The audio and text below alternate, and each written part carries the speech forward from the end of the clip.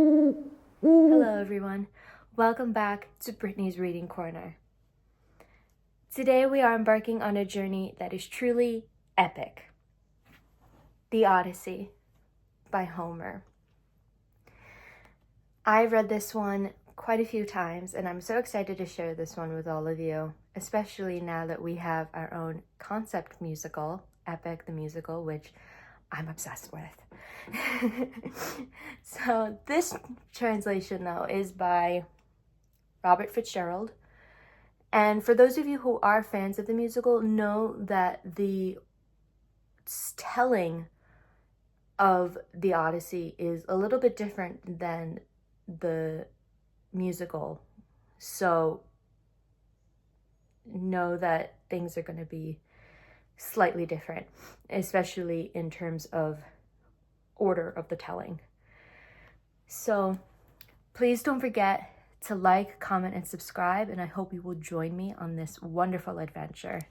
The Odyssey by Homer, translated by Robert Fitzgerald. Book 1. A Goddess Intervenes. Sing in me, muse, and through me tell the story of that man skilled in all ways of contending, the wanderer, harried for years on end, after he plundered the stronghold on the proud height of Troy. He saw the townlands and learned the minds of many distant men, and weathered many bitter nights and days in his deep heart at sea, while he fought only to save his life, to bring his shipmates home. But not by will nor valor could he save them, for their own recklessness destroyed them all, children and fools. They killed and feasted on the cattle of Lord Helios, the sun. And he who moves all day through heaven took from their eyes the dawn of their return.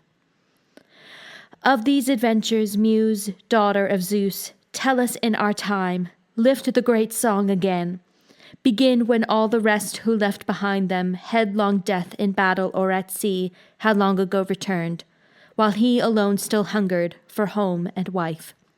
Her ladyship Calypso clung to him in her sea-hollowed caves, a nymph, immortal and most beautiful, who craved him for her own. And when long years and seasons, wheeling brought around that point of time, ordained for him to make his passage homeward, trials and dangers even so attended him, even in Ithaca, near those he loved. Yet all the gods had pitied Lord Odysseus, all but Poseidon, raging cold and rough against the brave king till he came ashore, at last on his own land. But now that god had gone far off among the sunburnt races, most remote of men, at earth's two verges, in sunset lands and lands of the rising sun, to be regaled by smoke of thigh bones burning, haunches of rams and bulls 100-fold. He lingered delighted at the banquet side. In the bright hall of Zeus upon Olympus, the other gods were all at home, and Zeus, the father of gods and men, made conversation, for he had meditated on Agasthos, dead by the hand of Agamemnon's son Orestes, and spoke his thought aloud before them all. My word, how mortals take the gods to task! All their afflictions come from us, we hear. And what of their own failings? Greed and folly, double the suffering in the lot of man. See how Agasthos, for his double portion, stole Agamemnon's wife, and killed the soldier on his homecoming day. And yet Agasthos knew that his own doom lay in this. We gods had warned him, sent down Hermes Argyphontus, our most observant courier, to say, don't kill the man, don't touch his wife, or face a reckoning with Orestes, the day he comes of age and wants his patrimony. Friendly advice, but would Agasthos take it? Now he has paid the reckoning in full. The grey-eyed goddess Athena replied to Zeus, O Majesty, O Father of us all, that man is in the dust indeed, and justly. So perish all who do what he had done. But my own heart is broken for Odysseus, the mastermind of war, so long a castaway upon an island in the running sea. A wooded island in the sea's middle, and there's a goddess in the place, the daughter of one whose baleful mind knows all the deeps of the blue sea. Atlas, who holds the columns that bear from land the great thrust of the sky. His daughter will not let Odysseus go, poor mournful man. She keeps on coaxing him with her beguiling talk to turn his mind from Ithaca. But such desire is in him merely to see the hearth smoke leaping upward from his own island that he longs to die. Are you not moved by this, Lord of Olympus? Had you no pleasure from Odysseus's offerings beside the Argive ships on Troy's wide seaboard? O Zeus, what do you hold against him now? To this the summoner of cloud replied, My child, what strange remarks you let escape you. Could I forget that kingly man Odysseus? There is no mortal half so wise. No mortal gave so much to the lords of open sky. Only the god who laps the land and water, Poseidon, bears the fighter an old grudge, since he poked out the eye of Polyphemus, brawniest of the Cyclops. Who bore that giant lout? Thuasa, daughter of Phorcys, an offshore sea lord. For this nymph had lain with Lord Poseidon in her hollow caves. Naturally, the god, after the blinding, mind you, he does not kill the man. He only buffets him away from home. But come now, we are all at leisure here. Let us take up this matter of his return, that he may sail.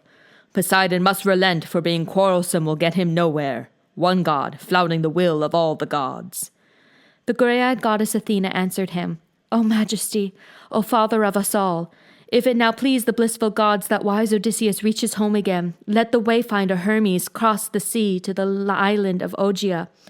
Let him tell our fixed intent to the nymph with pretty braids, and let the steadfast man depart for home. For my part, I shall visit Ithaca to put more courage in the son, and rouse him to call an assembly of the islanders, Achaean gentlemen with flowing hair. He must warn off that wolf pack of the suitors who prey upon his flocks and dusky cattle. I'll send him to the mainland then, to Sparta by the sand beach of Pylos. Let him find news of his dear father where he may, and win his own renown about the world. She bent to tie her beautiful sandals on, ambrosial, golden, that carry her over water or over endless land on the wings of the wind, and took the great haft of her spear in hand, that bronze-shod spear this child of power can use to break in wrath long battle lines of fighters. Flashing down from Olympus's height, she went to stand in Ithaca, before the manor, just at the doorsill of the court.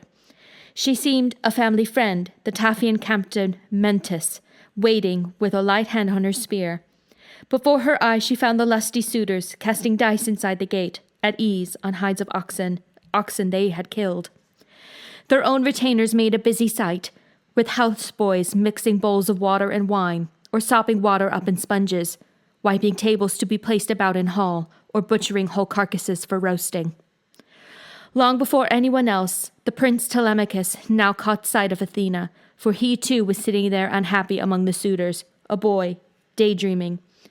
What if his great father came from the unknown world and drove these men like dead leaves through the place, recovering honor and lordship in his own domains? Then he who dreamed in the crowd gazed out at Athena. Straight to the door he came, irked with himself to think a visitor had been kept there waiting, and took her right hand, grasping with his left her tall bronze-bladed spear. Then he said warmly, Greetings, stranger. Welcome to our feast. There will be time to tell your errand later. He led the way, and Pallas Athena followed into the lofty hall. The boy reached up and thrust her spear high in a polished rack against a pillar where tough spear on spear of the old soldier, his father, stood in order. Then shaking out a splendid coverlet, he seated her on a throne with footrest, all finely carved, and drew his painted armchair near her, at a distance from the rest. To be amid the din, the suitors' riot, would ruin his guest's appetite, he thought, and he wished privacy to ask for news about his father, gone for years. A maid brought them a silver finger bowl and filled it out of a beautiful spouting golden jug, then drew a polished table to their side. The larder mistress with her tray came by and served them generously. A carver lifted cuts of each roast meat to put on trenchers before the two. He gave them cups of gold, and these the steward, as he went his rounds, filled and filled again. Now came the suitors, young bloods trooping into their own seats on thrones or easy chairs. Attendants poured water over their fingers, while the maids piled baskets full of brown loaves near at hand, and houseboys brimmed the bowls with wine. Now they laid hands upon the ready feast and thought of nothing more. Not till desire for food and drink had left them were they mindful of dance and song. That are the grace of feasting. A herald gave a shapely cithern harp to Phemius, whom they compelled to sing, and what a storm he plucked upon the strings for prelude. High and clear the song arose.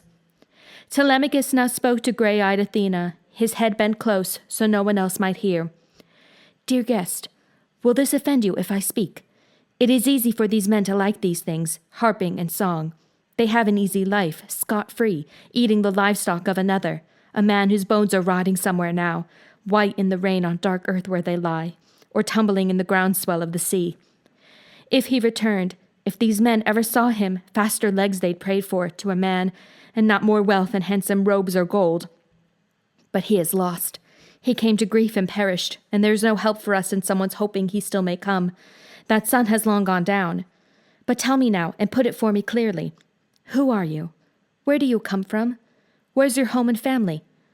What kind of ship is yours, and what course brought you here? Who are your sailors? I don't suppose you walked here on the sea. Another thing, this too I ought to know. Is Ithaca new to you, or were you ever a guest here in the old days? Far and near friends knew this house, for he whose home it was had much acquaintances in the world. To this the grey-eyed goddess answered, As you ask, I can account most clearly for myself. Mentis I'm called, son of the veteran Anchiolus. I rule seafaring Taphos. I came by ship, with a ship's company, sailing the wine-dark sea for ports of call on alien shores, to Temesy for copper, bringing bright bars of iron in exchange. My ship is moored on a wild strip of coast in Rhythron Bight, under the wooded mountain. Years back, my family and yours were friends, as Lord Laertes knows. Ask when you see him. I hear the old man comes to town no longer, stays up country, ailing, with only one old woman to prepare his meat and drink when pain and stiffness take him in the legs from working on his terraced plot, his vineyard. As for my sailing here, the tale was that your father had come home, therefore I came.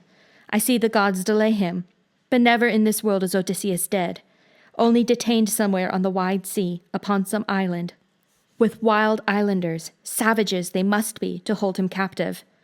Well, I will forecast for you, as the gods put the strong feeling in me. I see it all, and I'm no prophet, no adept in bird signs. He will not now be long away from Ithaca, his father's dear land. Though he be in chains, he'll scheme a way to come. He could do anything. But tell me this now, make it clear to me. You must be, by your looks, Odysseus's boy. The way your head is shaped, the fine eyes. Yes, how like him. We took meals like this together many a time before he sailed for Troy, with all the lords of Argos in the ships. I have not seen him since, nor has he seen me. And thoughtfully Telemachus replied, Friend, let me put it in the plainest way. My mother says I am his son. I know not surely. Who has known his own engendering? I wish at least I had some happy man as father, growing old in his own house. But unknown death and silence are the fate of him that, since you ask, they call my father. Then grey-eyed Athena said, The gods decreed no lack of honor in this generation.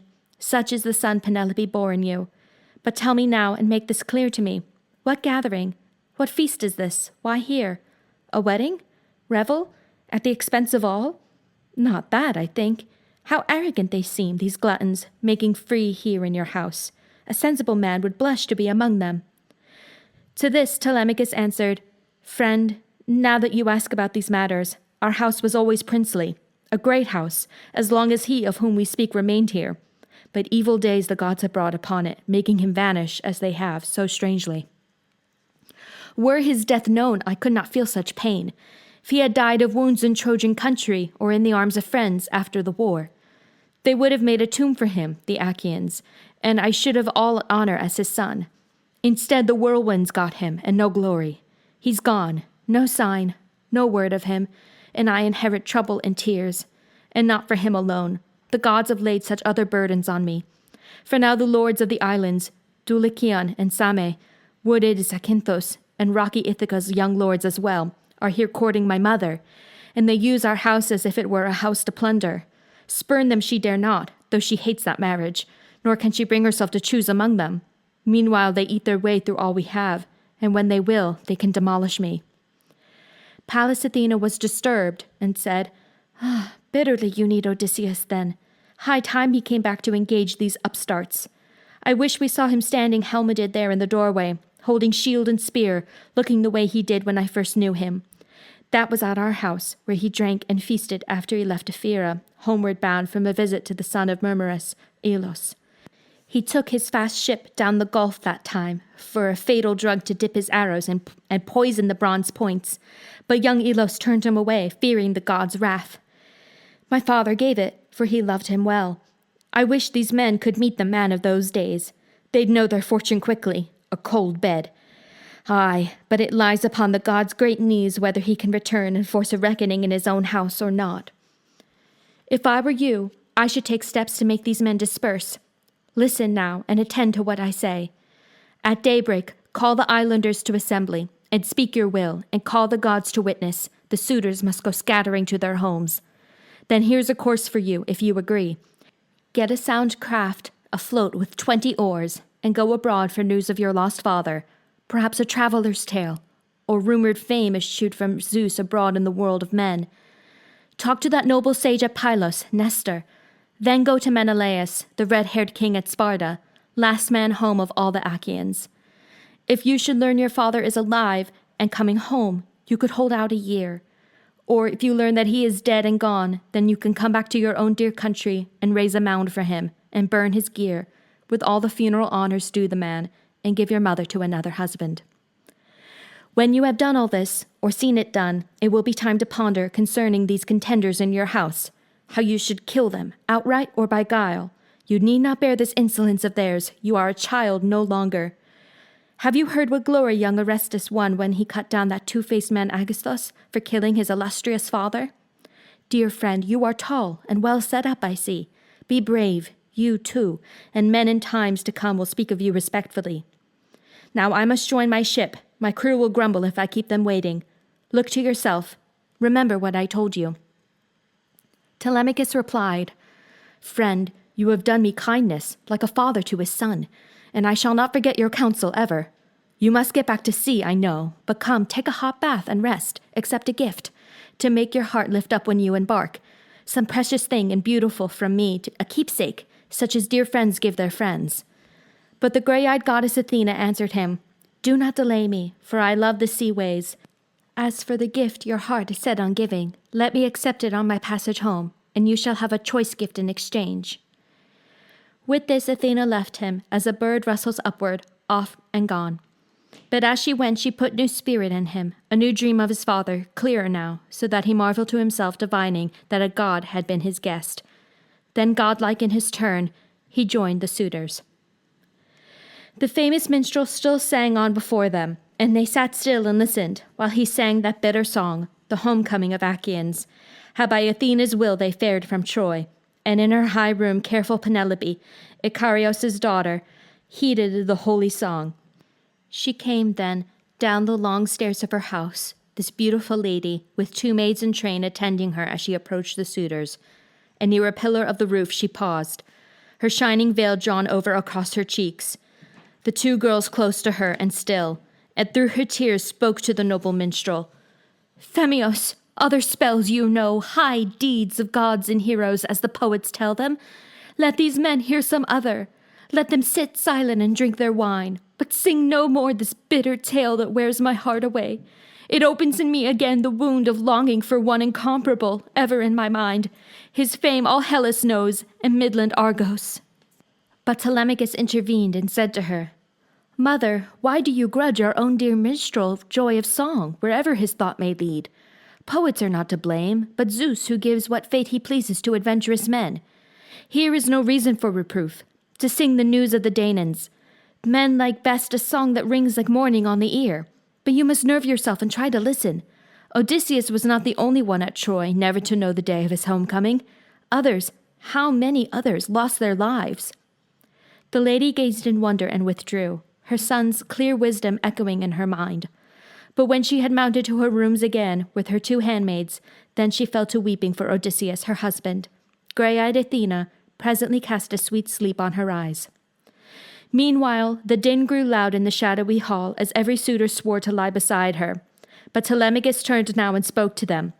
You suitors of my mother, insolent men, now we have dined, let us have entertainment and no more shouting.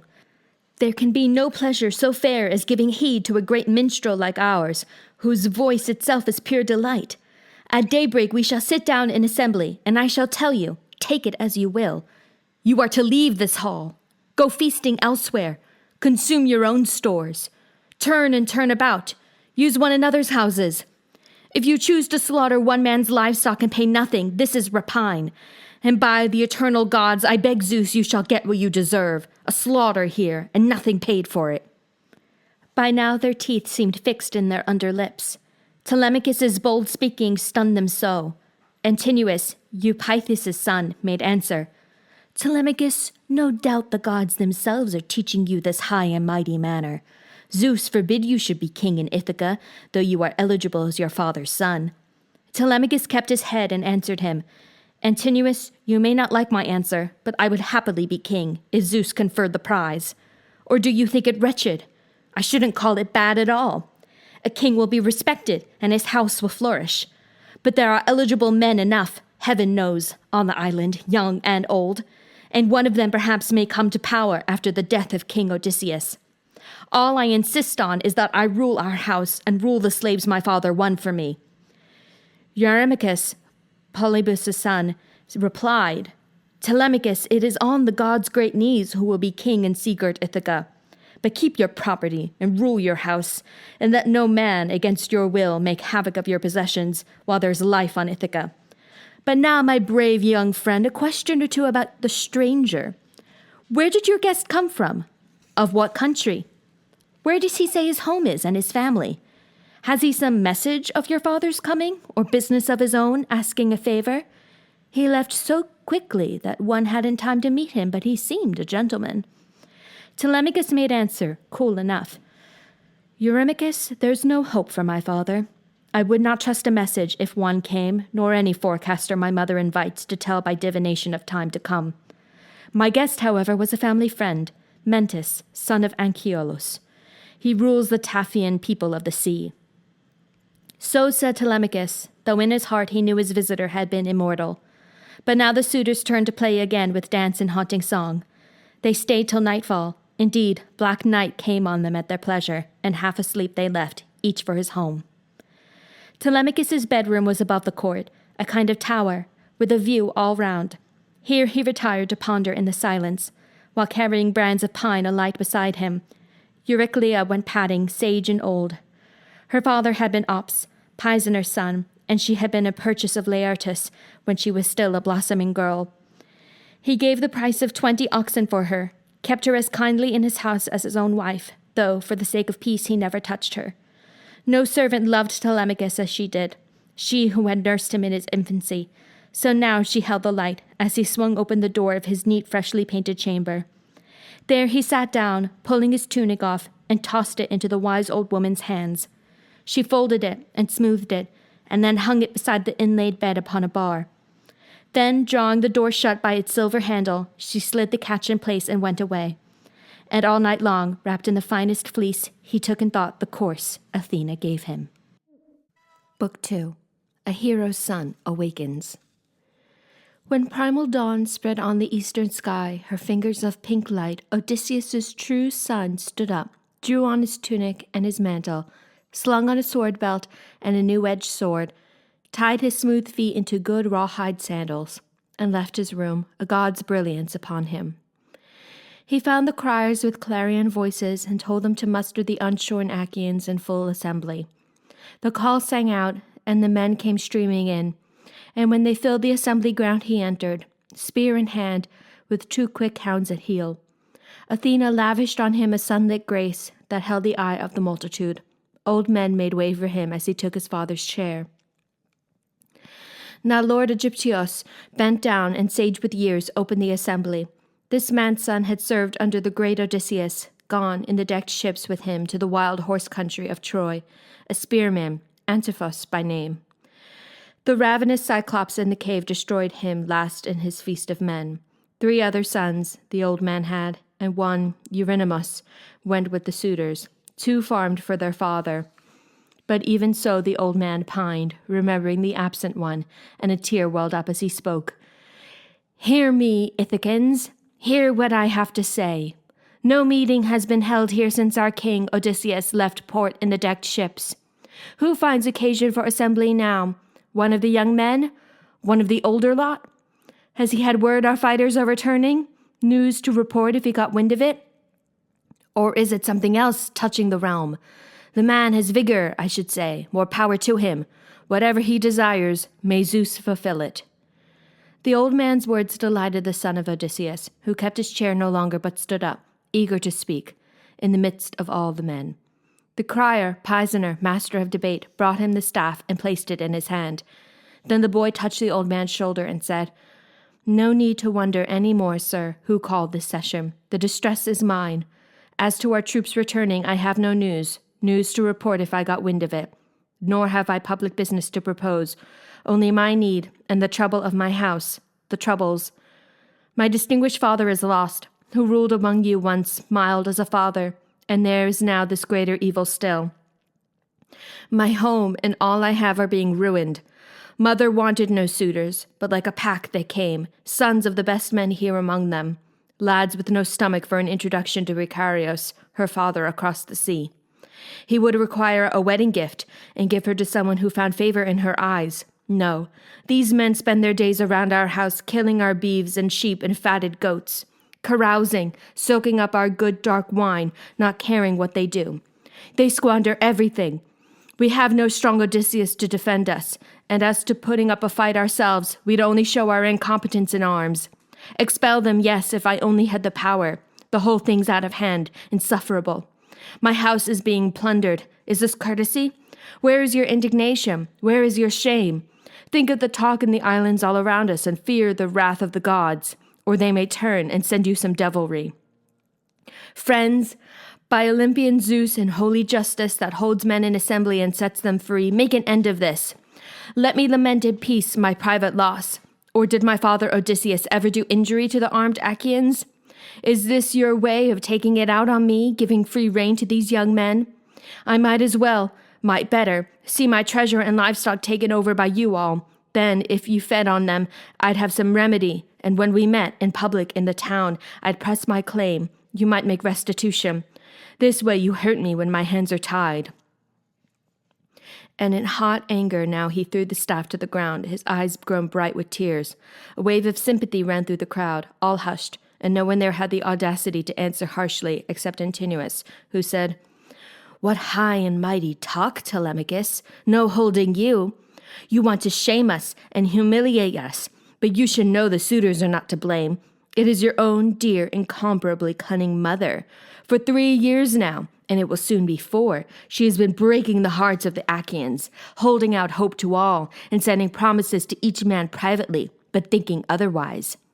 Here is an instance of her trickery. She had her great loom standing in the hall, and the fine warp of some vast fabric on it. We were attending her, and she said to us, 'Young men, my suitors, now my lord is dead. Let me finish my weaving before I marry, or else my thread will have been spun in vain. It is a shroud I weave for Lord Laertes when cold death comes to lay him on his bier. The country wives would hold me in dishonor if he, with all his fortune, lay unshrouded. We have men's hearts. She touched them. We agreed.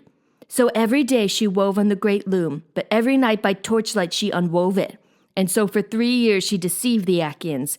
And when the seasons brought the 4th around, one of her maids who knew the secret told us. We found her unraveling this splendid shroud. She had to finish then, although she hated it.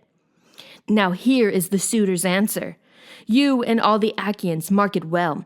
Dismiss your mother from the house, or make her marry the man her father names and she prefers. Does she intend to keep us dangling forever? She may rely too long on Athena's gifts, talent and handicraft and a clever mind, so cunning, history cannot show the like among the ringleted ladies of Achaea. Mykenæ with her coronet, Alcmene, Tyro, wits like Penelope's never were before, but this time, well, she made poor use of them. For here are suitors eating up your property as long as she holds out, a plan some god put in her mind. She makes a name for herself, but you can feel the loss it means for you. Our own efforts can wait. We'll never go anywhere else until she takes an Achaean to her liking." But clear-headed Telemachus replied, "Antinous, can I banish against her will the mother who bore me and took care of me? My father is either dead or far away, but dearly I should pay for this at Icarios' hands if ever I sent her back. The powers of darkness would require it too. My mother's parting curse would call hell's furies to punish me, along with the scorn of men. No, I can never give the word for this. But if your hearts are capable of shame, leave my great hall and take your dinner elsewhere. Consume your own stores. Turn and turn about. Use one another's houses. If you choose to slaughter one man's livestock and pay nothing, this is rapine, and by the eternal gods, I beg Zeus you shall get what you deserve, a slaughter here, and nothing paid for it. Now Zeus, who views the wide world, sent a sign to him, launching a pair of eagles from a mountain crest in gliding flight down the soft blowing wind. Wingtip to wingtip, quivering taut, companions, till high above the assembly of many voices they wheeled, their dense wings beating, and in havoc dropped on the heads of the crowd, a deathly omen, wielding their talons, tearing cheeks and throats, then veered away on the right hand through the city.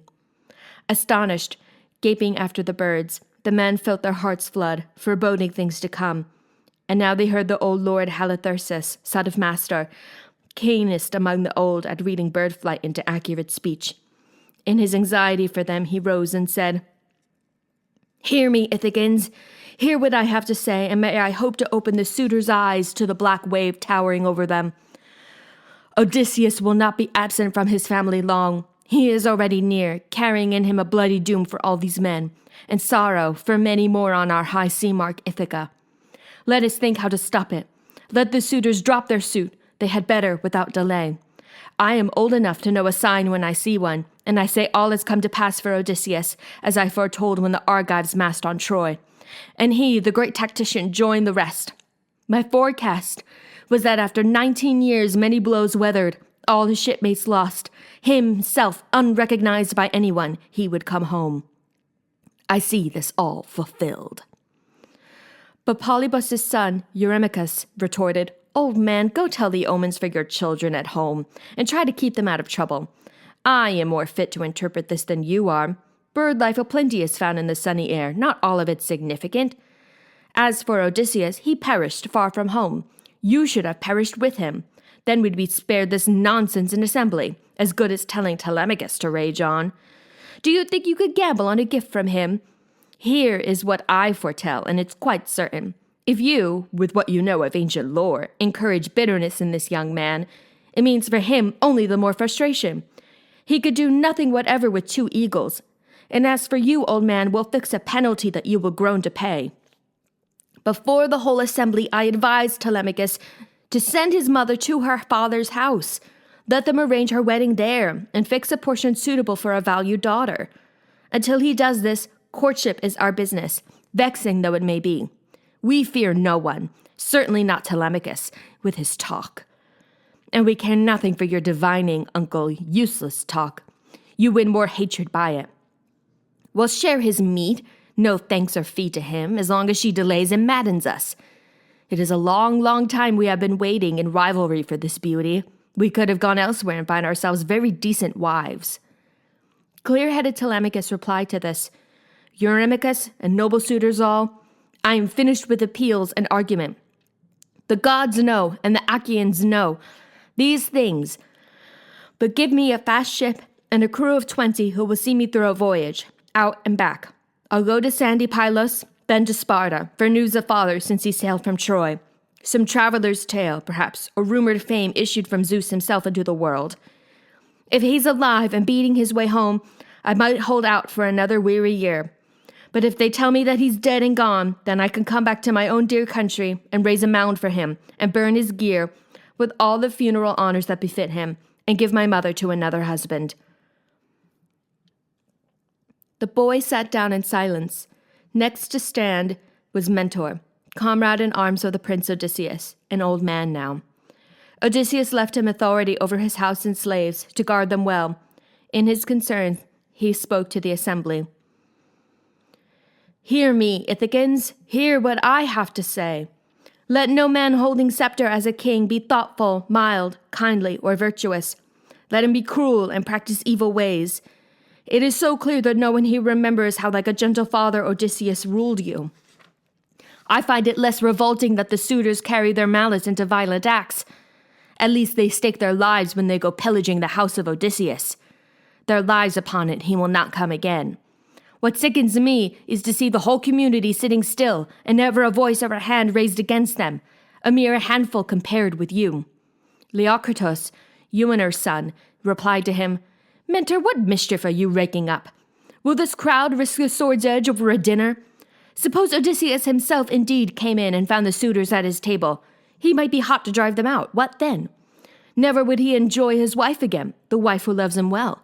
He'd only bring down abject death on himself against those odds. Madness to talk of fighting in either case.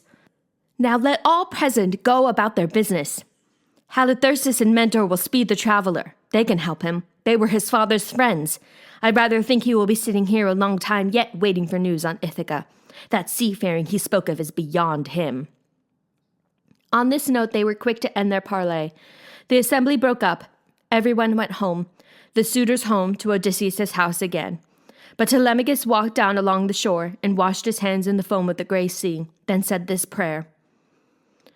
"O God of yesterday, guest in our house, who told me to take ship on the hazy sea for news of my lost father, listen to me. Be near me. The Achaeans only wait or hope to hinder me, the damned insolent suitors most of all." Athena was nearby and came to him, putting on Mentor's figure and his tone, the warm voice and elusive flight of words. "You'll never be faint-hearted or a fool, Telemachus, if you have your father's spirit. He finished what he cared to say, and what he took in hand he brought to pass. The sea roots will yield their distances to his true son, Penelope's true son. I doubt another luck would hold so far. The son is rare who measures with his father, and 1 in 1,000 is a better man. But you will have the sap and wit and prudence, for you get that from Odysseus, to give you a fair chance of winning through. So never mind the suitors and their ways. There is no judgment in them, neither do they know anything of death and the black terror close upon them. Doomsday on them all. You need not linger over going to sea. I sailed beside your father in the old days. I'll find a ship for you and help you sail her. So go on home as if to join the suitors, but get provisions ready in containers. Wine in 2-handled jugs and barley meal, the staying power of oarsmen, in skin bags watertight. I'll go the rounds and call a crew of volunteers together. Hundreds of ships are beached on seagirt Ithaca. Let me but choose the soundest, old or new. We'll rig her and take her out on the broad sea." This was the divine speech Telemachus heard from Athena, Zeus's daughter. He stayed no longer, but took his heartache home, and found the robust suitors there at work, skinning goats and roasting pigs in the courtyard. Antinous came straight over, laughing at him, and took him by the hand with a bold greeting. "High-handed Telemachus, control your temper. Come on, get over it, no more grim thoughts, but feast and drink with me the way you used to. The Achaeans will attend to all you ask for, ship, crew, and crossing to the holy land of Pylos for the news about your father." Telemachus replied with no confusion, "Antinous, I cannot see myself again taking a quiet dinner in this company. Isn't it enough that you could strip my house under my very nose when I was young? Now that I know, being grown, what others say, I understand it all, and my heart is full. I'll bring black doom upon you if I can, either in Pylos if I go, or in this country. And I will go all the way, if only as someone's passenger. I have no ship, no oarsman, and it suits you that I have none." Calmly he drew his hand from Antinous' hand. At this the suitors, while they dressed their meat, began to exchange loud mocking talk about him. One young top-lofty gallant set the tone. "Well, think of that! Telemachus has a mind to murder us. He's going to lead avengers out of Pylos, or Sparta maybe. Oh, he's wild to do it. Or else he'll try the fat land of Ephyra. He could get poison there and bring it home, doctor the wine jar, and dispatch us all." Another took the cue. "Well, now who knows? He might be lost at sea, just like Odysseus, knocking around in a ship far from his friends. And what a lot of trouble that would give us, making the right division of his things. We'd keep his house as dowry for his mother and the man who marries her." That was the drift of it. Telemachus went on through to the storeroom of his father, a great vault where gold and bronze lay piled along with chests of clothes and fragrant oil. And there were jars of earthenware in rows holding an old wine, mellow, unmixed, and rare. Cool stood the jars against the wall, kept for whatever day Odysseus, worn by hardships, might come home. The double folding doors were tightly locked and guarded night and day by the serving woman Euryclea, granddaughter of Pisenor, in all her duty vigilant and shrewd. Telemachus called her to the storeroom, saying, Nurse, get a few two-handled traveling jugs filled up with wine, the second best, not that you keep for your unlucky lord and king, hoping he may have slipped away from death and may yet come again. Royal Odysseus. 12 amphora I will do, seal them up tight, and pour out barley into leather bags, 20 bushels of barley meal ground fine. Now keep this to yourself. Collect these things, and after dark, when mother has retired and gone upstairs to bed, I'll come for them. I sail to sandy Pylos, then to Sparta, to see what news there is of father's voyage. His loving nurse, Euryclea, gave a cry, and tears sprang to her eyes as she wailed softly. Dear child, whatever put this in your head? Why do you want to go so far in the world, and you our only darling? Lord Odysseus died in some strange place far from his homeland. Think how, when you have turned your back, these men will plot to kill you and share all your things. Stay with your own, dear, do. Why should you suffer hardship and homelessness on the wild sea?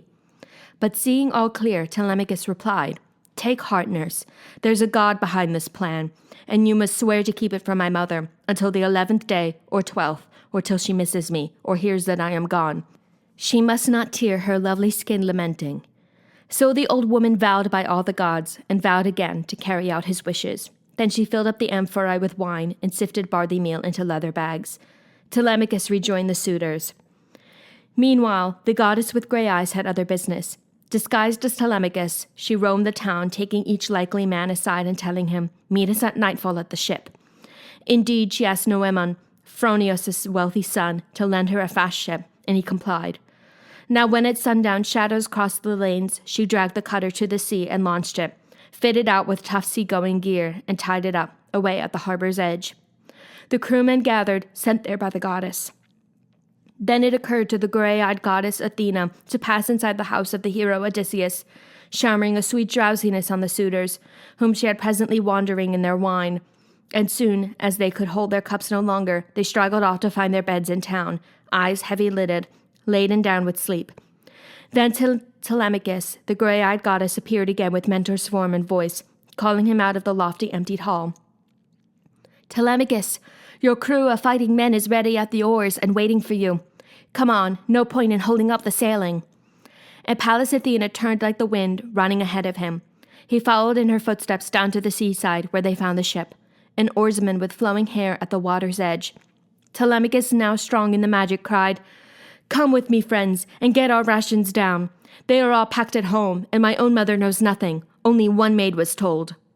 He turned and led the way, and they came after, carried and stowed all in the well-trimmed ship, as the dear son of Odysseus commanded. Telemachus then stepped aboard. Athena took her position aft, and he sat by her.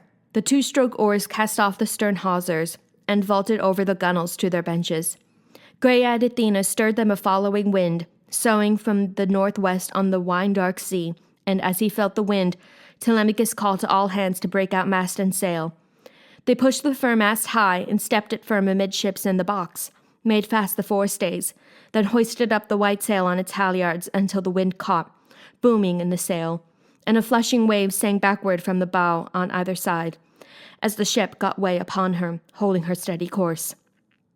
Now they made all secure in the fast black ship, and setting out the wine bowls all abrim, they made libation to the gods, the undying, the ever-new, most of all to the grey-eyed daughter of Zeus, and the prow sheered through the night into the dawn. Book 3. The Lord of the Western approaches. The sun rose on the flawless brimming sea into a sky all brazen, all one brightening for gods immortal and for mortal men, on ploughlands kind with grain. And facing sunrise, the voyagers now lay off Pylos town, compact stronghold of Neleus. On the shore, black bulls were being offered by the people to the blue-maned god who makes the islands tremble. 9 congregations, each 500 strong, led out 9 bulls apiece to sacrifice, taking the tripes to eat, while on their altars thigh bones and fat lay burning for the god. Here they put in, furled sail, and beached the ship, but Telemachus hung back in disembarking, so that Athena turned and said, Not the least shyness now, Telemachus. You came across the open sea for this, to find out where the great earth hides your father, and what the doom was that he came upon. Go to old Nestor, master charioteer, so we may broach the storehouse of his mind. Ask him with courtesy, and in his wisdom he will tell you history and no lies. But clear-headed Telemachus replied, Mentor, how can I do it? How approach him? I have no practice in elaborate speeches, and for a young man to interrogate an old man seems disrespectful. But the gray-eyed goddess said, Reason and heart will give you words, Telemachus, and a spirit will counsel others. I should say the gods were never indifferent to your life. She went on quickly, and he followed her, to where the men of Pylos had their altars. Nestor appeared enthroned among his sons, while friends around them skewered the red beef or held it scorching. When they saw the strangers, a hail went up, and all that crowd came forward, calling out invitations to the feast. Pisistratos, in the lead, the young prince, caught up their hands in his and gave them places on curly lambskins flat on the sea sand near Thrasymedes, his brother, and his father. He passed them bits of the food of sacrifice. And pouring wine in a golden cup, he said to Pallas Athena, daughter of Zeus, Friend, I must ask you to invoke Poseidon. You find us at this feast, kept in his honor. Make the appointed offering then and pray, and give the honeyed wine cup to your friend so he may do the same. He, too, must pray to the gods on whom all men depend. But he is just my age. You are the senior, so here, I give the goblet first to you. And he put the cup of sweet wine in her hand. Athena liked his manners, and the equity that gave her precedence with the cup of gold, so she besought Poseidon at some length. Earth-shaker, listen and be well disposed. Grant your petitioners everything they ask. Above all, honor to Nestor and his sons. Second, to every man of Pylos town, a fair gift in exchange for this hecatomb. Third, may Telemachus and I perform the errand on which last night we put to sea. This was the prayer of Athena, granted in every particular by herself. She passed the beautiful wine cup to Telemachus, who tipped the wine and prayed as she had done. Meanwhile, the spits were taken off the fire, portions of crisp meat for all. They feasted, and when they had eaten and drunk their fill, at last they heard from Nestor, prince of charioteers. Now is the time, he said, for a few questions, now that our young guests have enjoyed their dinner. Who are you, strangers? Where are you sailing from, and where to, down the highways of sea water? Have you some business here, or are you now reckless wanderers of the sea, like those corsairs who risk their lives to prey on other men? Clear-headed Telemachus responded cheerfully, for Athena gave him heart. By her design, his quest for news about his father's wandering would bring him fame in the world's eyes. So he said, Nestor, pride of Achaeans, Neleus' son, you ask where we are from, and I can tell you. Our home port is under Mount Nion, Ithaca. We are not here on Ithacan business, though, but on my own. I want news of my father, Odysseus, known for his great heart, and I will comb the wide world for it. People say he fought along with you when Troy was taken. As to the other men who fought that war, we know where each one died and how he died. But Zeus allotted my father death in mystery. No one can say for sure where he was killed, whether some hostile landsman or the sea, the storm waves on the deep sea, got the best of him. And this is why I come to you for help. Tell me of his death, sir, if perhaps you witnessed it, or have heard some wanderer tell the tale. The man was born for trouble. Spare me no part of it for kindness' sake, but put this scene before me as you saw it. If ever Odysseus, my noble father, served you by promise kept or work accomplished in the land of Troy, where you Achaeans suffered, recall those things for me the way they were. Then Nestor, prince of charioteers, made answer, Dear friend, you take me back to all the trouble we went through in that country, we Achaeans. Rough days aboard ship on the cloudy sea, cruising away for pillage after Achilles. Rough days of battle around Priam's town. Our losses, then, so many good men gone. Ares' great Aias lies there, Achilles lies there, Patroclus, too, the wondrous counselor, and my own strong and princely son, Antilochus, fastest man of them all, and a born fighter. Other miseries and many we endured there. Could any mortal man tell the whole story? Not if you stayed 5 years or 6 to hear how hard it was for the flower of the Achaeans. You'd go home weary and the tale untold. Think, we were there 9 years, and we tried everything, all stratagems against them, up to the bitter end that Zeus begrudged us. And as to the stratagems, no man would claim Odysseus' gift for those. He had no rivals, your father, at the tricks of war. Your father? Well, I must say I marvel at the sight of you. Your manner of speech couldn't be more like his. One would say, no boy could speak so well. In all that time in Ilion, he and I were never at odds in council or assembly, saw things the same way, had one mind between us in all the good advice we gave the Argives. But when we plundered Priam's town and tower and took to the ships, God scattered the Achaeans. He had a mind to make homecoming hard for them, seeing they would not think straight nor behave, or some would not.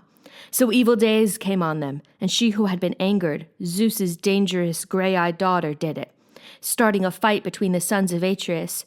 First they were fools enough to call assembly at sundown, unheard of hour.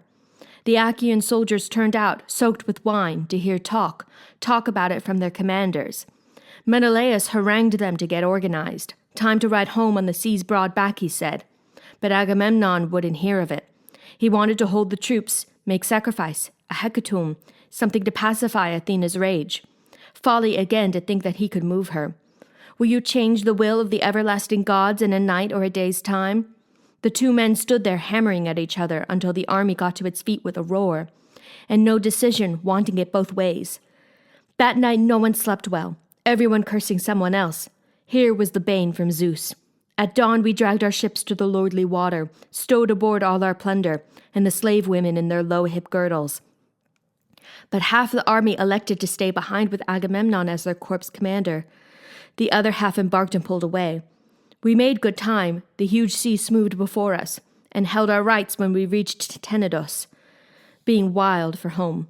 But Zeus, not willing yet, now cruelly set us at odds a second time, and one lot turned, put back in the rolling ships, under command of the subtle captain Odysseus. Their notion was to please Lord Agamemnon. Not I. I fled, with every ship I had. I knew fate had some devilment brewing there. Diomedes roused his company and fled too, and later Menelaus, the red-haired captain, caught up with us at Lesbos, while we mulled over the long sea route, unsure whether to lay our course northward of Chios, keeping the Isle of Syria off to port, or inside Chios, coasting by windy Mimas. We asked for a sign from heaven, and the sign came to cut across the open sea to Euboea, and lose no time putting our ills behind us. The wind freshened astern, and the ships ran before the wind on paths of the deep-sea fish, making Gerastos before dawn. We thanked Poseidon with many a charred thigh bone for that crossing. On the fourth day, Diomedes' company under full sail put in at Argos port, and I held on for Pylos. The fair wind, once heaven set it blowing, never failed. So this, dear child, was how I came from Troy, and saw no more of the others, lost or saved. But you are welcome to all I've heard since then at home. I have no reason to keep it from you. The Myrmidon spear fighters returned, they say, under the son of lion-hearted Achilles, and so did Poeas' great son Philoctetes. Idomeneus brought his company back to Crete. The sea took not a man from him, of all who lived through the long war. And even as far away as Ithaca you've heard of Agamemnon, how he came home, how Agastos waited to destroy him, but paid a bitter price for it in the end. That is a good thing now, for a man to leave a son behind him, like the son who punished Agastos for the murder of his great father. You too are tall and well set up, I see. Be brave, you two, so men in times to come will speak well of you. Then Telemachus said, Nestor, pride of Achaeans, Neleus' son, that was revenge, and far and wide the Achaeans will tell the tale in song for generations. I wish the gods would buckle his arms on me. I'd be revenged for outrage on my insidious and brazen enemies. But no such happy lot was given to me or to my father. Still, I must hold fast. To this, Lord Nestor of Gerenia said, My dear young friend, now that you speak of it, I hear a crowd of suitors for your mother lives with you, uninvited, making trouble. Now tell me how you take this. Do the people side against you, hearkening to some oracle? Who knows, your father might come home someday alone or backed by troops, and have it out with them. If gray-eyed Athena loved you the way she did Odysseus in the old days, in Troy country, where we all went through so much, never have I seen the gods help any man as openly as Athena did your father. Well, as I say, if she cared for you that way, there would be those to quit this marriage game. But prudently Telemachus replied, I can't think what you say will ever happen, sir. It is a dazzling hope, but not for me. It could not be, even if the gods willed it. At this, gray-eyed Athena broke in, saying, What strange talk you permit yourself, Telemachus. A god could save the man by simply wishing it, from the farthest shore in the world. If I were he, I should prefer to suffer years at sea and then be safe at home. Better that than a knife at my hearthside where Agamemnon found it, killed by adulterers. Though as for death, of course all men must suffer it. The gods may love a man, but they can't help him when cold death comes to lay him on his bier. Telemachus replied, Mentor, grievously though we miss my father, why go on as if that homecoming could happen? You know the gods had settled it already, years ago, when dark death came for him. But there is nothing else I imagine Nestor can tell us, knowing as he does the ways of men. They say his rule goes back over 3 generations, so long, so old, it seems death cannot touch him. Nestor, Neleus' son, true sage, say how did the lord of the great plains Agamemnon die? What was the trick Agastos used to kill the better man? And Menelaus, where was he? Not at Argos in Achaea, but blown off course, held up in some far country. Is that what gave the killer nerve to strike? Lord Nestor of Gerenia made answer, Well now, my son, I'll tell you the whole story. You know yourself what would have come to pass if red-haired Menelaus, back from Troy, had caught Agastos in that house alive. There would have been no burial mound for him, but dogs and carrion birds to huddle on him in the fields beyond the wall, and not a soul bewailing him for the great wrong he committed. While we were hard-pressed in the war at Troy, he stayed safe inland in the grazing country, making light talk to win Agamemnon's queen. But the lady Clytemnestra in the first days rebuffed him, being faithful still. Then, too, she had at hand as her companion a minstrel Agamemnon left attending her, charged with her care, when he took ship for Troy. Then came the fated hour when she gave in. Her lover tricked the poet and marooned him on a bare island for the seabirds' pickings, and took her home, as he and she desired. Many thigh bones he burned on the gods' altars, and many a woven and golden ornament hung to bedeck them, in his satisfaction. He had not thought life held such glory for him. Now Menelaus and I sailed home together on friendly terms from Troy. But when we came off Sunian Point in Attica, the ships still running free, Onedar's son, Phrontis, the steersman of Menelaus' ship, fell over with a death grip on the tiller. Some unseen arrow from Apollo hit him. No man handled a ship better than he did in a high wind and sea, so Menelaus put down his longing to get on, and landed to give this man full honor and funeral. His own luck turned then. Out on the wine-dark sea, in the murmuring hulls again, he made Cape Malea. But Zeus, who views the wide world, sent a gloom over the ocean, and a howling gale came on with seas increasing, mountainous, parting the ships and driving half toward Crete, where the Cadonians live by Iardanus' river. Off Gorton's coastline in the misty sea there a reef, a razorback, cuts through the water, and every westerly piles up a pounding surf along the left side, going toward Phaistos. Big seas buffeted back by the narrow stone. They were blown here and fought in vain for sea room. The ships kept going into their destruction, slammed on the reef. The crews were saved. But now those 5 that weathered it got off to southward, taking by wind and current on to Egypt, and there Menelaus stayed. He made a fortune in sea traffic among those distant races, but while he did so, the foul crime was planned and carried out in Argos by Agastos, who ruled over golden Mycenae 7 years. 7 long years with Agamemnon dead, he held the people down before the vengeance. But in the 8th year, back from exile in Attica, Orestes killed the snake who killed his father. He gave his hateful mother and her soft man a tomb together, and proclaimed the funeral day a festal day for all the Argive people. That day Lord Menelaus of the great war cry made port with all the gold his ships could carry. And this should give you pause, my son. Don't stay too long away from home, leaving your treasure there and brazen suitors near. They'll squander all you have or take it from you, and then how will your journey serve? I urge you, though, to call on Menelaus, he being but lately home from distant parts in the wide world. A man could well despair of getting home at all if the winds blew him over the great South Sea, that weary waste. Even the wintering birds delay 1 winter more before the northward crossing.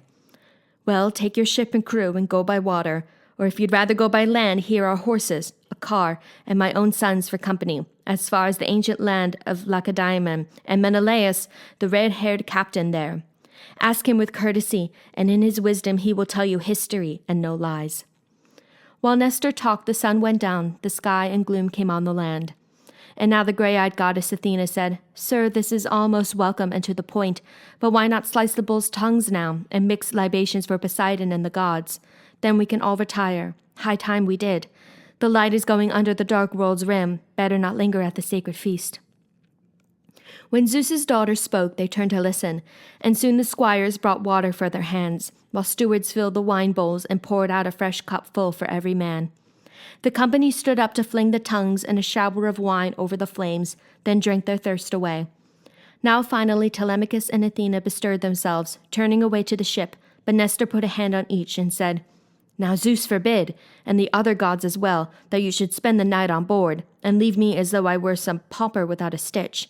No blankets in his house, no piles of rugs, no sleeping soft for host or guest. Far from it. I have all these, blankets and deep-piled rugs, and while I live the only son of Odysseus will never make his bed on a ship's deck. No, not while sons of mine are left at home to welcome any guest who comes to us." The gray-eyed goddess Athena answered him, "You are very kind, sir, and Telemachus should do as you ask. That is the best thing. He will go with you and will spend the night under your roof. But I must join our ship and talk to the crew to keep their spirits up, since I'm the only senior in the company. The rest are boys who shipped for friendship's sake. No older than Telemachus, any of them. Let me sleep out, then, by the Black Hull's side, this night at least. At daybreak I'll be off to see the Cauconians about a debt they owe me, an old one and no trifle. As for your guest, send him off in a car with one of your sons, and give him thoroughbreds, a racing team." Even as she spoke, Athena left them, seeming a sea hawk and a clap of wings, and all the Achaeans of Pylos town looked up astounded. Awed then by what his eyes had seen, the old man took Telemachus' hand and said warmly, "My dear child, I can have no fears for you, no doubt about your conduct or your heart, if at your age the gods are your companions.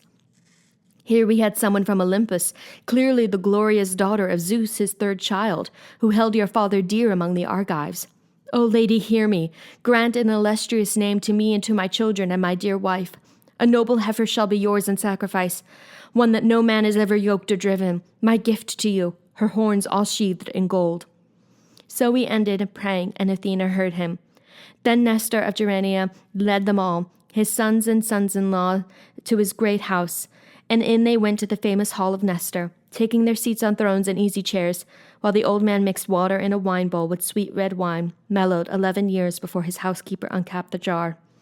He mixed and poured his offering, repeating prayers to Athena, daughter of royal Zeus. The others made libation and drank deep. Then all the company went to their quarters, and Nestor of Gerenia showed Telemachus, under the echoing eastern entrance hall, to a fine bed near the bed of Pisistratus, captain of spearmen, his unmarried son. Then he lay down in his own inner chamber, where his dear faithful wife had smoothed his bed. When dawn spread out her fingertips of rose, Lord Nestor of Gerenia, charioteer, left his room for a throne of polished stone, white and gleaming as though with oil, that stood before the main gate of the palace. Neleus here had sat before him, masterful in kingship. Neleus, long ago a prey to death, gone down to the night of the underworld. So Nestor held his throne and scepter now, lord of the western approaches to Achaea. And presently his sons came out to join him, leaving the palace. Echepron and Stratius, Perseus and Aretos, and Thrasmedes, and after them the prince Pisistratus, bringing Telemachus along with him. Seeing all present, the old Lord Nestor said, "Dear sons, here is my wish, and do it briskly to please the gods, Athena first of all, my guest in daylight at our holy feast. One of you must go for a young heifer and have the cowherd lead her from the pasture. Another call on Lord Telemachus' ship to invite his crewmen, leaving 2 behind, and someone else again send for the goldsmith, Laerces, to gild the horns. The rest stay here together. Tell the servants a ritual feast will be prepared in hall. Tell them to bring seats, firewood, and fresh water." Before he finished, they were about these errands. The heifer came from pasture, the crewmen of Telemachus from the ship. The smith arrived, bearing the tools of his trade, hammer and anvil, and the precision tongs he handled fiery gold with. And Athena came as a god comes, numinous to the rites. The smith now gloved each horn in a pure foil beaten out of the gold that Nestor gave him, a glory and delight for the goddess's eyes, while Echepron and Stratius held the horns. Aretos brought clear lustral water in a bowl quivering with fresh-cut flowers, a basket of barley in his other hand. Thrasmedes, who could stand his ground in war, stood ready, with a sharp 2-bladed axe, for the stroke of sacrifice, and Perseus held a bowl for the blood. And now Nestor, strewing the barley grains and water drops, pronounced his invocation to Athena, and burned a pinch of bristles from the victim. When prayers were said and all the grain was scattered, great-hearted Thrasymedes in a flash swung the axe, at one blow cutting through the neck tendons. The heifer's spirit failed. Then all the women gave a wail of joy, daughters, daughters-in-law, and the lady Eurydice, Clemence's eldest daughter. But the men still held the heifer, shored her up from the wide earth where the living go their ways, until Pisistratos cut her throat across. The black blood ran, and life ebbed from her marrow. The carcass now sank down, and they disjointed shoulder and thigh bone, wrapping them in fat, 2 layers, folded with raw strips of flesh. These offerings Nestor burned on the split wood fire and moistened with red wine. His sons took up 5-tined forks in their hands, while the altar flame ate through the bones, and bits of tripe went round. Then came the carving of the quarters, and they spitted morsels of lean meat on the long, sharp tines, and broiled them at arm's length upon the fire. Polycaste, a fair girl, Nestor's youngest, had meanwhile given a bath to Telemachus, bathing him first, then rubbing him with oil. She held fine clothes and a cloak to put around him, when he came godlike from the bathing place. Then out he went to take his place with Nestor. When the best cuts were boiled and off the spits, they all sat down to banquet. Gentle squires kept every golden wine cup brimming full. And so they feasted to their heart's content, until the prince of charioteers commanded, "Sons, harness the blood mares for Telemachus, hitch up the car, and let him take the road." They swung out smartly to do the work, and hooked the handsome horses to a chariot shaft. The mistress of the stores brought up provisions of bread and wine, with victuals fit for kings, and Telemachus stepped up on the painted car. Just at his elbow stood Pisistratos, captain of spearmen, reins in hand. He gave a flick to the horses, and with streaming manes they ran for the open country. The tall town of Pylos sank behind them in a distance, as all day long they kept the harness shaking. The sun was low, and shadows crossed the lanes when they arrived at Pherae. There Diocles, son of Orithlochos, whom Alpheus fathered, welcomed the young men, and they slept the night. But up when the young dawn's fingertips of rose opened in the east, they hitched the team once more to the painted car, and steered out eastward through the echoing gate, whipping their fresh horses into a run. That day they made the grain lands of Lacedaemon, where, as the horses held to a fast clip, they kept on to their journey's end. Behind them the sun went down, and all the roads grew dark. Book 4. The Red-Haired King and His Lady. By vales and sharp ravines and Lacedaemon, the travelers drove to Menelaus's mansion, and found him at a double wedding feast for son and daughter. Long ago at Troy he pledged her to the heir of great Achilles, breaker of men, a match the gods had ripened. So he must send her with a chariot train to the town and glory of Myrmidons. And that day too he brought Elector's daughter to marry his tall scion, Megapenthes, born of a slave girl during the long war, for the gods had never after granted Helen a child to bring into the sunlit world, after the first rose-lipped Hermione, a girl like the pale gold goddess Aphrodite. Down the great hall in happiness they feasted, neighbors of Menelaus and his kin, for whom a holy minstrel harped and sang, and 2 lithe tumblers moved out on the song with spins and handsprings through the company. Now when Telemachus and Nestor's son pulled up their horses at the main gate, one of the king's companions in arms, Etonius, going outside, caught sight of them. He turned and passed through court and hall to tell the master, stepping up close to get his ear. Said he, "2 men are here, 2 strangers, Menelaus, but nobly born Achaeans they appear. What do you say, shall we unhitch their team, or send them on to someone free to receive them?" The red-haired captain answered him in anger, "You were no idiot before, Etonius, but here you are talking like a child of 10. Couldn't we have made it home again, and Zeus give us no more hard roving, if other men had never fed us, given us lodging? Bring these men to be our guests, unhitch their team." Etonius left the long room like an arrow, calling equerries after him on the run.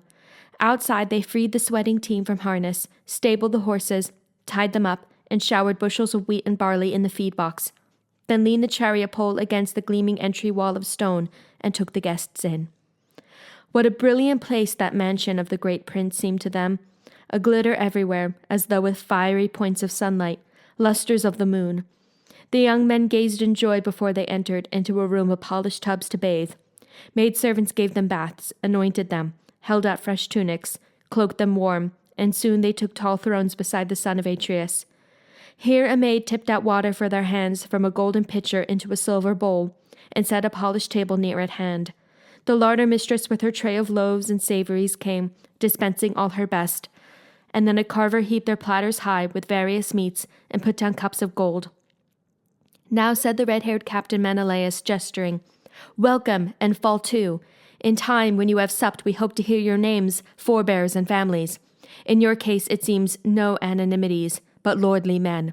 Lads like yourselves are not base-born." At this, he lifted in his own hands the king's portion, a chine of beef, and set it down before them. Seeing already then, they took their dinner. But when they had feasted well, Telemachus could not keep still, but whispered, his head bent close so the others might not hear, "My dear friend, can you believe your eyes? The murmuring hall, how luminous it is, with bronze, gold, amber, silver, and ivory. This is the way the court of Zeus must be, inside upon Olympus. What a wonder!" But splendid Menelaus had overheard him and spoke out on the instant to them both. "Young friends, no mortal man can vie with Zeus. His home and all his treasures are forever. But as for men, it may well be that few have more than I. How painfully I wandered before I brought it home. 7 years at sea, Cyprus, Phoenicia, Egypt, and still farther among the sunburnt races. I saw the men of Sidon and Arabia and Libya too, where lambs are horned at birth. In every year they have 3 lambing seasons, so no man, chief or shepherd, ever goes hungry for want of mutton, cheese, or milk. All year at milking time there are fresh ewes. But while I made my fortune on those travels, a stranger killed my brother in cold blood, tricked blind, caught in the web of his deadly queen. What pleasure can I take, then, being lord over these costly things? You must have heard your fathers tell my story. Whoever your fathers are, you must know of my life, the anguish I once had, and the great house full of my treasure left in desolation.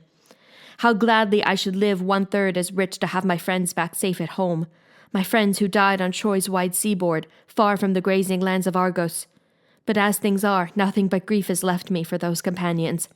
While I sit at home, sometimes hot tears come, and I revel in them, or stop before the surfeit makes me shiver. And there is one I miss more than the other, dead I mourn for. Sleep and food alike grow hateful when I think of him. No soldier took on so much, went through so much as Odysseus. That seems to have been his destiny. And this mine, to feel each day the emptiness of his absence, ignorant even whether he lived or died. How his old father and his quiet wife, Penelope, must miss him still. And Telemachus, whom he left as a newborn child. Now hearing these things said, the boy's heart rose in a long pang for his father, and he wept, holding his purple mantle with both hands before his eyes. Menelaus knew him now, and so fell silent with uncertainty whether to let him speak and name his father in his own time, or to inquire and prompt him. And while he pondered, Helen came out of her scented chamber, a moving grace like Artemis, straight as a shaft of gold. Beside her came Adraste to place her armchair, Alcippe with a rug of downy wool, and Philo bringing a silver basket, once given by Alcandre, the wife of Polybos, in the treasure city, Thebes of distant Egypt. He gave 2 silver bathtubs to Menelaus and a pair of tripods with 10 pure gold bars, and she then made these beautiful gifts to Helen. A golden distaff and the silver basket rimmed in hammered gold, with wheels to run on. So Philo rolled it in to stand beside her, heaped with fine spun stuff, and cradled on it the distaff swathed in dusky violet wool. Reclining in her light chair with its footrest, Helen gazed at her husband and demanded, "Menelaus, my lord, have we yet heard our new guests introduce themselves? Shall I dissemble what I feel? No, I must say it. Never, anywhere, have I seen so great a likeness in man or woman, but it is truly strange. This boy must be the son of Odysseus, Telemachus, the child he left at home that year the Achaean host made war on Troy, daring all for the wanton that I was." And the red-haired captain Menelaus answered, "My dear, I see the likeness as well as you do. Odysseus' hands and feet were like this boy's, his head and hair and the glinting of his eyes. Not only that, but when I spoke just now of Odysseus' years of toil on my behalf and all he had to endure, the boy broke down and wept into his cloak." Now Nestor's son Pisistratos spoke up in answer to him, "My lord Marshal Menelaus, son of Atreus, this is that hero's son as you surmise, but he is gentle and would be ashamed to clamor for attention before your grace, whose words have been so moving to us both. Nestor, lord of Gerenia, sent me with him as guide and escort. He had wished to see you, to be advised by you, or assisted somehow. A father far from home means difficulty for an only son, with no one else to help him. So with Telemachus, his father left the house without defenders. The king with flaming hair now spoke again. His son, in my house. How I loved the man, and how he fought through hardship for my sake. I swore I'd cherish him above all others of Zeus, who views the wide world gave us passage homeward across the sea in the fast ships. I would have settled him in Argos, brought him over with herds and household out of Ithaca, his child and all his people. I could have cleaned out one of my towns to be his new domain, and so we might have been together often in feasts and entertainments, never parted till the dark mist of death lapped over one of us. But God himself must have been envious to batter the bruised man so that he alone should fail in his return. A twinging ache of grief rose up in everyone, and Helen of Argos wept, the daughter of Zeus.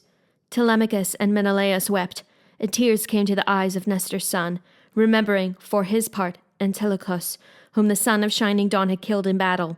But thinking of that brother, he broke out, O son of Atreus, when we spoke of you at home and asked about you, my old father would say you have the clearest mind of all. If it is not too much to ask, then let us not weep away these hours after supper. I feel we should not. Dawn will soon be here. You understand, I would not grudge a man right mourning when he comes to death and doom. What else can one bestow on the poor dead? A lock of hair sheared and a tear let fall. For that matter, I too lost someone in the war at Troy, my brother, and no mean soldier, whom you must have known, although I never did, Antilochus. He ranked high as a runner and fighting man. The red-haired captain Menelaus answered, My lad, what you have said is only sensible, and you did well to speak. Yes, that was worthy a wise man and an older man than you are.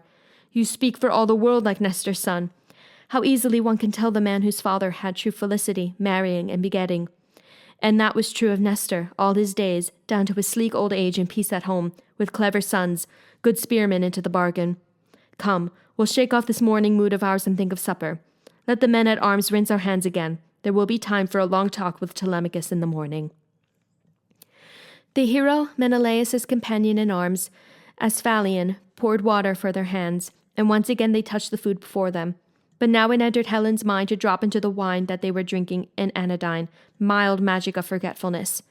Whoever drank this mixture in the wine bowl would be incapable of tears that day, though he should lose mother and father both, or see with his own eyes a son or brother mauled by weapons of bronze at his own gate.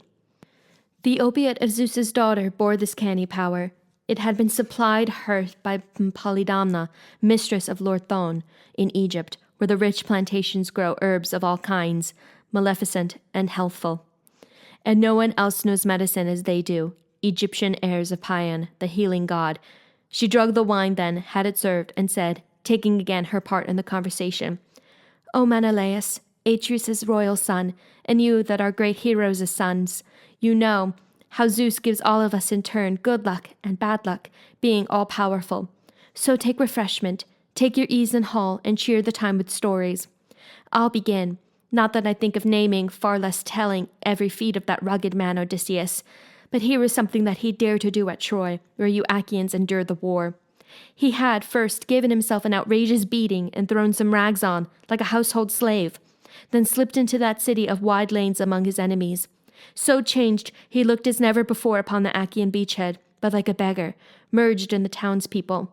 And no one there remarked him, but I knew him, even as he was I knew him, and questioned him. How shrewdly he put me off! But in the end I bathed him and anointed him, put a fresh cloak around him, and swore an oath not to give him away as Odysseus to the Trojans, till he got back to camp where the long ships lay. He spoke up then, and told me all about the Achaeans and their plans, then sworded many Trojans through the body on his way out with what he learned of theirs. The Trojan women raised a cry, but my heart sang, for I had come round, long before, to dreams of sailing home, and I repented the mad day Aphrodite drew me away from my dear fatherland, forsaking all, child, bridal bed, and husband, a man without defect in form or mind. Replied the red-haired captain Menelaus, An excellent tale, my dear, and most becoming. In my life I have met in many countries foresight and wit in many first-rate men, but never have I seen one like Odysseus for steadiness and a stout heart. Here, for instance, is what he did, had the cold nerve to do, inside the hollow horse where we were waiting, picked men all of us, for the Trojan slaughter, when all of a sudden you came by, I dare say drawn by some superhuman power that planned an exploit for the Trojans. And Deiphobos, that handsome man, came with you. 3 times he walked around it, patting it everywhere, and called by name the flower of our fighters, making your voice sound like their wives, calling, Diomedes, and I crouched in the center, along with Odysseus. We could hear you plainly, and listening, we too were swept by waves of longing to reply or go. Odysseus fought us down, despite our craving, and all the Achaeans kept their lips shut tight, all but Anticlus. Desire moved his throat to hail you, but Odysseus's great hands clamped over his jaws and held. So he saved us all, to Pallas Athena led you away at last. Then clear-headed Telemachus answered him, My lord Marshal Menelaus, son of Atreus, all the more pity, since these valors could not defend him from annihilation, not if his heart were iron in his breast. But will you not dismiss us for the night now? Sweet sleep will be a pleasure drifting over us. He said no more, but Helen called the maids and sent them to make beds, with purple rugs piled up and sheets outspread, and fleecy coverlets in the porch inside the gate. The girls went out with torches in their hands, and presently a squire led the guests, Telemachus and Nestor's radiant son, under the entrance colonnade to bed. Then deep in the great mansion in his chamber, Menelaus went to rest, and Helen, queenly in her long gown, lay beside him. When the young dawn with fingertips of rose made heaven bright, the deep-lunged man of battle stood up, pulled on his tunic and his mantle, slung on a sword belt and a new-edged sword, tied his smooth feet into fine rawhide sandals, and left his room, a god's brilliance upon him. He sat down by Telemachus, asking gently, Telemachus, why did you come, sir, riding the sea's broad back to reach old Lacedaemon? A public errand or private? Why, precisely? Telemachus replied, My lord Marshal Menelaus, son of Atreus, I came to hear what news you had of father. My house, my good estates are being ruined. Each day my mother's bullying suitors come to slaughter flocks of mine and my black cattle. Enemies crowd our home. And this is why I come to you for news of him who owned it. Tell me of his death, sir, if perhaps you witnessed it, or have heard some wanderer tell the tale. The man was born for trouble. Spare me no part for kindness' sake. Be harsh, but put the scene before me as you saw it. If ever Odysseus, my noble father, served you by promise kept or work accomplished in the land of Troy, where you Achaeans suffered, recall those things for me the way they were.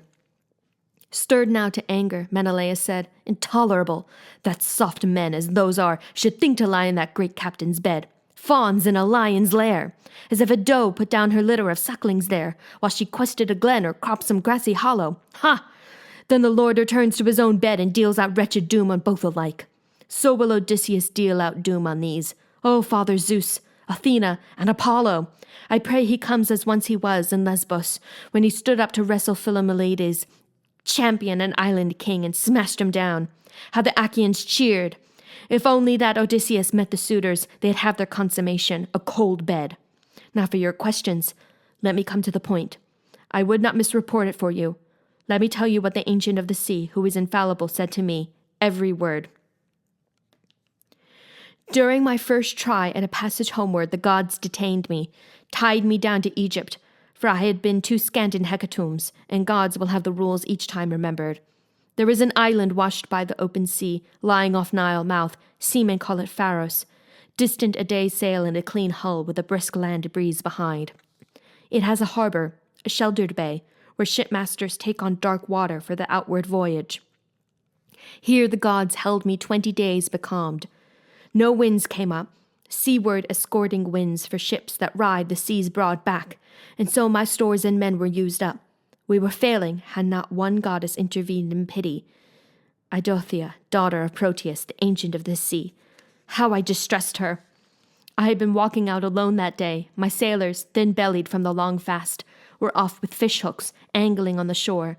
Then she appeared to me, and her voice sang, What fool is here? What drooping dunce of dreams? Or can it be, friend, that you love to suffer? How can you linger on this island, aimless and shiftless, while your people waste away?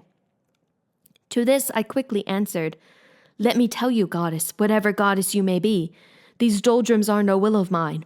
I take it the gods who own broad heaven are offended. Why don't you tell me, since the gods know everything, who has me pinned down here? How am I going to make my voyage home?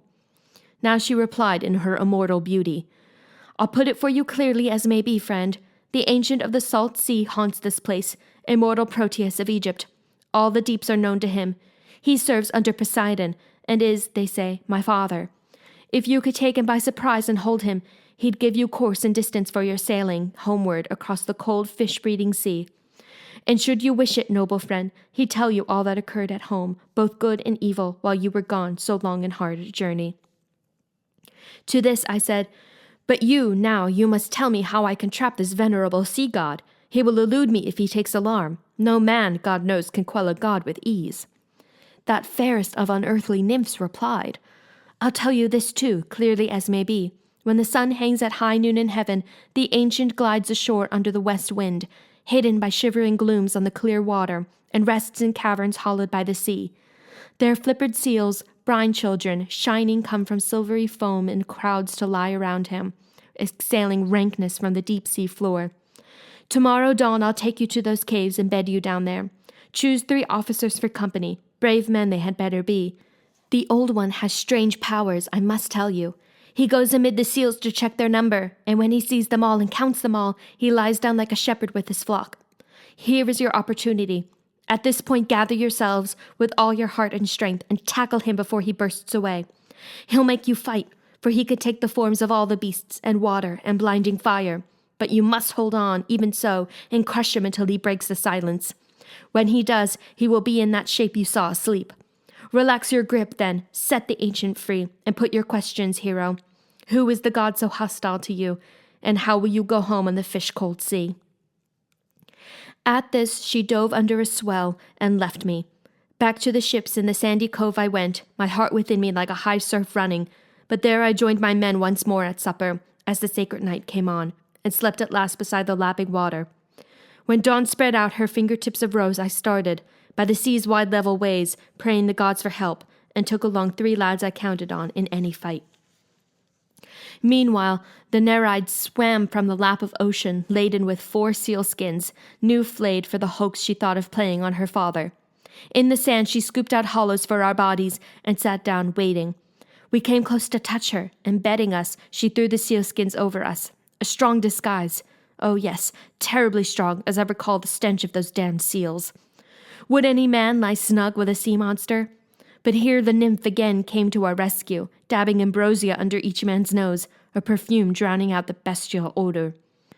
So there we lay with beating hearts all morning, while seals came shoreward out of ripples, jostling to take their places, flopping on the sand. At noon the ancient issued from the sea and held inspection, counting off the sea beasts. We were the first he numbered. He went by, detecting nothing. When at last he slept, we gave a battle cry and plunged for him, locking our hands behind him.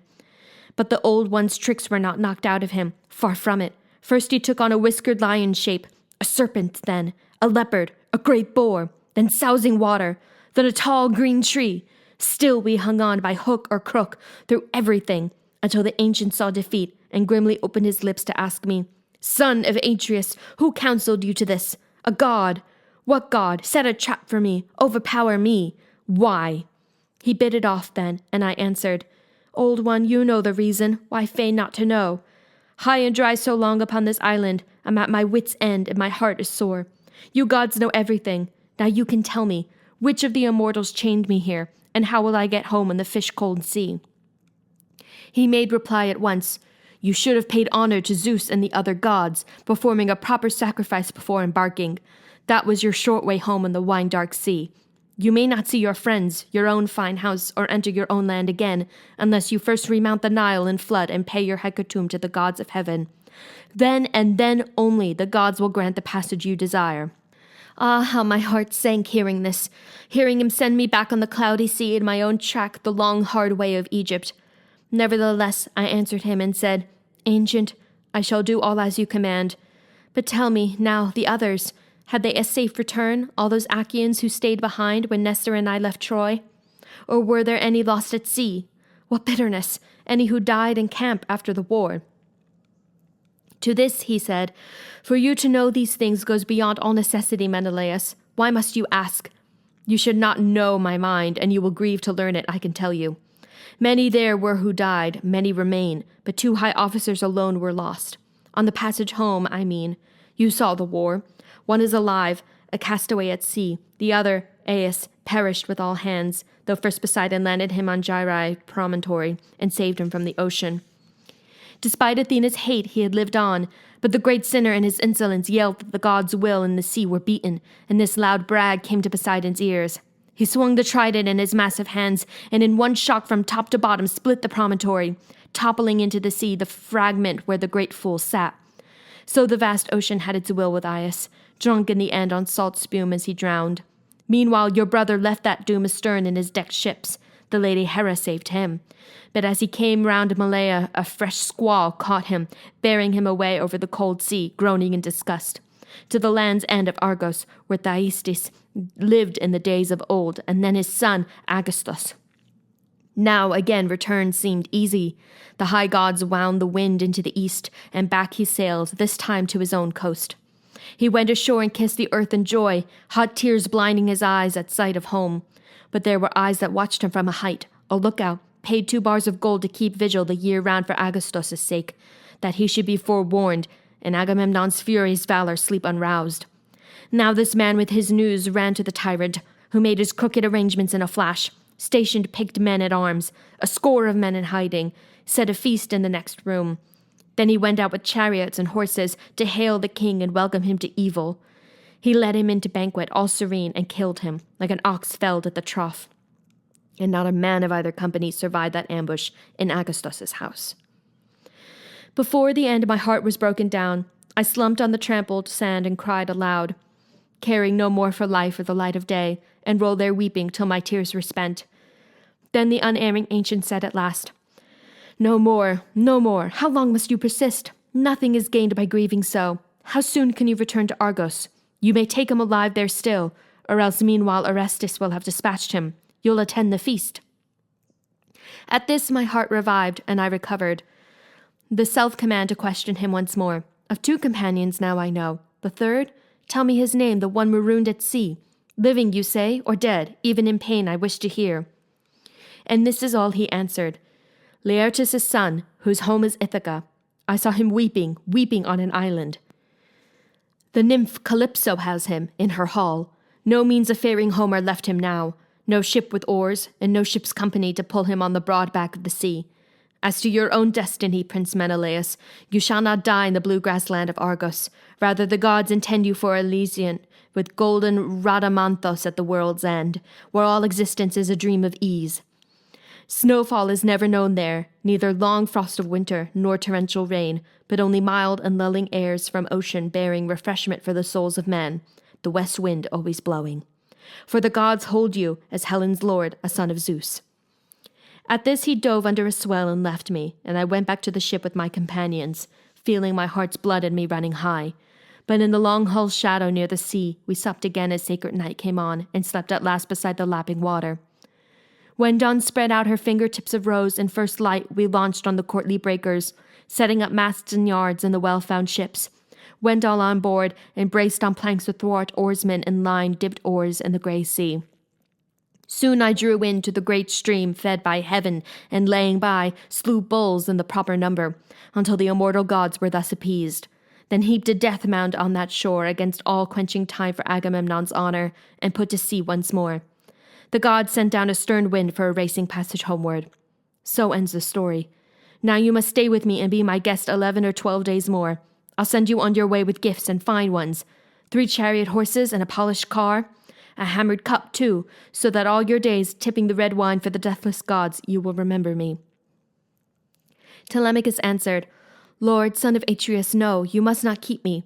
Not that a year with you would be too long. I never could be homesick here. I find your tales and all you say so marvelous. But time hangs heavy on my shipmates' hands at holy Pylos, if you make me stay.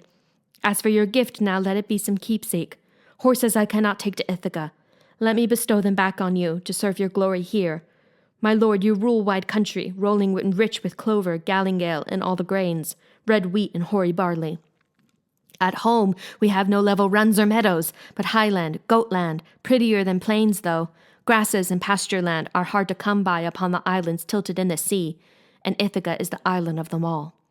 At this the deep-lunged man of battle smiled. Then he said kindly, patting the boy's hand, You come of good stock, lad. That was well spoken. I'll change the gift then, as indeed I can. Let me see what is costliest and most beautiful of all the precious things my house contains. a wine bowl, mixing bowl, all wrought of silver, but rimmed with hammered gold. Let this be yours. It is Hephaestus's work, given me by Phaidamos, captain and king of Sidon. He received me during my travels. Let it be yours, I say." This was their discourse on that morning. Meanwhile, guests were arriving at the great lord's house, bringing their sheep and wine, the ease of men, with loaves their comely kerchiefed women sent to make a feast and hall. At that same hour, before the distant manor of Odysseus, the suitors were competing at the discus throw and javelin. On a measured field they used, arrogant lords at play. The two best men, Antinous and Eurymachus, presided. Now Phronius' son, Noemon, came to see them with a question for Antinous. He said, "Do any of us know, or not, Antinous, what day Telemachus will be home from Pylos? He took my ship, but now I need it back to make a cruise to Elis, where the plains are. I have a dozen mares at pasture there with mule colts yet unweaned. My notion is to bring one home and break him in for labor." His first words made them stare, for they knew well Telemachus could not have gone to Pylos, but inland with his flocks, or to the swineherd. Eupeithes' son Antinous quickly answered, "Tell them the story straight. He sailed? Who joined him? A crew he picked up here in Ithaca, or his own slaves? He might have done it that way. And will you make it clear whether he took the ship against your will? Did he ask for it? Did you lend it to him?" Now said the son of Phronios in reply, "Lend it to him, and freely. Who would not, when a prince of that house asked for it in trouble? Hard to refuse the favor, it seems to me. As for his crew, the best men on the island after ourselves went with him. Mentor I noted going aboard, or a god who looked like Mentor. The strange thing is, I saw Lord Mentor here in the first light yesterday, although he sailed 5 days ago for Pylos." Turning away, Noemon took the path to his father's house, leaving the two men there, baffled and hostile. They called the rest in from the playing field and made them all sit down, so that Antinous could speak out from the storm cloud of his heart, swollen with anger, and his eyes blazed. "A bad business. Telemachus had the gall to make that crossing, though we said he could not. So the young cub rounds up a first-rate crew in spite of all our crowd and puts to sea. What devilment will he be up to next time? Zeus blast the life out of him before he's grown. Just give me a fast ship and 20 men. I'll intercept him, board him in the strait between the crags of Same and this island. He'll find his sea adventure after his father's swamping work in the end." They all cried, "Aye!" and "After him!" and trailed back to the manor. Now not much time went by before Penelope learned what was afoot among the suitors. Medon the crier told her. He had been outside the wall and heard them in the court conspiring. Into the house and up the stairs he ran to her with his news upon his tongue, but at the door Penelope met him, crying, "Why have they sent you up here now? To tell the maids of King Odysseus, leave your spinning, time to go down and slave to feed those men? I wish this were the last time they came feasting, courting me, or consorting here. The last. Each day you crowd this house like wolves to eat away my brave son's patrimony. When you were boys, did your own fathers tell you nothing of what Odysseus was for them? In word and act impeccable, disinterested toward all the realm. Though it is king's justice to hold one man aboard and love another. No man alive could say Odysseus wronged him. But your own hearts, how different. And your deeds, how soon are benefactions all forgotten." Now Medon, the alert and cool man, answered, "I wish that were the worst of it, my lady. But they intend something more terrible. May Zeus forfend and spare us. They plan to drive the keen bronze through Telemachus when he comes home. He sailed away, you know, to hallowed Pylos and old Lacedaemon for news about his father." Her knees failed, and her heart failed as she listened to the words, and all her power of speech went out of her. Tears came, but the rich voice could not come. Only after a long while she made answer. "Why has my child left me? He had no need of those long ships on which men shake out sail to tug like horses, breasting miles of sea. Why did he go? Must he too be forgotten?" Then Medon, the perceptive man, replied, "A god moved him, who knows? Or his own heart sent him to learn at Pylos if his father roams the wide world still, or what befell him." He left her then, and went down through the house. And now the pain around her heart benumbed her. Chairs were a step away, but far beyond her. She sank down on the door-sill of the chamber, wailing, and all her women, young and old, made a low murmur of lament around her, until at last she broke out through her tears. "Dearest companions, what has Zeus given me? Pain, more pain than any living woman. My lord, my lion heart, gone, long ago, the bravest man and best of the Danaans, famous through Hellas and the Argive midlands. And all the squalls have blown my son, my dear one, an unknown boy, southward. No one told me. Oh, brute creatures, not one soul would dare to wake me from my sleep. You knew the hour he took the black ship out to sea.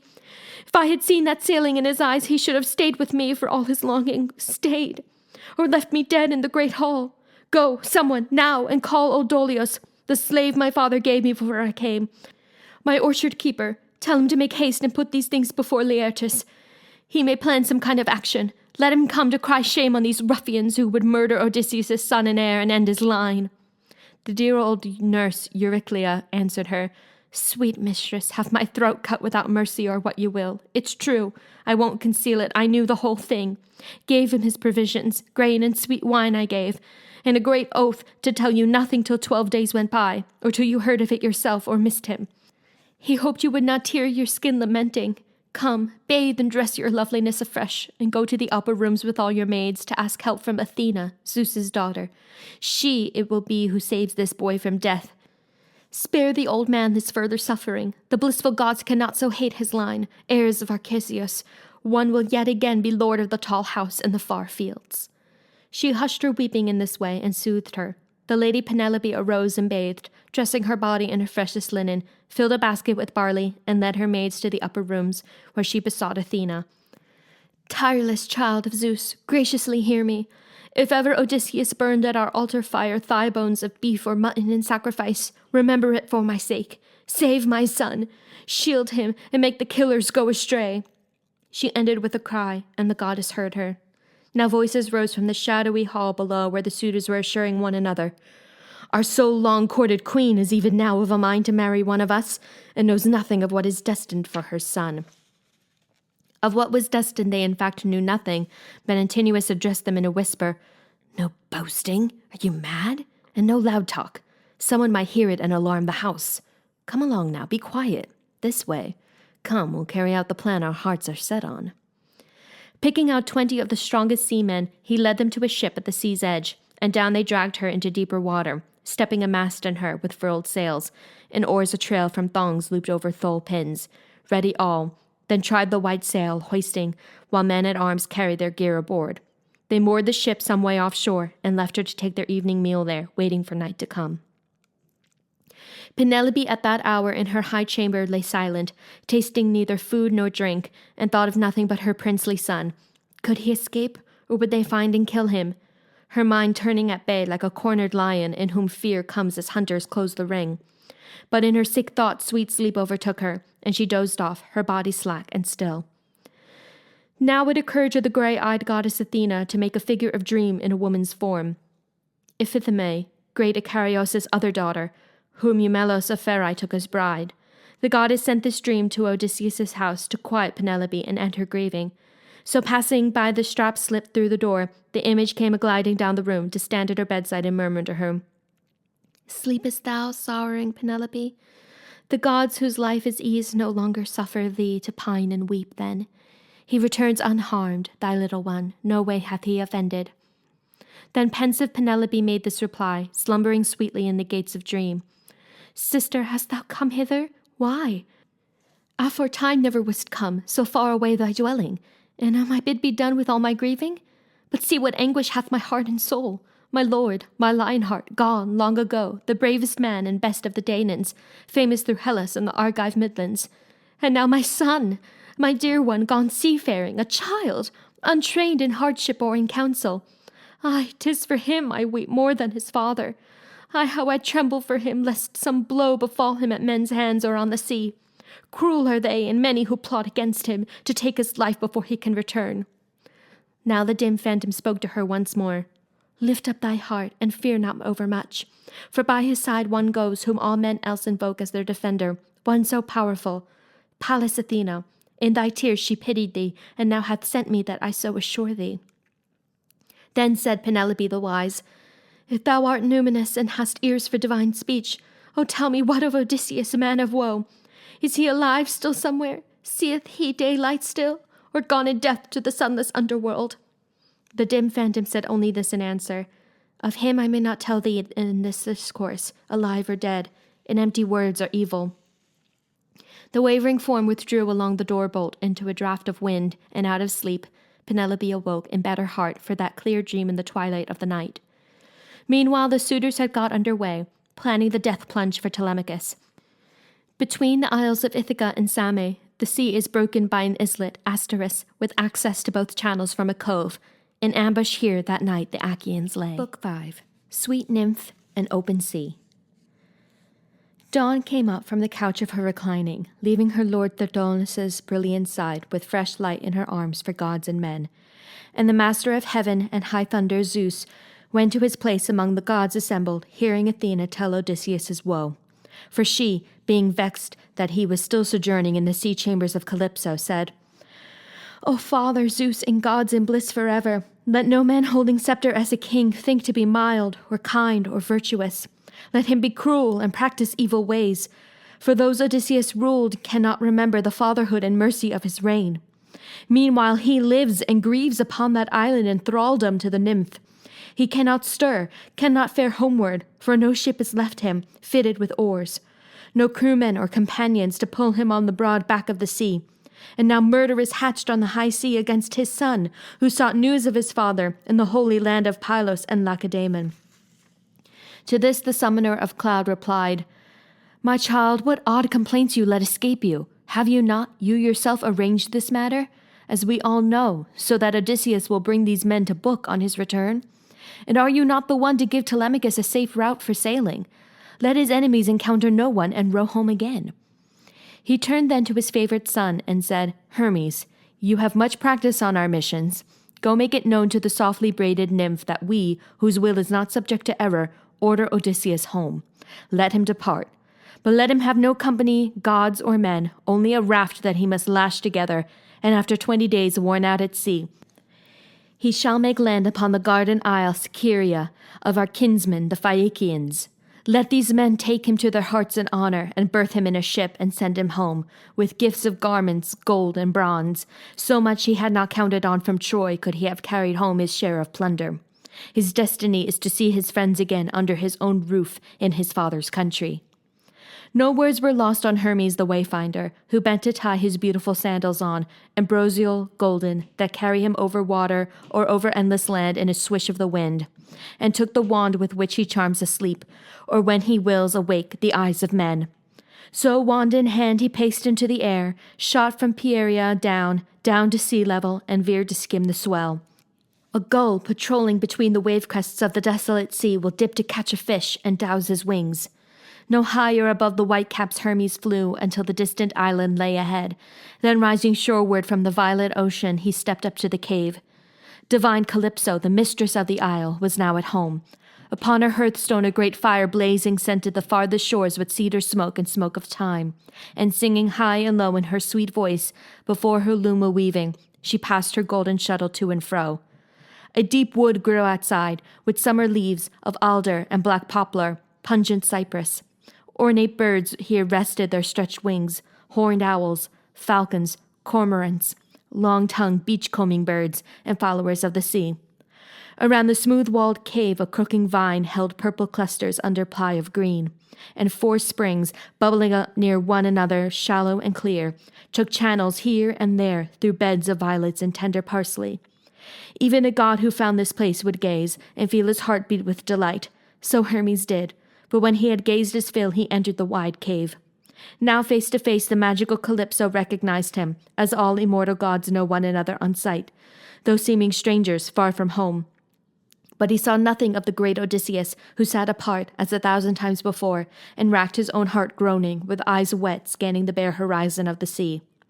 Calypso, lovely nymph, seated her guest in a bright chair all shimmering, and asked, "O Hermes, ever with your golden wand, what brings you to my island?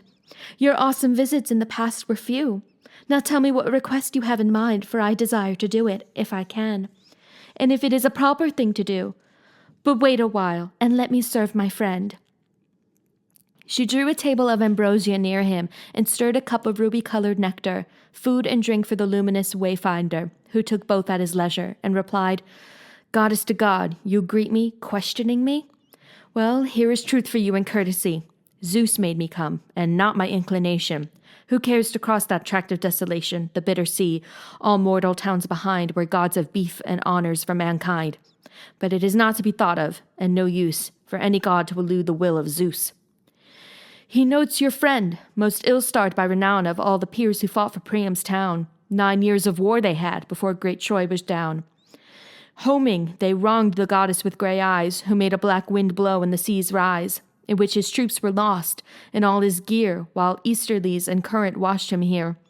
Now the command is, send him back in haste. His life may not in exile go to waste. His destiny's homecoming is at hand, when he shall see his dearest and walk on his own land. The goddess most divinely made shuddered before him, and her warm voice rose. Oh, you vile gods and jealousy supernal, you hate it when we choose to lie with men, immortal flesh by some dear mortal side. So radiant dawn once took to bed Orion, until you eastful gods grew peevish at it, and holy Artemis, throned in gold, hunted him down in Delos with her arrows. Then Demeter of the tasseled tresses yielded to Iasion, mingling and making love in a furrow 3 times plowed. But Zeus found out and killed him with a white-hot thunderbolt. So now you grudge me too, my mortal friend. But it was I who saved him, saw him straddle his own keelboard, the one man left afloat when Zeus rent wide a ship with chain lightning and overturned him in the wine-dark sea. Then all his troops were lost, his good companions, but wind and current washed him here to me. I fed him, loved him, sang that he should not die nor grow old ever in all the days to come. But now there's no eluding Zeus's will. If this thing be ordained by him, I say so be it. Let the man strike out alone on the vast water. Surely I cannot send him. I have no long-oared ships, no company to pull him on the broad back of the sea. My counsel he shall have, and nothing hidden, to help him homeward without harm. To this the wayfinder made answer briefly.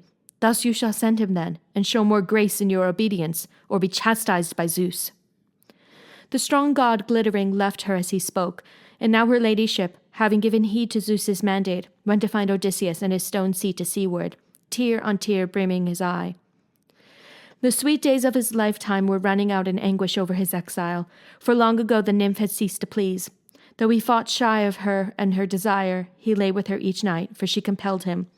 But when day came, he sat on the rocky shore and broke his own heart groaning, with eyes wet, scanning the bare horizon of the sea. Now she stood near him in her beauty, saying, O forlorn man, be still. Here you need grieve no more. You need not feel your life consumed here.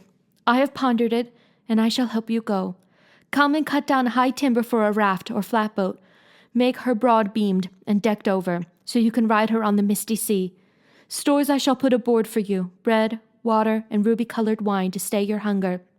Give you a sea cloak and a following wind to help you homeward without harm, provided the gods who rule wide heaven wish it so. Stronger than I they are in mind and power. For all he had endured, Odysseus shuddered, but when he spoke, his words went to the mark. After these years, a helping hand? O goddess, what guile is hidden here? A raft, you say, to cross the western ocean, rough water and unknown? Seaworthy ships that glory in God's wind will never cross it. I take no raft you grudge me out to sea, or yield me first a great oath if I do, to work no more enchantment to my harm. At this the beautiful nymph Calypso smiled and answered sweetly, laying her hand upon him, What a dog you are, and not for nothing learned, having the wit to ask this thing of me. My witness then be earth and sky, and dripping sticks that I swear by. The gay gods cannot swear more seriously. I have no further spells to work against you, but what I shall devise and what I tell you will be the same as if your need were mine. Fairness is all I think of. There are hearts made of cold iron, but my heart is kind. Swiftly she turned and led him to her cave, and they went in, the mortal and immortal. He took the chair left empty now by Hermes, where the divine Calypso placed before him victuals and drink of men. Then she sat down facing Odysseus, while her serving maids brought nectar and ambrosia to her side. Then each one's hands went out on each one's feast until they had had their pleasure, and she said, Son of Laertes, versatile Odysseus, after these years with me you still desire your old home? Even so, I wish you well. If you could see it all before you go, all the adversity you face at sea, you would stay here and guard this house and be immortal. Though you wanted her forever, that bride for whom you pine each day. Can I be less desirable than she is, less interesting, less beautiful? Can mortals compare with goddesses in grace and form? To this the strategist Odysseus answered, My lady goddess, here is no cause for anger. My quiet Penelope how well I know, would seem a shade before your majesty, death and old age being unknown to you, while she must die. Yet, it is true, each day I long for home, long for the sight of home. If any god has marked me out again for shipwreck, my tough heart can undergo it.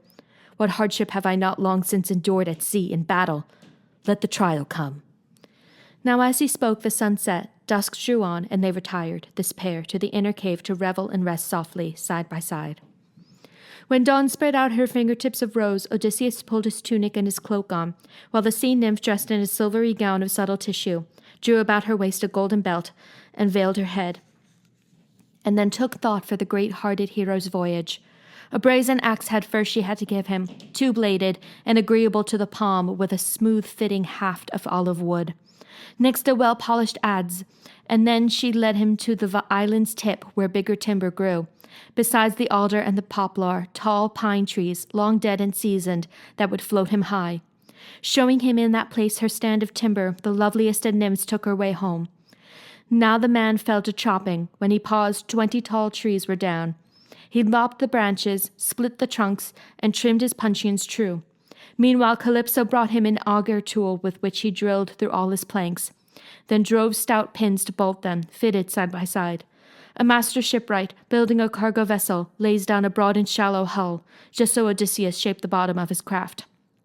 He made his decking fast to close-set ribs before he closed the side with longer planking, then cut a mast pole and a proper yard, and shaped a steering oar to hold her steady. He drove long strands of willow in all the seams to keep out waves, and ballasted with logs. As for a sail, the lovely nymph Calypso brought him a cloth so he could make that too. Then he ran up his rigging, halyards, braces, and hauled the boat on rollers to the water. This was the 4th day, when he had all ready. On the 5th day she sent him out to sea. But first she bathed him, gave him a scented cloak, and put on board a skin of dusky wine with water in a bigger skin, and stores, boiled meats and other victuals, in a bag. Then she conjured a warm land breeze to blowing, joy for Odysseus when he shook out sail. Now the great seaman, leaning on his oar, steered all the night unsleeping, and his eyes picked out the Pleiades, the laggard ploughman, and the great bear, that some have called the Wain, pivoting in the sky before Orion. Of all the night's pure figures, she alone would never bathe or dip in the ocean stream. These stars the beautiful Calypso bade him hold on his left hand as he crossed the main. 17 nights and days in the open water he sailed, before a dark shoreline appeared. Scheria then came slowly into view, like a rough shield of bull's hide on the sea. But now the god of earthquake, storming home over the mountains of Asia from the sunburned land, sighted him far away. The god grew sullen and tossed his great head, muttering to himself, "Here is a pretty cruise. While I was gone, the gods have changed their minds about Odysseus. Look at him now, just offshore of that island that frees him from the bondage of his exile. Still, I could give him a rough ride in, and will." Brewing high thunderheads, he churned the deep with both hands on his trident, called up wind from every quarter, and sent a wall of rain to blot out land and sea in torrential night. Hurricane winds now struck from the south and east, shifting northwest in a great spume of seas, on which Odysseus's knees grew slack, his heart sickened, and he said within himself, "Rag of man that I am, is this the end of me? I fear the goddess told it all too well, predicting great adversity at sea and far from home. Now all things bear her out, the whole rondure of heaven hooded so by Zeus and woeful cloud, and the sea raging under such winds. I'm going down, that's sure. How lucky those Danaans were who perished on Troy's wide seaboard, serving the Atridae. Would God I, too, had died there, met my end that time the Trojans made so many casts at me when I stood by Achilles after death. I should have had a soldier's burial and praise from the Achaeans, not this choking waiting for me at sea, unmarked and lonely." A great wave drove at him with toppling crest, spinning him round in one tremendous blow, and he went plunging overboard, the oar haft wrenched from his grip. A gust that came on howling at the same instant broke his mast in two, hurling his yard and sail far out to leeward. Now the big wave a long time kept him under, helpless to surface, held by tons of water, tangled too by the sea cloak of Calypso. Long until he came up spouting brine, with streamlets gushing from his head and beard, but still bethought him, half drowned as he was, to flounder for the boat and get a handhold into the bilge, to crouch there, foiling death. Across the foaming water, to and fro, the boat careered like a ball of tumbleweed blown on the autumn plains, but intact still. So the winds drove this wreck over the deep, east wind and north wind, then south wind and west, coursing each in turn to the brutal Harry. But Ino saw him. Ino, Cadmus's daughter, slim-legged, lovely, once an earthling girl, now in the seas a Nereid, Leucothea. Touched by Odysseus's painful buffeting, she broke the surface like a diving bird to rest upon the tossing raft and say, "O forlorn man, I wonder why the Earthshaker Lord Poseidon holds this fearful grudge, father of all your woes. He will not drown you, though, despite his rage. You seem clear-headed still. Do what I tell you. Shed that cloak, let the gale take your craft, and swim for it. Swim hard to get ashore upon Scyria, yonder, where it is fated that you find a shelter. Here, make my veil your sash. It is not mortal. You cannot now be drowned or suffer harm. Only the instant you lay hold of earth, discard it, cast it far, far out from shore in the wine-dark sea again, and turn away." After she had bestowed her veil, the Nereid dove like a gull to windward, where a dark wave-side closed over her whiteness. But in perplexity, Odysseus said to himself, his great heart laboring, "O damned confusion! Can this be a ruse to trick me from the boat for some god's pleasure? No, I'll not swim. With my own eyes I saw how far the land lies that she called my shelter. Better to do the wise thing as I see it. While this poor planking holds, I stay aboard. I may ride out the pounding of the storm, or if she cracks up, take to the water then. I cannot think it through a better way." But even while he pondered and decided, the god of earthquake heaved a wave against him, high as a roof tree and of awful gloom. A gust of wind hitting a pail of chaff will scatter all the parched stuff far and wide. Just so, when this gigantic billow struck the boat's big timbers flew apart. Odysseus clung to a single beam, like a jockey riding, meanwhile stripping Calypso's cloak away. Then he slung round his chest the veil of Ino and plunged headfirst into the sea. His hands went out to stroke, and he gave a swimmer's kick. But the strong Earthshaker had him under his eye and nodded as he said, go on, wander the high seas this way, take your blows, before you join that race the gods have nurtured. Nor will you grumble even then, I think, for want of trouble." Whipping his glossy team, he rode off to his glorious home at Agai. But Zeus's daughter Athena countered him. She checked the course of all the winds but one, commanding them, "Be quiet and go to sleep." Then sent a long swell running under a norther to bear the prince Odysseus, back from danger, to join the Phaeacians, people of the sea. 2 nights, 2 days, in the solid deep sea swell he drifted, many times awaiting death, until with shining ringlets in the east, the dawn confirmed a 3rd day, breaking clear over a high and windless sea. And mounting a rolling wave, he caught a glimpse of land. What a dear welcome thing life seems to children whose father, in the extremity, recovers after some weakening and malignant illness. His pangs are gone. The gods have delivered him. So dear and welcome to Odysseus the sight of land, of woodland, on that morning. It made him swim again, to get a foothold on solid ground. But when he came in earshot, he heard the trampling roar of sea on rock, where combers, rising shoreward, thudded down on the sucking ebb, all sheeted with salt foam. Here were no coves or harborage or shelter, only steep headlands, rock-fallen reefs and crags. Odysseus's knees grew slack, his heart faint, a heaviness came over him, and he said, "A cruel turn, this. Never had I thought to see this land, but Zeus has let me see it, and let me, too, traverse the western ocean, only to find no exit from these breakers. Here are sharp rocks offshore, and the sea a smother rushing around them, rock face rising sheer from deep water. Nowhere can I stand up on my 2 feet and fight free of the welter. No matter how I try it, the surf may throw me against the cliffside. No good fighting there. If I swim down the coast outside the breakers, I may find shelving shore and quiet water. But what if another gale comes on to blow? Then I go cursing out to sea once more. Or then again some shark of Amphitrite may hunt me, sent by the genius of the deep. I know how he who makes earth tremble hates me." During this meditation, a heavy surge was taking him, in fact, straight on the rocks. He had been flayed there, and his bones broken, had not grey-eyed Athena instructed him. He gripped a rock ledge with both hands in passing and held on, groaning as the surge went by, to keep clear of its breaking. Then the backwash hit him, ripping him under and far out.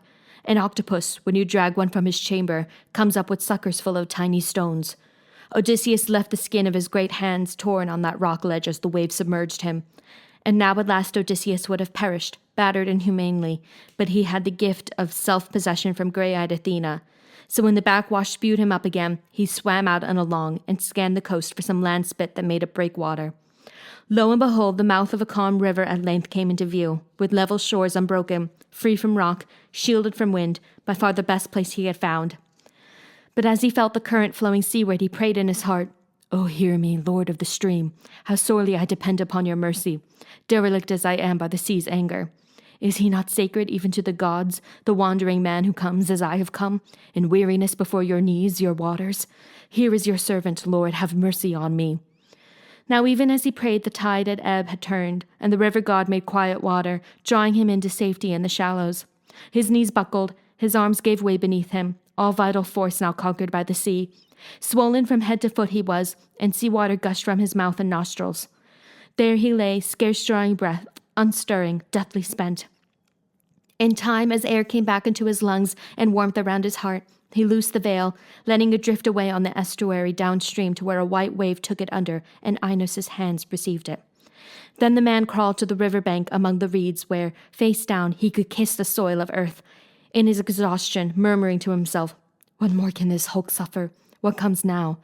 In vigil through the night here by the river, how can I not succumb, being weak and sick, to the night's damp and hoarfrost of the morning? The air comes cold from rivers before dawn. But if I climb the slope and fall asleep in the dark forest's undergrowth, supposing cold and fatigue will come and sweet sleep come, I fear I make the wild beasts easy prey." But this seemed best to him as he thought it over. He made his way to a grove above the water, on open ground, and crept under twin bushes grown from the same spot, olive and wild olive, a thicket proof against the stinging wind of sun's blaze, fine silver in the needling sunlight. Nor could a downpour wet it through, so dense those plants were interwoven.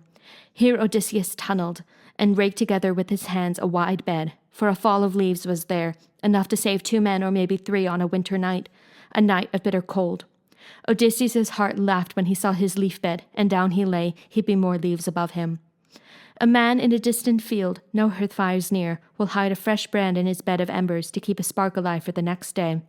So in the leaves Odysseus hid himself, while over him Athena showered sleep that his distress should end, and soon, soon, in quiet sleep she sealed his cherished eyes.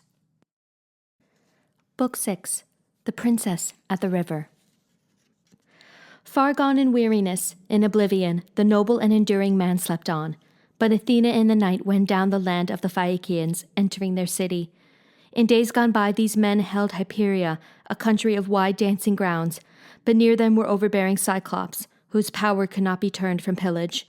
So the Phaeacians migrated thence under Nausithous to settle a new world across the sea, Scheria Island.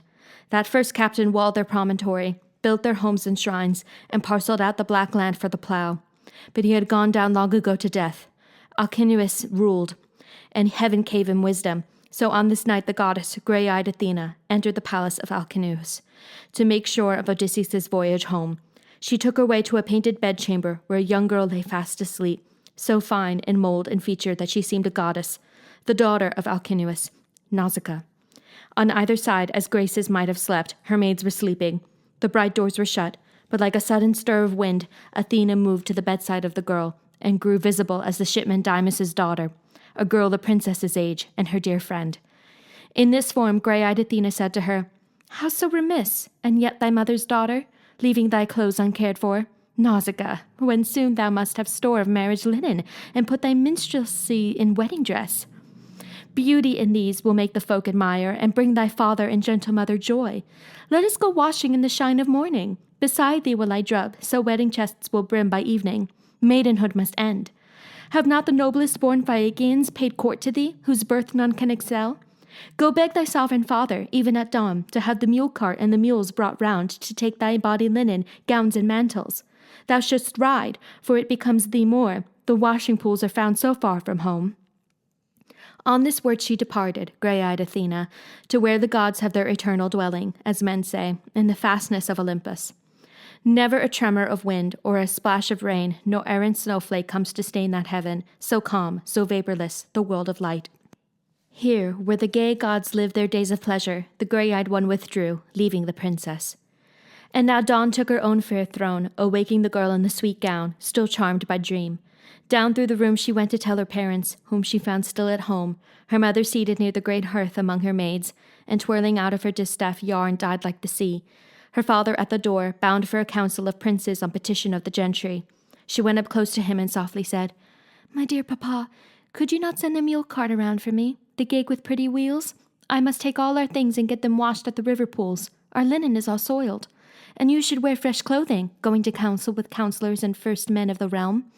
Remember your 5 sons at home. Though 2 are married, we have still 3 bachelor sprigs. They will have none but laundered clothes each time they go to the dancing. See what I must think of." She had no word to say of her own wedding, though her keen father saw her blush. Said he, "No mules would I deny you, child, nor anything. Go along now. The grooms will bring your gig with pretty wheels and the cargo box upon it." He spoke to the stableman, who soon brought round the cart, low-wheeled and nimble, harnessed the mules, and backed them in the traces. Meanwhile, the girl fetched all her soiled apparel to bundle in the polished wagon box. Her mother, for their luncheon, packed a hamper with picnic fare, and filled a skin of wine, and when the princess had been handed up, gave her a golden bottle of olive oil for softening girls' bodies after bathing. Nausicaa took the reins and raised her whip, lashing the mules. What jingling, what a clatter! But off they went in a ground-covering trot, with princess, maids, and laundry drawn behind. By the lower river where the wagon came were washing pools, with water all year flowing in limpid spillways that no grime withstood. The girls unhitched the mules and sent them down along the eddying stream to crop sweet grass. Then sliding out the cart's tailboard, they took armloads of clothing to the dusky water and trod them in the pits, making a race of it. All being drubbed, all blemish rinsed away, they spread them, piece by piece, along the beach whose pebbles had been laundered by the sea, then took a dip themselves, and all anointed with golden oil ate lunch beside the river, while the bright burning sun dried out their linen. Princess and maids delighted in that feast. Then putting off their veils, they ran and passed a ball to a rhythmic beat, Nausicaa flashing first with her white arms. So Artemis goes flying after her arrows flown down some tremendous valley side, Taygetus or Ramathos chasing the mountain goats or ghosting deer, with nymphs of the wild places flanking her. And Leto's heart delights to see them running, for taller by a head the nymphs can be, the goddess shows more stately, all being beautiful. So one could tell the princess from the maids. Soon it was time, she knew, for riding homeward, mules to be harnessed, linen folded smooth. But the grey-eyed goddess Athena made her tarry, so that Odysseus might behold her beauty and win her guidance to the town. It happened when the king's daughter threw her ball offline and missed, and put it in the whirling stream, at which they all gave such a shout, Odysseus awoke and sat up, saying to himself, "Now by my life, mankind again. But who? Savages, are they, strangers to courtesy? Or gentlefolk who know and fear the gods? That was a lusty cry of tall young girls, most like the cry of nymphs, who haunt the peaks and springs of brooks and inland's grassy places. Or am I amid people of human speech? Up again, man, and let me see for myself." He pushed aside the bushes, breaking off with his great hand a single branch of olive, whose leaves might shield him in his nakedness. So came out wrestling like a mountain lion, rain-drenched, wind-buffeted, but in his might at ease, with burning eyes, who prowls among the herds or flocks, or after game, his hungry belly taking him near stout homesteads for his prey. Odysseus had this look, in his rough skin advancing on the girls with pretty braids. And he was driven on by hunger, too. Streaked with brine and swollen, he terrified them, so that they fled this way and that. Only Alcinous' daughter stood her ground, being given a bold heart by Athena and steady knees. She faced him, waiting, and Odysseus came, debating inwardly what he should do. Embrace this beauty's knees in supplication, or stand apart and using honeyed speech inquire the way to town and beg some clothing. In his swift reckoning, he thought it best to trust in words to please her and keep away. He might anger the girl, touching her knees. So he began, and let the soft words fall. "Mistress, please, are you divine or mortal? If one of those who dwell in the wide heaven, you are most near to Artemis, I should say, great Zeus's daughter, in your grace and presence. If you are one of earth's inhabitants, how blessed your father and your gentle mother, blessed all your kin. I know what happiness must send the warm tears to their eyes each time they see their wondrous child go to the dancing. But one man's destiny is more than blessed, he who prevails and takes you as his bride. Never have I laid eyes on equal beauty in man or woman. I'm hushed indeed. So fair one time I thought a young palm tree at Delos near the altar of Apollo. I had troops under me when I was there on the sea route that later brought me grief. But that slim palm tree filled my heart with wonder. Never came shoot from earth so beautiful. So now, my lady, I stand in awe so great I cannot take your knees, and yet my case is desperate. 20 days yesterday in the wine-dark sea on the ever-lunging swell, under gale winds, getting away from the island of Ogygia. And now the terror of storm has left me stranded upon this shore, with more blows yet to suffer. I must believe before the gods relent. Mistress, do me a kindness. After much weary toil I come to you, and you are the first soul I have seen. I know no others here. Direct me to the town. Give me a rag that I could throw around me, some cloth or wrapping that you brought along, and may the gods accomplish your desire. A home, a husband, and harmonious converse with him. The best thing in the world being a strong house held in serenity where man and wife agree. Woe to their enemies, joy to their friends, but all this they know best. Then she of the white arms, Nausicaa, replied, Stranger, there is no quirk or evil in you that I can see. You know Zeus metes out fortune to good and bad men as it pleases him. Hardship be sent to you, and you must bear it. But now that you have taken refuge here, you shall not lack for clothing or any other comfort due to a poor man in distress. The town lies this way, and the men are called Phaeacians, who own the land and city. I am daughter to the prince Alcinous, by whom the power of our people stands. Turning, she called out to her maids in waiting, Stay with me. Does the sight of a man scare you? Or do you take this one for an enemy? Why, there's no fool so brash and never will be as to bring war or pillage to this coast, for we are dear to the immortal gods, living here, in the sea that rolls forever, distant from other lands and other men. No, this man is a castaway, poor fellow. We must take care of him. Strangers and beggars come from Zeus. A small gift, then, is friendly. Give our new guest some food and drink, and take him into the river out of the wind to bathe.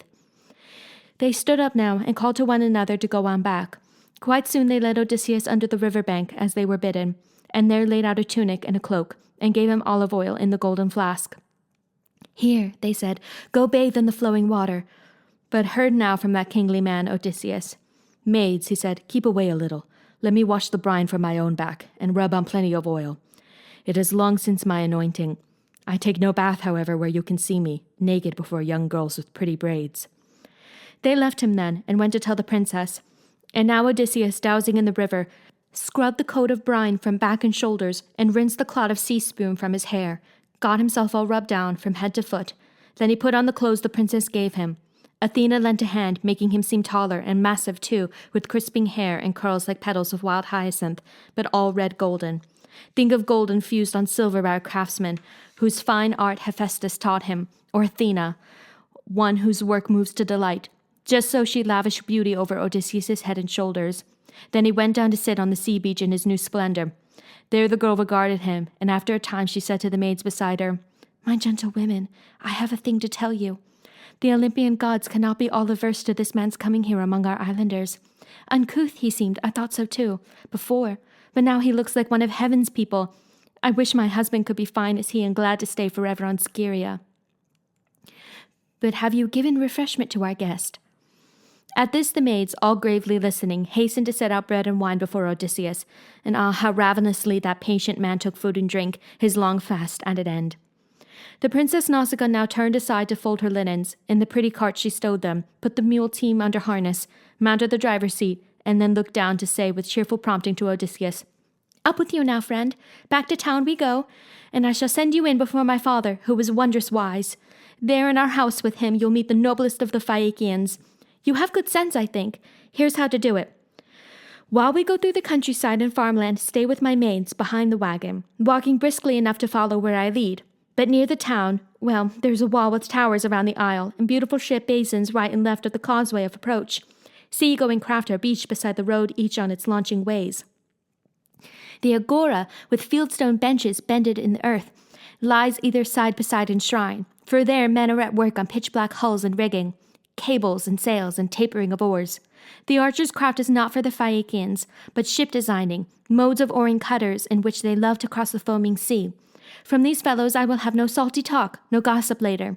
Plenty are insolent, and some sea-dog might say after we passed, Who is this handsome stranger trailing Nausicaa? Where did she find him? Will he be her husband? Or is she being hospitable to some rover come off a ship from lands across the sea, there being no lands nearer? A god, maybe? A god from heaven, the answer to her prayer, descending now to make her his forever? Better if she's roamed and found a husband somewhere else. None of our own will suit her, though many come to court her, and those the best. This is the way they might make light of me, and I myself should hold it shame for any girl to flout her own dear parents, taking up with a man before her marriage. Note well now what I say, friend, and your chances are excellent for safe conduct from my father. You'll find black poplars in a roadside park around a meadow and fountain, all Athena's. My father has a garden in the place, this within earshot of the city wall. Go in there and sit down, giving us time to pass through town and reach my father's house. And when you can imagine we're at home, then take the road into the city, asking directions to the palace of Alcinous.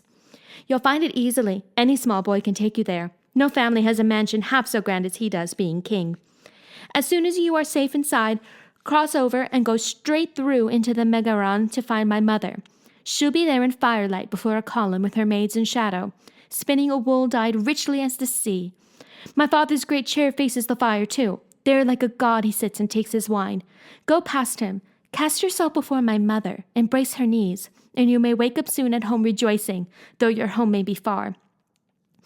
On mother's feeling much depends. If she looks on you kindly, you shall see your friends under your own roof in your father's country. At this she raised her glistening whip, lashing the team into a run. They left the river cantering beautifully, then trotted smartly. But then she reined them in and spared the whip, so that her maids could follow with Odysseus. The sun was going down when they went by Athena's grove. Here, then, Odysseus rested, and lifted up his prayer to Zeus's daughter. Hear me, unwearied child of royal Zeus. Oh, listen to me now, thou so aloof, while the earth-shaker wrecked and battered me. May I find love and mercy among these people. He prayed for that, and Pallas Athena heard him, although in deference to her father's brother she would not show her true form to Odysseus, at whom Poseidon smoldered on until the kingly man came home to his own shore. Book 7. Gardens and Firelight. As Lord Odysseus prayed there in the grove, the girl rode on, behind her strapping team, and came late to the mansion of her father, where she reined in at the courtyard gate. Her brothers awaited her like tall gods in the court, circling to lead the mules away and carry the laundered things inside.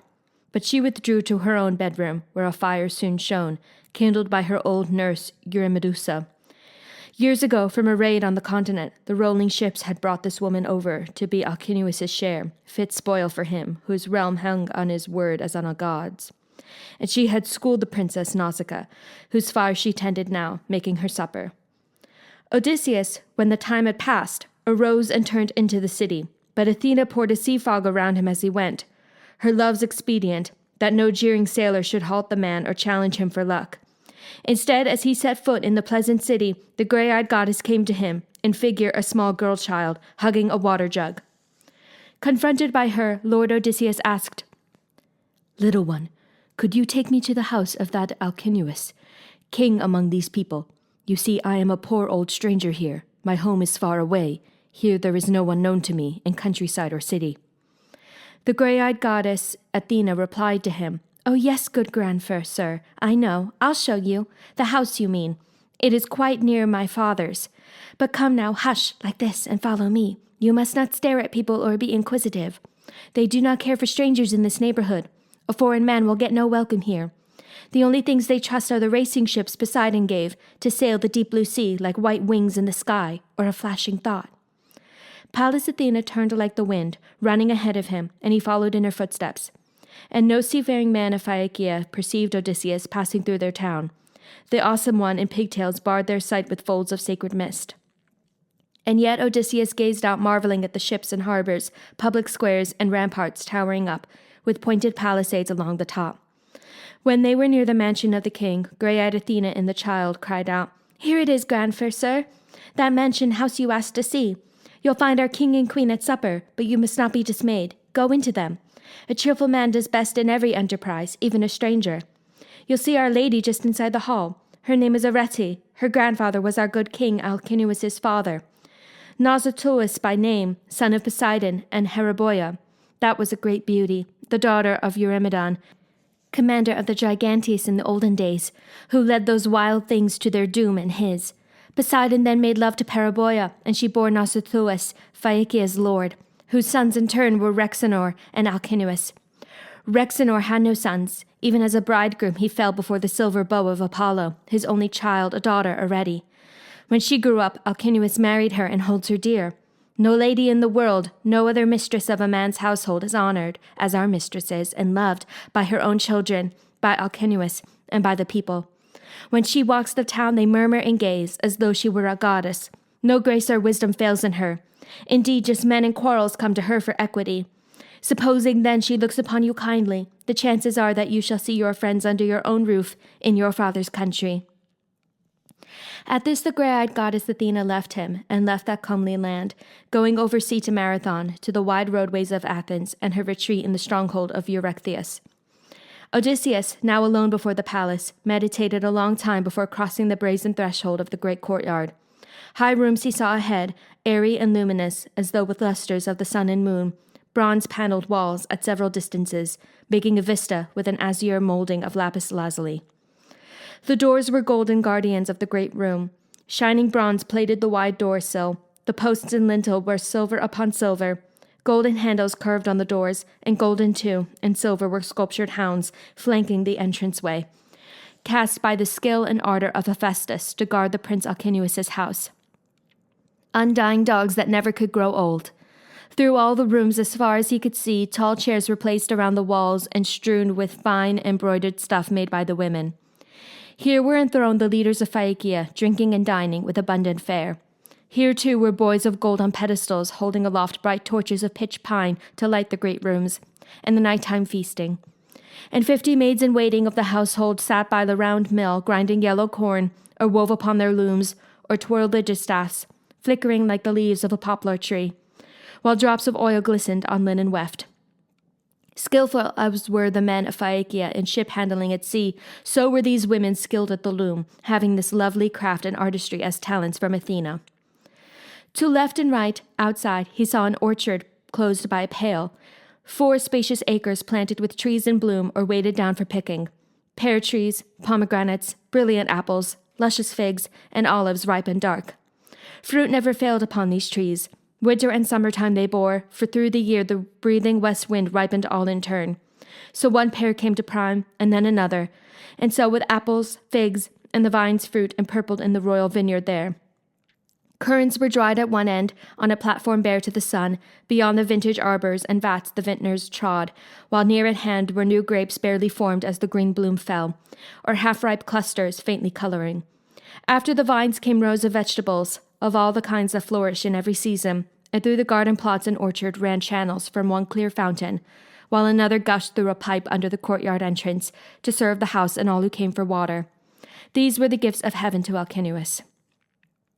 Odysseus, who had borne the barren sea, stood in the gateway and surveyed this bounty.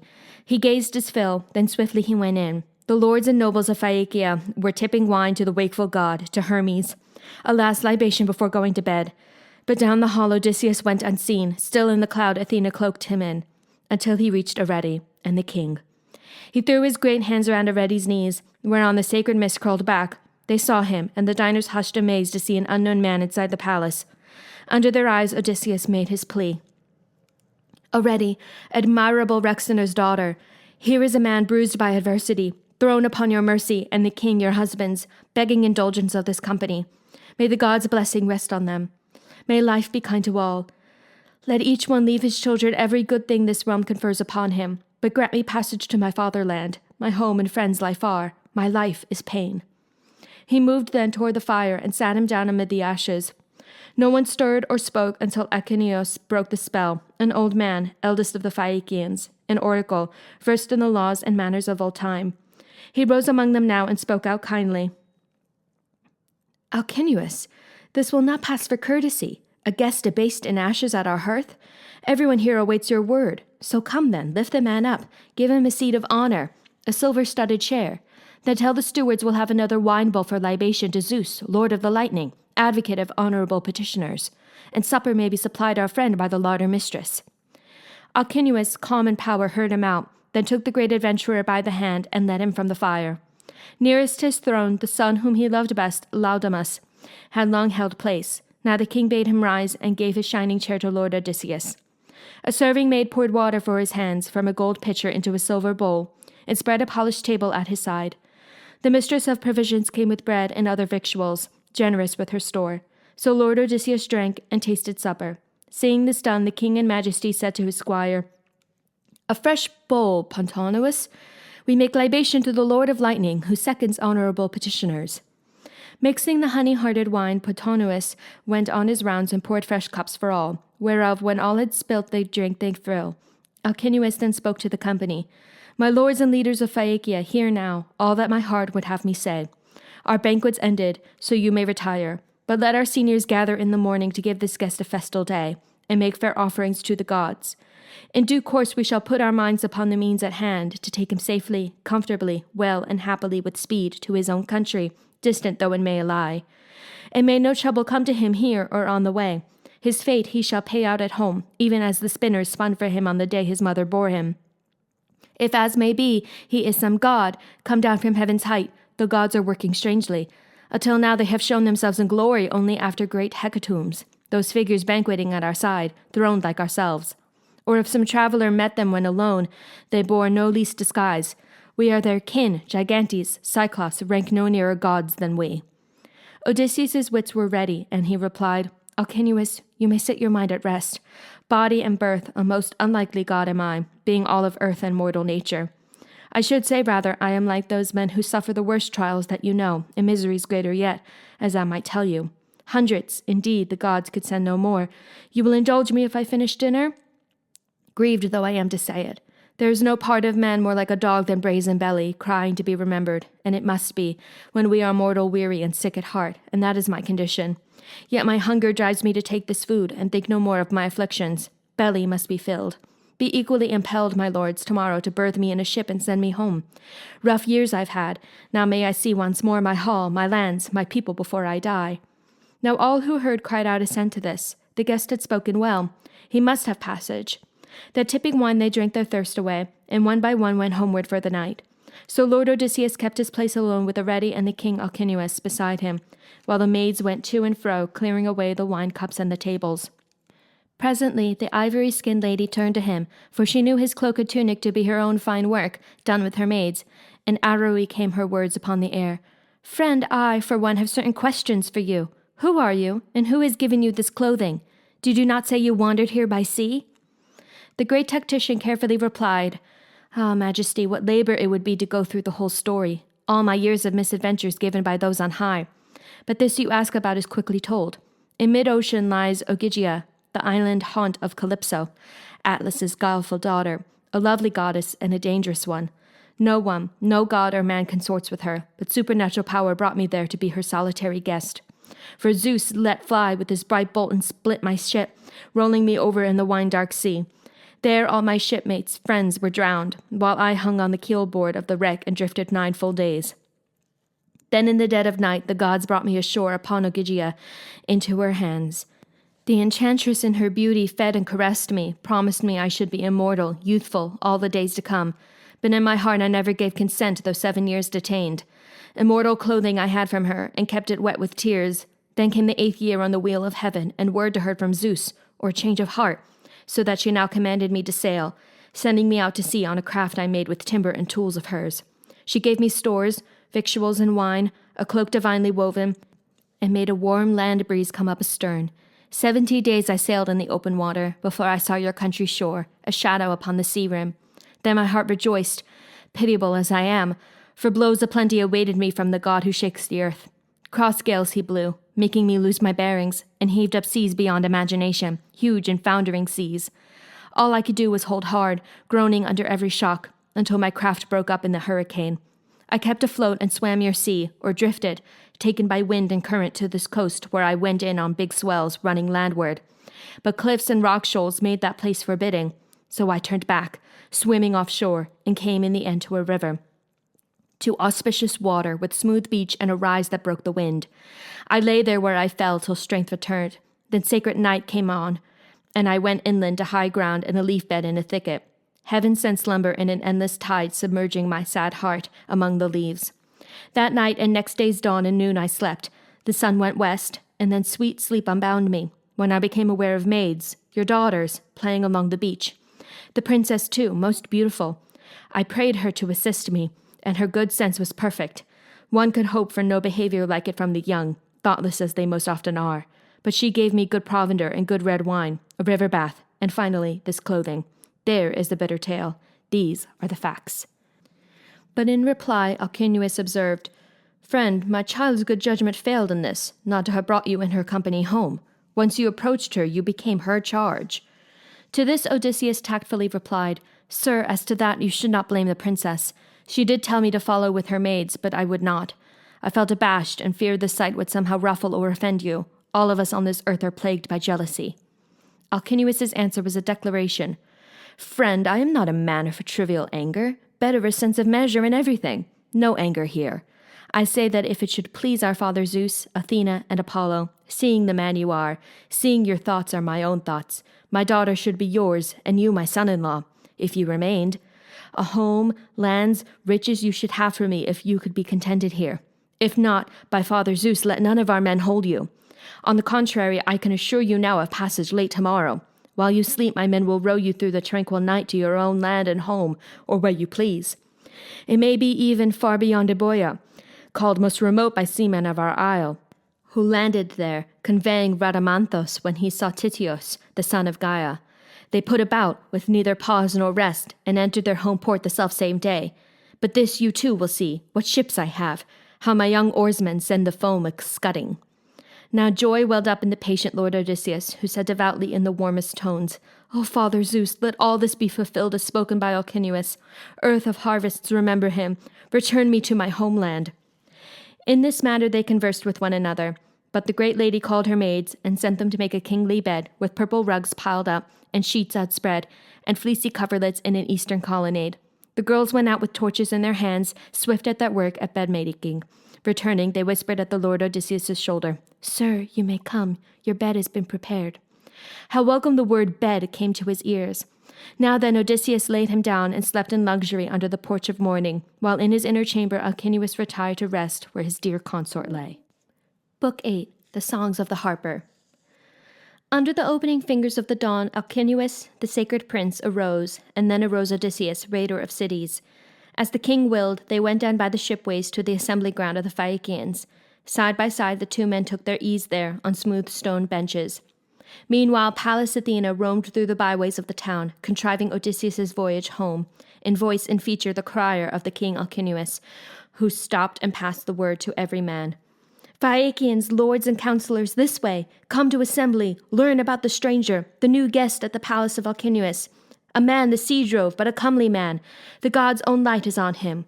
She aroused them, and soon the assembly ground and seats were filled with curious men, a throng who peered and saw the mastermind of war, Laertes' son. Athena now poured out her grace upon him, head and shoulders, height and mass, a splendor awesome to the eyes of the Phaeacians. She put him in a fettle to win the day, mastering every trial they set to test him. When all the crowd sat marshaled, quieted, Alcinous addressed the full assembly. "Hear me, lords and captains of the Phaeacians. Hear what my heart would have me say. Our guest, a new friend, nameless to me still, comes to my house after long wandering in dawn lands, or among the sunset races. Now he appeals to me for conveyance home. As in the past, therefore, let us provide passage, and quickly, for no guest of mine languishes here for lack of it. Look to it. Get a black ship afloat on the noble sea, and pick our fastest sailor. Draft a crew of 52 from our younger townsmen, men who have made their names at sea. Loop oars well to your thole pins, lads, then leave the ship. Come to our house. Fall to and take your supper. We'll furnish out a feast for every crewman. These are your orders. As for my older peers and princes of the realm, let them foregather in festival for our friend in my great hall, and let no man refuse. Call in our minstrel, Demodocus, whom God made lord of song, heart-easing, sing upon what theme he will." He turned, led the procession, and those princes followed, while his herald sought the minstrel. Young oarsmen from the assembly chose a crew of 52, as the king commanded, and these filed off along the waterside to where the ship lay, poised above open water. They hauled the black hull down to ride the sea, rigging a mast and spar in the black ship, with oars a trail from corded rawhide, all seamanly. Then tried the white sail hoisting, and moored her off the beach. Then going ashore, the crew went up to the great house of Alcinous. Here the enclosures, entranceways, and rooms were filled with men, young men and old, for whom Alcinous had put 12 sheep to sacrifice, 8 tuskers, and a pair of shambling oxen. These now they flayed and dressed to make their banquet. The crier soon came, leading that man of song whom the muse cherished. By her gift he knew the good of life and evil, for she who lent him sweetness made him blind. Pontonous fixed a studded chair for him hard by a pillar amid the banqueters, hanging the taut harp from a peg above him, and guided up his hands upon the strings, placed a bread basket at his side, and poured wine in a cup that he might drink his fill. Now each man's hand went out upon the banquet. In time when hunger and thirst were turned away, the muse brought to the minstrel's mind a song of heroes whose great fame rang under heaven.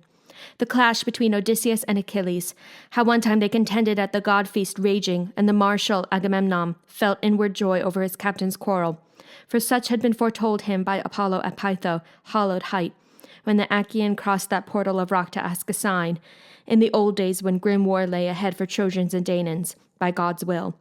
So ran the tale the minstrel sang. Odysseus with massive hand drew his rich mantle down over his brow, cloaking his face with it, to make the Phaeacians miss the secret tears that started to his eyes.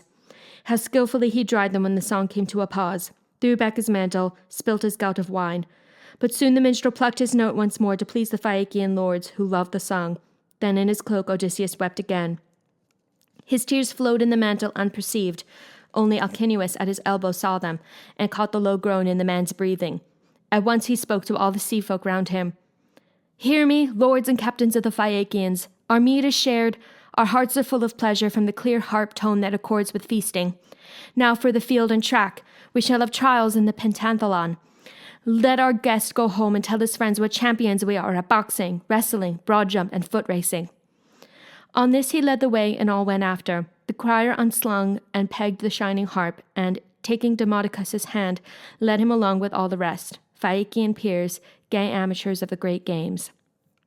They gained the common where a crowd was forming, and many a young athlete now came forward, with seaside names like Titmast, Siderachi, Sparwood, Hullman, Sternman, Beecher and Pullerman, Bluewater, Shearwater, Running Wake, Borderly, Seabelt, son of Grandfleet, Shipwrightson.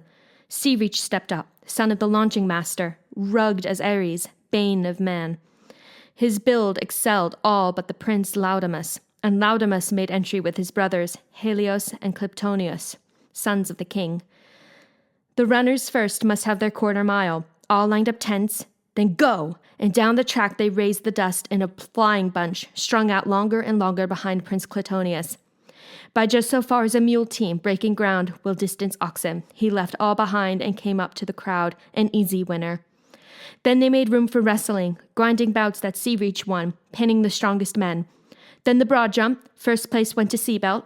Sparwood gave the discus the mightiest fling, and Prince Laodamas outboxed them all.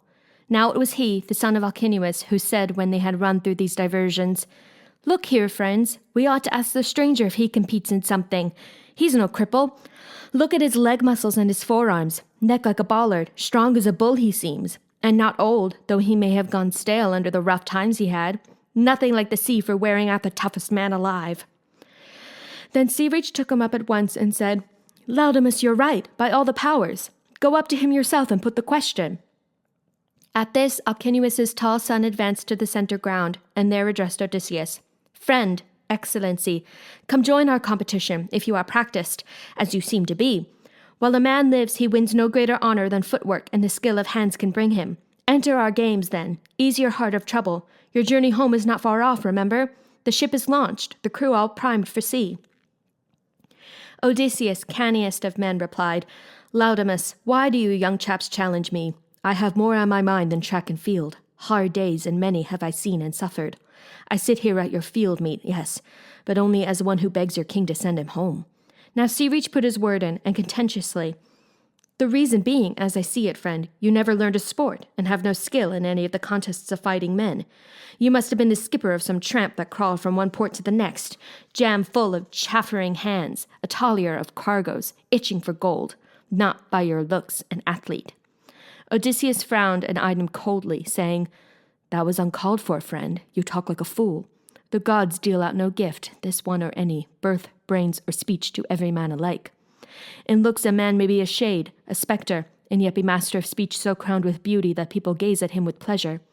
Courteous, sure of himself, he can command assemblies, and when he comes to town the crowds gather.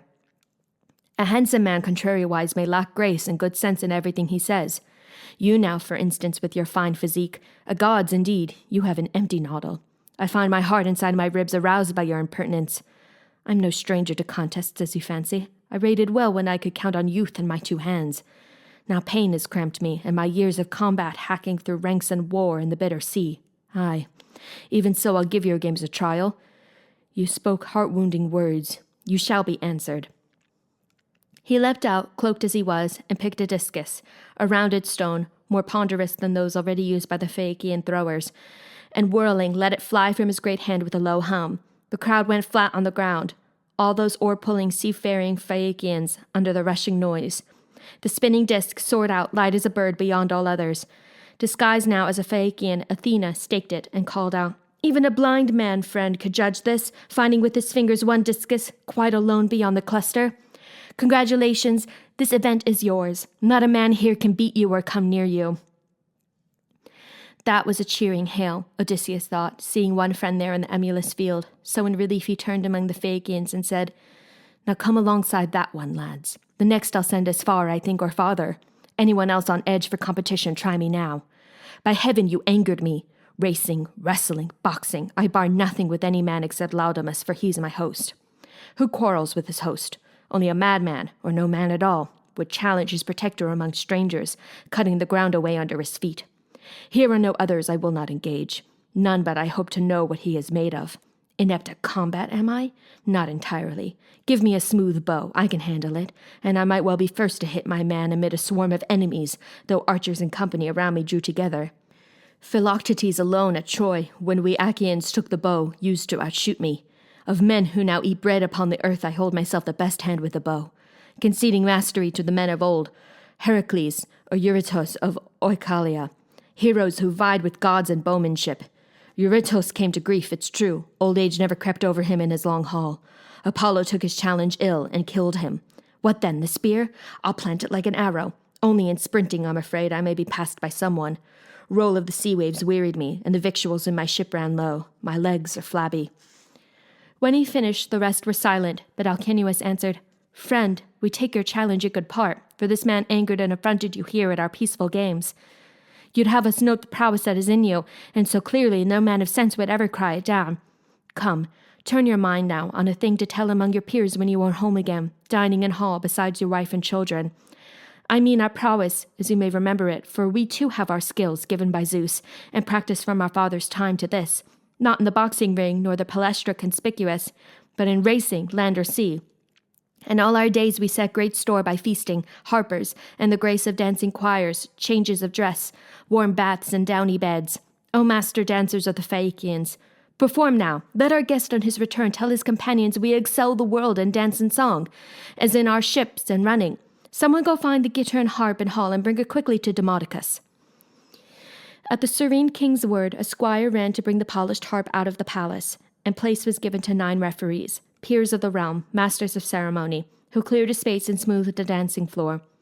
The squire brought down and gave Demodocus the clear-toned harp, and centering on the minstrel, magical young dancers formed a circle with a light beat and stamp of feet. Beholding, Odysseus marveled at the flashing ring. Now to his harp the blinded minstrel sang of Ares' dalliance with Aphrodite, how hidden in Hephaestus' home they played at love together, and the gifts of Ares, dishonoring Hephaestus' bed, and how the word that wounds the heart came to the master from Helios, who had seen the two embrace, and when he learned it, Lord Hephaestus went with baleful calculation to his forge. There mightily he armed his anvil block, and hammered out a chain whose tempered links could not be sprung or bent. He meant that they should hold. Those shackles fashioned hot in wrath Hephaestus climbed to the bower and the bed of love, pulled all his net of chain around the bedposts, and swung it from the rafters overhead, light as a cobweb even gods in bliss could not perceive, so wonderful his cunning. Seeing his bed now made a snare, he feigned a journey to the trim stronghold of Lemnos, the dearest of earth's towns to him. And Ares?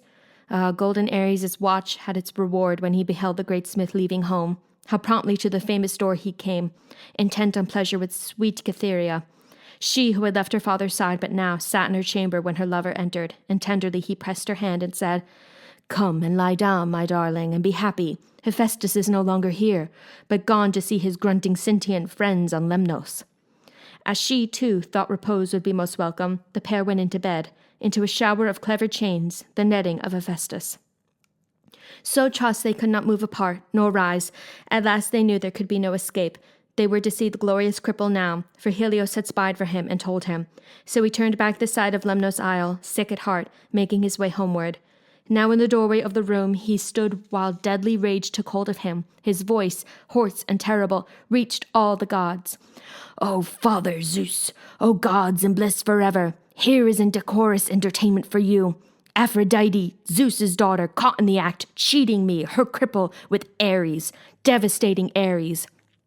Clean-limbed beauty is her joy, not these bandy legs I came into the world with. No one to blame but the two gods who bred me. Come see this pair entwining here in my own bed. How hot it makes me burn. I think they may not care to lie much longer, pressing on one another, passionate lovers. They'll have enough of bed together soon. And yet the chain that bagged them holds them down till father sends me back my wedding gifts. All that I poured out for his damned pigeon, so lovely and so wanton." All the others were crowding in now to the brazen house, Poseidon who embraces earth, and Hermes the runner, and Apollo lord of distance. The goddesses stayed home for shame, but these munificents ranged there in the doorway. And irrepressible among them all rose the laughter of the happy gods. Gazing hard at Hephaestus' handiwork, the gods in turn remarked among themselves, "No dash in adultery now. The tortoise tags the hare. Hephaestus catches Ares, and Ares outran the wind. The lame god's craft has pinned him. Now shall he pay what is due from gods taken in cuckoldry." They make these improving remarks to one another, but Apollo leaned aside to say to Hermes, "Son of Zeus, beneficent wayfinder, would you accept a coverlet of chain, if only you lay by Aphrodite's golden side?" To this the wayfinder replied, shining, "Would I not, though, Apollo of distances? Wrap me in chains 3 times the weight of these. Come, goddesses and gods, to see the fun. Only let me lie beside the pale golden one." The gods gave way again to peals of laughter, all but Poseidon, and he never smiled, but urged Hephaestus to unpinion Ares, saying emphatically in a loud voice, "Free him! You will be paid, I swear. Ask what you will. He pays up every jot the gods decree." To this the great game legs replied, "Poseidon, lord of the earth-surrounding sea, I should not swear to a scoundrel's honor. What have I a surety from you if Ares leaves me empty-handed with my empty chain?" The Earth-shaker for answer urged again, "Hephaestus, let us grant he goes and leaves the fine unpaid. I swear that I shall pay it." Then said the great game legs at last, "No more. You offer terms I cannot well refuse." And down the strong god bent to set them free, till disencumbered of their bond, the chain, the lovers leapt away. He into Thrace, while Aphrodite, laughter's darling, fled to Crippos' isle and Pathos, to her meadows, an altar dim with incense. There the Graces bathed and anointed her with golden oil, a bloom that clings upon immortal flesh alone, and let her folds of mantle fall in glory. So ran the song the minstrel sang. Odysseus, listening, found sweet pleasure in the tale, among the Phaeacian mariners and oarsmen. And next Alcinous called upon his sons, Halios and Laodamas, to show the dance no one could do as well as they, handling a purple ball carven by Polybos. One made it shoot upward under the shadowing clouds as he leaned backward, bounding high in air. The other cut its flight far off the ground, and neither missed a step as the ball soared. The next turn was to keep it low, and shuttling hard between them, while the ring of boys gave them a steady stamping beat. Odysseus now addressed Alcinous. "O Majesty, model of all your folk, your promise was to show me peerless dancers. Here is the promise kept. I am all wonder." At this Alcinous in his might rejoicing said to the seafarers of Phaeacia, "Attend me now, Phaeacian lords and captains. Our guest appears a clear-eyed man and wise. Come, let him feel our bounty as he should. Here are 12 princes of the kingdom, lords paramount, and I who make 13. Let each one bring a laundered cloak and tunic, and add 1 bar of honorable gold. Heap all our gifts together, load his arms, let him go joyous to our evening feast. As for Sea Reach, why, man to man he'll make amends, and handsomely. He blundered." Now all as one acclaimed the king's good pleasure, and each one sent his squire to bring his gifts. Meanwhile Sea Reach found his speech again, saying, "My lord and model of us all, Alcinous, as you require of me in satisfaction, this broadsword of clear bronze goes to our guest. Its hilt is silver, and the ringed sheath of new-sawn ivory, a costly weapon." He turned to give the broadsword to Odysseus, facing him, saying blithely, "Sir, my best wishes, my respects. If I offended, I hope the sea winds blow it out of mind. God send you see your lady and your homeland soon again, after the pain of exile." Odysseus, the great tactician, answered, "My hand, friend, may the gods award you fortune. I hope no pressing need comes on you ever for this fine blade you give me in amends."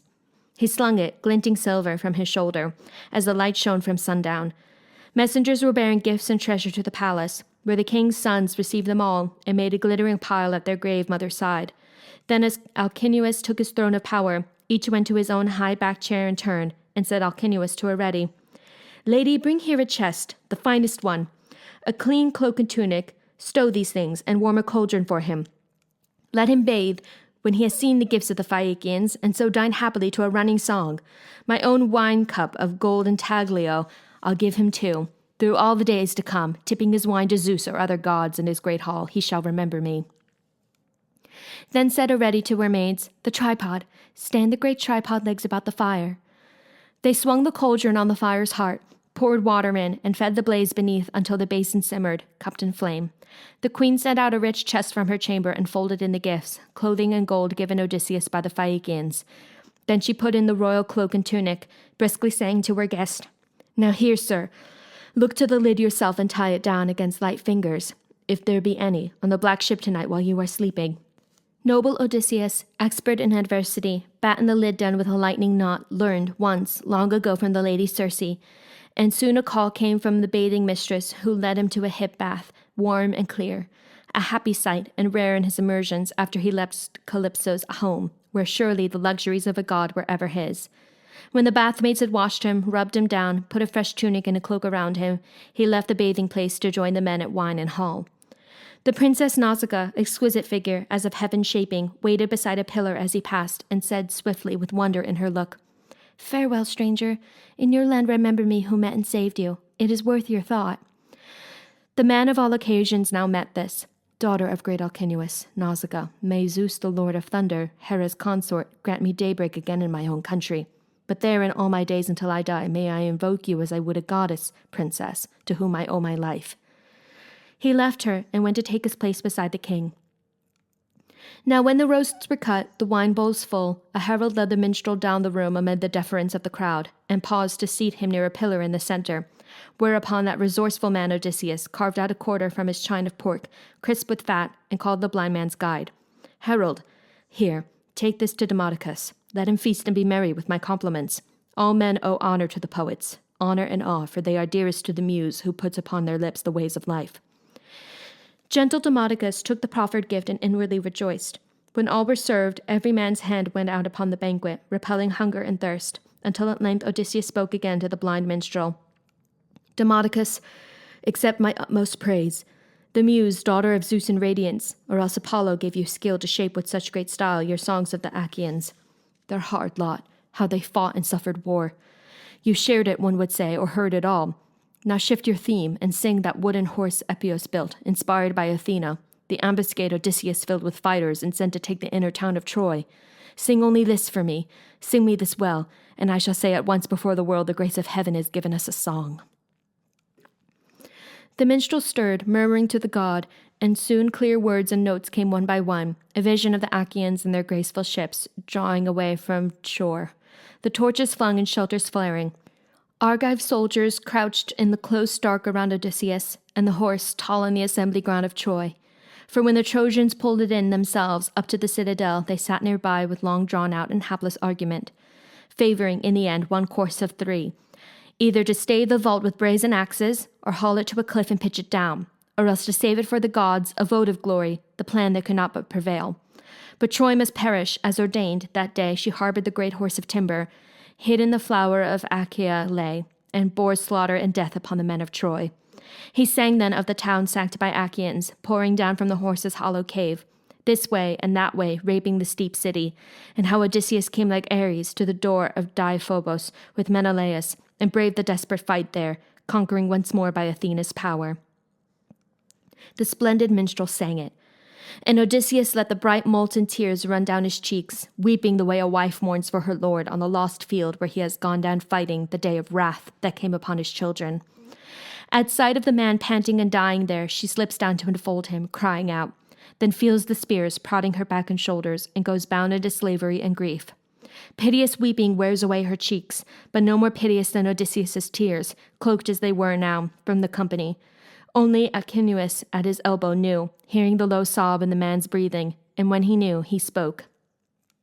Hear me, lords and captains of Phaeacia, and let Demodocus touch his harp no more. His theme has not been pleasing to all here. During the feast, since our fine poet sang, our guest has never left off weeping. Grief seems fixed upon his heart. Break off the song. Let everyone be easy, host and guest. There's more decorum in a smiling banquet. We had prepared here on our friend's behalf safe conduct in a ship and gifts to cheer him, holding that any man with a grain of wit will treat a decent suppliant like a brother. Now by the same rule, friend, you must not be secretive any longer. Come, in fairness, tell me the name you bore in that far country. How were you known to family and neighbors? No man is nameless. No man, good or bad, but gets a name in his first infancy, none being born unless a mother bears him. Tell me your native land, your coast and city, sailing directions for the ships, you know, for those Phaeacian ships of ours that have no steersman and no steering oar, divining the crew's wishes as they do, and knowing as they do the ports of call about the world. Hidden in mist or cloud, they scud the open sea, with never a thought of being in distress or going down. There is, however, something I once heard Nausithous my father say. Poseidon holds it against us that our deep sea ships are sure conveyance for all passengers. My father said someday one of our cutters homeward bound over the cloudy sea would be wrecked by the god, and a range of hills thrown round our city. So in his age, he said, and let it be or not as the gods please. But come, now, put it for me clearly. Tell me the seaways that you wandered, and the shores you touched, the cities and the men therein, uncivilized, if such there were, and hostile, and those God-fearing who had kindly manners. Tell me why you should grieve so terribly over the Argives and the fall of Troy. That was all God's work, weaving ruin there so it should make a song for men to come. Some kin of yours, then, died at Ilion? Some first-rate man, by marriage near to you, next to your own blood most dear? Or some companion of congenial mind and valor? True it is, a wise friend can take a brother's place in our affection. Book 9. New Coasts and Poseidon's Son. Now this was the reply Odysseus made. Alcinous, king in admiration of men, how beautiful this is, to hear a minstrel gifted as yours, a god he might be, singing.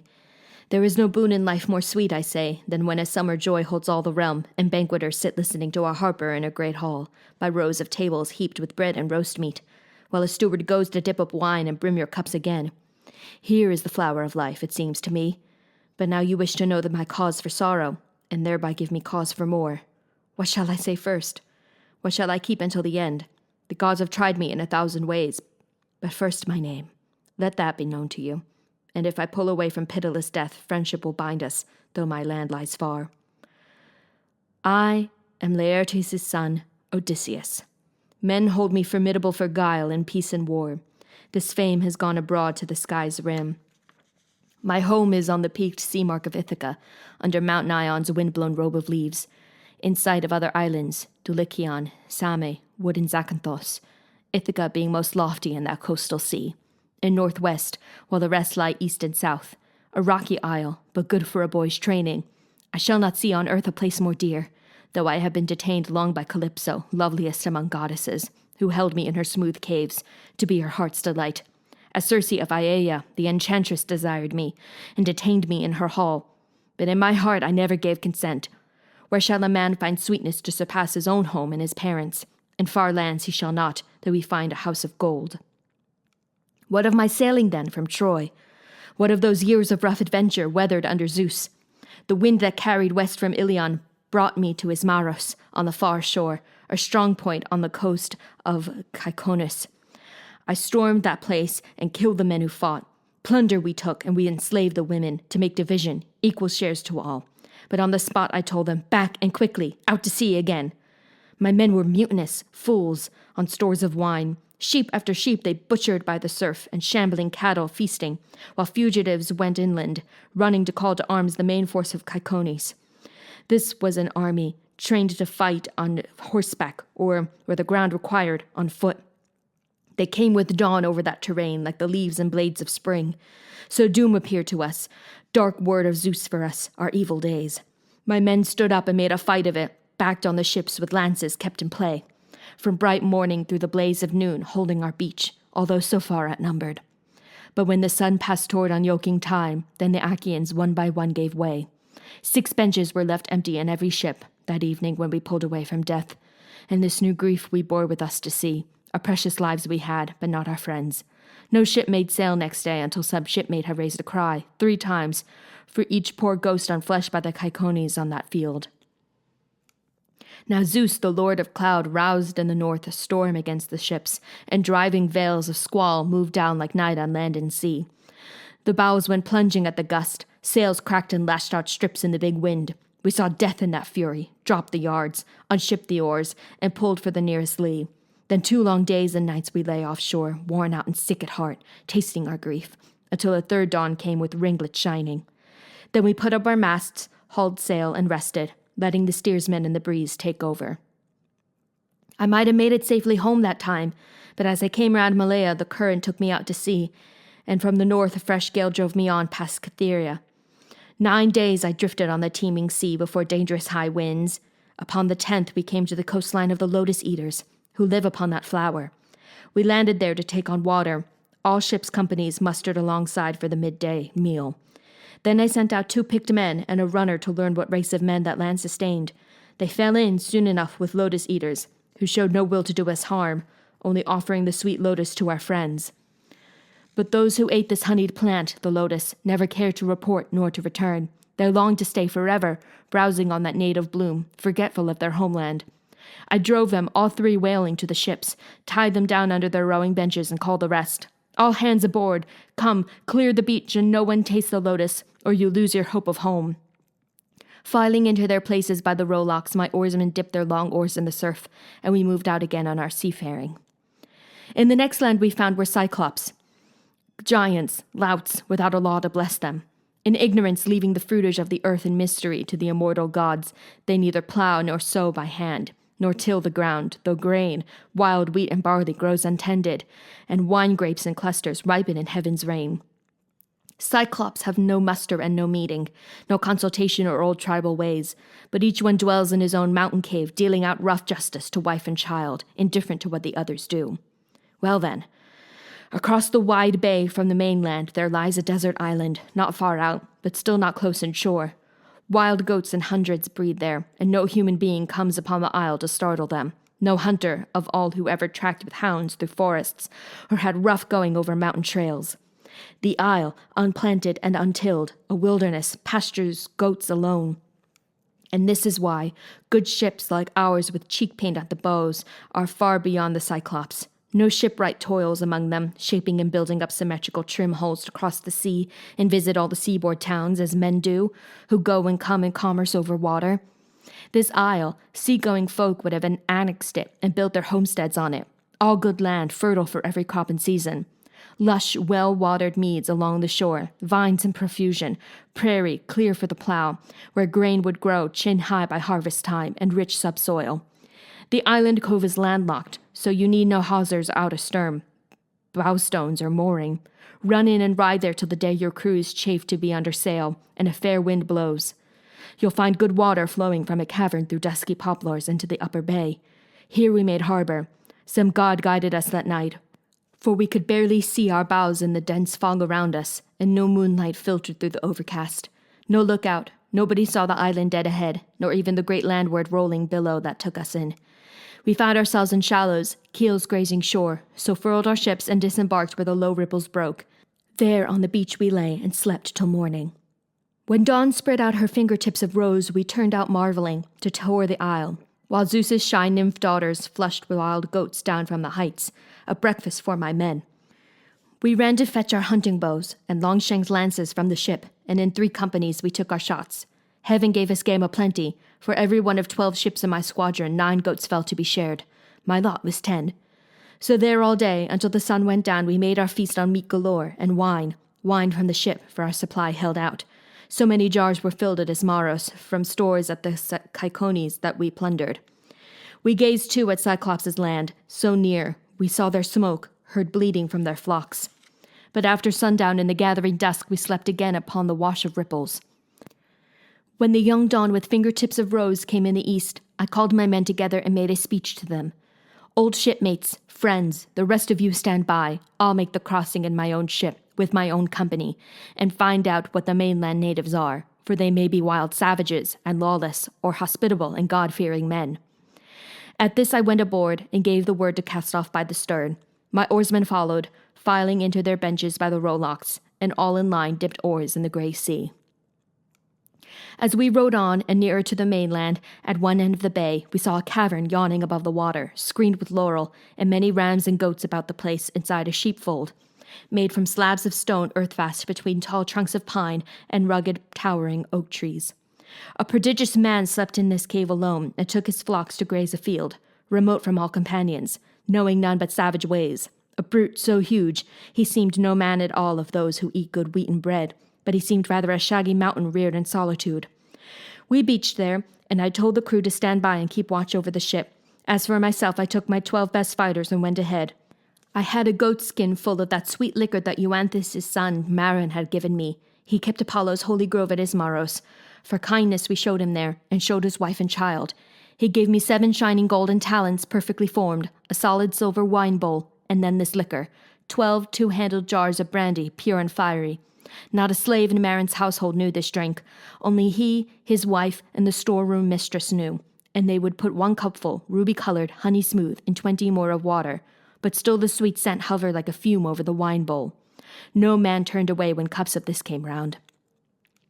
A wineskin full I brought along, and victuals in a bag, for in my bones I knew some towering brute would be upon us soon, all outward power, a wild man, ignorant of civility. We climbed then briskly to the cave, but Cyclops had gone afield to pasture his fat sheep, so we looked round at everything inside. A drying rack that sagged with cheeses, pens crowded with lambs and kids, each in its class. Firstlings apart from middlings, and the dewdrops or newborn lambkins penned apart from both. And vessels full of whey were brimming there, bowls of earthenware and pails for milking. My men came pressing round me, pleading, "Why not take these cheeses? Get them stowed. Come back. Throw open all the pens and make a run for it. We'll drive the kids and lambs aboard. We say put out again on good salt water." Ah, how sound that was! Yet I refused. I wished to see the caveman, what he had to offer. No pretty sight it turned out, for my friends. We lit a fire, burnt an offering, and took some cheeses to eat. Then sat in silence among the embers waiting. When he came, he had a load of dry boughs on his shoulder to stoke his fire at supper time. He dumped it with a great crash into that hollow cave, and we all scattered fast to the far wall. Then over the broad cavern floor he ushered the ewes he meant to milk. He left his rams and he-goats in the yard outside and swung high overhead a slab of solid rock to close the cave. 24 four-wheeled wagons with heaving wagon teams could not have stirred the tonnage of that rock from where he wedged it over the door-sill. Next he took his seat and milked his bleeding ewes. A practiced job he made of it, giving each ewe her suckling. Thickened his milk, then into curds and whey, sieved out the curds to drip in withy baskets, and poured the whey to stand in bowls, cooling until he drank it for his supper. When all these chores were done, he poked the fire, heaping on brushwood. In the glare he saw us. "Strangers," he said. "Who are you, and where from? What brings you here by seaways? A fair traffic? Or are you wandering rogues who cast your lives like dice and ravage other folk by sea?" We felt a pressure on our hearts, in dread of that deep rumble in that mighty man. But all the same I spoke up in reply. "We are from Troy, Achaeans, blown off course by shifting gales on the great South Sea. Homeward bound, but taking routes and ways in common. So the will of Zeus would have it. We served under Agamemnon, son of Atreus. The whole world knows what city he laid waste, what armies he destroyed. It was our luck to come here. Here we stand, beholden for your help, or any gifts you give, as custom is to honor strangers. We would entreat you, great sir, to have a care for the gods' courtesy. Zeus will avenge the unoffending guest." He answered this from his brute chest unmoved.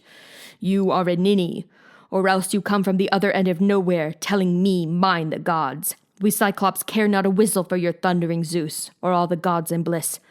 We have more force by far. I would not let you go for fear of Zeus, you or your friends, unless I had a whim to. Tell me, where was it now you left your ship? Around the point, or down the shore, I wonder?"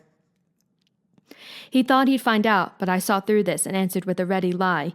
"My ship, Poseidon Lord, who sets the earth a-tremble, broke it up on the rocks at your land's end. A wind from seaward served him, drove us there. We are survivors, these good men and I." Neither reply nor pity came from him, but in one stride he clutched at my companions and caught 2 in his hands like squirming puppies to beat their brains out, spattering the floor. Then he dismembered them and made his meal, gaping and crunching like a mountain lion. Everything, innards, flesh, and marrow bones. We cried aloud, lifting our hands to Zeus, powerless, looking on at this appalled. But Cyclops went on filling up his belly with man-flesh and great gulps of whey. Then lay down like a mast among his sheep. My heart beat high now at the chance of action, and drawing the sharp sword from my hip, I went along his flank to stab him where the midriff holds the liver. I had touched the spot when sudden fear stayed me. If I killed him, we perished there as well, for we could never move his ponderous doorway slab aside, so we were left to groan and wait for morning. When the young dawn, with fingertips of rose, lit up the world, the Cyclops built a fire and milked his handsome ewes, all in due order, putting the sucklings to the mothers. Then, his chores being all dispatched, he caught another brace of men to make his breakfast, and whisked away his great door slab to let his sheep go through. But he behind reset the stone as one would cap a quiver. There was a din of whistling as the Cyclops rounded his flock to higher ground, then stillness. And now I pondered how to hurt him worst, if but Athena granted what I prayed for. Here are the means I thought would serve my turn. A club or staff lay there along the fold, an olive tree, felled green and left to season for Cyclops' hand, and it was like a mast, a lugger of 20 oars, broad in the beam, a deep-sea-going craft might carry. So long, so big around, it seemed. Now I chopped out a 6-foot section of this pole and set it down before my men, who scraped it. And when they had it smooth, I hewed again to make a stake with pointed end. I held this in the fire's heart and turned it, toughening it, then hid it, well back in the cavern, under one of the dung piles in profusion there. Now came the time to toss for it. Who ventured along with me? Whose hand could bear to thrust and grind that spike in Cyclops' eye, when mild sleep had mastered him? As luck would have it, the men I would have chosen won the toss. 4 strong men, and I made 5 as captain. At evening came the shepherd with his flock, his woolly flock. The rams as well this time entered the cave. By some sheep-herding whim, or a god's bidding, none were left outside. He hefted his great boulder into place and sat him down to milk the bleeding ewes, in proper order, put the lambs to suck, and swiftly ran through all his evening chores. Then he caught 2 more men and feasted on them. My moment was at hand, and I went forward holding an ivy bowl of my dark drink, looking up, saying, "Cyclops, try some wine. Here's liquor to wash down your scraps of men. Taste it, and see the kind of drink we carried under our planks. I meant it for an offering if you would help us home, but you are mad, unbearable, a bloody monster. After this will any other traveler come to see you?" He seized and drained the bowl, and it went down so fiery and smooth he called for more. "Give me another, thank you kindly. Tell me, how are you called? I'll make a gift will please you. Even Cyclops know the wine grapes grow out of grassland and loam in heaven's rain, but here's a bit of nectar and ambrosia." 3 bowls I brought him, and he poured them down. I saw the fuddle and flush come over him. Then I sang out in cordial tones, "Cyclops, you ask my honorable name? Remember the gift you promised me, and I shall tell you. My name is Nobody. Mother, father, and friends, everybody calls me Nobody." And he said, "Nobody's my meat then, after I eat his friends. Others come first. There's a noble gift now." Even as he spoke, he reeled and tumbled backward, his great head lolling to one side, and sleep took him like any creature. Drunk, hiccuping, he dribbled streams of liquor and bits of men. Now by the gods I drove my big hand spike deep in the embers, charring it again, and cheered my men along with battle talk to keep their courage up. No quitting now. The pike of olive, green though it had been, reddened and glowed as if about to catch. I drew in from the coals, and my 4 fellows gave me a hand, lugging it near the Cyclops, as more than natural force nerved them. Straight forward they sprinted, lifted it, and rammed it deep in his crater eye, and I leaned on it, turning it as a shipwright turns a drill in planking, having men below to swing the 2-handled strap that spins it in the groove. So with our brand we bored that great eye socket while blood ran out around the red-hot bar. Eyelid and lash were seared, the pierced ball hissed broiling, and the roots popped.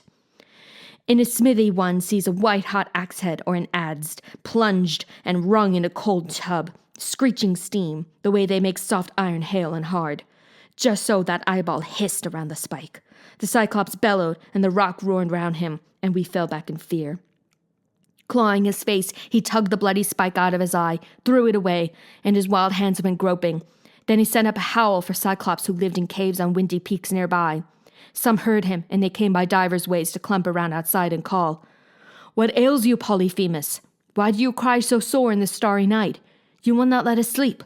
Sure no man's driving off your flock? No man has tricked you, ruined you?" Out of the cave, the mammoth Polyphemus roared in answer. Nobody's tricked me. Nobody's ruined me. To this rough shout they made a sage reply. Ah, well, if nobody has played you foul there in your lonely bed, we are no use in pain given by great Zeus. Let it be your father, Poseidon Lord, to whom you pray. So saying, they trailed away, and I was filled with laughter to see how like a charm the name deceived them. Now Cyclops, wheezing as the pain came on him, fumbled to wrench away the great door stone and squatted in the breach with arms thrown wide for any silly beast or man who bolted, hoping somehow I might be such a fool. But I kept thinking how to win the game. Death sat there huge. How could we slip away?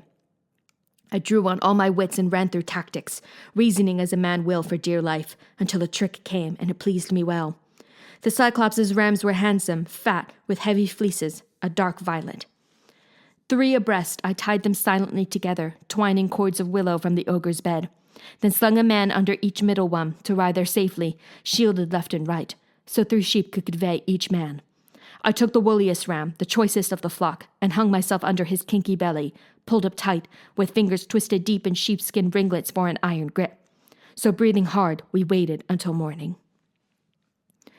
When dawn spread out her fingertips of rose, the rams began to stir, moving for pasture, and peals of bleating echoed round the pens, where dams with udders full called for a milking. Blinded and sick with pain from his head wound, the master stroked each ram, then let it pass. But my men, riding on the pectoral fleece, the giant's blind hands blundering never found. Last of them all my ram, the leader, came, weighted by wool and me with my meditations. The Cyclops patted him, and then he said, "Sweet cousin ram, why lag behind the rest in the night cave? You never linger so, but graze before them all, and go afar to crop sweet grass, and take your stately way leading along the streams, until at evening you run to be the first one in the fold. Why now so far behind? Can you be grieving over your master's eye? That carrion rogue and his accursed companions burnt it out when he had conquered all my wits with wine. Nobody will not get out alive, I swear. Oh, had you brain and voice to tell where he may be now, dodging all my fury. Bashed by this hand and bashed on this rock wall, his brains would strew the floor, and I should have rest from the outrage nobody worked upon me." He sent us into the open then. Close by, I dropped and rolled clear of the ram's belly, going this way and that to untie the men. With many glances back, we rounded up his fat, stiff-legged sheep to take aboard, and drove them down to where the good ship lay. We saw, as we came near, our fellows' faces shining. Then we saw them turn to grief, tallying those who had not fled from death. I hushed them, jerking head and eyebrows up, and in a low voice told them, "Load this herd, move fast, and put the ship's head toward the breakers." They all pitched in at loading, then embarked and struck their oars into the sea. Far out, as far offshore as shouted words would carry, I sent a few back to the adversary. "O Cyclops, would you feast on my companions?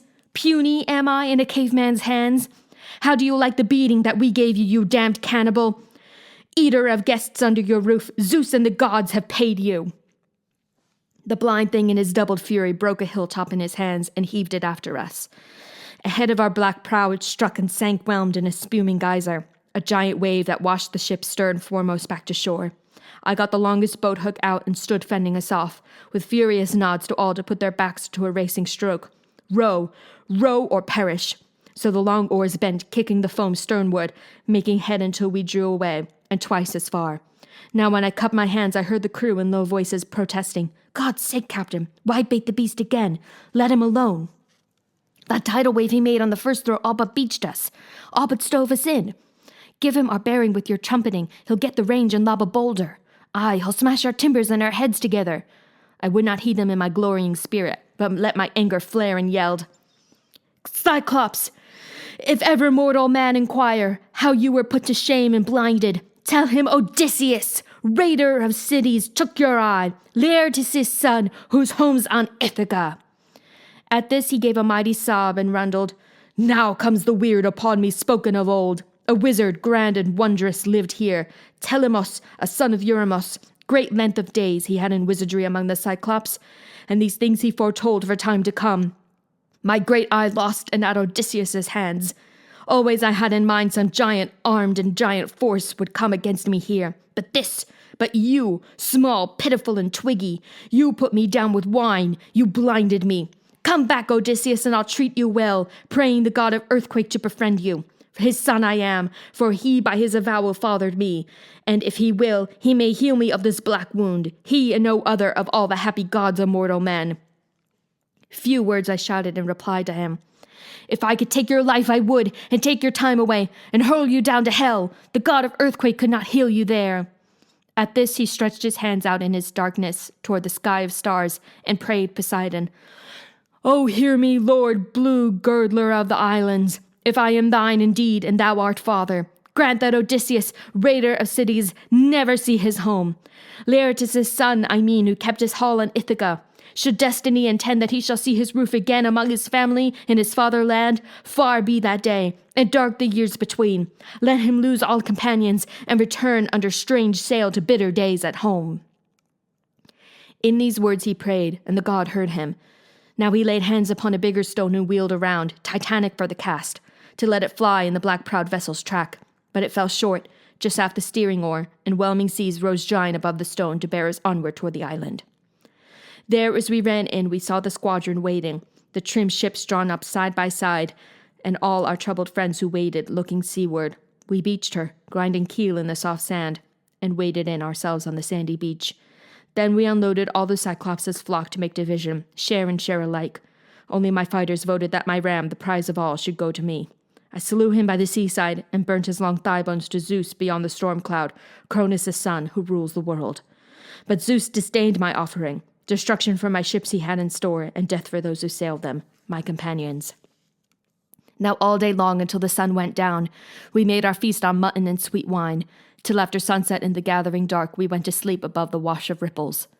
When the young dawn with fingertips of rose touched the world, I roused the men, gave orders to man the ships, cast off the mooring lines, and filing in to sit beside the rowlocks, oarsmen in line dipped oars in the grey sea. So we moved out, sad in the vast offing, having our precious lives, but not our friends. Book 10. The Grace of the Witch.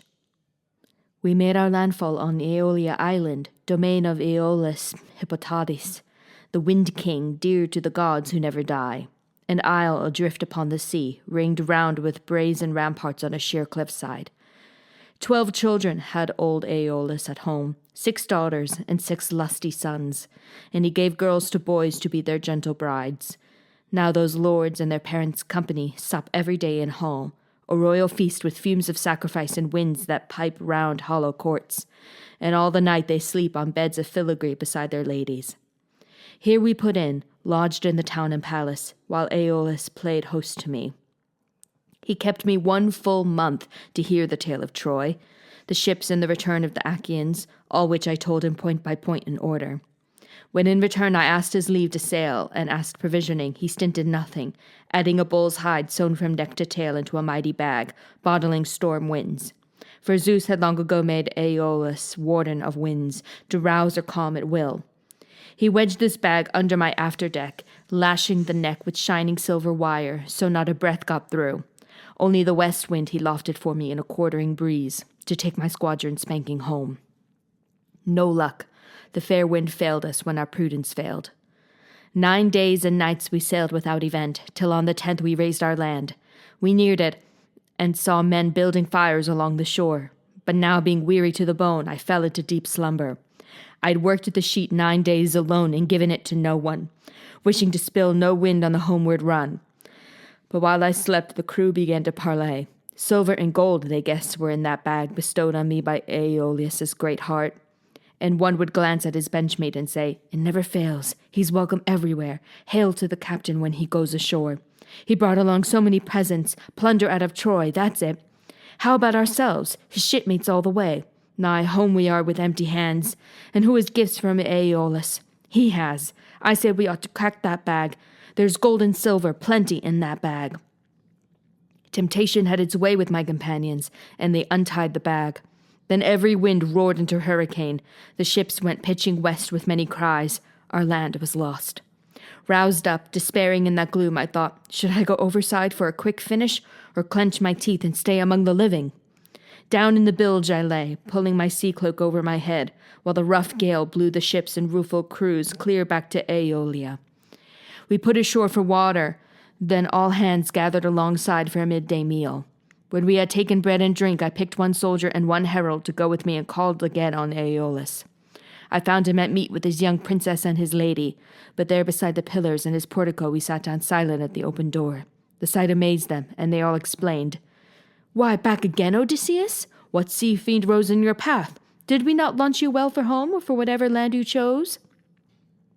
Out of my melancholy I replied, "Mischief aboard and nodding at the tiller. A damned drowse did for me. Make good my loss, dear friends, you have the power."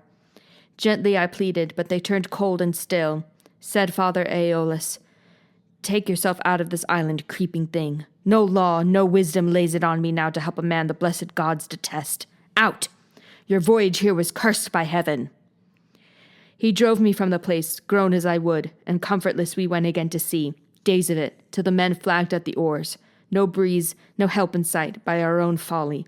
6 indistinguishable nights and days before we raised the Lastrygonian height and far stronghold of Lamos. In that land the daybreak follows dusk, and so the shepherd homing calls to the cowherd setting out, and he who never slept could earn 2 wages, tending oxen, pasturing silvery flocks, where the low night path of the sun is near, the sun's path by day. Here then we found a curious bay, with mountain walls of stone to left and right, and reaching far inland, a narrow entrance opening from the sea, where cliffs converged as though to touch and close.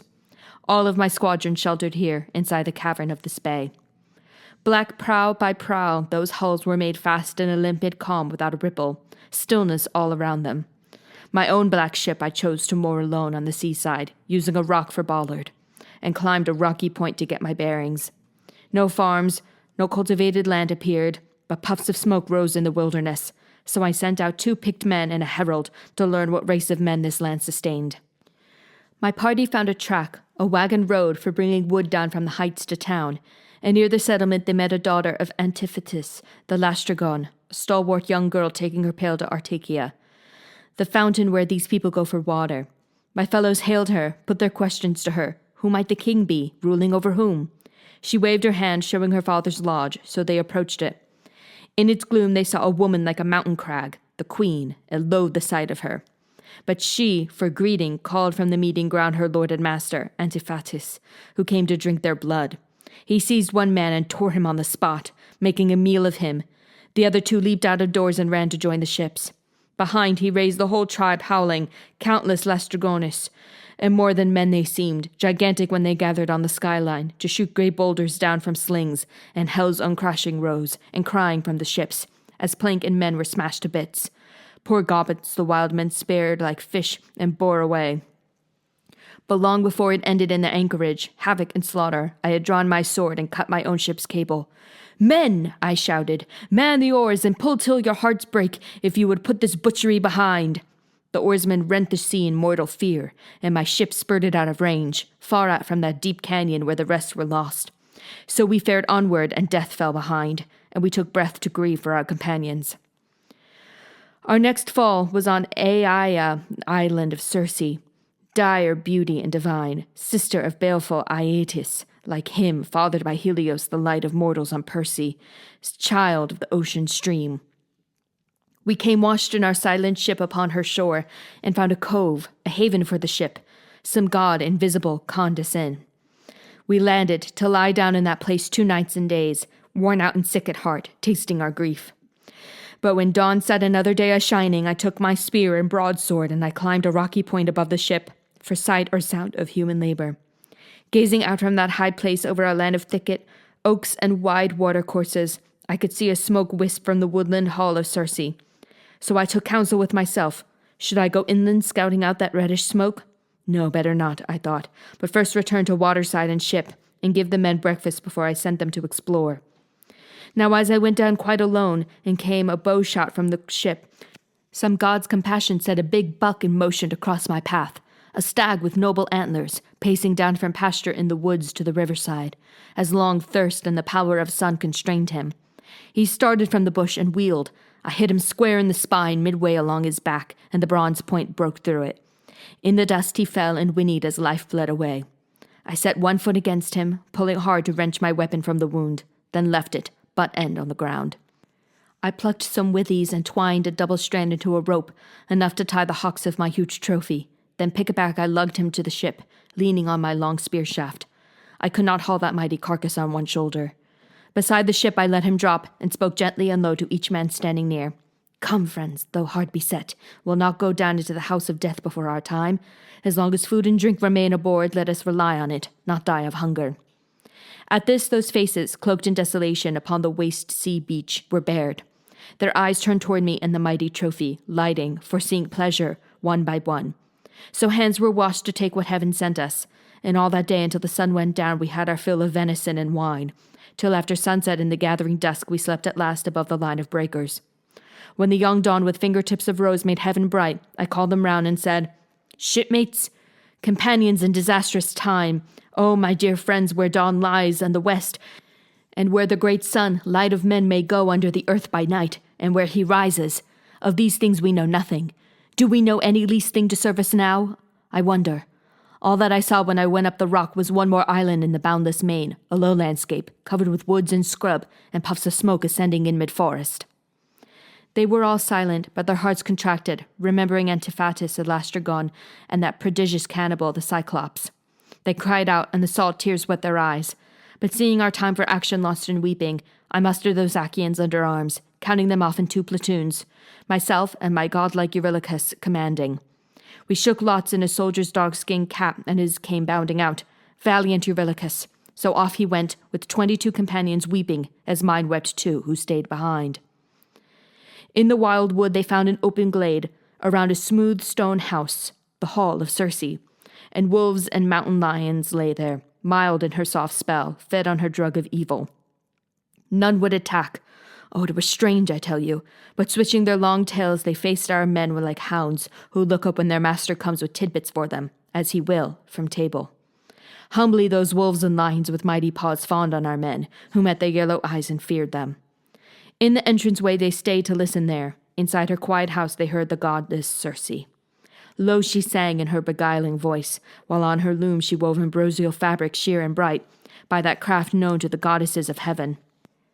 No one would speak until Polites, most faithful and likeable of my officers, said, Dear friends, no need for stealth. Here's a young weaver singing a pretty song to set the air a-tingle on these lawns and paving courts. Goddess she is, or lady. Shall we greet her? So reassured they all cried out together, and she came swiftly to the shining doors and to call them in. All but Eurylochus, who feared a snare, the innocents went after her. On thrones she seated them, and lounging chairs, while she prepared a meal of cheese and barley and amber honey mixed with Pramnian wine, adding her own vile pinch, to make them lose desire or thought of our dear fatherland. Scarce had they drunk when she flew after them with her long stick and shut them in a pigsty. Bodies, voices, heads, and bristles, all swinish now, though minds were still unchanged. So, squealing, in they went, and Circe tossed them acorns, mast, and cornel berries, fodder for hogs who rot in slumber on the earth. Down to the ship Eurylochus came running to cry alarm. Foul magic doomed his men. But working with dry lips to speak a word he could not, being so shaken, blinding tears welled in his eyes, foreboding filled his heart. When we were frantic questioning him, at last we heard the tale. Our friends were gone. Said he, We went up through the oak scrub where you sent us, Odysseus, glory of commanders, until we found a palace in a glade, a marble house on open ground, and someone singing before her loom a chill sweet song, goddess or girl, we could not tell. They hailed her, and then she stepped through shining doors and said, Come, come in. Like sheep they followed her, but I saw cruel deceit and stayed behind. Then all our fellows vanished. Not a sound, and nothing stirred, although I watched for hours. When I heard this, I slung my silver-hilted broadsword on and shouldered my long bow and said, Come, take me back the way you came. But he put both his hands around my knees in desperate woe and said in supplication, Not back there, O my lord. Oh, leave me here. You, even you, cannot return. I know it. I know you cannot bring away our shipmates. Better make sail with these men quickly, too, and save ourselves from horror while we may. But I replied, By heaven, Eurylochus, rest here then. Take food and wine. Stay in the back hall's shelter. Let me go, as I see nothing for it but to go. I turned and left him, left the shore and ship, and went up through the woodland hushed and shady to find the subtle witch in her long hall. But Hermes met me, with his golden wand barring the way, a boy whose lip was downy in the first bloom of manhood, so he seemed. He took my hand and spoke as though he knew me. Why take the inland path alone, poor seafarer, by hill and dale, upon this island all unknown? Your friends are locked in Circe's pale. All are become like swine to sea, and if you go to set them free, you go to stay, and never more make sail for your old home upon Thaki. But I could tell you what to do, to come unchanged from Circe's power, and disenthrall your fighting crew, take with you to her bower. As amulet, this plant, I know, it will defeat her horrid show. So pure and potent is the flower, no mortal herb was ever so. Your cup with numbing drops of night and evil, stilled of all remorse, she will infuse to charm your sight, but this great herb with holy force will keep your mind and senses clear when she turns cruel coming near, with her long stick to whip you out of doors, then let your cutting blade appear. Let instant death upon it shine, and she will cower and yield her bed, a pleasure you must not decline, so may her lust and fear bestead. You and your friends and break her spell, but make her swear by heaven and hell, no witch's tricks or else your harness shed, you'll be unmanned by her as well. He bent down glittering for the magic plant and pulled it up, black root and milky flower, omolu in the language of the gods. Fatigue and pain for mortals to uproot, but gods do this, and everything with ease. Then toward Olympus through the island trees Hermes departed, and I sought out Circe, my heart high with excitement beating hard. Before her mansion in the porch I stood to call her, all being still. Quick as a cat, she opened her bright doors and sighed a welcome. Then I strode after her with heavy heart down the long hall and took the chair she gave me, silver-studded, intricately carved, made with a low footrest. The Lady Circe mixed me a golden cup of honeyed wine, adding in mischief her unholy drug. I drank, and the drink failed. But she came forward, aiming a stroke with her long stick, and whispered, "Down in the sty and snore among the rest." Without a word, I drew my sharpened sword and in one bound held it against her throat. She cried out, then slid under to take my knees, catching her breath to say in her distress, "What champion of what country can you be? Where are your kinsmen and your city? Are you not sluggish with my wine? Oh, wonder! Never a mortal man that drank this cup, but when it passed his lips, he had succumbed. Hail must your heart be and your tempered will. Odysseus then you are, O great contender, of whom the glittering god with golden wand spoke to me ever, and foretold the black swift ship would carry you from Troy. Put up your weapon in the sheath. We two shall mingle and make love upon our bed, so mutual trust may come of play and love." To this I said, "Circe, am I a boy, that you should make me soft and doting now? Here in this house you turned my men to swine. Now it is I myself you hold, enticing into your chamber, to your dangerous bed, to take my manhood when you have me stripped. I mount no bed of love with you upon it, or swear me first a great oath if I do. You'll work no more enchantment to my harm." She swore at once, outright, as I demanded, and after she had sworn and bound herself, I entered Circe's flawless bed of love. Presently in the hall her maids were busy, the nymphs who waited upon Circe, 4, whose cradles were in fountains, under boughs, or in the glassy seaward gliding streams. One came with richly colored rugs to throw on seat and chair back, over linen covers. A second pulled the tables out, all silver, and loaded them with baskets all of gold. A third mixed wine as tawny mild as honey in a bright bowl, and set out golden cups. The fourth came bearing water and lit a blaze under a cauldron. By and by it bubbled, and when the dazzling brazen vessel seethed, she filled a bathtub to my waist and bathed me, pouring a soothing blend on head and shoulders, warming the soreness of my joints away. When she had done and smoothed me with sweet oil, she put a tunic and a cloak around me, and took me to a silver-studded chair with footrest, all elaborately carven. Now came a maid to dip a golden jug of water into a silver finger bowl, and draw a polished table to my side. The larder mistress brought her tray of loaves with many savory slices, and she gave the best to tempt me, but no pleasure came. I huddled with my mind elsewhere, oppressed. Circe regarded me as there I sat disconsolate, and never touched a crust.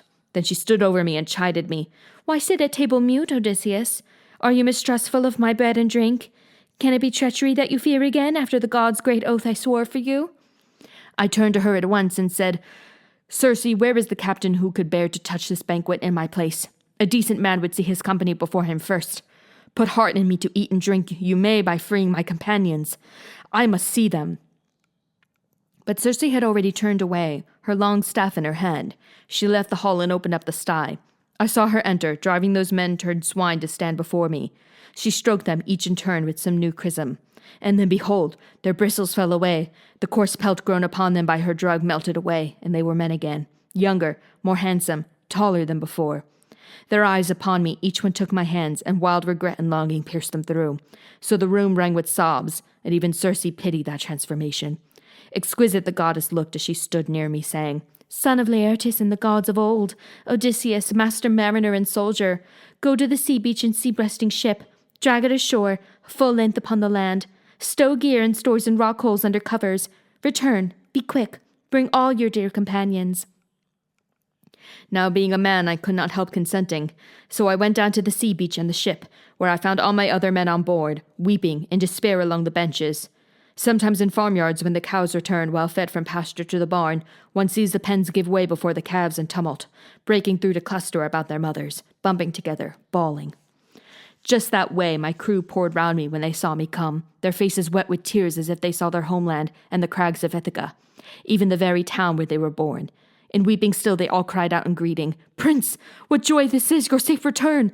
Now Ithaca seems here, and we in Ithaca. But tell us now what death befell our friends." And speaking gently, I replied, "First we must get the ship high on the shingle, and stow our gear and stores in clefts of rock for cover. Then come follow me, to see your shipmates in the magic house of Circe eating and drinking, endlessly regaled." They turned back as commanded to this work. Only one lagged, and tried to hold the others. Eurylochus it was, who blurted out, "Where now, poor remnants? Is it devil's work you long for? Will you go to Circe's hall? Swine, wolves, and lions she will make us all, beasts of her courtyard, bound by her enchantment. Remember those the Cyclops held. Remember shipmates who made that visit with Odysseus, the daring man. They died for his foolishness." When I heard this, I had a mind to draw the blade that swung against my side and chop him, bowling his head upon the ground. Kinsman or no kinsman, close to me though he was. But others came between, saying to stop me, "Prince, we can leave him if you say the word. Let him stay here on guard. As for ourselves, show us the way to Circe's magic hall." So all turned inland, leaving shore and ship, and Eurylochus, he too, came on behind, fearing the rough edge of my tongue.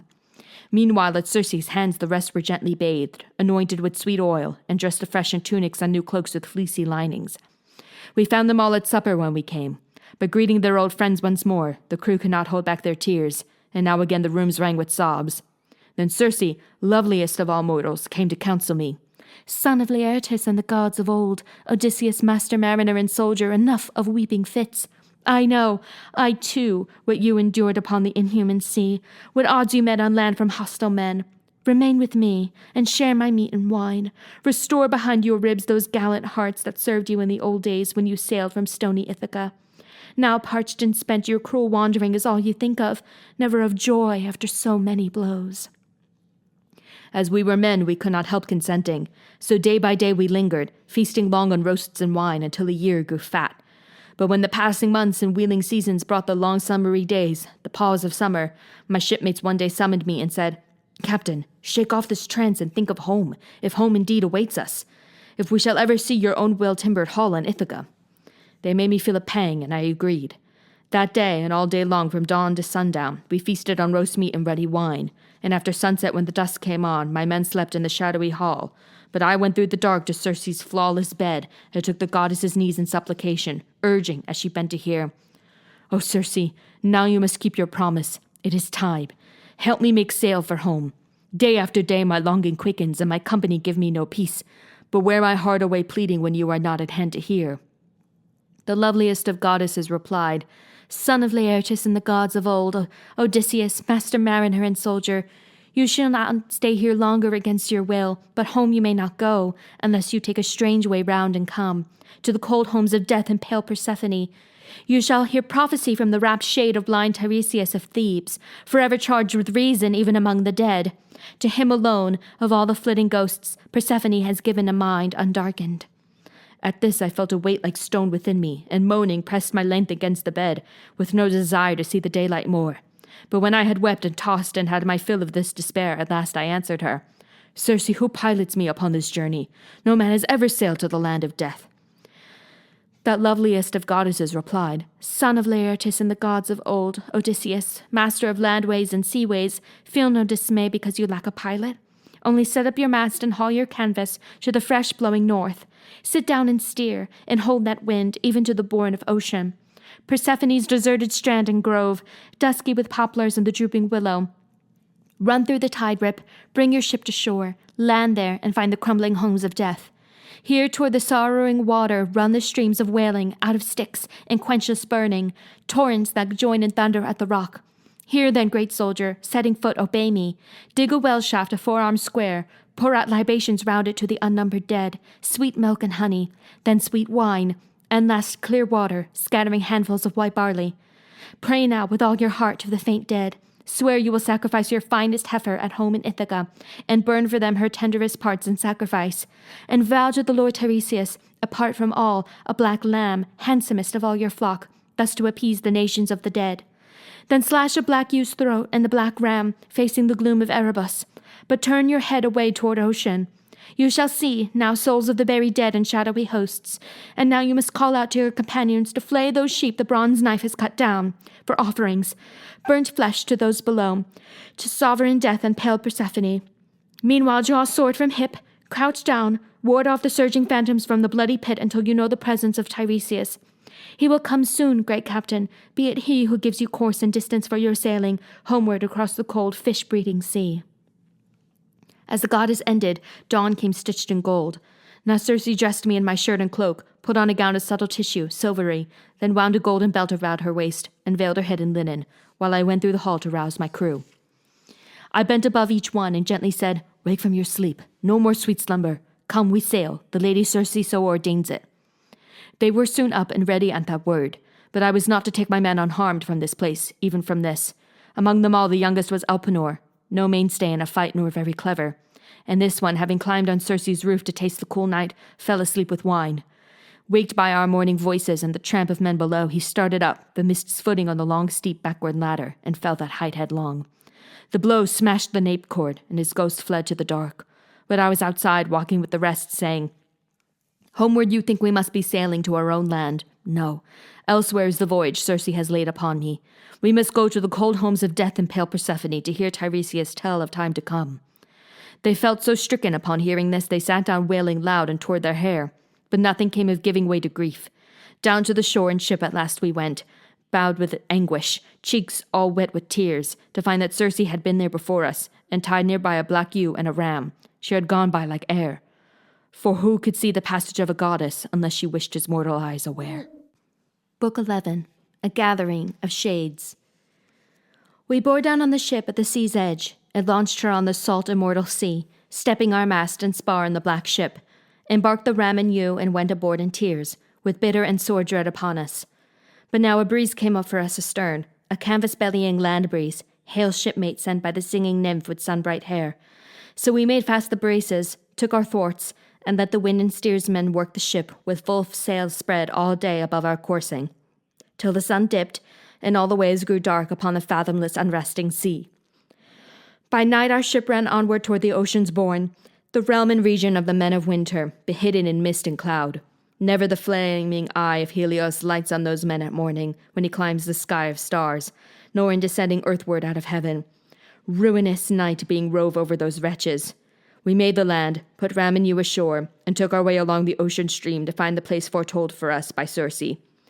There Perimedes and Eurylochus pinioned the sacred beasts. With my drawn blade I spaded up the votive pit, and poured libations round it to the unnumbered dead, sweet milk and honey, then sweet wine, and last clear water, and I scattered barley down. Then I addressed the blurred and breathless dead, vowing to slaughter my best heifer for them before she calved, at home in Ithaca, and burn the choice bits on the altar fire. As for Tiresias, I swore to sacrifice a black lamb, handsomest of all our flock. Thus to assuage the nations of the dead, I pledged these rites, then slashed the lamb and ewe, letting their black blood stream into the well pit. Now the souls gathered, stirring out of Erebus, brides and young men, and men grow old in pain, and tender girls whose hearts were new to grief. Many were there too, torn by brazen lance heads, battle slain, bearing still their bloody gear. From every side they came and sought the pit with rustling cries, and I grew sick with fear. But presently I gave command to my officers to flay those sheep the bronze cut down, and make burnt offerings of flesh to the gods below, to sovereign death, to pale Persephone. Meanwhile I crouched with my drawn sword to keep the surging phantoms from the bloody pit, till I should know the presence of Tiresias. One shade came first, Elpenor of our company, who lay unburied still on the wide earth as we had left him, dead in Circe's hall, untouched, unmourned, when other cares compelled us. Now when I saw him there I wept for pity and called out to him, How is this, Elpenor? How could you journey to the western gloom swifter afoot than I in the black lugger? He sighed and answered, Son of great Laertes, Odysseus, master mariner and soldier, bad luck shadowed me, and no kindly power. Ignoble death I drank with so much wine. I slept on Circe's roof, that could not see the long steep backward ladder coming down, and fell that height. My neck bone, buckled under, it snapped, and my spirit found this well of dark. Now hear the grace I pray for, in the name of those back in the world, not here. Your wife and father, he who gave you bread in childhood, and your own child, your only son Telemachus, long ago left at home. When you make sail and put these lodgings of dim death behind, you will moor ship, I know, upon Aia Island. There, O my lord, remember me, I pray. Do not abandon me unwept, unburied, to tempt the gods' wrath while you sail for home. But fire my corpse and all the gear I had, and build a cairn for me above the breakers, an unknown sailor's mark for men to come. Heap up the mound there, and implant upon it the oar I pulled in life with my companions. He ceased, and I replied, Unhappy spirit, I promise you the barrow and the burial. So we conversed, and grimly at a distance, with my long sword between, guarding the blood, while the faint image of the lad spoke on. Now came the soul of Anticlea, dead. My mother, daughter of Autolycus, dead now, though living still when I took ship for holy Troy. Seeing this ghost I grieved, but held her off, through pang on pang of tears, till I should know the presence of Tiresias. Soon from the dark that prince of thieves came forward, bearing a golden staff, and he addressed me. Son of Laertes and the gods of old, Odysseus, master of land waves and sea waves, why leave the blazing sun, O man of woe, to see the cold dead and the joyless region? Stand clear, put up your sword. Let me but taste of blood, I shall speak true. At this I stepped aside, and in the scabbard let my long sword ring home to the pommel silver, as he bent down to the sombre blood. Then spoke the prince of those with gift of speech. Great captain, a fair wind and the honey lights of home are all you seek, but anguish lies ahead. The god who thunders on the land prepares it, not to be shaken from your track, implacable. In rancor for the son whose eye you blinded. One narrow strait may take you through his blows, denial of yourself, restraint of his shipmates. When you make landfall on Thrinacia first and quit the violet sea, dark on the land you'll find the grazing herds of Helios, by whom all things are seen, all speech is known. Avoid those kind, hold fast to your intent, and hard seafaring brings you all to Ithaca. But if you raid the beeves, I see destruction for ship and crew. Though you survive alone, bereft of all companions, lost for years, under strange sails shall you come home, to find your own house filled with trouble. Insolent men eating your livestock as they court your lady. Ah, you shall make those men atone in blood. But after you have dealt out death, in open combat or by stealth, to all the suitors, go overland on foot and take an oar, until one day you come where men have lived with meat unsalted, never known the sea, nor seen sea-going ships, with crimson bows and oars that fledged light hulls for dipping flight. The spot will soon be plain to you, and I can tell you how. Some passer-by will say, What winnowing fan is that upon your shoulder? Halt, and implant your smooth oar in the turf, and make fair sacrifice to Lord Poseidon. A ram, a bull, a great buck boar. Turn back, and carry out pure hecatombs at home to all wide heaven's lords, the undying gods, to each in order. Then a sea-born death soft as this hand of mist will come upon you when you are wearied out with rich old age, your country folk in blessed peace around you, and all this shall be just as I foretell.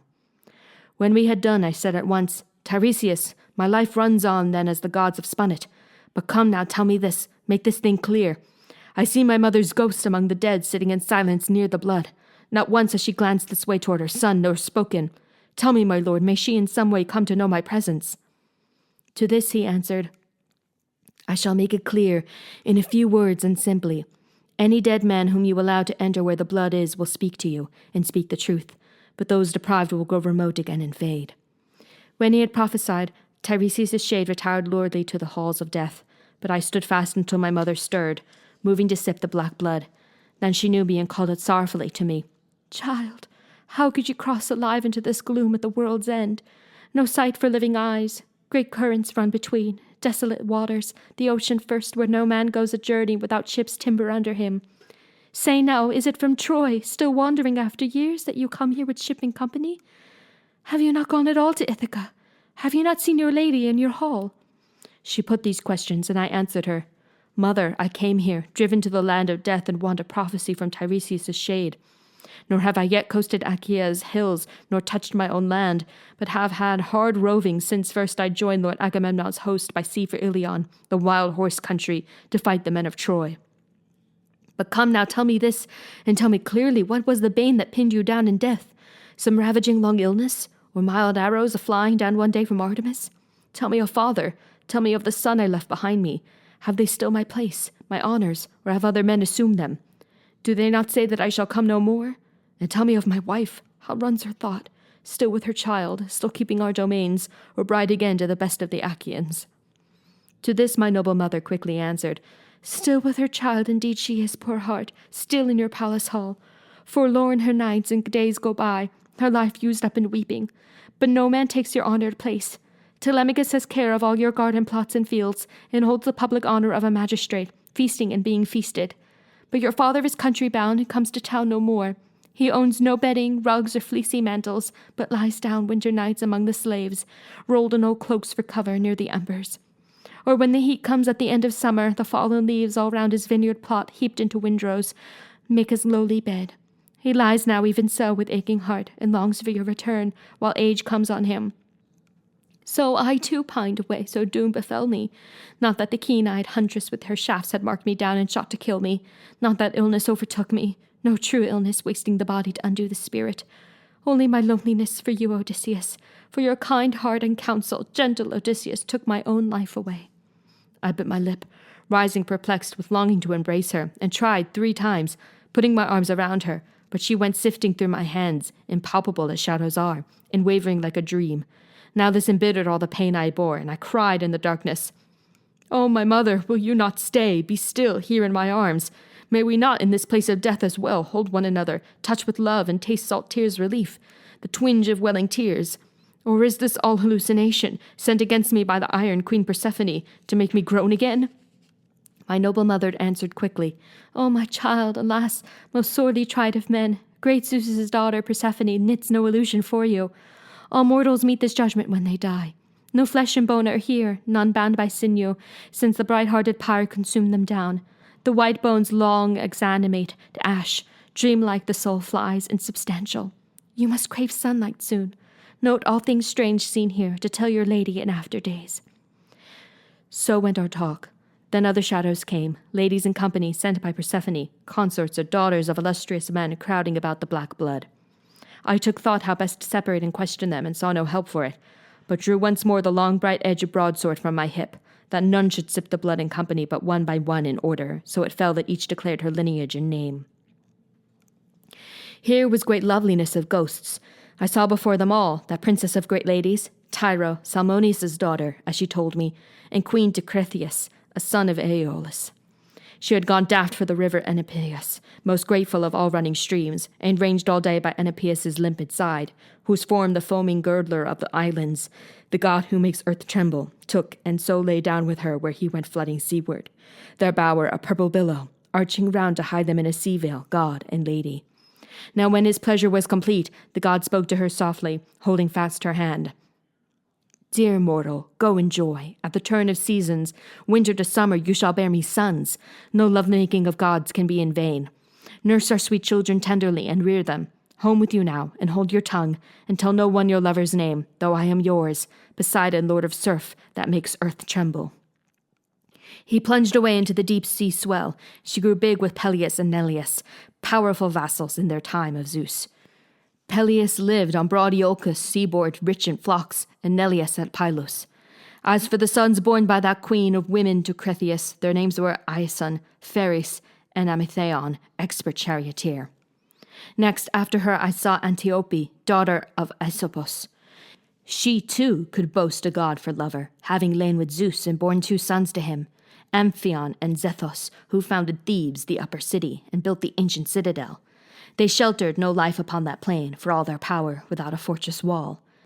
And next I saw Amphitrion's true wife Alcmene, mother, as all men know, of lionish Heracles, conceived when she lay close in Zeus's arms, and Megara, high-hearted Creon's daughter, wife of Amphitrion's unwearying son. I saw the mother of Oedipus, Epicaste, whose great unwitting deed it was to marry her own son. He took that prize from a slain father. Presently the gods brought all to light that made the famous story. But by their fearsome wills he kept his throne in dearest Thebes, all through his evil days, while she descended to the place of death, god of the locked-in iron door. Steeped down from a high rafter, throttled in her noose, she swung, carried away by pain, and left him endless agony from a mother's furies. And I saw Chloris, that most lovely lady, whom for her beauty in the olden time Neleus wooed with countless gifts, and married. She was the youngest daughter of Amphion, son of Iosus. In those days he held power at Orchomenos over the Minyai. At Pylos then as queen she bore her children, Nestor, Chromios, Periclymenos, and Pero too, who turned the heads of men with her magnificence. A host of princes from nearby lands came courting her, but Neleus would hear of no one, not unless the suitor could drive the steers of great Iphiclos from Phylace. Long horns, broad in the brow, so fierce that one man only, a diviner, offered to round them up. But bitter fate saw him bound hand and foot by savage herdsmen. Then days and months grew full and waned, the year went wheeling round, the seasons came again, before at last the power of Iphiclos, relenting, freed the prisoner, who foretold all things to him. So Zeus's will was done. And I saw Leda, wife of Tyndareus, upon whom Tyndareus had sired twins indomitable, Castor, tamer of horses, and Polydeucus, best in the boxing ring. Those two live still, though life-creating earth embraces them. Even in the underworld, honored as gods by Zeus, each day in turn one comes alive, the other dies again. Then after Leda to my vision came the wife of Aloeus, Iphimedia, proud that she once had held the flowing sea and borne him sons, thunderers for a day, the world-renowned Odos and Ephialtes. Never were men on such a scale bred on the plough-lands and the grain-lands, never so magnificent any after Orion. At 9 years old they towered 9 fathoms tall, 9 cubits in the shoulders, and they promised furor upon Olympus, heaven broken by battle cries, the day they met the gods in arms. With Osa's mountain peak they meant to crown Olympus, and over Osa Pelion's forest pile for footholds up the sky.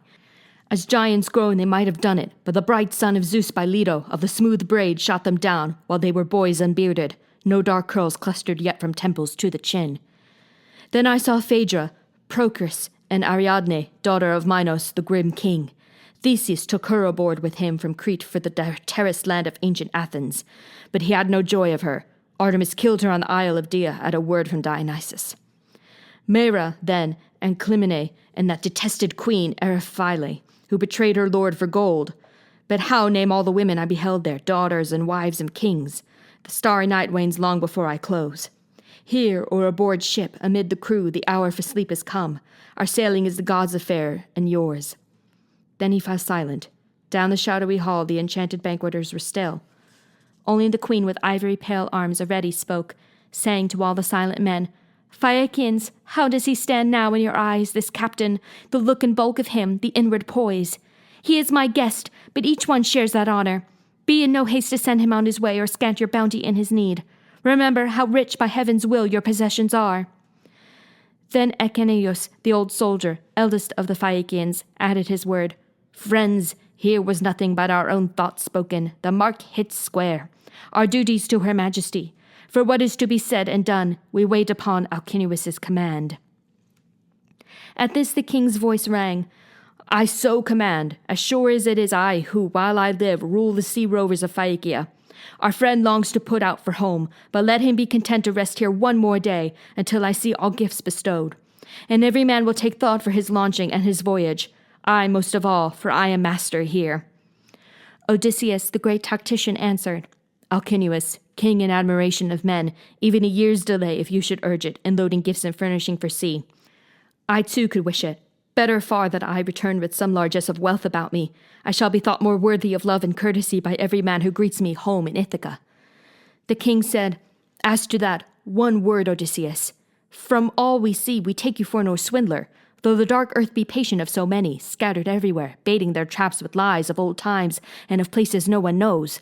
You speak with art, but your intent is honest. The Argive troubles, and your own troubles, you told as a poet would, a man who knows the world. But now come tell me this. Among the dead did you meet any of your peers, companions who sailed with you and met their doom at Troy? Here's a long night, an endless night before us, and no time yet for sleep, not in this hall. Recall the past deeds and the strange adventures. I could stay up until the sacred dawn as long as you might wish to tell your story." Odysseus, the great tactician, answered, "Alcinous, king in admiration of men, there is a time for storytelling. There is also a time for sleep. But even so, if indeed listening be still your pleasure, I must not grudge my part. Other and sadder tales there are to tell of my companions, of some who came through all the Trojan spears, clangor and groan of war, only to find a brutal death at home, and a bad wife behind it. After Persephone, icy and pale, dispersed the shades of women, the soul of Agamemnon, son of Atreus, came before me, somber in the gloom, and others gathered round, all who were with him when death and doom struck in Agasthos's hall. Sipping the black blood, the tall shade perceived me, and cried out sharply, breaking into tears, then tried to stretch his hands towards me, but could not, being bereft of all the reach and power. He once felt in the great torque of his arms. Gazing at him and stirred, I wept for pity, and spoke across to him. "O son of Atreus, illustrious Lord Marshal Agamemnon, what was the doom that brought you low in death? Were you at sea, aboard ship, and Poseidon blew up a wicked squall to send you under? Or were you cattle raiding on the mainland, or in a fight with some strong point, or women, when the foe hit you to your mortal hurt?" But he replied at once, "Son of Laertes, Odysseus, master of landways and seaways, neither did I go down with some good ship in any gale Poseidon blew, nor die upon the mainland hurt by foes in battle. It was Agasthos who designed my death, he and my heartless wife, and killed me after feeding me like an ox felled at the trough. That was my miserable end, and with me my fellows butchered, like so many swine killed for some troop or feast or wedding banquet in a great landholder's household. In your day you have seen men and hundreds die in war, in the bloody press, or downed in single combat. But these were murders you would catch your breath at. Think of us fallen, all our throats cut, wine bowl brimming, tables laden on every side, while blood ran smoking over the whole floor. In my extremity I heard Cassandra, Priam's daughter, piteously crying as the treacherous Clytemnestra made to kill her along with me. I heaved up from the ground and got my hands around the blade, but she eluded me, that whore. Nor would she close my two eyes as my soul swam to the underworld, or shut my lips. There is no being more fell, more bestial than a wife in such an action. And what an action that one planned. The murder of her husband and her lord. Great God, I thought my children and my slaves at least would give me welcome. But that woman, plotting a thing so low, defiled herself and all her sex. All women yet to come, even those few who may be virtuous." He paused then, and I answered, "Foul and dreadful. That was the way that Zeus, who views the wide world, vented his hatred on the sons of Atreus. Intrigues of women, even from the start. Myriads died by Helen's fault, and Clytemnestra plotted against you half the world away." And he at once said, "Let it be a warning even to you. Indulge a woman never, and never tell her all you know. Some things a man may tell, some he should cover up. Not that I see a risk for you, Odysseus, of death at your wife's hands. She is too wise, too clear-eyed, sees alternatives too well. Penelope, Icarios' daughter.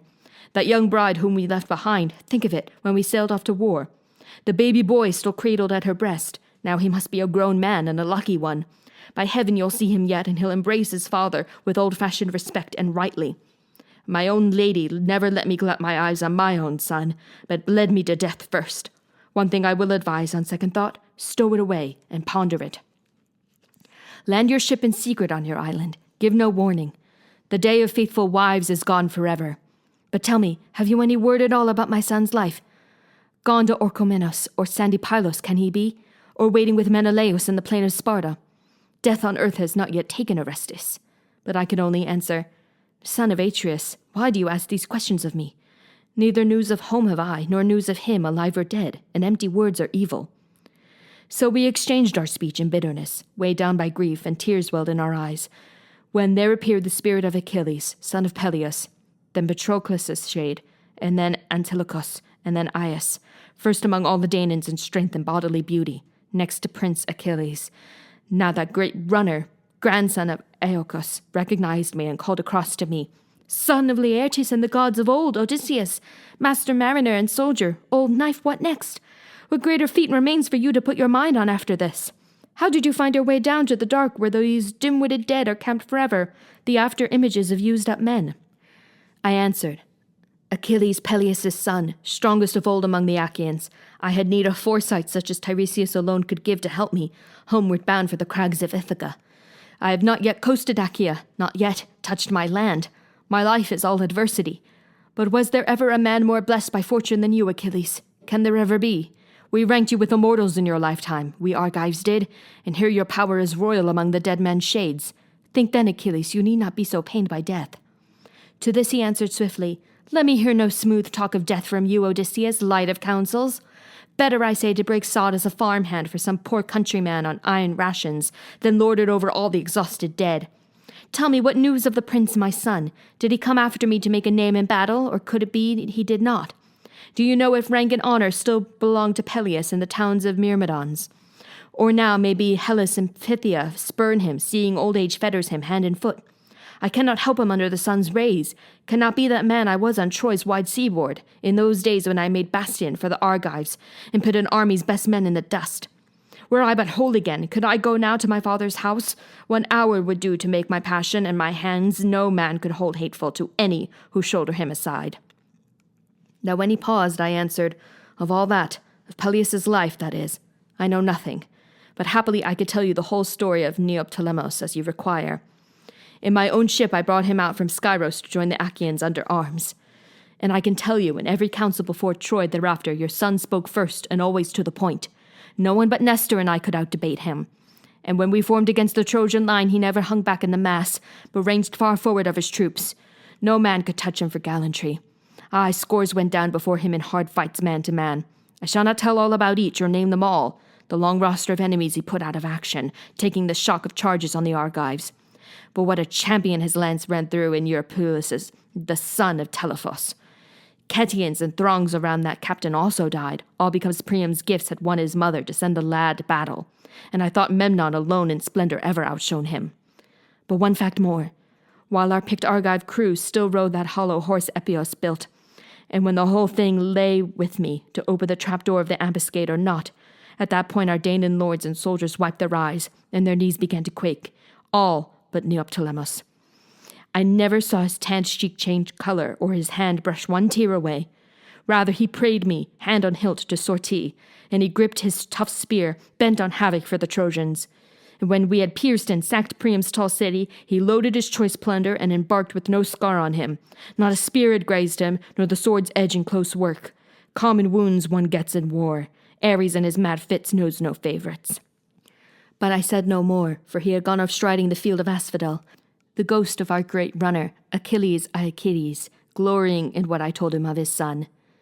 Now other souls of mournful dead stood by, each with his troubled questioning, but one remained alone, apart, the son of Telamon.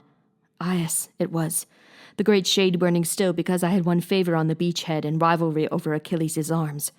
The lady Thetis, mother of Achilles, laid out for us the dead man's battle gear, and Trojan children with Athena named the Danaan fittest to own them.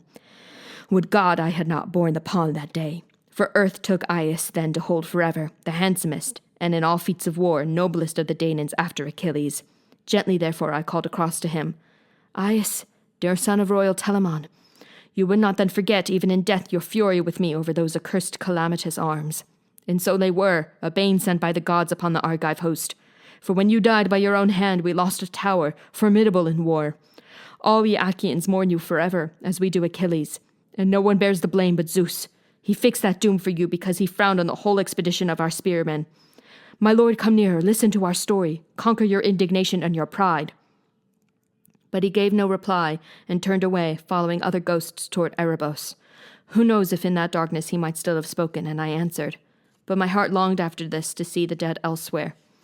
And now there came before my eyes Minos, the son of Zeus, enthroned, holding a golden staff, dealing out justice among ghostly pleaders, arrayed about the broad doorways of death. And then I glimpsed Orion, the huge hunter, gripping his club, studded with bronze, unbreakable, with wild beasts he had overpowered in life, on lonely mountain sides, now brought to bay on fields of Asphodel. And then I saw Tityos, the son of Gaia, lying abandoned over 9 square rods of plain. Vultures hunched above him, left and right, rifling his belly, stabbed into the liver, and he could never push them off. This hulk had once committed rape of Zeus's mistress Leto in her glory, when she crossed the open grass of Panopeus toward Pytho. Then I saw Tantalus put to the torture. In a cool pond he stood, lapped round by water clear to the chin, and being athirst he burned to slake his dry weasand with drink, though drink he would not ever again. For when the old man put his lips down to the sheet of water, it vanished round his feet, gulped underground. and black mud baked there in a wind from hell. Boughs, too, drooped low above him, big with fruit, pear trees, pomegranates, brilliant apples, luscious figs, and olives ripe and dark. But if he stretched his hand for one, the wind under the dark sky tossed the bough beyond him. Then Sisyphus in torment I beheld, being roused about to a tremendous boulder. Leaning with both arms braced and legs driving, he heaved it toward a height, and almost over. But then a power spun him round and sent the cruel boulder bounding again to the plain. Whereon the man bent down again to toil, dripping sweat, and the dust rose overhead. Next I saw manifest the power of Heracles, a phantom this, for he himself has gone feasting amid the gods, reclining soft with Hebe of the ravishing pale ankles, daughter of Zeus and Hera, shod in gold. But in my vision all the dead around him cried like affrighted birds. Like night itself he loomed with naked bow and nocked arrow, and glances terrible as continual archery. My hackles rose at the gold sword belt he wore sweeping across him, gorgeous intaglio of savage bears, boars, lions with wildfire eyes, sword fights, battle, slaughter, and sudden death. The smith who had that belt in him, I hope he never made, and never will make another. The eyes of the vast figure rested on me, and of a sudden he said in kindly tones, "Son of Laertes and the gods of old, Odysseus, master mariner and soldier, under a cloud, you too? Destined to grinding labors like my own in the sunny world? Son of Cronian Zeus or not, how many days I sweated out, being bound in servitude to a man far worse than I, a rough master. He made me hunt this place one time to get the watchdog of the dead. No more perilous task he thought could be, but I brought back that beast up from the underworld. Hermes and grey-eyed Athena showed the way." And Heracles down the vistas of the dead faded from sight, but I stood fast, awaiting other great souls who perished in times past. I should have met then god-begotten Theseus and Perithous, whom both I longed to see. But first came shades in thousands, rustling in a pandemonium of whispers blown together, and the horror took me that Persephone had brought from darker hell some saurian death's head. I whirled then, made for the ship, shouted to crewmen to get aboard and cast off the stern hawsers. An order soon obeyed.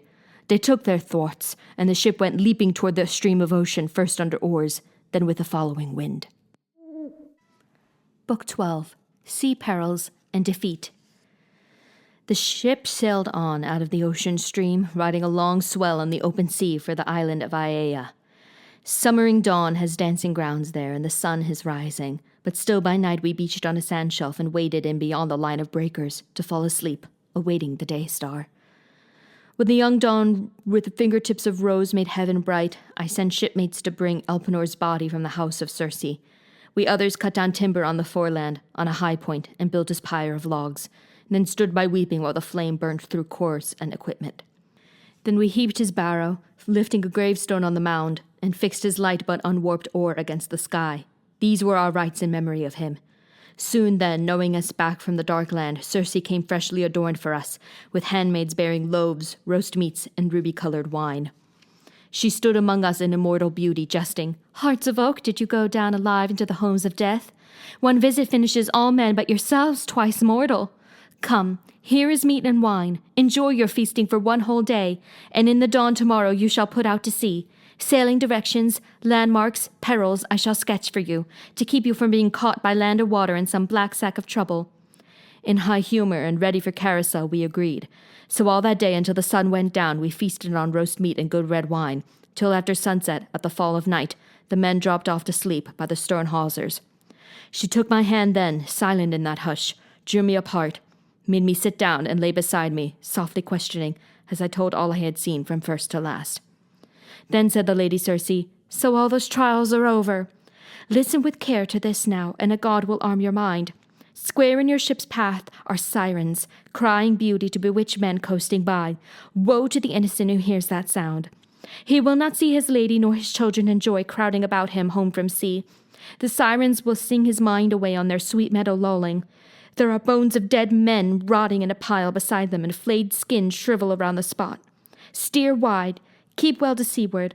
Plug your oarsmen ears with beeswax kneaded soft. None of the rest should hear that song. But if you wish to listen, let the men tie you in the lugger, hand and foot, back to the mast, lashed to the mast, so you may hear those harpies' thrilling voices. Shout as you will, begging to be untied, your crew must only twist more line around you and keep their stroke up till the singers fade. What then? One of two courses you may take, and you yourself must weigh them. I shall not plan the whole action for you now, but only tell you of both.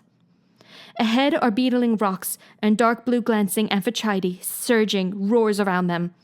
Prowling rocks or drifters, the gods in bliss have named them well. Not even birds can pass them by, not even the timorous doves that bear ambrosia to Father Zeus, caught by downdrafts, they die on rock walls smooth as ice. Each time the father wafts a new courier to make up his crew. Still less can ships get sea room of these drifters, whose boiling surf under high fiery winds carries tossing wreckage of ships and men. Only one ocean-going craft, the far-famed Argo, made it, sailing from Aida. But she, too, would have crashed on the big rocks if Hera had not pulled her through, for love of Aeson, her captain. A second course lies between headlands. One is a sharp mountain, piercing the sky, with storm cloud round the peak and dissolving never, not in the brightest summer, to show heaven's azure there, nor in the fall. No mortal man could scale it, nor so much as land there, not with 20 hands and feet, so sheer the cliffs are, as of polished stone. Midway that height, a cavern full of mist opens towards Erebos and evening. Skirting this in the lugger, great Odysseus, your master bowman, shooting from the deck, would come short of the cave mouth with his shaft. But that is the den of Scylla, where she yaps abominably, a newborn whelp's cry, though she is huge and monstrous. God or man, no one could look on her in joy. Her legs, and there are 12, are like great tentacles, unjointed, and upon her serpent necks are borne 6 heads like nightmares of ferocity, with triple serried rows of fangs and deep gullets of black death. Half her length she sways her heads in air, outside her horrid cleft, hunting the sea around that promontory for dolphins, dogfish, or what bigger game thundering Amphitrite feeds in thousands. And no ship's company can claim to have passed her without loss and grief. She takes from every ship 1 man for every gullet. The opposite point seems more a tongue of land. You touch with a good bow shot at the narrows. A great wild fig, a shaggy mass of leaves, grows on it, and Charybdis lurks below to swallow down the dark sea tide. 3 times from dawn to dusk she spews it up and sucks it down again 3 times. A whirling maelstrom. If you come upon her then, the god who makes earth tremble could not save you. No, hug the cliff of Scylla, take your ship through on a racing stroke. Better to mourn 6 men than lose them all, and the ship too. So her advice ran, but I faced her, saying, Only instruct me, goddess.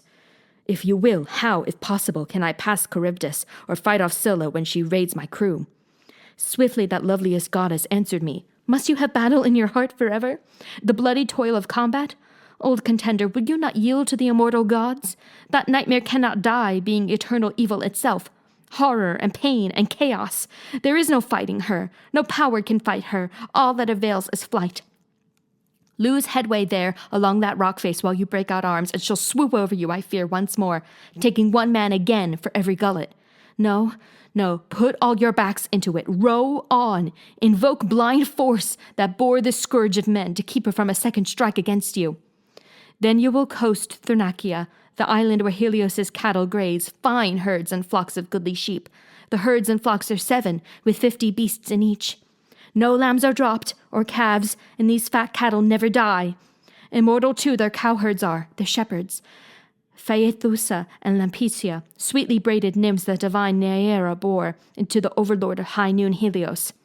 These nymphs their gentle mother bred and placed upon Thrinacia, the distant land, in care of flocks and cattle for their father. Now give those kine a wide berth. Keep your thoughts intent upon your course for home, and hard seafaring brings you all to Ithaca. But if you raid the beeves, I see destruction for ship and crew. Rough years then lie between you and your homecoming, alone and old, the one survivor, all companions lost. As Circe spoke, Dawn mounted her golden throne, and on the first ray Circe left me, taking her way like a great goddess up the island. I made straight for the ship, roused up the men to get aboard and cast off at the stern. They scrambled to their places by the rowlocks, and all in line dipped oars in the grey sea. But soon an offshore breeze blew to our liking, a canvas-bellying breeze, a lusty shipmate sent by the singing nymph with sun-bright hair. So we made fast the braces, and we rested, letting the wind and steersman work the ship. The crew being now silent before me, I addressed them sore at heart. Dear friends, more than 1 man or 2 should know those things Circe foresaw for us and shared with me, so let me tell her forecast. Then we die with our eyes open, if we are going to die, or know what death we battle if we can. Sirens weaving a haunting song over the sea we are to shun, she said, and their green shore all sweet with clover. Yet she urged that I alone should listen to their song. Therefore you are to tie me up, tight as a splint, erect along the mast, lashed to the mast, and if I shout and beg to be untied, take more turns of the rope to muffle me. I rather dwelt on this part of the forecast, while our good shipmate Time bound outward down the wind for the strange island of Sirens. Then all at once the wind fell, and a calm came over all the sea, as though some power lulled the swell. The crew were on their feet briskly to furl the sail and stow it. Then each in place they poised the smooth oar blades and sent the white foam scudding by.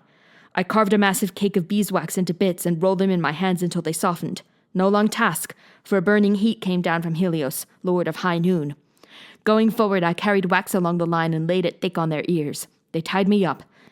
Then, plumb amidships, back to the mast, lashed to the mast, and took themselves again to rowing. Soon as we came smartly within hailing distance, the 2 sirens, noting our fast ship off their point, made ready, and they sang, "This way, O turn your bows, Achaea's glory, as all the world allows, moor and be merry. Sweet coupled airs we sing, no lonely seafarer holds clear of entering our green mirror. Pleased by each purling note, like honey twining, from her throat and my throat, who lies a-pining. Sea rovers here take joy, voyaging onward, as from our song of Troy, greybeard and rower boy goeth more learned. All feats on that great field, in the long warfare, dark days the bright gods willed, wounds you bore there. Argos' old soldiery on Troy beach teeming, charmed out of time we see, no life on earth can be hid from our dreaming." The lovely voices and ardor appealing over the water made me crave to listen, and I tried to say, "Untie me," to the crew, jerking my brows, but they bent steady to the oars. Then Perimedes got to his feet, he and Eurylochus, and passed more line about to hold me still. So all rowed on until the sirens dropped under the sea rim, and their singing dwindled away. My faithful company rested on their oars now, peeling off the wax that I had laid thick on their ears, then set me free. But scarcely had that island faded in blue air than I saw smoke and white water, with sound of waves and tumult, a sound the men heard, and it terrified them. Oars flew from their hands, the blades went knocking wild alongside till the ship lost way, with no oar blades to drive her through the water. Well, I walked up and down from bow to stern, trying to put heart into them, standing over every oarsman, saying gently, "Friends, have we never been in danger before this? More fearsome is it now than when the Cyclops penned us in his cave. What power he had! Did I not keep my nerve and use my wits to find a way out for us? Now I say by hook or crook this peril too shall be something that we remember. Heads up, lads. We must obey the orders as I give them. Get the oar shafts in your hands and lay back hard on your benches. Hit these breaking seas. Zeus help us pull away before we founder. You at the tiller listen and take in all that I say. The rudders are your duty. Keep her out of the combers and the smoke. Steer for that headland. Watch the drift, or we fetch up in the smother and you drown us." That was all, and it brought them round to action. But as I sent them on towards Scylla, I told them nothing, as they could do nothing. They would have dropped their oars again in panic to roll for cover under the decking. Circe's bidding against arms had slipped my mind, so I tied on my cuirass and took up 2 heavy spears, then made my way along to the foredeck, thinking to see her first from there, the monster of the grey rock, harboring torment for my friends. I strained my eyes upon that cliffside veiled in cloud, but nowhere could I catch sight of her. And all this time in travail, sobbing, gaining on the current, we rowed into the strait, Scylla to port, and on our starboard beam Charybdis, dire gorge of the salt sea tide. By heaven, when she vomited, all the sea was like a cauldron seething over intense fire, when the mixture suddenly heaves and rises. The shot spume soared to the landside heights and fell like rain. But when she swallowed the seawater down, we saw the funnel of the maelstrom, heard the rock bellowing all around, and dark sand raged on the bottom far below. My men all blanched against the gloom. Our eyes were fixed upon that yawning mouth in fear of being devoured. Then Scylla made her strike, whisking 6 of my best men from the ship. I happened to glance aft at ship and oarsmen and caught sight of their arms and legs dangling high overhead. Voices came down to me in anguish, calling my name for the last time. A man surf-casting on a point of rock for bass or mackerel, whipping his long rod to drop the sinker and the bait far out, will hook a fish and rip it from the surface to dangle wriggling through the air. So these were borne aloft in spasms toward the cliff. She ate them as they shrieked there in her den, in the dire grapple, reaching still for me, and deathly pity ran me through on that sight, far the worst I ever suffered, questing the passes of the strange sea. We rowed on. The rocks were now behind, Charybdis too, and Scylla dropped astern. Then we were coasting the noble island of the god, where graze those cattle with wide brows, and bounteous flocks of Helios, lord of noon, who rides high heaven. From the black ship, far still at sea, I heard the lowing of the cattle winding home, and sheep bleating, and heard too in my heart the words of blind Tiresias of Thebes and Circe of Aiaia.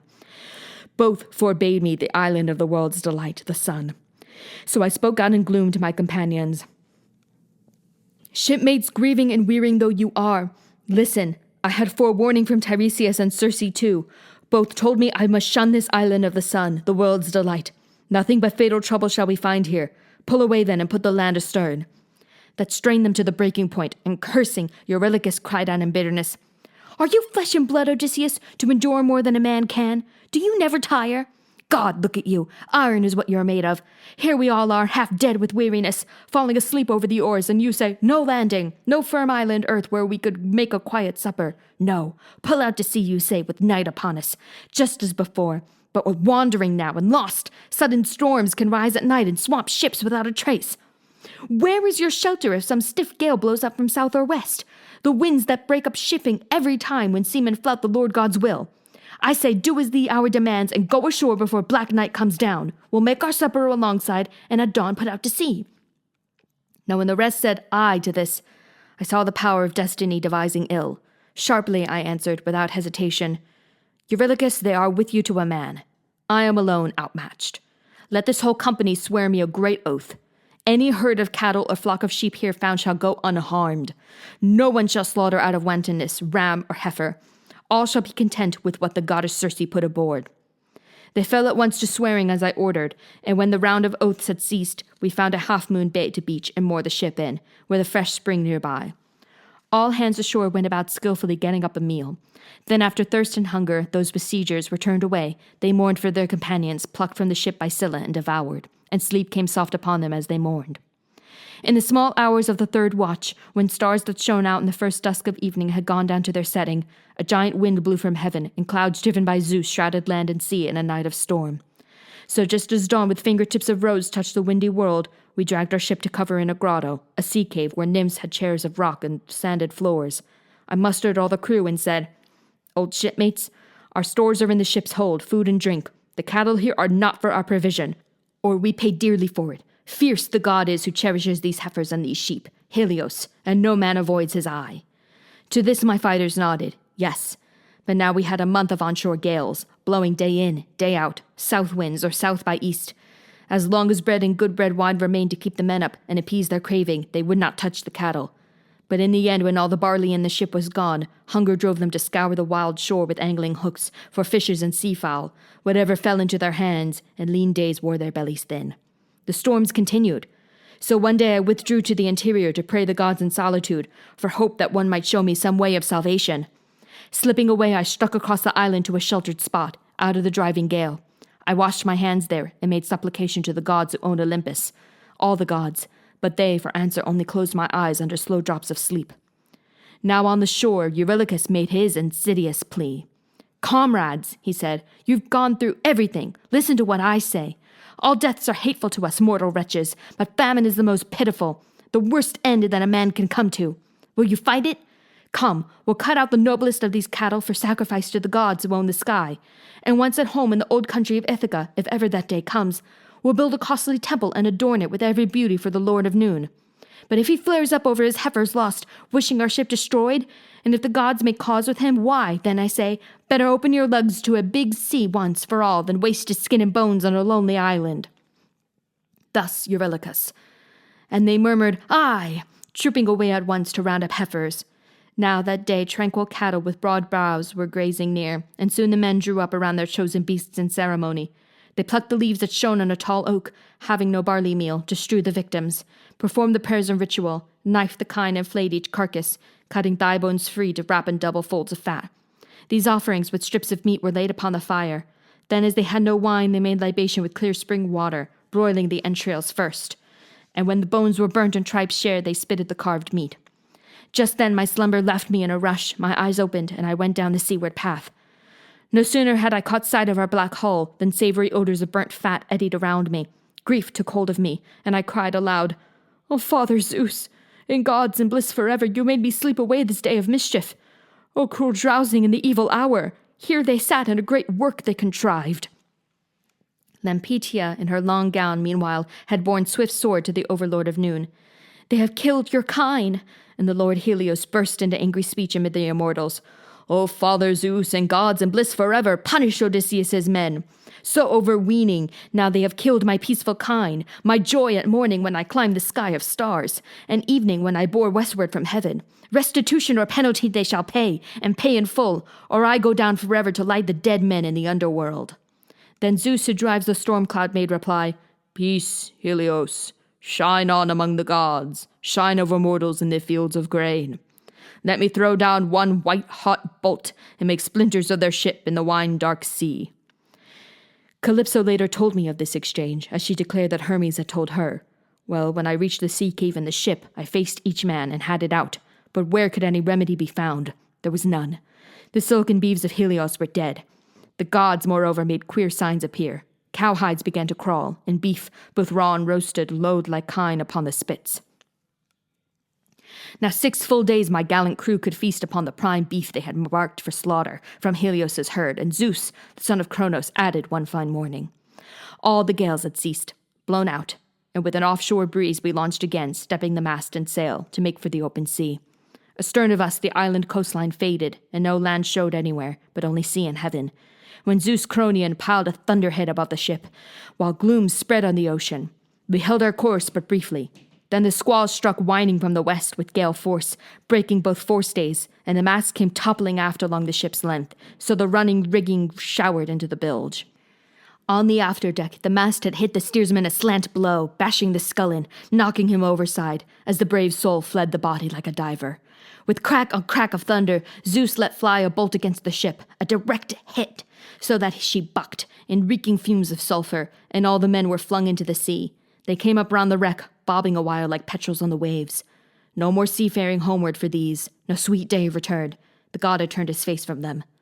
I clambered fore and haft my hulk until a comber split her keel from ribs and the big timber floated free. The mast, too, broke away. A backstay floated dangling from it, stout rawhide rope, and I used this for lashing mast and keel together. These I straddled, riding the frightful storm. Nor had I yet seen the worst of it, for now the west wind dropped and a southeast gale came on. One more twist of the knife, taking me north again, straight for Charybdis. All that night I drifted, and in the sunrise, sure enough, I lay off Scylla mountain and Charybdis deep. There, as the whirlpool drank the tide, a billow tossed me, and I sprang for the great fig tree, catching on like a bat under a bough. Nowhere had I to stand, no way of climbing, the root and bole being far below, and far above my head the branches and their leaves massed, overshadowing Charybdis pool. But I clung grimly, thinking my mast and keel would come back to the surface when she spouted. And how long with what desire I waited, till at the twilight hour, when one who hears and judges pleas in the marketplace all day between contentious men goes home to supper, the long poles at last reared from the sea. Now I let go with hands and feet, plunging straight into the foam beside the timbers, pulled astride, and rode hard with my hands to pass by Scylla. Never could I have passed her had not the father of gods and men this time kept me from her eyes. Once through the strait, 9 days I drifted in the open sea before I made shore, buoyed up by the gods, upon Ogygia's isle. The dangerous nymph Calypso lives and sings there in her beauty, and she received me, loved me. But why tell the same tale that I told last night in hall to you and to your lady? Those adventures made a long evening, and I do not hold with tiresome repetition of a story. Book 13. One More Strange Island.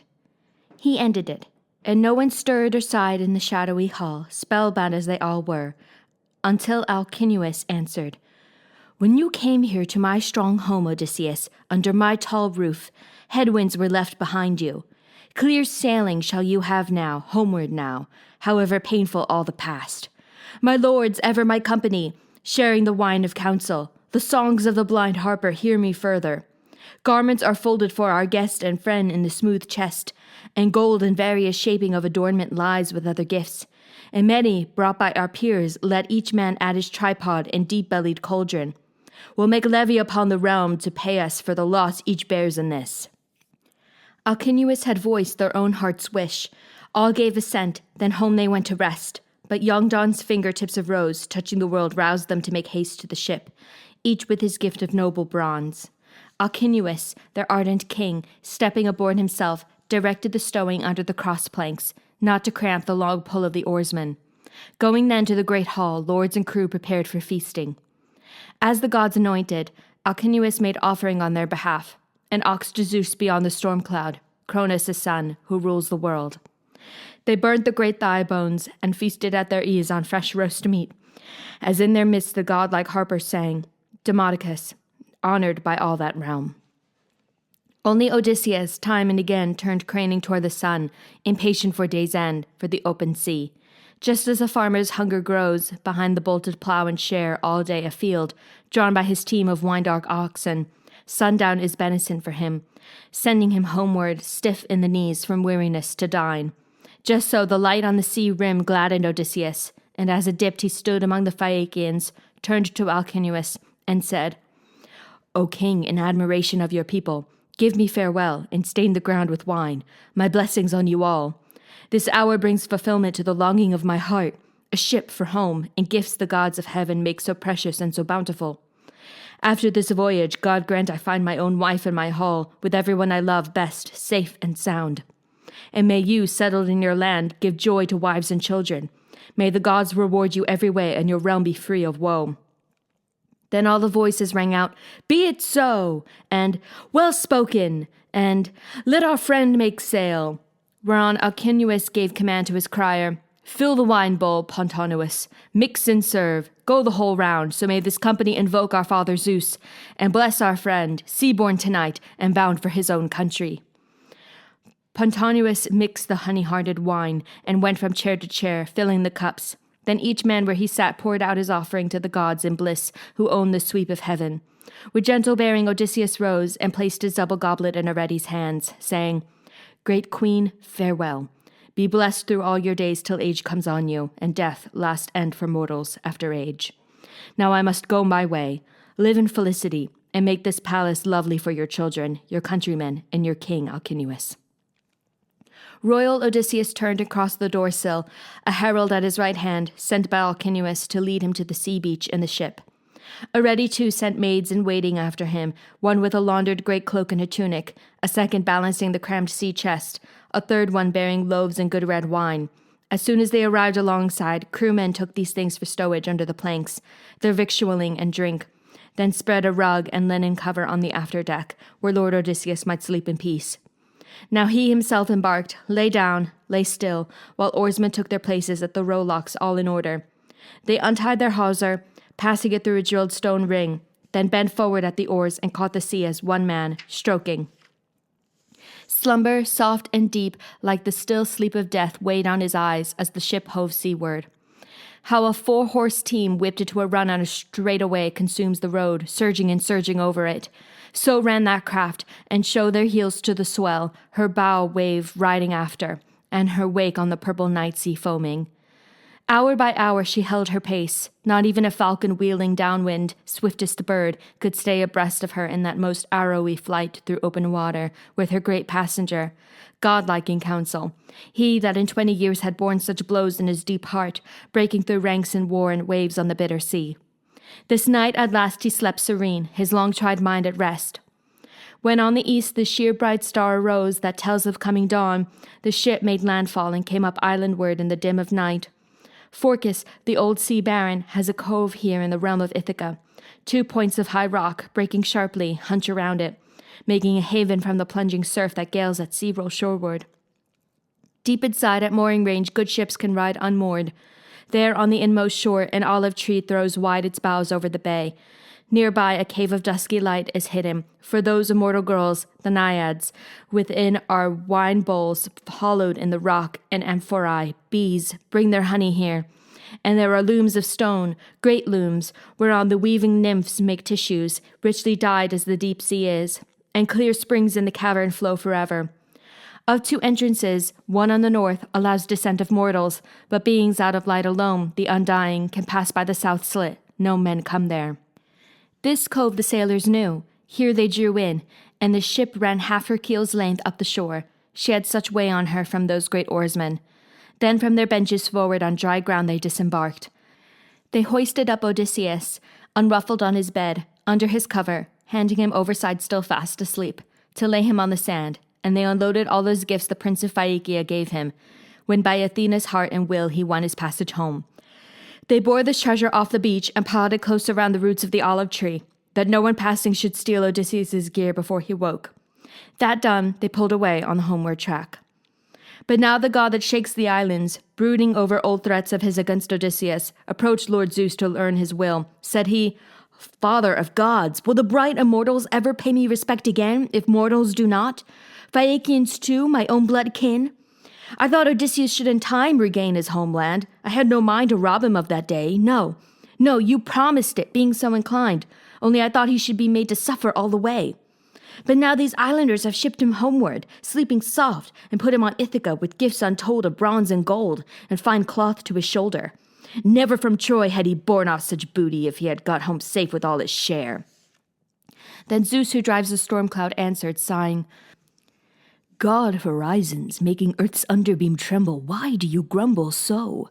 The immortal gods show you no less esteem, and the rough consequence would make them slow to let barbs fly at their eldest and most noble. But if some mortal captain, overcome by his own pride of strength, cuts or defies you, are you not always free to take reprisal? Act as your wrath requires, and as you will." Now said Poseidon, god of earthquake, "Aye, god of the stormy sky, I should have taken vengeance, as you say, and on my own. But I respect and would avoid your anger. The sleek Phaeacian cutter even now has carried out her mission and glides home over the misty sea. Let me impale her, end her voyage, and end all ocean crossing with passengers. Then heave a massive mountain in a ring around the city." Now Zeus, who drives the storm cloud, said benignly, "Here is how I should do it, little brother. When all who watch upon the wall have caught sight of the ship, let her be turned to stone, an island like a ship just off the bay. Mortals may gape at that for generations, but throw no mountain round the seaport city." When he heard this, Poseidon, god of earthquake, departed for Scheria, where the Phaeacians are born and dwell. Their ocean-going ship he saw already near, heading for harbor, so up behind her swam the island shaker and struck her into stone, rooted in stone, at one blow of his palm. Then took to the open sea. Those famous ship handlers, the Phaeacians, gazed at each other, murmuring in wonder. You could have heard one say, "Now who in thunder has anchored, moored that ship in the seaway, when everyone could see her making harbor?" The god had wrought a charm beyond their thought, but soon Alcinous made them hush and told them, "This present doom upon the ship, on me, my father prophesied in the olden time. If we gave safe conveyance to all passengers, we should incur Poseidon's wrath," he said, "whereby one day a fair ship manned by Phaeacians would come to grief at the gods' hands, and great mountains would hide our city from the sea. So my old father forecast. Use your eyes. These things are even now being brought to pass. Let all here abide by my decree. We make an end henceforth of taking in our ships castaways who may land upon Scheria. And 12 choice bulls we dedicate at once to Lord Poseidon, praying him of his mercy not to heave up a mountain round our city." In fearful awe they led the bulls to sacrifice, and stood about the altar stone, those captains, peers of Phaeacia, led by their king in prayer to Lord Poseidon. Meanwhile, on his island, his father's shore, that kingly man Odysseus awoke, but could not tell what land it was after so many years away. Moreover, Pallas Athena, Zeus's daughter, poured a grey mist all around him, hiding him from common sight, for she had things to tell him and wished no one to know him, wife or townsman, before the suitors paid up for their crimes. The landscape then looked strange, unearthly strange to the lord Odysseus, paths by hill and shore, glimpses of harbors, cliffs, and summer trees. He stood up, rubbed his eyes, gazed at his homeland, and swore, slapping his thighs with both his palms, then cried aloud, "What am I in for now? Whose country have I come to this time? Rough savages and outlaws are they, or God-fearing people friendly to castaways? Where shall I take these things?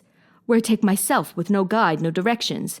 These should be still in Phaeacian hands, and I unencumbered, free to find some other open-hearted prince who might be kind and give me passage. I have no notion where to store this treasure. First comer's trove it is if I leave it here. My lords and captains of Phaeacia were not those decent men they seemed, not honorable, landing me in this unknown country. No, by God, they swore to take me home to Ithaca and did not. Zeus attended their reward.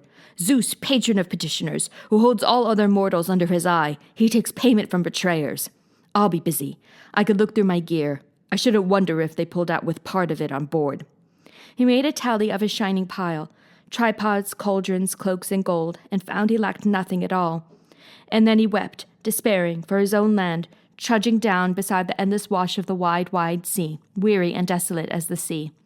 But soon Athena came to him from the nearby air, putting a young man's figure on, a shepherd, like a king's son, all delicately made. She wore a cloak and 2 folds off her shoulders, and sandals bound upon her shining feet. A hunting lance lay in her hands. At sight of her, Odysseus took heart, and he went forward to greet the lad, speaking out fair and clear. "Friend, you are the first man I have laid eyes on here in this cove. Greetings.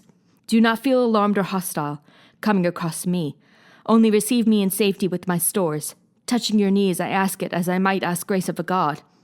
O sir, advise me, what is this land and realm? Who are the people? Is it an island all distinct, or part of the fertile mainland sloping to the sea?"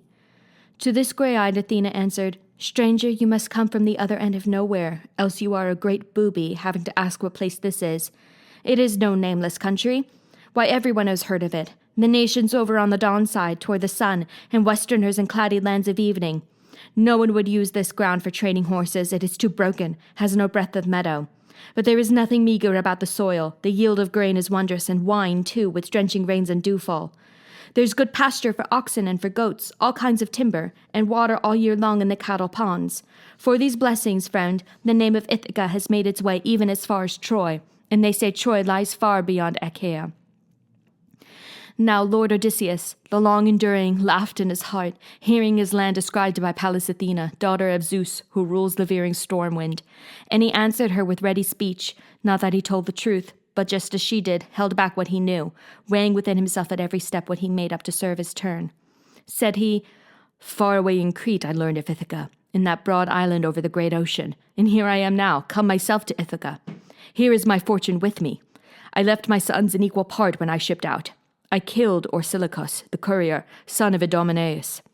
This man could beat the best cross-country runners in Crete, but he desired to take away my Trojan plunder, all I had fought and bled for, cutting through ranks and war in the cruel sea. Confiscation is what he planned. He knew I had not cared to win his father's favor as a staff officer in the field at Troy, but led my own command. I acted. I hit him with a spear cast from a roadside as he came down from the open country. Murky night shrouded all heaven and the stars. I made that ambush with 1 man at arms. We were unseen. I took his life in secret, finished him off with my sharp sword. That night I found asylum on a ship offshore, skippered by gentlemen of Phoenicia. I gave all that I could wish out of my store of plunder for passage and for landing me at Pylos or Elis town, where the Epioi are in power. Contrary winds carried them willy-nilly past that coast. They had no wish to cheat me, but we were blown off course. Here then by night we came and made this haven by hard rowing, all famished, but too tired to think of food. Each man dropped in his tracks after the landing, and I slept hard, being wearied out. Before I woke today, they put my things ashore on the sand here beside me where I lay, then re-embarked for Sidon, that great city. Now they are far at sea, while I am left forsaken here." At this the grey-eyed goddess Athena smiled and gave him a caress, her looks being changed now, so she seemed a woman, tall and beautiful, and no doubt skilled at weaving splendid things. She answered briskly, "Whoever gets around you must be sharp and guileful as a snake. Even a god might bow to you in ways of dissimulation. You chameleon, bottomless bag of tricks. Here in your own country would you not give your stratagems a rest or stop spellbinding for an instant? You play a part as if it were your own tough skin. No more of this, though. 2 of a kind we are, contrivers both. Of all men now alive, you are the best in plots and storytelling. My own fame is for wisdom among the gods, deceptions too. Would even you have guessed that I am Pallas Athena, daughter of Zeus? I that am always with you in times of trial, a shield to you in battle. I who made the Phaeacians befriend you to a man. Now I am here again to counsel with you, but first to put away those gifts the Phaeacians gave you at departure. I planned it so. Then I could tell you of the gall and wormwood it is your lot to drink in your own hall. Patience, iron patience you must show. So give it out to neither man nor woman that you are back from wandering. Be silent under all injuries, even blows from men." His mind raging far, Odysseus answered, "Can mortal man be sure of you on sight, even a sage, O mistress of disguises? Once you were fond of me, I am sure of that, years ago, when we Achaeans made war in our generation upon Troy. But after we had sacked the shrines of Priam and put to sea, God scattered the Achaeans. I never saw you after that, never knew you aboard with me to act as shield in grievous times, not till you gave me comfort in the rich hinterland of the Phaeacians and were yourself my guide into that city. Hear me now in your father's name, for I cannot believe that I have come to Ithaca. It is some other land. You made that speech only to mock me and to take me in. Have I come back in truth to my home island?" To this the grey-eyed goddess Athena answered, "Always the same detachment. That is why I cannot fail you in your evil fortune, cool-headed, quick, well-spoken as you are.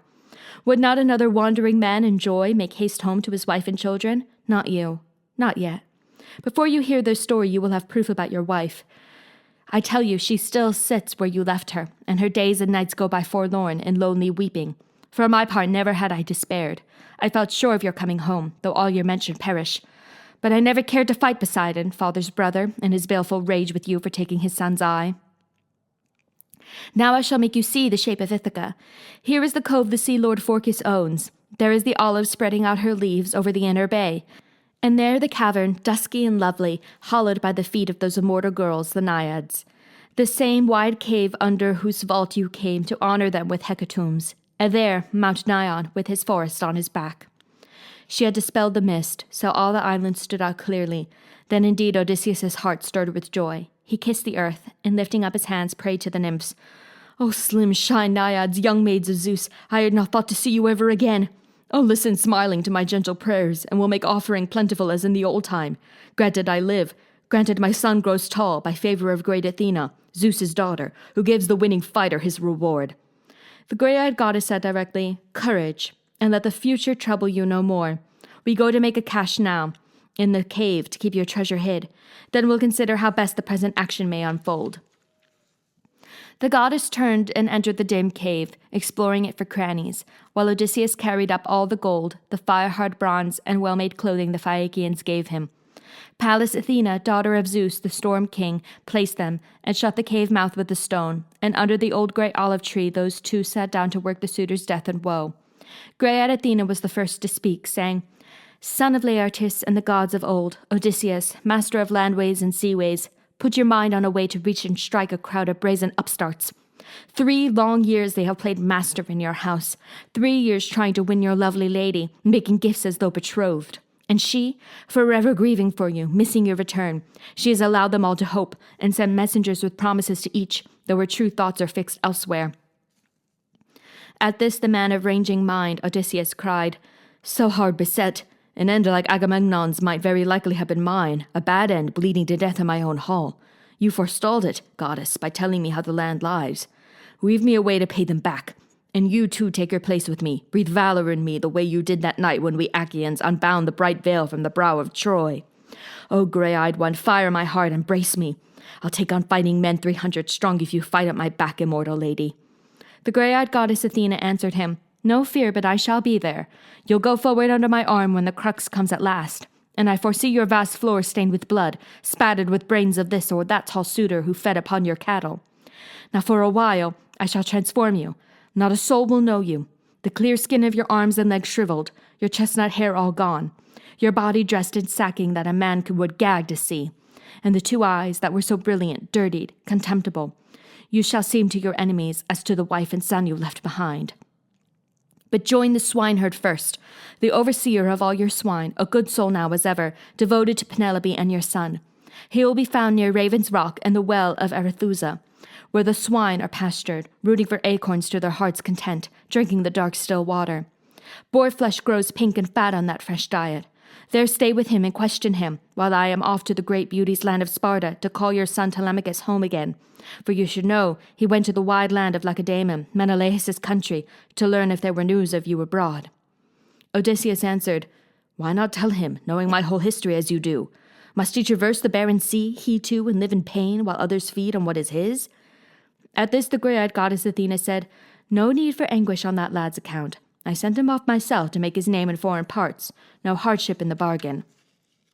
Taking his ease in Menelaus' mansion, lapped in gold.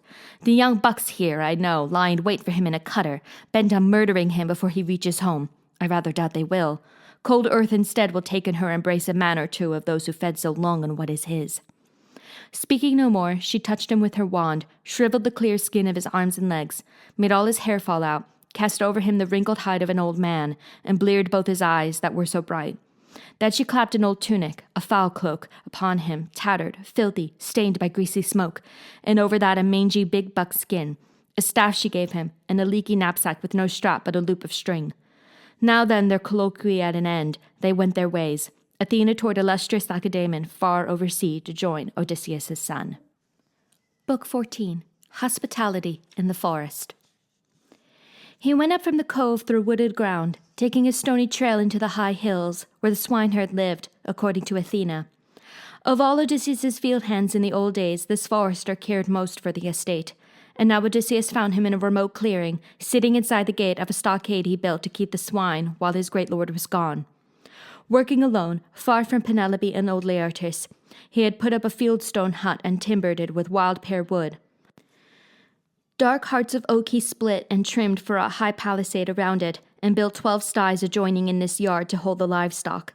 50 sows with farrows were penned in each, bedded upon the earth, while the boars lay outside, fewer by far, as those well fatted were for the suitor's table, fine pork sent by the swineherd every day. 360 now lay there at night, guarded by dogs, 4 dogs like wolves, one each for the 4 lads the swineherd reared and kept as under-herdsmen. When Odysseus came, the good servant sat shaping to his feet oxhide for sandals, cutting the well-cured leather. 3 of his young men were afield, pasturing herds in other woods. One he had sent with a fat boar for tribute into town, the boy to serve while the suitors got their fill. The watchdogs, when they caught sight of Odysseus, faced him, a snarling troop, and pelted out viciously after him. Like a tricky beggar, he sat down plump and dropped his stick. No use. They would have rolled him in the dust and torn him there by his own steading if the swineherd had not sprung up and flung his leather down, making a beeline for the open. Shouting, throwing stone after stone, he made them scatter, then turned to his lord and said, "You might have got a ripping, man. 2 shakes more and a pretty mess for me you could have called it, if you had the breath. As though I had not trouble enough already given me by the gods, my master gone, true king that he was. I hang on here, still mourning for him, raising pigs of his to feed foreigners, and who knows where the man is, in some far country among strangers. Aye, if he is living still, if he still sees the light of day. Come to the cabin. You are a wanderer too. You must eat something, drink some wine, and tell me where you are from and the hard times you've seen." The forester now led him to his hut and made a couch for him, with tips of fur piled for a mattress under a wild goat skin, shaggy and thick, his own bed covering. Odysseus, in pleasure at this courtesy, gently said, "May Zeus and all the gods give you your heart's desire for taking me in so kindly, friend." Eumaeus, "O my swineherd," answered him, "Tush, friend, rudeness to a stranger is not decency. Poor though he may be, poorer than you. All wanderers and beggars come from Zeus.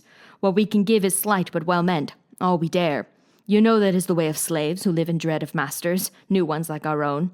I told you the gods long ago hindered our lord's return. He had a fondness for me, would have pensioned me with acres of my own, a house, a wife that other men admired and courted.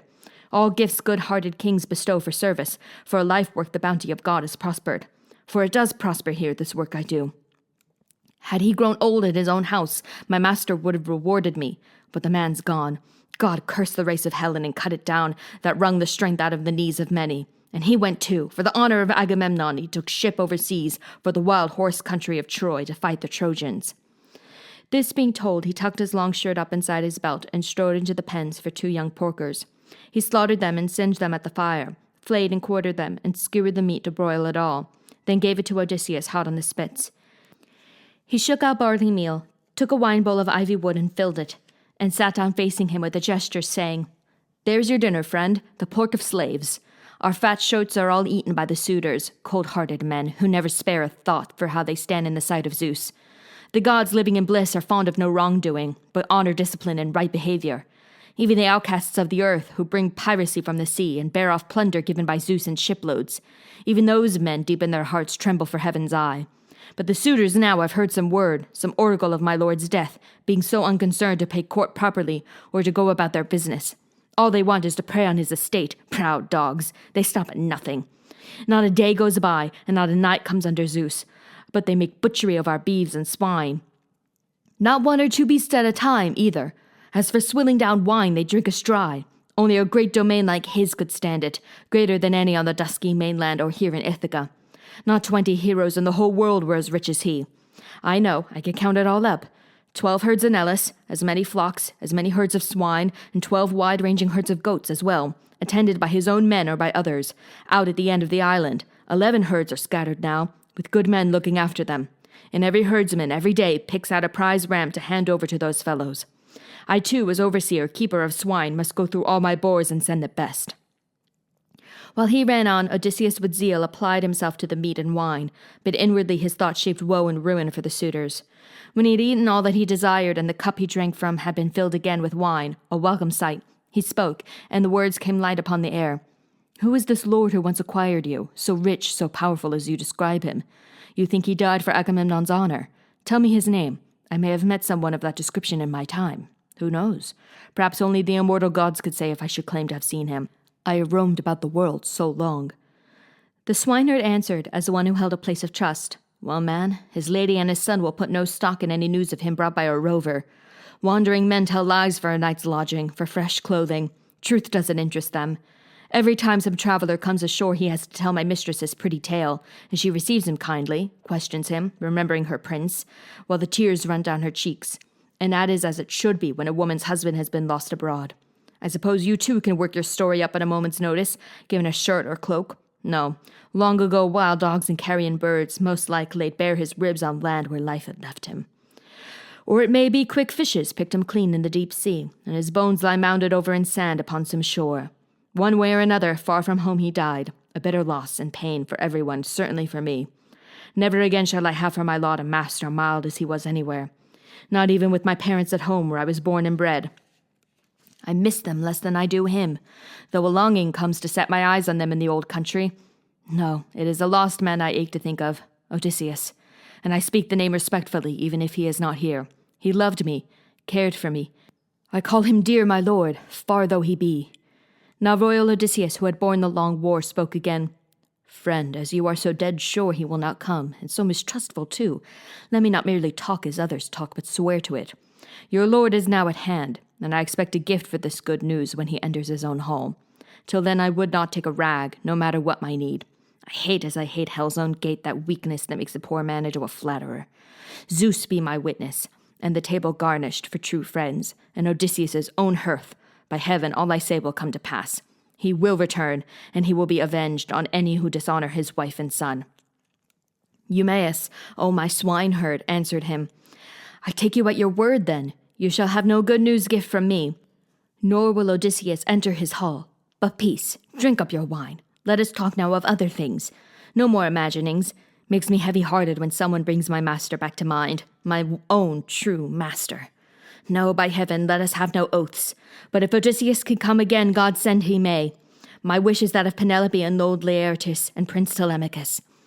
Ah, he's another to be distressed about, Odysseus' child, Telemachus. By the gods' grace he grew like a tough sapling, and I thought he'd be no less a man than his great father, strong and admirably made. But then someone, god or man, upset him, made him rash, so that he sailed away to sandy Pylos to hear news of his father. Now the suitors lie in ambush on his homeward track, ready to cut away the last shoot of Arceisius' line, the royal stock of Ithaca. No good dwelling on it. Either he'll be caught, or else Cronion's hand will take him through. Tell me now of your own trials and troubles, and tell me truly first, for I should know. Who are you? Where do you hail from? Where's your home and family? What kind of ship was yours, and what course brought you here? Who are your sailors? I don't suppose you walked here on the sea." To this the master of improvisation answered, "I'll tell you all that, clearly as I may, if we could sit here long enough with meat and good sweet wine, warm here, in peace and quiet within doors, while the work of the world goes on. I might take all this year to tell my story and never end the tale of misadventures that wore my heart out by the gods' will. My native land is the wide seaboard of Crete, where I grew up. I had a wealthy father, and many other sons were born to him of his true lady. My mother was a slave, his concubine, but Castor Hylacides, my father, treated me as a true-born son. High honor came to him in that part of Crete, for wealth and ease, and sons born for renown, before the death-bearing Ceres drew him down to the underworld. His avid sons thereafter dividing up the property by lot gave me a wretched portion, a poor house. But my ability won me a wife of rich family. Fool I was never called, nor turned tail in a fight. My strength's all gone, but from the husk you may divine the ear that stood tall in the old days. Misery owns me now, but then great Ares and Athena gave me valor and man-breaking power. Whenever I made choice of men-at-arms to set a trap with me for my enemies, never as I am a man did I fear death ahead, but went on foremost in the charge, putting a spear through many men whose legs were not as fast as mine. That was my element, war and battle. Farming I never cared for, nor life at home, nor fathering fair children. I revelled in long ships with oars. I loved polished lances, arrows in the skirmish, the shapes of doom that others shake to see. Carnage suited me. Heaven put those things in me somehow, each to his own pleasure. Before we young Achaeans shipped for Troy, I led men on 9 cruises and corsairs to raid strange coasts, and had great luck, taking rich spoils on the spot, and even more in the division. So my house grew prosperous, my standing, therefore, high among the Cretans. Then came the day when Zeus, who views the wide world, drew men's eyes upon that way, a curse that wrung the manhood from the knees of many. Everyone pressed me, pressed King Idomeneus to take command of ships for Ilion. No way out. The country rang with talk of it. So we Achaeans had 9 years of war. In the 10th year we sacked the inner city, Priam's town, and sailed for home. But heaven dispersed the Achaeans. Evil days for me were stored up in the hidden mind of Zeus. 1 month, no more, I stayed at home in joy with children, wife, and treasure. Lust for action drove me to go to sea again, in command of ships and gallant seamen bound for Egypt. 9 ships I fitted out. My men signed on and came to feast with me, as good shipmates, for 6 full days. Many a beast I slaughtered in the gods' honor, for my friends to eat. Embarking on the 7th, we hauled sail and filled away from Crete on a fresh north wind effortlessly, as boats will glide downstream. All rigging whole and all hands well, we rested, letting the wind and steersmen work the ships, for 5 days. On the 5th we made the delta. I brought my squadron in to the river bank with 1 turn of the sweeps. There, heaven knows, I told the men to wait and guard the ships while I sent out patrols to rising ground. But reckless greed carried them all away to plunder the rich bottomlands. They bore off wives and children, killed what men they found. When this news reached the city, all who heard it came at dawn. On foot they came, and horsemen, filling the river plain with dazzle of bronze. And Zeus, lord of lightning, threw my men into blind panic. No one dared stand against that host closing around us. Their scything weapons left our dead in piles, but some they took alive, into forced labor. And how I wish that I had died in Egypt on that field. So many blows awaited me. Well, Zeus himself inspired me. I wrenched my dogskin helmet off my head, dropped my spear, dodged out of my long shield, ran for the king's chariot, and swung on to embrace and kiss his knees. He pulled me up, took pity on me, placed me on the footboards, and drove home with me crouching there in tears. Aye, for the troops in battle fury still made one pass at me after another, pricking me with spears, hoping to kill me. But he saved me, for fear of the great wrath of Zeus that comes when men who ask asylum are given death. 7 years then my sojourn lasted there, and I amassed a fortune, going about among the open-handed Egyptians. But when the 8th came round, a certain Phoenician adventurer came too, a plausible rat who had already done plenty of devilry in the world. This fellow took me in completely with his schemes, and led me with him to Phoenicia, where he had land and houses. 1 full year I stayed there with him, to the month and day, and when fair weather came around again, he took me in a deep-sea ship for Libya, pretending I could help in the cargo trade. He meant, in fact, to trade me off, and get a high price for me. I could guess the game, but had to follow him aboard. One day on course due west, off central Crete, the ship caught a fresh norther, and we ran southward before the wind while Zeus piled ruin ahead. When Crete was out of sight astern, no land anywhere to be seen but sky and ocean, Cronion put a dark cloud in the zenith over the ship, and gloom spread on the sea. With crack on crack of thunder, he let fly a bolt against the ship, a direct hit, so that she bucked in sacred fumes of sulfur, and all the men were flung into the water. They came up round the wreck, bobbing a while like petrels on the waves. No homecoming for these, from whom the god had turned his face. Stunned in the smother as I was, yet Zeus put into my hands the great mast of the ship, a way to keep from drowning. So I twined my arms and legs around it in the gale and stayed afloat 9 days. On the 10th night, a big surf cast me up in Thesprotia. Phidon, the king there, gave me refuge nobly, with no talk of reward. His son discovered me exhausted and half dead with cold, and gave me a hand to bear me up till he reached home, where he could clothe me in a shirt and cloak. In that king's house I heard news of Odysseus, who lately was a guest there, passing by on his way home, the king said, and he showed me the treasure that Odysseus had brought, bronze, gold, and iron wrought with heavy labor. In that great room I saw enough to last Odysseus' heirs for 10 long generations.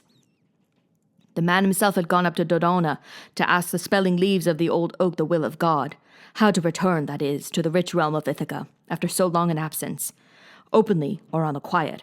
In tipping wine out, Phidon swore to me the ship was launched, the seamen standing by to take Odysseus to his land at last. But he had passage first for me. The Sprotians were sailing, as luck had it, for Dulichion, the grain-growing island. There, he said, they were to bring me to the king, Acastus. Instead, that company saw fit to plot foul play against me. In my wretched life, there was to be more suffering. At sea, then, when land lay far astern, they sprang their trap. They had made a slave of me that day, stripping cloak and tunic off me, throwing around me the dirty rags you see before you now. At evening, off the fields of Ithaca, they bound me, lashed me down under the decking with stout ship's rope, while they all went ashore in haste to make their supper on the beach. The gods helped me to pry the lashing loose until it fell away.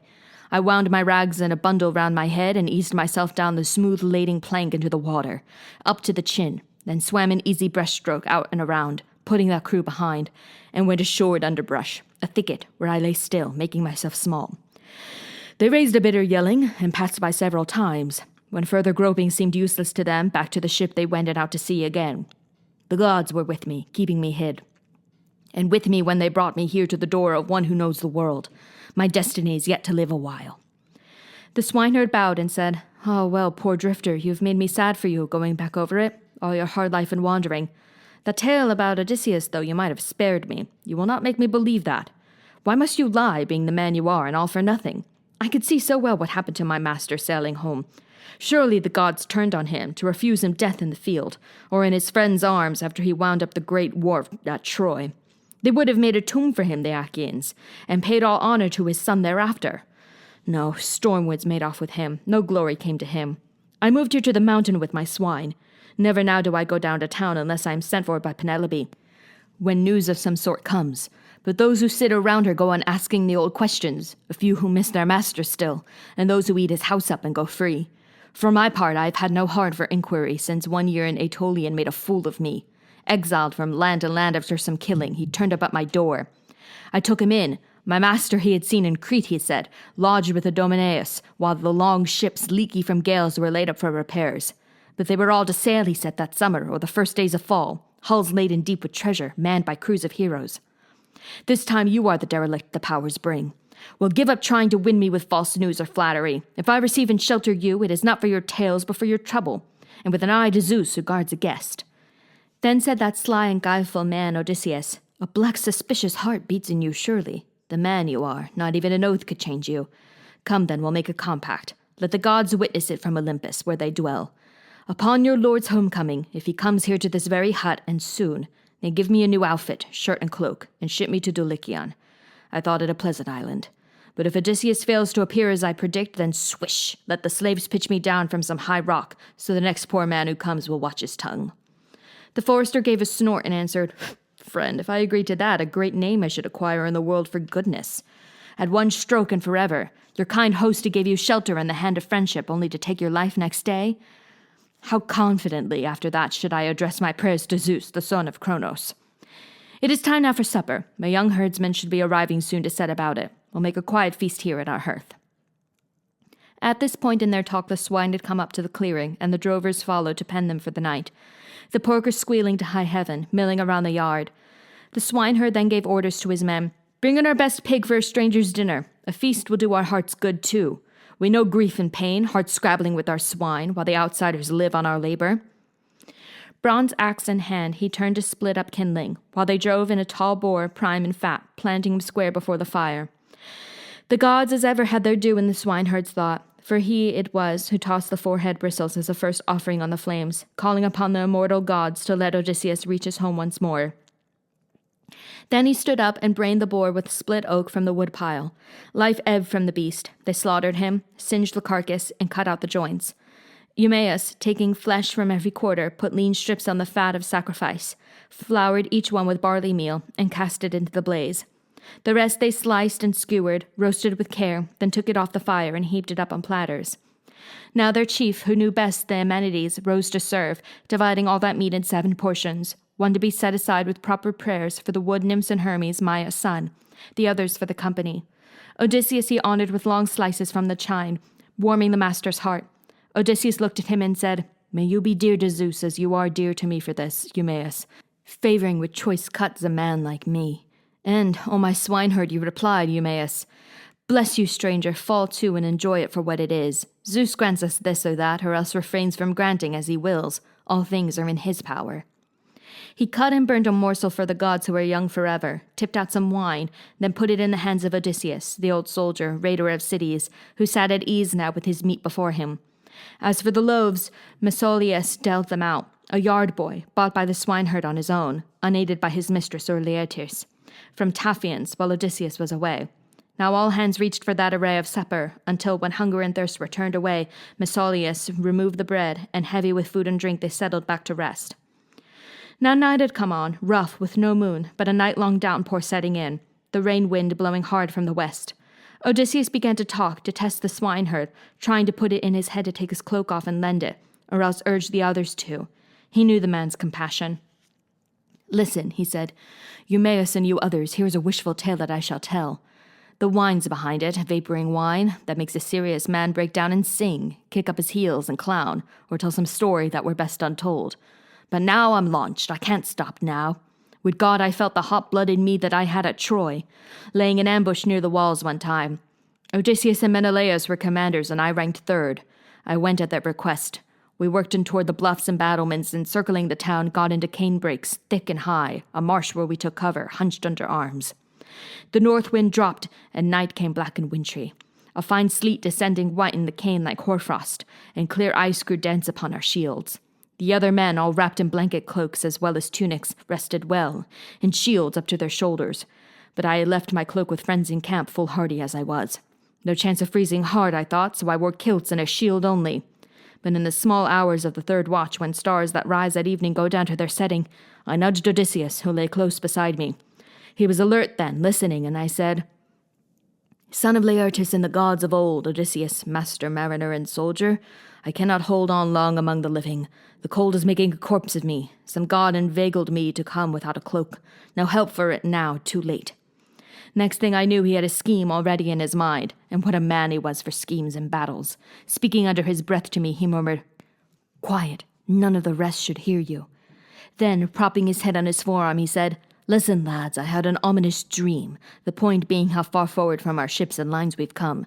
Someone should volunteer to tell the corps commander, Agamemnon. He may reinforce us from the base. At this, Thoas jumped up, the young son of Andrymon, put down his crimson cloak and headed off, running shoreward. Wrapped in that man's cloak, how gratefully I lay in the bitter dark, until the dawn came stitched in gold. I wish I had that sap and fibre in me now. Then, O my swineherd, you replied, Eumaeus, that was a fine story and well told, not a word out of place, not a pointless word. No, you'll not sleep cold for lack of cover, or any other comfort one should give to a needy guest. However, in the morning you must go flapping in the same old clothes. Shirts and cloaks are few here. Every man has one change only. When our prince arrives, the son of Odysseus, he will make you gifts, cloak, tunic, everything, and grant you passage wherever you care to go. On this he rose and placed the bed of balsam near the fire, strewing sheepskins on top and skins of goats. Odysseus lay down. His host threw over him a heavy blanket cloak, his own reserve against the winter wind when it came wild. So there Odysseus dropped off to sleep, while herdsmen slept nearby. But not the swineherd. Not in the hut could he lie down in peace, but now equipped himself for the night outside. And this rejoiced Odysseus' heart to see him care for the herd so, while his lord was gone. He hung a sharp sword from his shoulder, gathered a great cloak round him, close to break the wind, and pulled a shaggy goatskin on his head. Then to keep at a distance dogs or men, he took a sharpened lance and went to rest under a hollow rock where swine were sleeping out of the wind and rain. Book 15. How They Came to Ithaca. South into Lacedaemon, into the land where greens are wide for dancing, Athena went, to put in mind of home her great-hearted hero's honored son, rousing him to return.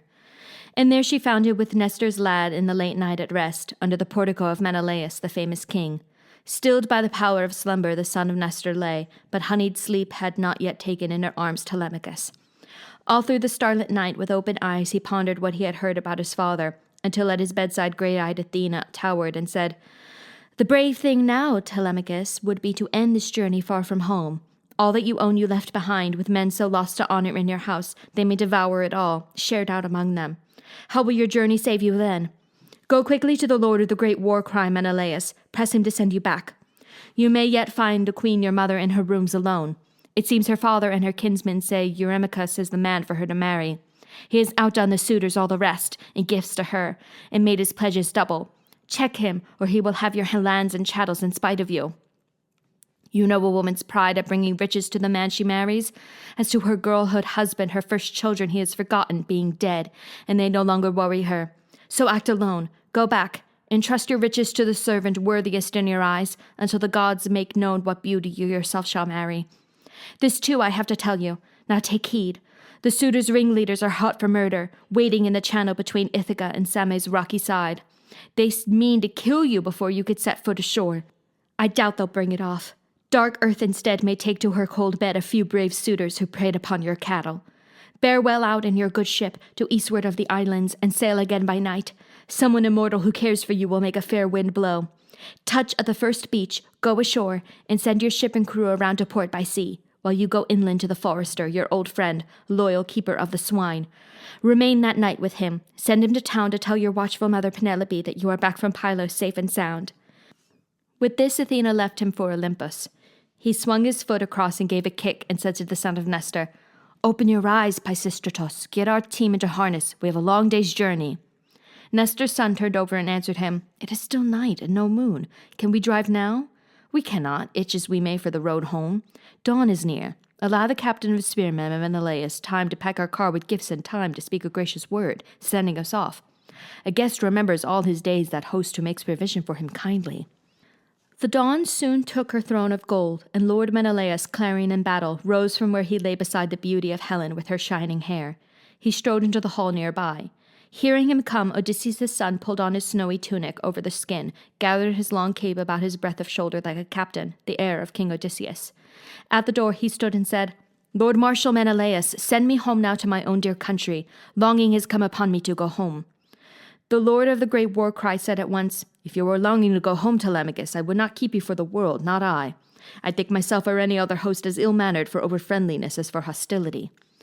Measure is best in everything. To send a guest packing or cling to him when he's in haste. One sin equals the other. Good entertaining ends with no detaining. Only let me load your car with gifts, and fine ones you shall see. I'll bid the women set out breakfast from the larder stores. Honor and appetite. We'll attend to both before a long day's journey overland. Or would you care to try the Argive Midlands and Hellas in my company? I'll harness my own team and take you through the towns. Guests like ourselves no lord will turn away. Each one will make one gift at least, to carry home with us. Tripod or cauldron, rout and bronze, mule team or golden cup." Clear-headed Telemachus replied, "Lord Marshal Menelaus, royal son of Atreus, I must return to my own hearth. I left no one behind as guardian of my property. This going abroad for news of a great father, heaven forbid it be my own undoing, or any precious thing be lost at home." At this the tall king, clarion in battle, called to his lady and her waiting women to give them breakfast from the larder stores.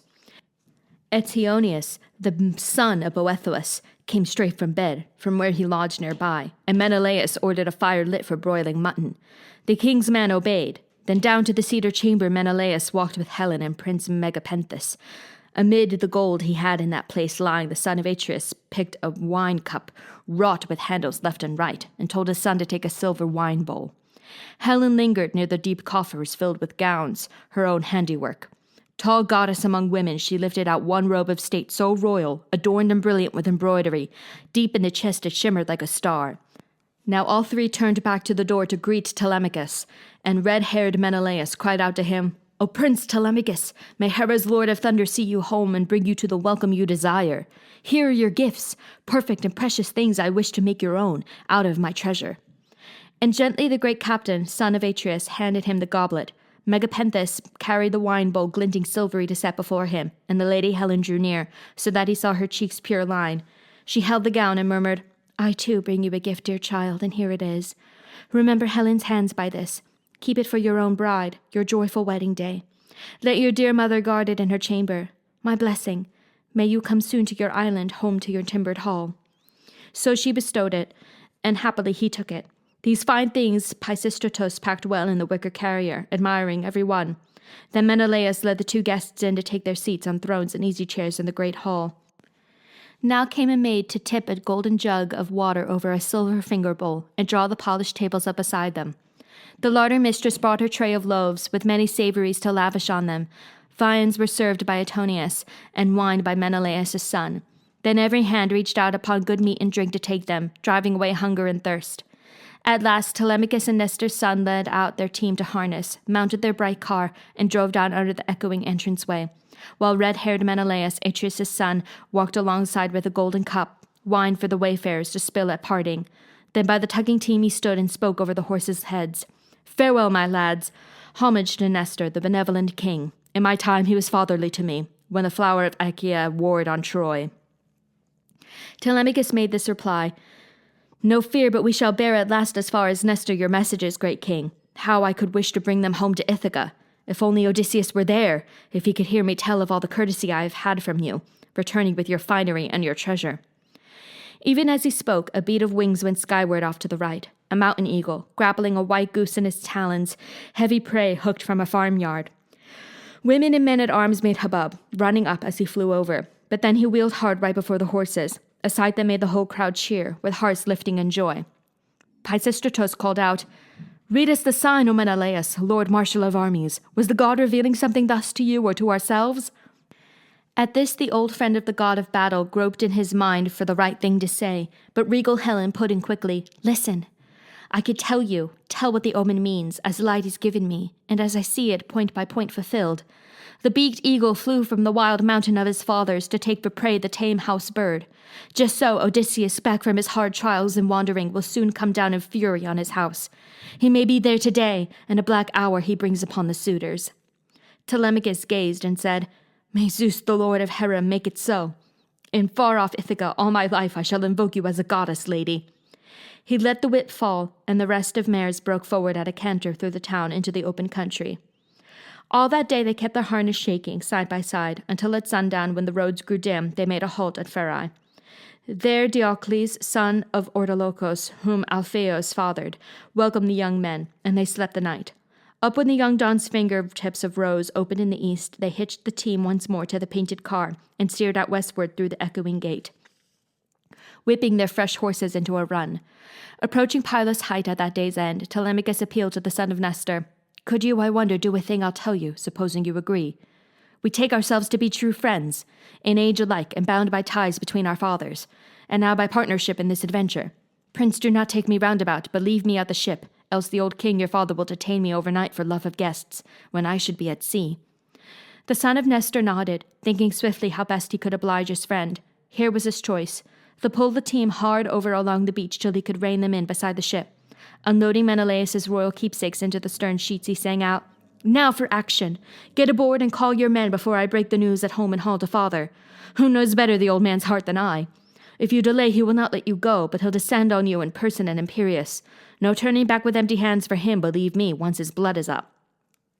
He shook the reins to the lovely mares with long manes in the wind, guiding them full tilt toward his father's hall. Telemachus called in the crew and told them, "Get everything shipshape aboard this craft. We pull out now and put sea miles behind us." The listening men obeyed him, climbing in to settle on their benches by the rowlocks, while he stood watchful by the stern. He poured out offerings there and prayers to Athena. Now a strange man came up to him, an Easterner fresh from spilling blood in distant Argos, a hunted man. Gifted in prophecy, he had as forebear that Melampus, wizard who lived of old in Pylos, mother city of western flocks. Melampus, a rich lord, had owned a house unmatched among the Pylians, until the day came when King Neleus, noblest in that age, drove him from his native land. And Neleus for a year's term sequestered Melampus' fields and flocks, while he lay bound hand and foot in the keep of Phylacus. Beauty of Neleus' daughter put him there, and somber folly the inbreaking fury thrust upon him. But he gave the slip to death, and drove the bellowing herd of Iphiclus from Phylace to Pylos, there to claim the bride that ordeal won him from the king. He led her to his brother's house, and went on eastward into another land, the blue-grass plain of Argos. Destiny held for him rule over many Argives. Here he married, built a great manor house, fathered Antiphatis and Mantius, commanders both, of whom Antiphatis begot Oicles, and Oicles the firebrand Amphireus. This champion the lord of storm cloud Zeus and strong Apollo loved, nor had he ever to cross the doorsill into dim old age. A woman, bought by trinkets, gave him over to be cut down in the assault on Thebes. His sons were Alcmaeon and Amphilochus. In the meantime, Lord Mantius begot Polyphetes, the prophet, and Cleitos, famous name, for Dawn in silks of gold carried off Cleitos for his beauty to live among the gods. But Polyphetes, high-hearted and exalted by Apollo above all men for prophecy, withdrew to Hyperesia when his father angered him. He lived on there, foretelling to the world the shape of things to come. His son it was, Theoclymenos, who came upon Telemachus as he poured out the red wine in the sand near his trim ship with prayer to Athena, and he called out, approaching, "Friend, well met here at libation before going to sea. I pray you by the wine you spend, and by your God, your own life and your company. Enlighten me, and let the truth be known. Who are you? Of what city, and what parents?" Telemachus turned to him and replied, "Stranger as truly as may be, I'll tell you. I am from Ithaca, where I was born. My father is, or he once was, Odysseus. But he's a long time gone and dead, may be, and that is what I took ship with my friends to find out, for he left long years ago." Said Theoclymenos in reply, "I too have had to leave my home. I killed a cousin. In the wide grazing lands of Argos live many kinsmen of his and friends in power, great among the Achaeans. These I fled. Death and vengeance at my back, as fate has turned now, I came wandering overland. Give me a plank aboard your ship, I beg, or they will kill me. They are on my track." Telemachus made answer, "No two ways about it. Will I pry you from our gunwale when you are desperate to get to sea? Come aboard, share what we have, and welcome." He took the bronze-shod lance from the man's hand and laid it down full length on deck, then swung his own weight after it aboard the cutter, taking position aft, making a place for Theoclymenos near him. The stern lines were slacked off, and Telemachus commanded, "Rig the mast! Make sail!" Nimbly they ran to push the fur pole high and step it firm amidships in the box, make fast the forestays, and hoist aloft the white sail on its halyards. A following wind came down from grey-eyed Athena, blowing brisk through heaven, and so steady the cutter lapped at miles of salt blue sea, passing Crunoi abeam and Chalcus estuary at sundown, when the sea waves all grew dark. Then by Athena's wind borne on, the ship rounded Phae by night and coasted Elis, the green domain of the Epioi. Thence he put ahead north toward the running pack of islets, wondering if by sailing wide he sheared off death, or would be caught. That night Odysseus and the swineherd supped again with herdsmen in their mountain hut. At ease when appetite and thirst were turned away, Odysseus, while he talked, observed the swineherd to see if he were hospitable still, if yet again the man would make him stay under his roof or send him off to town. "Listen," he said. "Eumaeus, listen, lads. At daybreak I must go and try my luck around the port. I burden you too long. Direct me, put me on the road with someone. Nothing else for it but to play the beggar in populous parts. I'll get a cup or loaf, maybe from some householder. If I go as far as the great hall of King Odysseus, I might tell Queen Penelope my news. Or I could drift inside among the suitors to see what alms they give, rich as they are. If they have whims, I'm deft in ways of service. That I can say, and you may know for sure. By grace of Hermes the Wayfinder, patron of mortal tasks, the god who honors toil, no man could do a chore better than I can. Set me to build a fire, or chop wood, cook or carve, mix wine and serve, or anything inferior men attend to for the gentry." Now you were furious at this, Eumaeus, and answered, "Oh, my swineherd." Friend, how could this fantasy take hold of you? You dally with your life, and nothing less if you feel drawn to mingle in that company. Reckless, violent, and famous for it out to the rim of heaven. Slaves they have, but not like you. No, theirs are boys in fresh cloaks and tunics with pomade ever on their sleek heads, and pretty faces. These are their minions, while their tables gleam and groan under big roasts with loaves and wine. Stay with us here. No one is burdened by you, neither myself nor any of my hands. Wait here until Odysseus' son returns. You shall have clothing from him, cloak and tunic, and passage where your heart desires to go." The noble and enduring man replied, "May you be dear to Zeus for this, Eumaeus, even as you are to me. Respite from pain you give me, and from homelessness. In life there's nothing worse than knocking about the world. No bitterness we vagabonds are spared when the cursed belly rages. Well, you master it and me, making me wait for the king's son.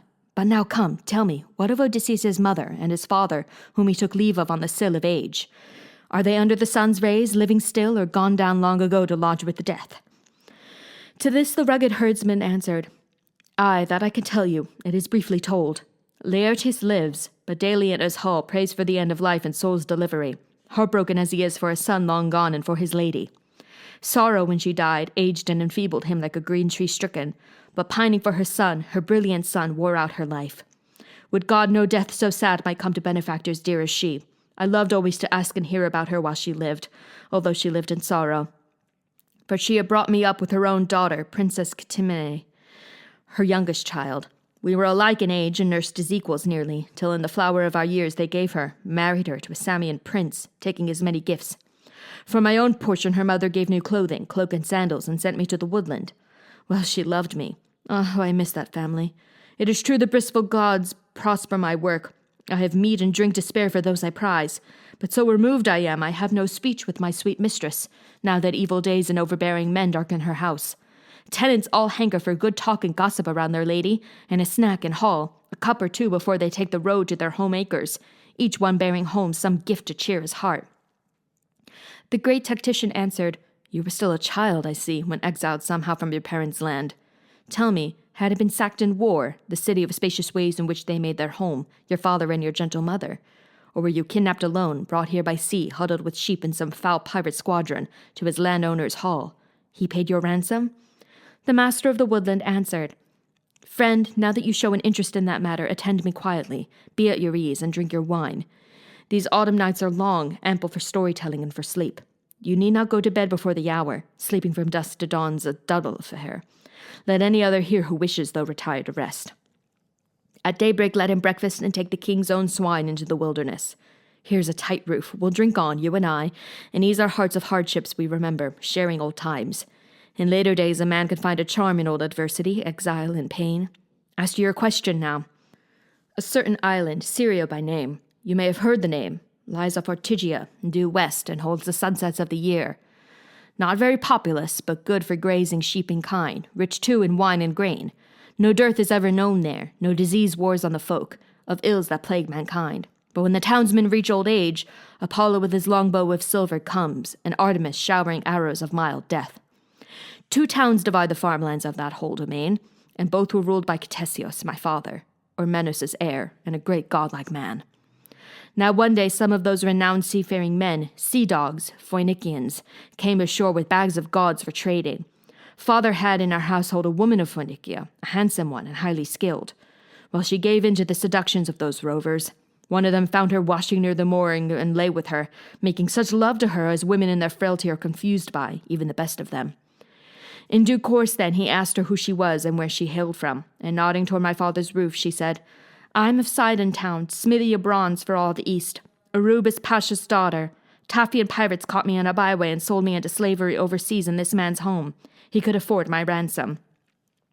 The sailor who had lain with her replied, Why not ship out with us on the run homeward, and see your father's high-roofed hall again, your father and your mother? Still in Sidon and still rich they are said to be. She answered, It could be done that, if you sailors take oath I'll be given passage home unharmed. Well, soon she had them swearing it all pat as she desired, repeating every syllable, whereupon she warned them, Not a word about our meeting here. Never call out to me when any of you see me in the lane or at the well. Some visitor might bear tales to the old man. If he guessed the truth, I'd be chained up. Your lives would be in peril. No, keep it secret. Hurry with your peddling, and when your hold is filled with livestock, send a message to me at the manor hall. Gold I'll bring, whatever comes to hand, and something else, too, as my passage fee. The master's child, my charge. A boy so high, bright for his age, he runs with me on errands. I take him with me happily. His price would be, I know not what in sale abroad. Her bargain made, she went back to the manor, but they were on the island all that year, getting by trade a cargo of our cattle. Until the ship at length being laden full, ready for sea, they sent a messenger to the Phoenician's woman. Shrewd he was, this fellow who came round my father's hall, showing a golden chain all strung with amber, a necklace. Maids in waiting and my mother passed it from hand to hand, admiring it, engaging they would buy it. But that dodger, as soon as he had caught the woman's eye and nodded, slipped away to join the ship. She took my hand and led me through the court into the portico. There, by luck, she found wine cups and tables still in place, for father's attendant counselors had dined just now before they went to the assembly. Quickly she hid 3 goblets in her bellying dress to carry with her, while I tagged along in my bewilderment. The sun went down, and all the lanes grew dark as we descended, skirting the harbor in our haste to where those traders of Phoenicia held their ship. All went aboard at once and put to sea, taking the 2 of us. A favoring wind blew from the power of heaven. We sailed on 6 nights and days without event. Then Zeus, the son of Cronos, added 1 more noon, and sudden arrows from Artemis pierced the woman's heart. Stone dead she dropped into the sloshing bilge the way a turned plummets, and the sailors heaved her over as tender pickings for the seals and fish.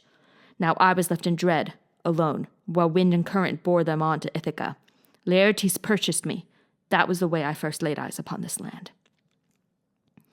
Odysseus, the kingly man, replied, You roused my pity, telling what you endured when you were young, but surely Zeus put good alongside ill. Torn from your own far home, you had the luck to come to a kind man's service, generous with food and drink. And a good life you lead, unlike my own, all spent in barren roaming from one country to the next till now. So the two men talked on into the night. Leaving few hours for sleep before the dawn, stepped up to her bright chair. The ship now drifting under the island lee, Telemachus' companions took in sail and mast, unshipped the oars and rowed ashore. They moored her stern by the stout hawser lines, tossed out the bow stones, and waded in beyond the wash of ripples to mix their wine and cook their morning meal. When they had turned back hunger and thirst, Telemachus arose to give the order of the day. Pull for the town, he said, and berth our ship, while I go inland across country. Later this evening, after looking at my farms, I'll join you in the city. When day comes, I hope to celebrate our crossing, feasting everyone on good red meat and wine. His noble passenger, Theoclymenos, now asked, What as to me, my dear young fellow? Where shall I go? Will I find lodging here with someone of the lords of stony Ithaca, or go straight to your mother's hall and yours? Telemachus turned round to him and said, I should myself invite you to our hall if things were otherwise. There'd be no lack of entertainment for you. As it stands, no place could be more wretched for a guest while I'm away. Mother will never see you. She almost never shows herself at home to the suitors there, but stays in her high chamber weaving upon her loom. No, let me name another man for you to go to visit. Eurymachus, the honored son of Polybos. In Ithaca they are dazzled by him now, the strongest of their princes, bent on making mother and all Odysseus' wealth his own. Zeus on Olympus only knows if some dark hour for them will intervene. The words were barely spoken when a hawk, Apollo's courier, flew up on the right, clutching a dove and plucking her, so feathers floated down to the ground between Telemachus and the moored cutter. Theoclymenos called him apart and gripped his hand, whispering, A god spoke in this bird sign on the right. I knew it when I saw the hawk fly over us. There is no kinglier house than yours, Telemachus, here in the realm of Ithaca. Your family will be in power forever. The young prince, clear in spirit, answered, Be it so, friend, as you say, and may you know as well the friendship of my house, and many gifts from me, so everyone may call you fortunate. He called a trusted crewman named Piraeus, and said to him, Piraeus, son of Clytius, can I rely on you again as ever, most of all the friends who sailed with me to Pylos? Take this man home with you, take care of him, treat him with honor till I come. To this Piraeus, the good spearman, answered, Aye, stay in the wild country while you will. I shall be looking after him, Telemachus. He will not lack good lodging. Down to the ship he turned, and boarded her, and called the others to cast off the stern lines and come aboard. So men climbed in to sit beside the rowlocks. Telemachus now tied his sandals on and lifted his tough spear from the ship's deck. Hawsers were taken in, and they shoved off to reach the town by way of the open sea, as he commanded them. Royal Odysseus' own dear son, Telemachus. On foot and swiftly he went up toward the stockade where swine were penned in hundreds, and at night the guardian of the swine, the forester, slept under arms on duty for his masters. Book 16. Father and Son. But there were two men in the mountain hut, Odysseus and the swineherd. At first light blowing their fire up, they cooked their breakfast and sent their lads out, driving herds to root in the tall timber. When Telemachus came, the wolvish troop of watchdogs only fawned on him as he advanced. Odysseus heard them go and heard the light crunch of a man's footfall, at which he turned quickly to say, Eumaeus, here is one of your crew come back, or maybe another friend. The dogs are out there snuffling belly down, not one has even growled. I can hear footsteps. But before he finished, his tall son stood at the door. The swineherd rose in surprise, letting a bowl and jug tumble from his fingers. Going forward, he kissed the young man's head, his shining eyes in both hands, while his own tears brimmed and fell. Think of a man whose dear and only son, born to him in exile, reared with labor, has lived 10 years abroad and now returns. How would that man embrace his son? Just so the herdsman clapped his arms around Telemachus and covered him with kisses, for he knew the land had got away from death. He said, Light of my days, Telemachus, you made it back. When you took ship for Pylos, I never thought to see you here again. Come in, dear child, and let me feast my eyes. Here you are, home from the distant places. How rarely, anyway, you visit us, your own men, in your own woods and pastures. Always in the town, a man would think you loved the suitors' company, those dogs. Telemachus, with his clear candor, said, I am with you, uncle. See now, I have come because I wanted to see you first, to hear from you. If mother stayed at home, or she married off to someone and Odysseus' bed left empty for some gloomy spider's weaving. Gently the forester replied to this, At home indeed your mother is, poor lady, still in the women's hall. Her nights and days are wearied out with grieving. Stepping back, he took the bronze-shod lance, and the young prince entered the cabin over the worn door stone. Odysseus moved aside, yielding his couch, but from across the room Telemachus checked him. "Friend, sit down. We'll find another chair in our own hut. Here is the man to make one." The swineherd, when the quiet man sank down, built a new pile of evergreens and fleeces, a couch for the dear son of great Odysseus, then gave them trenchers of good meat, left over from the roast pork of yesterday, and heaped up willow baskets full of bread, and mixed an ivy bowl of honey-hearted wine. Then he in turn sat down, facing Odysseus. Their hands went out upon the meat and drink as they fell to, ridding themselves of hunger, until Telemachus paused and said, "Oh, uncle, what's your friend's home port? How did he come? Who were the sailors brought him here to Ithaca? I doubt if he came walking on the sea." And you replied, Eumaeus, O my swineherd, "Son, the truth about him is soon told. His homeland, and a broad land too, is Crete. But he has knocked about the world, he says, for years as the powers wove his life. Just now he broke away from a shipload of Thesprotians to reach my hut. I place him in your hands. Act as you will. He wishes your protection." The young man said, "Eumaeus, my protection? The notion cuts me to the heart. How can I receive your friend at home? I'm not old enough or trained in arms. Could I defend myself if someone picked a fight with me?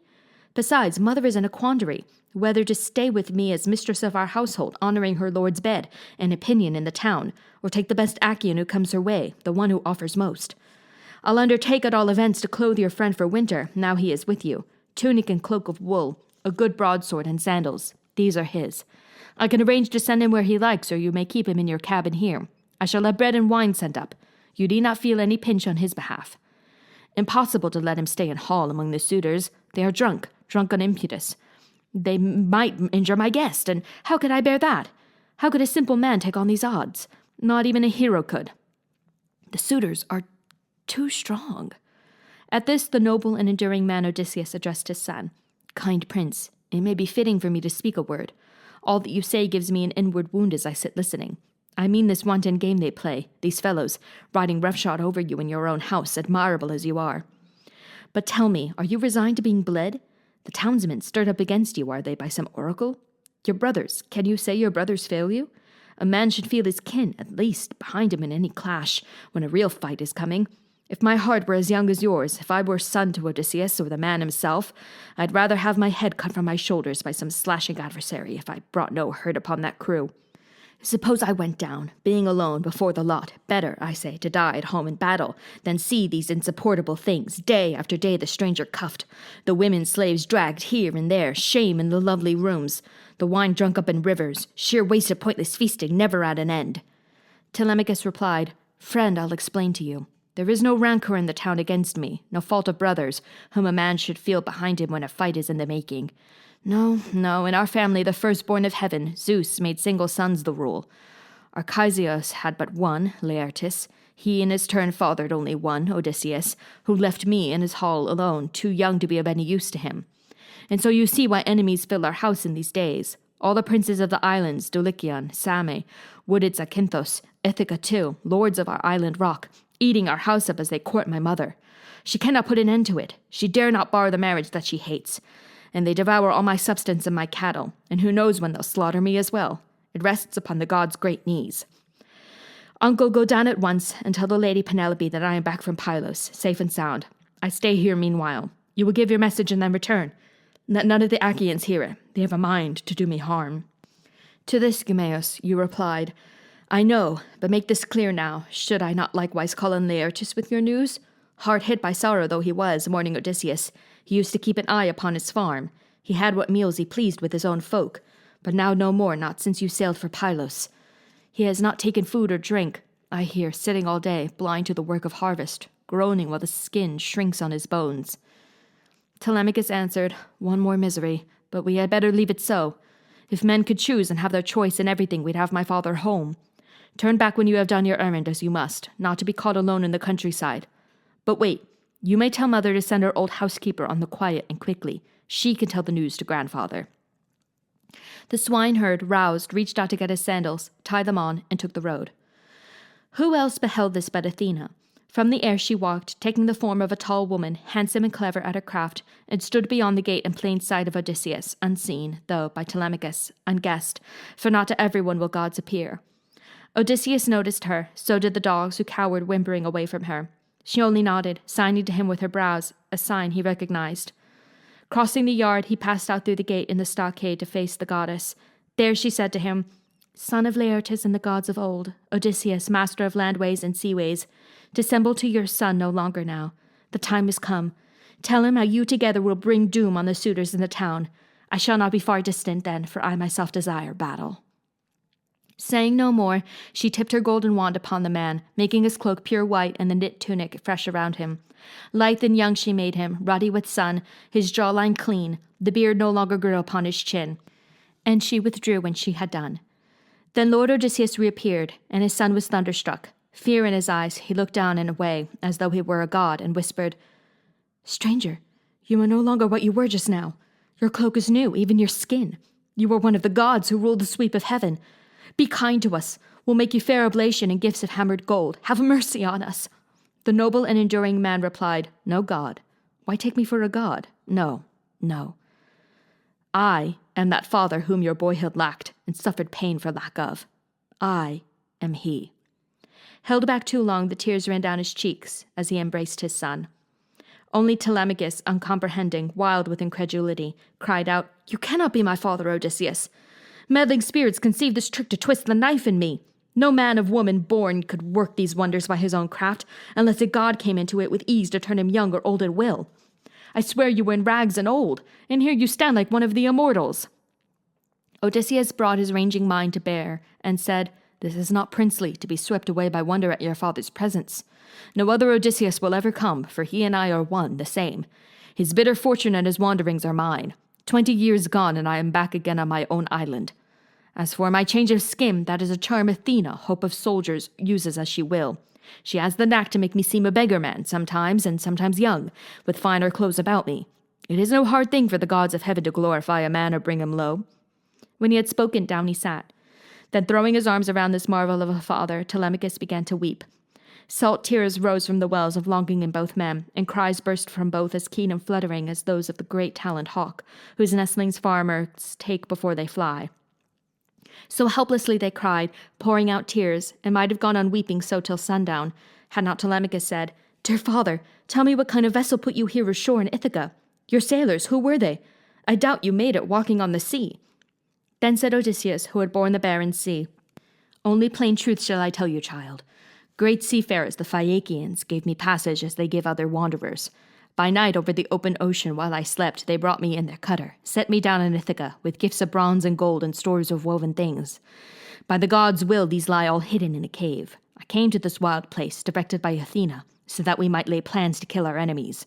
Count up the suitors for me. Let me know what men-at-arms are there. How many men?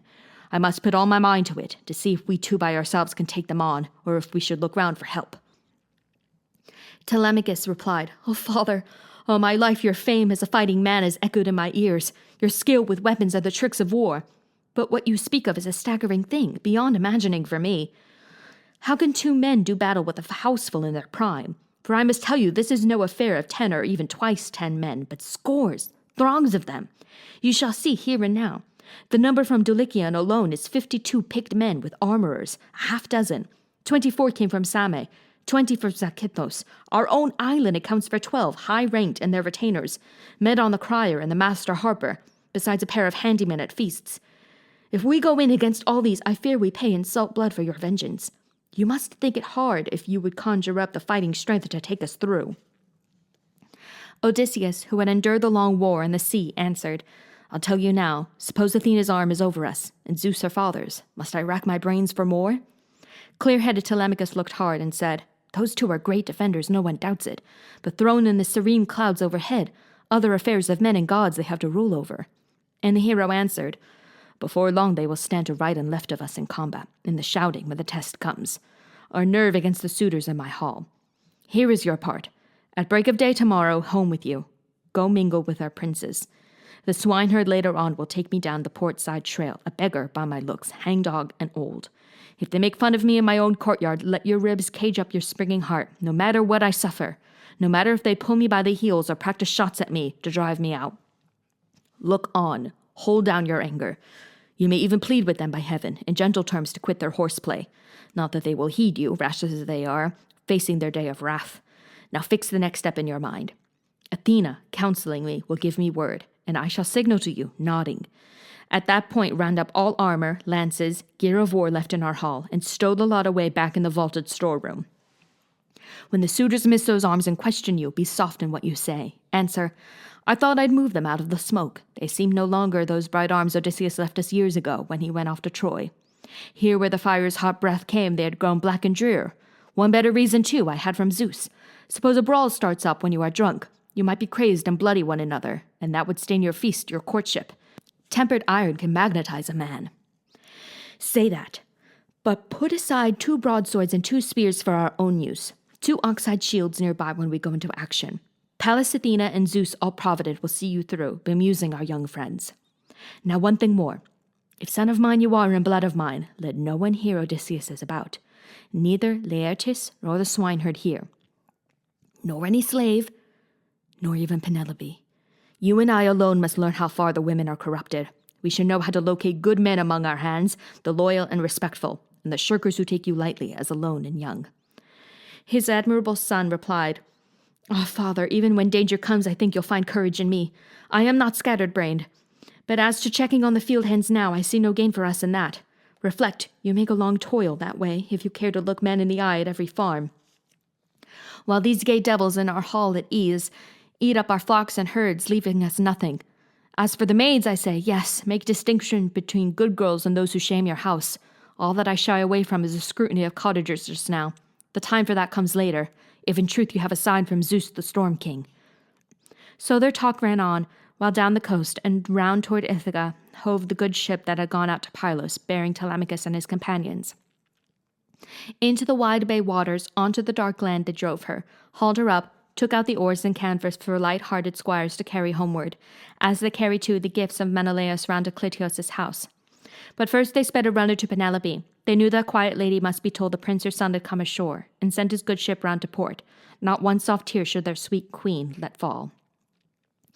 Both messengers, crewman and swineherd, reached the outer gate in the same instant, bearing the same news, and went in side by side to the king's hall. He of the ship burst out among the maids. Your son's ashore this morning, O my queen! But the swineherd calmly stood near Penelope, whispering what her son had bade him tell, and what he had enjoined on her. No more. When he had done, he left the place and turned back to his steading in the hills. By now, sullen confusion weighed upon the suitors. Out of the house, out of the court they went, beyond the wall and gate, to sit in council. Eurymachus, the son of Polybus, opened discussion. Friends, face up to it. That young pup Telemachus has done it. He made the round trip, though we said he could not. Well, now, to get the best craft we can find afloat with oarsmen who could drench their bows and tell those on the island to come home. He was yet speaking when Amphinomus, craning seaward, spotted the picket ship already in the roadstead under oars with canvas brailed up, and this fresh arrival made him chuckle. Then he told his friends, too late for messages, Look, here they come along the bay. Some god has brought them news, or else they saw the cutter pass, and could not overtake her. On their feet at once, the suitors took the road to the sea beach, where meeting the black ship, they hauled her in. Oars and gear they left for their light-hearted squires to carry, and all in company made off for the assembly ground. All others, young and old alike, they barred from sitting. Eupeithus' son, Antinous, made the speech.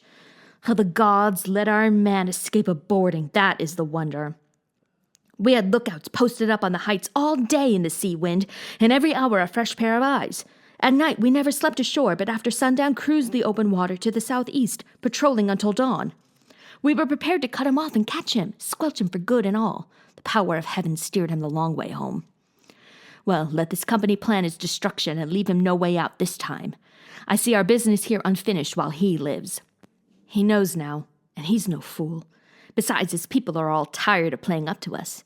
I say act now, before he brings the whole body of Achaeans to assembly, and he would leave no word unsaid in righteous anger speaking out before them all of how we plotted murder and then missed him. Will they commend us for that pretty work? Take action now, or we are in for trouble. We might be exiled, driven off our lands. Let the first blow be ours.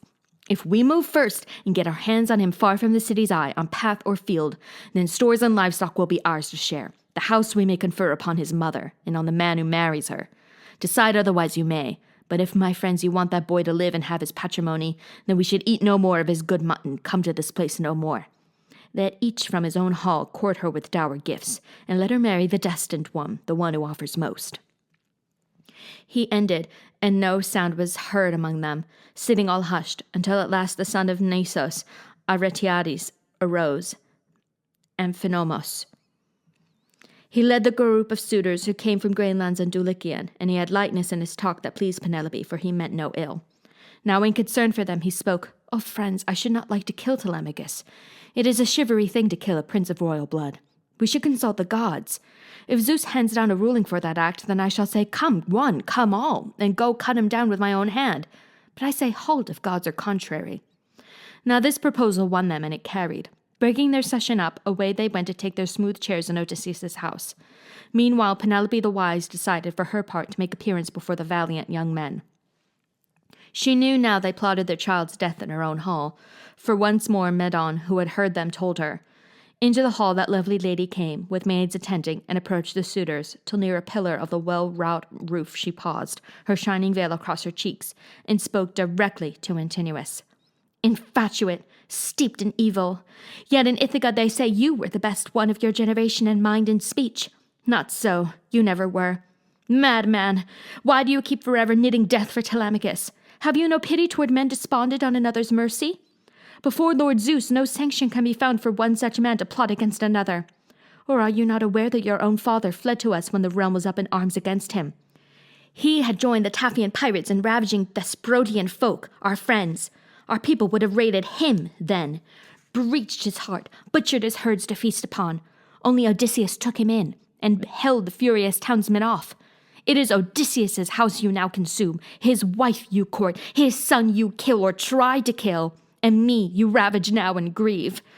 I call upon you to make an end of it, and your friends too." The son of Polybus it was, Eurymachus, who answered her with ready speech. "My lady Penelope, wise daughter of Icarios, you must shake off these ugly thoughts. I say that man does not exist, nor will, who dares lay hands upon your son Telemachus, while I live, walk the earth and use my eyes. The man's life-blood, I swear, will spurt and run out black around my lance head. For it is true of me, too, that Odysseus, raider of cities, took me on his knees and fed me often, tidbits and red wine. Should not Telemachus therefore be dear to me above the rest of men? I tell the lad he must not tremble for his life, at least alone in the suitor's company. Heaven deals death no man avoids." Blasphemous lies in earnest tones he told, the one who planned the lad's destruction. Silently the lady made her way to her glowing upper chamber, there to weep for her dear lord Odysseus, until grey-eyed Athena cast sweet sleep upon her eyes. At fall of dusk Odysseus and his son heard the approach of the good forester. They had been standing over the fire with a spitted pig, a yearling, and Athena coming near with one rap of her wand made of Odysseus an old man again, with rags about him, for if the swineherd knew his lord were there, he could not hold the news. Penelope would hear it from him. Now Telemachus greeted him first. "Eumaeus, back again. What was the talk in town? Are the tall suitors home again by this time from their ambush, or are they still on watch for my return?" And you replied, Eumaeus, O my swineherd.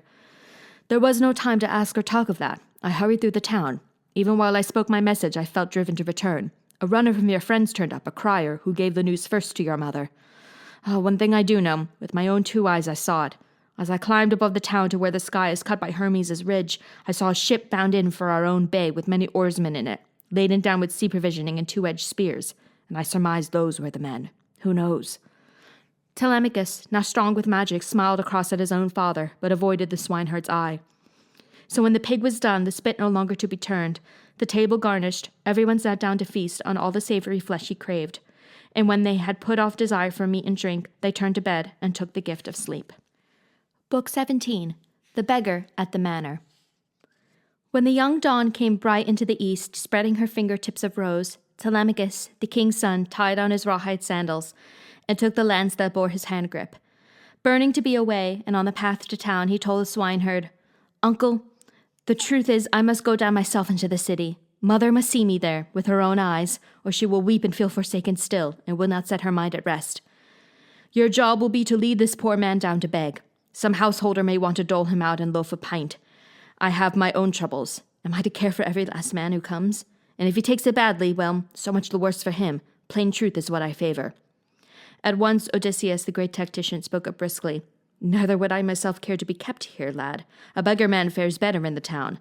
Let it be said I am not yet so old I must lay up indoors and mumble aye, aye to a master.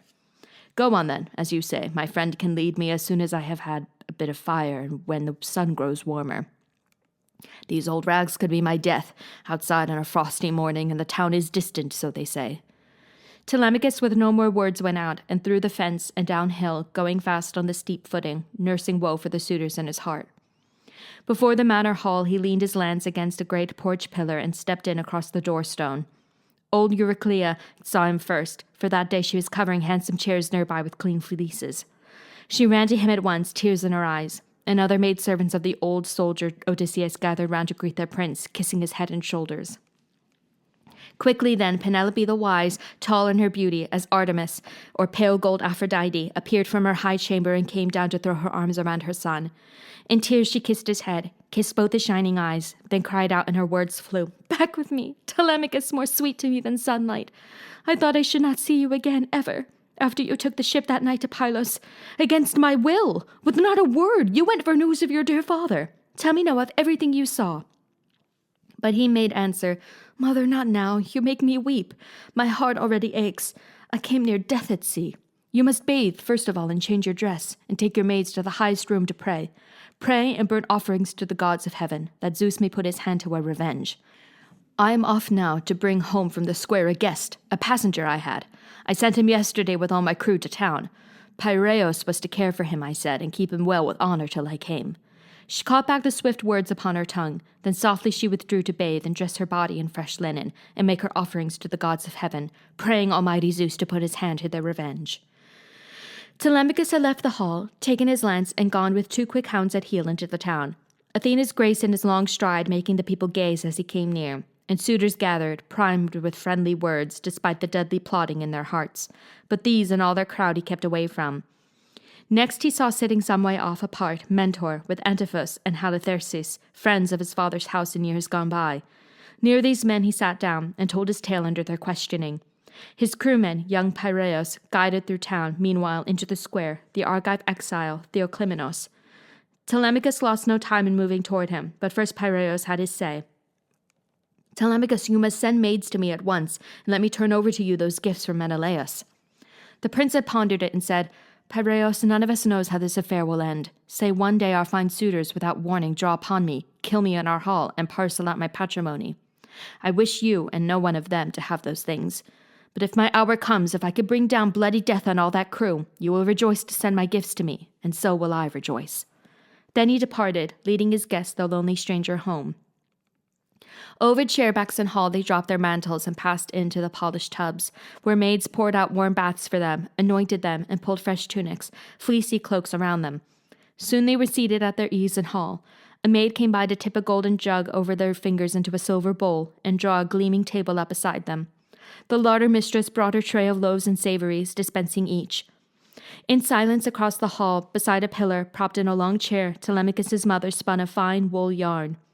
The young men's hands went out upon the good things placed before them, and only when their hunger and thirst were gone did she look up and say, "Telemachus, what am I to do now? Return alone and lie again on my forsaken bed, sodden how often with my weeping since that day when Odysseus put to sea to join the Atridae before Troy? Could you not tell me, before the suitors fill our house, what news you have of his return?" He answered, "Now that you ask a second time, dear mother, here is the truth. We went ashore at Pylos to Nestor, lord and guardian of the West, who gave me welcome in his towering hall. So kind he was, he might have been my father and I his long-lost son. So truly kind, taking me in with his own honored sons. But as to Odysseus's bitter fate, living or dead, he had no news at all, from anyone on earth, he said. He sent me overland in a strong chariot to Atreus' son, the captain Menelaus, and I saw Helen there, for whom the Argives fought, and the Trojans fought, as the gods willed. The Menelaus of the great war cry asked me my errand in that ancient land of Lacedaemon, so I told our story, and in reply he burst out, 'Intolerable! That feeble men, unfit as those men are, should think to lie in that great captain's bed, fawns in the lion's lair. As if a doe put down her litter of sucklings there, while she sniffed at the glen or grazed a grassy hollow. Ha!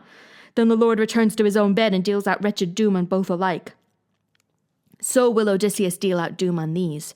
O Father Zeus, Athena, and Apollo, I pray he comes as once he was in Lesbos, when he stood up to wrestle Philomelides, champion and island king, and smashed him down. How the Achaeans cheered! If that Odysseus could meet the suitors, they'd have a quick reply, a stunning dowry.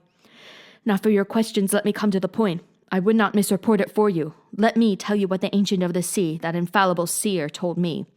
On an island your father lies and grieves. The Ancient saw him held by a nymph, Calypso, in her hall. No means of sailing home remained to him, no ship with oars, and no ship's company to pull him on the broad back of the sea. I had this from the Lord Marshal Menelaus, and when my errand in that place was done, I left for home. A fair breeze from the gods brought me swiftly back to our dear island. The boy's tale made her heart stir in her breast, but this was not all. Mother and son now heard Theoclymenos, the diviner, say, "He does not see it clear. O gentle lady, wife of Odysseus Laertiades, listen to me. I can reveal this thing. Zeus be my witness, and the table set for strangers in the hearth to which I have come. The Lord Odysseus, I tell you, is present now, already, on this island. Quartered somewhere or going about, he knows what evil is afoot.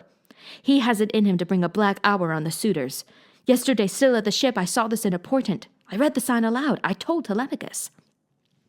The prudent queen, for her part, said, "Stranger, if only this came true, our love would go to you with many gifts. Aye, every man who passed would call you happy." So ran the talk between these three. Meanwhile, swaggering before Odysseus' hall, the suitors were competing at the discus throw and javelin on the level measured field.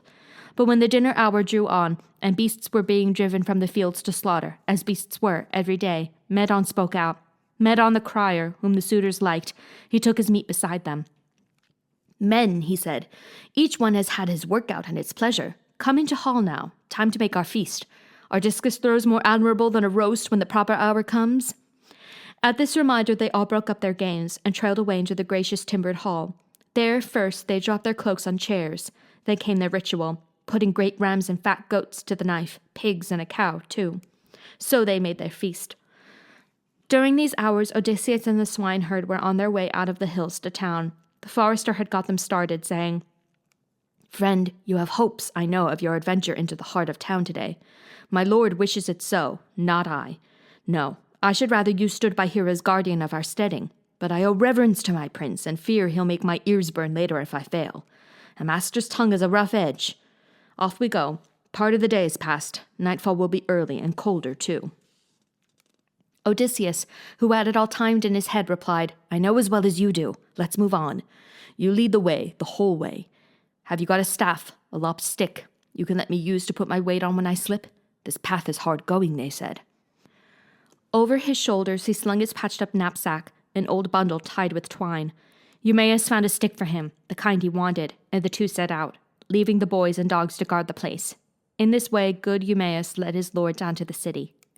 And it seemed to him he led an old outcast, a beggar man, leaning most painfully upon a stick, his poor cloak all in tatters looped about him.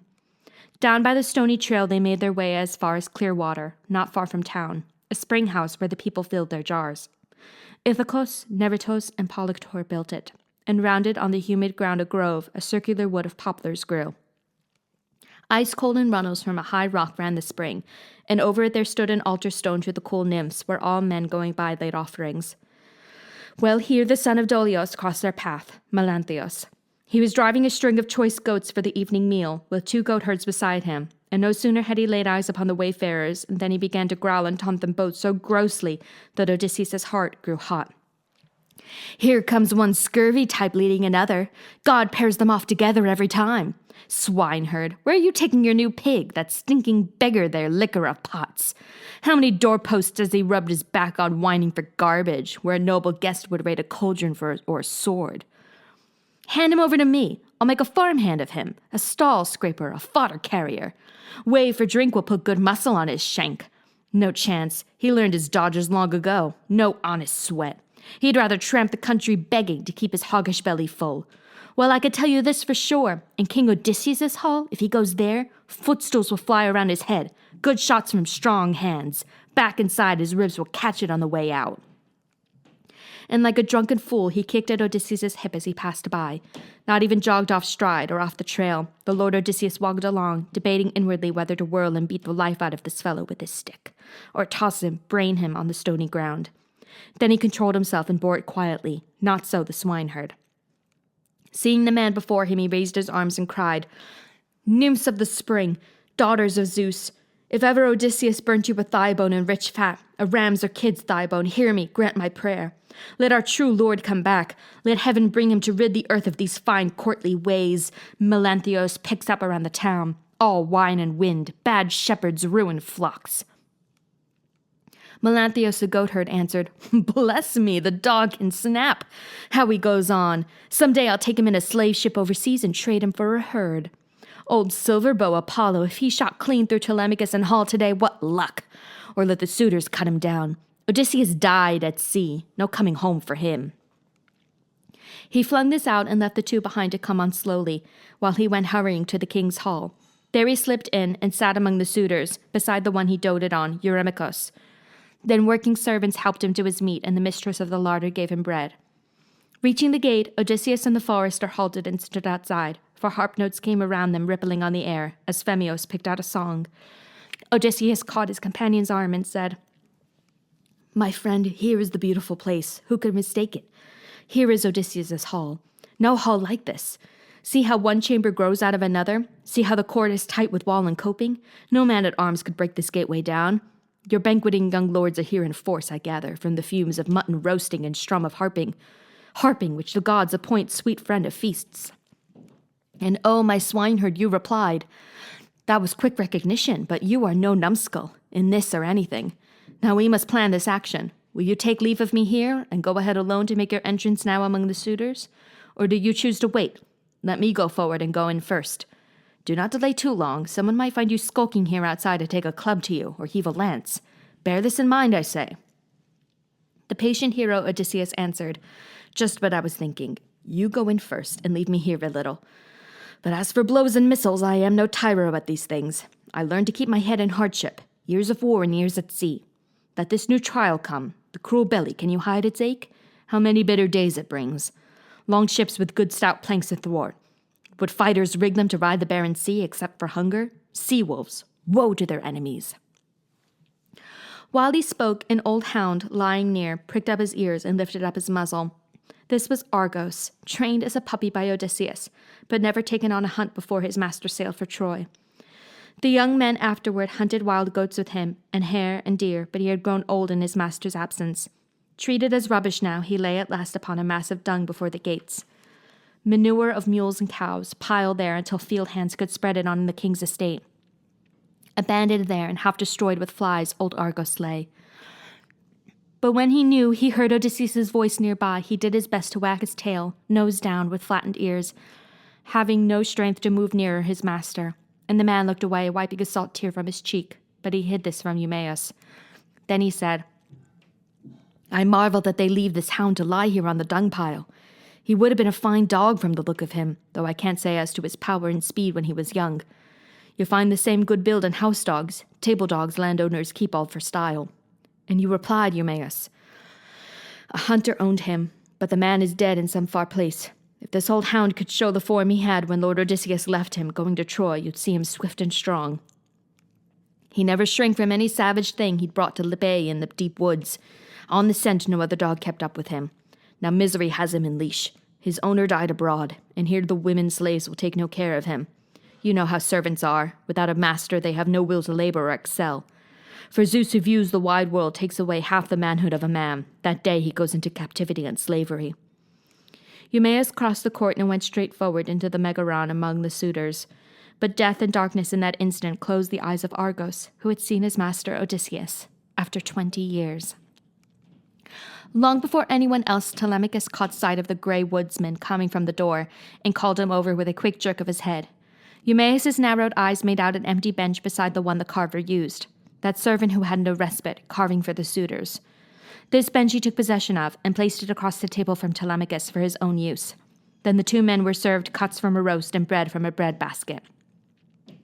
At no long interval, Odysseus came through his own doorway as a mendicant, humped like a bundle of rags over his stick. He settled on the inner ash wood sill, leaning against the door jamb, cypress timber the skilled carpenter planed years ago and set up with a plumb line.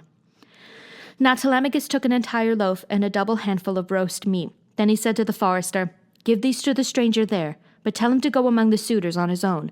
He may beg all he wants. This hanging back is no asset to a hungry man.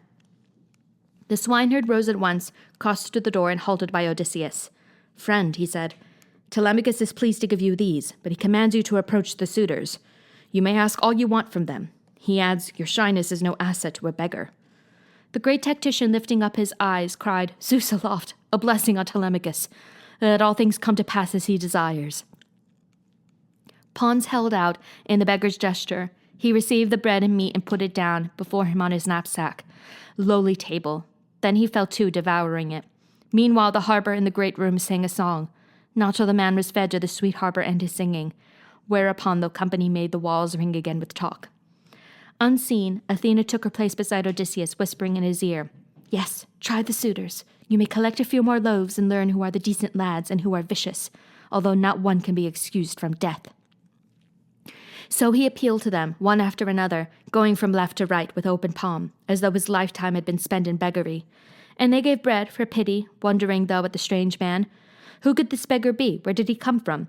Each would ask his neighbor, till in their midst the goatherd Melanthios raised his voice. "Hear just a word from me, my lords who court our illustrious queen. This man, this foreigner, I saw him on the road. The swineherd here was leading him this way. Who, what, or whence he claims to be, I could not say for sure." At this, Antinous turned on the swineherd brutally, saying, "You famous breeder of pigs, why bring this fellow here? Are we not plagued enough with beggars, foragers, and such rats? You find the company too slow at eating up your lord's estate, is that it? So you call this scarecrow in?" The forester replied, "Antinous, well born you are, but that was not well said. Who would call in a foreigner, unless an artisan with skill to serve the realm, a healer, or a prophet, or a builder, or one whose harp and song might give us joy? All these are sought for in the endless earth. But when have beggars come by invitation? Who puts a field mouse in his granary? My lord, you are a hard man, and you always were, more so than others of this company. Hard on all Odysseus' people and on me. But this I can forget as long as Penelope lives on, the wise and tender mistress of this hall, as long as Prince Telemachus." But he broke off at a look from Telemachus, who said, "Be still. Spare me a long-drawn answer to this gentleman. With his unpleasantness, he will forever make strife where he can and goad the others on." He turned and spoke out clearly to Antinous. "What fatherly concern you show me. Frighten this unknown fellow, would you, from my hall with words that promise blows? May God forbid it. Give him a loaf. Am I a niggard? No, I call on you to give, and spare your qualms as to my mother's loss, or anyone's, not that in truth you have such care at heart. Your heart is all in feeding, not in giving." Antinous replied, "What high and mighty talk, Telemachus? No holding you. If every suitor gave what I may give him, he could be kept for months, kept out of sight." He reached under the table for the footstool his shining feet had rested on, and this he held up so that all could see his gift. But all the rest gave alms, enough to fill the beggar's pack with bread and roast meat. So it looked as though Odysseus had had his taste of what these men were like, and could return scot-free to his own doorway. But halting now before Antinous, he made a little speech to him. Said he, "Give a mite, friend. I would not say myself you are the worst man of the young Achaeans. The noblest, rather, kingly by your look. Therefore you'll give more bread than others do. Let me speak well of you as I pass on over the boundless earth. I too, you know, had fortune once, lived well, stood well with men, and gave alms often to poor wanderers like this one that you see. Aye, to all sorts, no matter in what dire want. I owned servants, many, God knows, and all the rest that goes with being prosperous, as they say, but Zeus the son of Cronos brought me down. No telling why he would have it, but he made me go to Egypt with a company of rovers, a long sail to the south, for my undoing. Up the broad Nile and into the river bank I brought my dipping squadron. There indeed I told the men to stand guard at the ships. I sent patrols out to rising ground, but reckless greed carried my crews away to plunder the Egyptian farms. They bore off wives and children, killed what men they found. The news ran on the wind to the city, a night cry. At sunrise brought both infantry and horsemen, filling the river plain with dazzle of bronze. Then Zeus, lord of lightning, threw my men into a blind panic. No one dared stand against that host closing around us. Their scything weapons left our dead in piles, but some they took alive into forced labor, myself among them. And they gave me then to one Demeter, a traveler, son of Iosos, who ruled at Cyprus. He conveyed me there from that place, working northward miserably. But here Antinous broke in, shouting, God, what evil wind blew in this pest? Get over, stand in the passage. Nudge my table, will you? Egyptian whips are sweet to what you'll come to here, you nosing rat, making your pitch to everyone. These men have bread to throw away on you because it is not theirs. Who cares? Who spares another's food when he has more than plenty? With guile, Odysseus drew away, then said, "A pity that you have more looks than heart. You'd grudge a pinch of salt from your own larder to your own handyman. You sit here, fat on others' meat, and cannot bring yourself to rummage out a crust of bread for me." Then anger made Antinous' heart beat hard, and glowering under his brows he said, "Now, you think you'll shuffle off and get away after that impudence? Oh, no, you don't." The stool he let fly hit the man's right shoulder, on the packed muscle under the shoulder blade, like solid rock for all the effect one saw. Odysseus only shook his head, containing thoughts of bloody work as he walked on, then sat and dropped his loaded bag again upon the door-sill. Facing the whole crowd, he said, and eyed them all, "One word only, my lords and suitors of the famous queen. One thing I have to say. There is no pain, no burden for the heart when blows come to a man, and he defending his own cattle, his own cows and lambs. Here it was otherwise. Antinous hit me for being driven on by hunger. How many bitter seas men cross for hunger? If beggars interest the gods, if there are furies pent in the dark to avenge a poor man's wrong, then may Antinous meet his death before his wedding day." Then said Eupeithes' son, Antinous, "Enough! Eat and be quiet where you are, or shamble elsewhere, unless you want these lads to stop your mouth pulling you by the heels, or hands and feet, over the whole floor till your back is peeled." But now the rest were mortified, and someone spoke from the crowd of young bucks to rebuke him. "A poor show that, hitting this famished tramp. Bad business if he happened to be a god. You know they go in foreign guise, the gods do, looking like strangers, turning up in towns and settlements to keep an eye on manners, good or bad." But at this notion Antinous only shrugged. Telemachus, after the blow his father bore, sat still without a tear, though his heart felt the blow.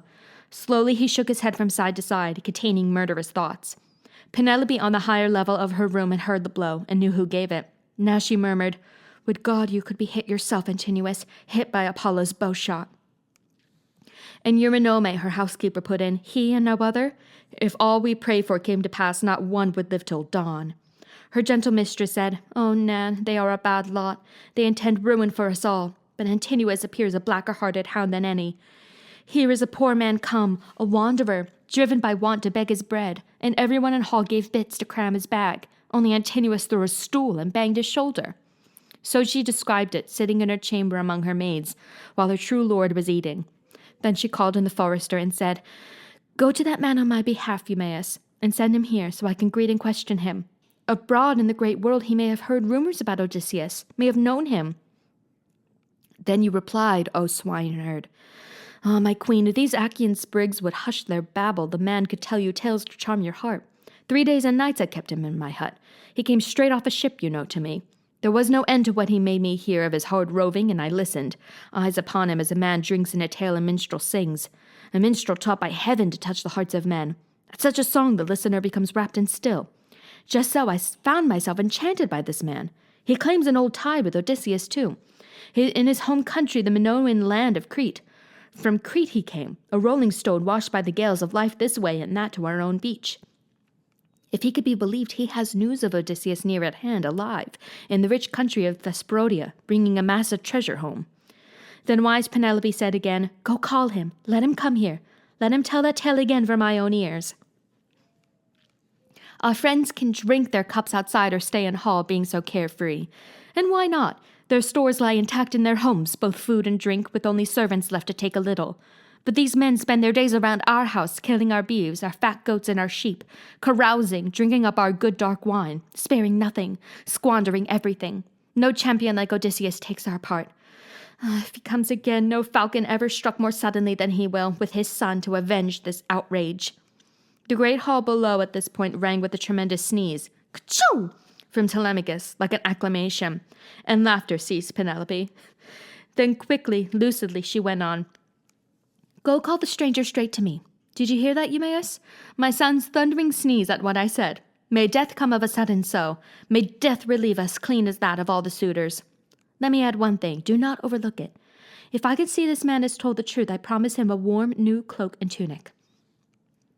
With all this in his head, the forester went down the hall and halted near the beggar, saying aloud, "Good father, you are called by the wise mother of Telemachus, Penelope. The queen, despite her troubles, is moved by a desire to hear your tales about her lord, and if she finds them true, she'll see you clothed in what you need, a cloak and a fresh tunic.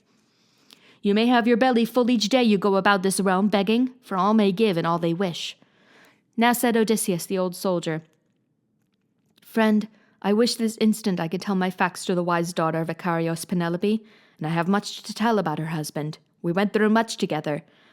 But just now this hard crowd worries me. They are, you said, infamous to the very rim of heaven for violent acts. And here just now this fellow gave me a bruise. What had I done to him? But who would lift a hand for me? Telemachus? Anyone else? No. Bid the queen be patient. Let her remain till sundown in her room, and then, if she will seat me near the fire, inquire tonight about her lord's return. My rags are sorry cover, you know that. I showed my sad condition first to you. The woodsman heard him out, and then returned, but the queen met him on her threshold, crying, Have you not brought him? Why? What is he thinking? Has he some fear of overstepping? Shy about these inner rooms, a hangdog beggar? To this you answered, friend Eumaeus, No. He reasons as another might, and well, not to tempt any swordplay from these drunkards. Be patient, wait, he says, till darkness falls. And, oh, my queen, for you too that is better. Better to be alone with him and question him and hear him out. Penelope replied, He is no fool. He sees how he could be. Never were mortal men like these for bullying and brainless arrogance. Thus she accepted what had been proposed, so we went back into the crowd. He joined Telemachus and said at once in whispers, his head bent so that no one else might hear, Dear prince, I must go home to keep good watch on hut and swine, and look to my own affairs. Everything here is in your hands. Consider your own safety before the rest. Take care not to get hurt. Many are dangerous here. May Zeus destroy them first before we suffer. Telemachus said, Your wish is mine, uncle. Go when your meal is finished. Then come back at dawn and bring good victims for a slaughter. Everything here is in my hands indeed, and in the disposition of the gods. Taking his seat on the smooth bench again, Eumaeus ate and drank his fill, then rose to climb the mountain trail back to his swine, leaving the Megaron and court behind him crowded with banqueters. These had their joy of dance and song as day waned into evening. Book 18, Blows and a Queen's Beauty. Now a true scavenger came in, a public tramp who begged around the town of Ithaca, a byword for his insatiable swag belly, feeding and drinking dawn to dark. No pith was in him and no nerve, huge as he looked. Arneus, as his gentle mother called him, he'd been nicknamed Iros by the young for being ready to take messages. This fellow thought he would rout Odysseus from his doorway, growling at him, Clear out, grandfather, or else be hauled out by the ankle bone. See them all giving me the wink? That means, go on and drag him out. I hate to do it. Up with you, or would you like a fist fight? Odysseus only frowned and looked him over, taking account of everything, then said, Master, I'm no trouble to you here. I offer no remarks. I grudge you nothing. Take all you get, and welcome. Here is room for two in the store slab. Or do you own it? You are a tramp, I think, like me. Patience. A windfall from the gods will come. But drop that talk of using fists. It could annoy me. Old as I am, I might just crack a rib or split a lip for you. My life would go even more peacefully after tomorrow, looking for no more visits here from you. Iros the tramp grew red and hooted, Oh, listen to him! The swine can talk your arm off like an old oven woman. With 2 punches I'd knock him snoring if I had a mind to, and not a tooth left in his head, the same as an old sow caught in the corn. Belts up, and let this company see the way I do it when we square off. Can you fight a fresher man? Under the lofty doorway on the door sill of wide smooth ash they held this rough exchange, and the tall full-blooded suitor Antinous, overhearing, broke into happy laughter. Then he said to the others, Oh, my friends, no luck like this has ever turned up before. What a farce heaven has brought this house. The stranger and Iros have had words. They brag of boxing. Into the ring they go, and no more talk. All the young men got on their feet now, laughing, to crowd around the ragged pair. Antinous called out, Gentlemen, quiet. One more thing. Here are great stomachs ready on the fire to stuff with blood and fat. Good supper pudding. The man who wins this gallant bout may step up here and take the one he likes. And let him feast with us from this day on. No other beggar will be admitted here when we are at our wine. This pleased them all, but now that wily man Odysseus muttered, An old hulk has no business fighting a young man, but my belly nags me. Nothing will do but I must take a beating. Well, then let every man here swear an oath not to step in for Iros. No one throw a punch for luck. I could be whipped that way. So much the suitors were content to swear, but after they reeled off their oaths, Telemachus put in a word to clinch it, saying, "Friend, if you will stand and fight as pride requires, don't worry about a foul blow from behind. Whoever hits you will take on the crowd. You have my word as host. You have the word of these 2 kings, Antinous and Eurymachus, a pair of thinking men." All shouted, "Aye!" So now Odysseus made his shirt a belt and roped his rags around his loins, bearing his hurdler's thighs and boxer's breadth of shoulder, the dense rib sheath and upper arms. Athena stood nearby to give him bulk and power, while the young suitors watched with narrow eyes, and comments went around. "By God, old Iris Navataros. Aye, he asked for it. He'll get it, bloody too. The build this fellow had under his rags." Panic made Iris's heart jump, but the yard boys hustled and got him belted by main force, though all his blubber quivered now with dread. Antinous' angry voice rang in his ears. "You sack of guts, you might as well be dead. Might as well never have seen the light of day. If this man makes you tremble, chicken heart, afraid of an old wreck, far gone in misery. Well, here is what I say and what I'll do. If this rag picker can fight you, whip you, I'll ship you out to that king in Epirus, Ekatos. He skins everyone alive. Let him just cut your nose off and your ears and pull your privy parts out by the roots to feed raw to his hunting dogs." Poor Iros felt a new fit of shaking take his knees, but the yard boys pushed him out. Now both contenders put their hands up. Royal Odysseus pondered if he should hit him with all he had and drop the man dead on the spot, or only spar, with force enough to knock him down. Better that way, he thought, a gentle blow, else he might give himself away. The 2 were at close quarters now, and Iris lunged, hitting the shoulder. Then Odysseus hooked him under the ear and shattered his jawbone, so bright red blood came bubbling from his mouth, as down he pitched into the dust, bleeding, kicking against the ground, his teeth stove in. The suitors whooped and swung their arms, half dead with pangs of laughter. Then by the ankle bone, Odysseus hauled the fallen one outside, crossing the courtyard to the gate, and piled him against the wall. In his right hand he stuck his begging staff and said, "Here, take your post. Sit here to keep the dogs and pigs away. You could give up your habit of command over poor waifs and beggarmen, you swab. Another time you may not know what hit you." When he had slung his rucksack by the string over his shoulder like a wad of rags, he sat down on the broad door sill again, as laughing suitors came to flock inside, and each young buck in passing gave him greeting, saying, maybe, "Zeus fill your pouch for this. May the gods grant your heart's desire. Well done to put that walking famine out of business. We'll ship him out to that king in Epirus, Ekatos. He skins everyone alive." Odysseus found grim cheer in their good wishes. His work had started well. Now from the fire his fat blood pudding came, deposited before him by Antinous, then to boot 2 brown loaves from the basket, and some wine in a fine cup of gold. These gifts Amphinomus gave him. Then he said, "Here's luck, grandfather. A new day. May the worst be over now." Odysseus answered, and his mind raged far. "Amphinomus, your head is clear, I'd say. So was your father's. Or at least I've heard good things of Nisos the Dulichian, whose son you are, they tell me. An easy man. And you seem gently bred. In view of that, I have a word to say to you, so listen. Of mortal creatures, all that breathe and move, earth bears none frailer than mankind. One man believes in woe to come, so long as valor and tough knees are supplied him by the gods. But when the gods and bliss bring miseries on, then willy-nilly, blindly he endures. Our minds are as the days are, dark or bright, blown over by the father of gods and men. So I too in my time thought to be happy, but far and rash I ventured, counting on my own right arm, my father and my kin. Behold me now. No man should flout the law, but keep in peace what gifts the gods may give. I see you young blades living dangerously, a household eaten up, a wife dishonored, and yet the master will return. I tell you to his own place, and soon, for he is near. So may some power take you out of this, homeward and softly, not to face that man the hour he sets foot on his native ground. Between him and the suitors I foretell no quittance, no way out, unless by blood, once he shall stand beneath his own roof beam." Gravely when he had done, he made libation and took a sip of honey-hearted wine, giving the cup then back into the hands of the young nobleman. Amphinomus, for his part, shaking his head with chill and burdened breast, turned in the great hall. Now his heart foreknew the wrath to come, but he could not take flight, being by Athena bound there. Death would have him broken by a spear thrown by Telemachus, so he sat down where he had sat before.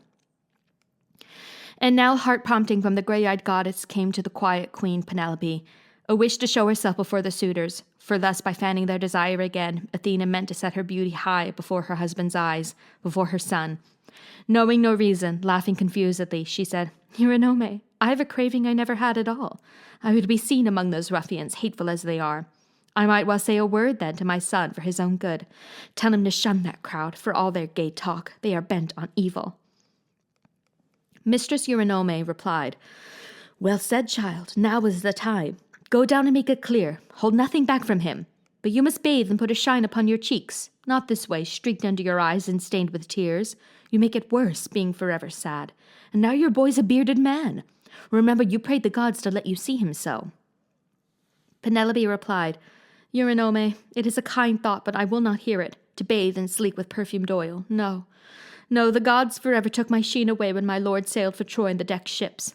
Only tell my Autonoe to come, and Hippodamia, they should be attending me in hall if I appear there. I could not enter alone into that crowd of men." At this the good old woman left the chamber to tell the maids her bidding, but now too the grey-eyed goddess had her own designs. Upon the quiet daughter of Icarios she let clear drops of slumber fall, until the queen lay back asleep, her limbs unstrung, in her long chair. And while she slept, the goddess endowed her with immortal grace to hold the eyes of the Achaeans. With ambrosia she bathed her cheeks and throat and smoothed her brow. Ambrosia, used by flower-crowned Cytherea when she would join the rose-lipped Graces dancing. Grandeur she gave her too, in height and form, and made her whiter than carved ivory. Touching her so, the perfect one was gone. Now came the maids, bare-armed and lovely, voices breaking into the room. The queen awoke, and as she rubbed her cheek, she sighed, "Ah, soft that drowse I lay embraced and pain forgot. If only Artemis the pure would give me death as mild and soon. No heartache more, no wearing out my lifetime with desire and sorrow, mindful of my lord, good man in all ways that he was, best of the Achaeans." She rose and left her glowing upper room, and down the stairs with her two maids in train, this beautiful lady went before the suitors. Then by a pillar of the solid roof she paused, her shining veil across her cheek, the two girls close to her and still. And in that instant weakness took those men in the knee joints, their hearts grew faint with lust. Not one but swore to God to lie beside her. But speaking for her dear son's ears alone, she said, "Telemachus, what has come over you? Light-minded you were not in all your boyhood.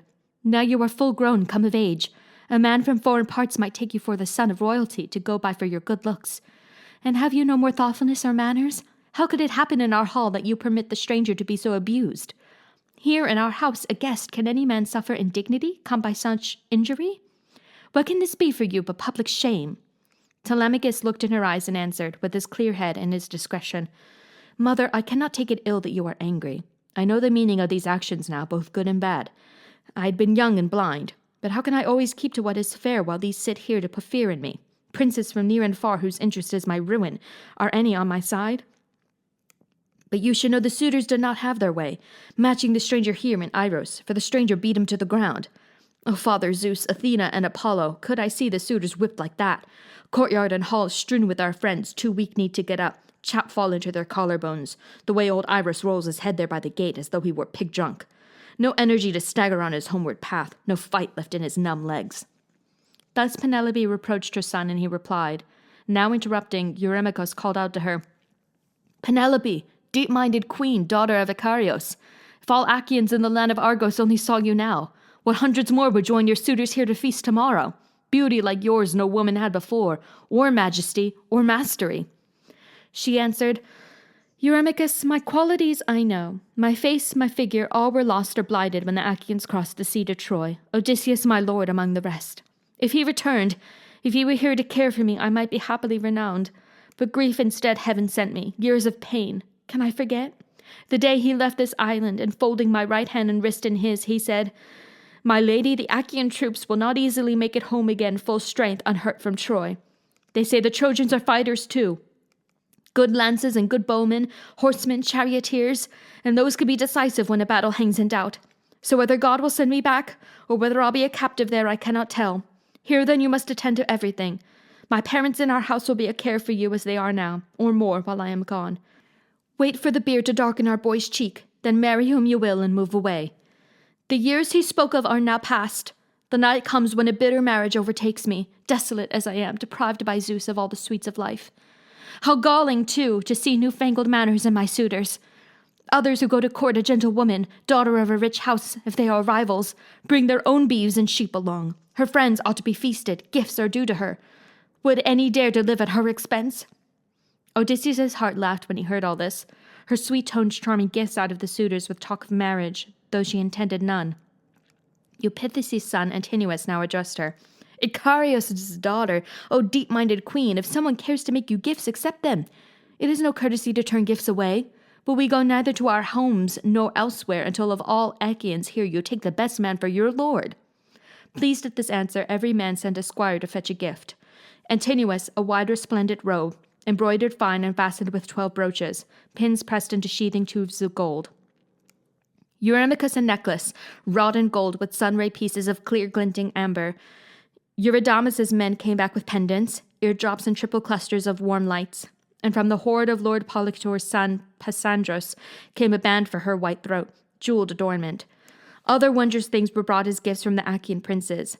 Penelope then mounted the stair again, her maids behind, with treasure in their arms. And now the suitors gave themselves to dancing, to harp and haunting song as night drew on.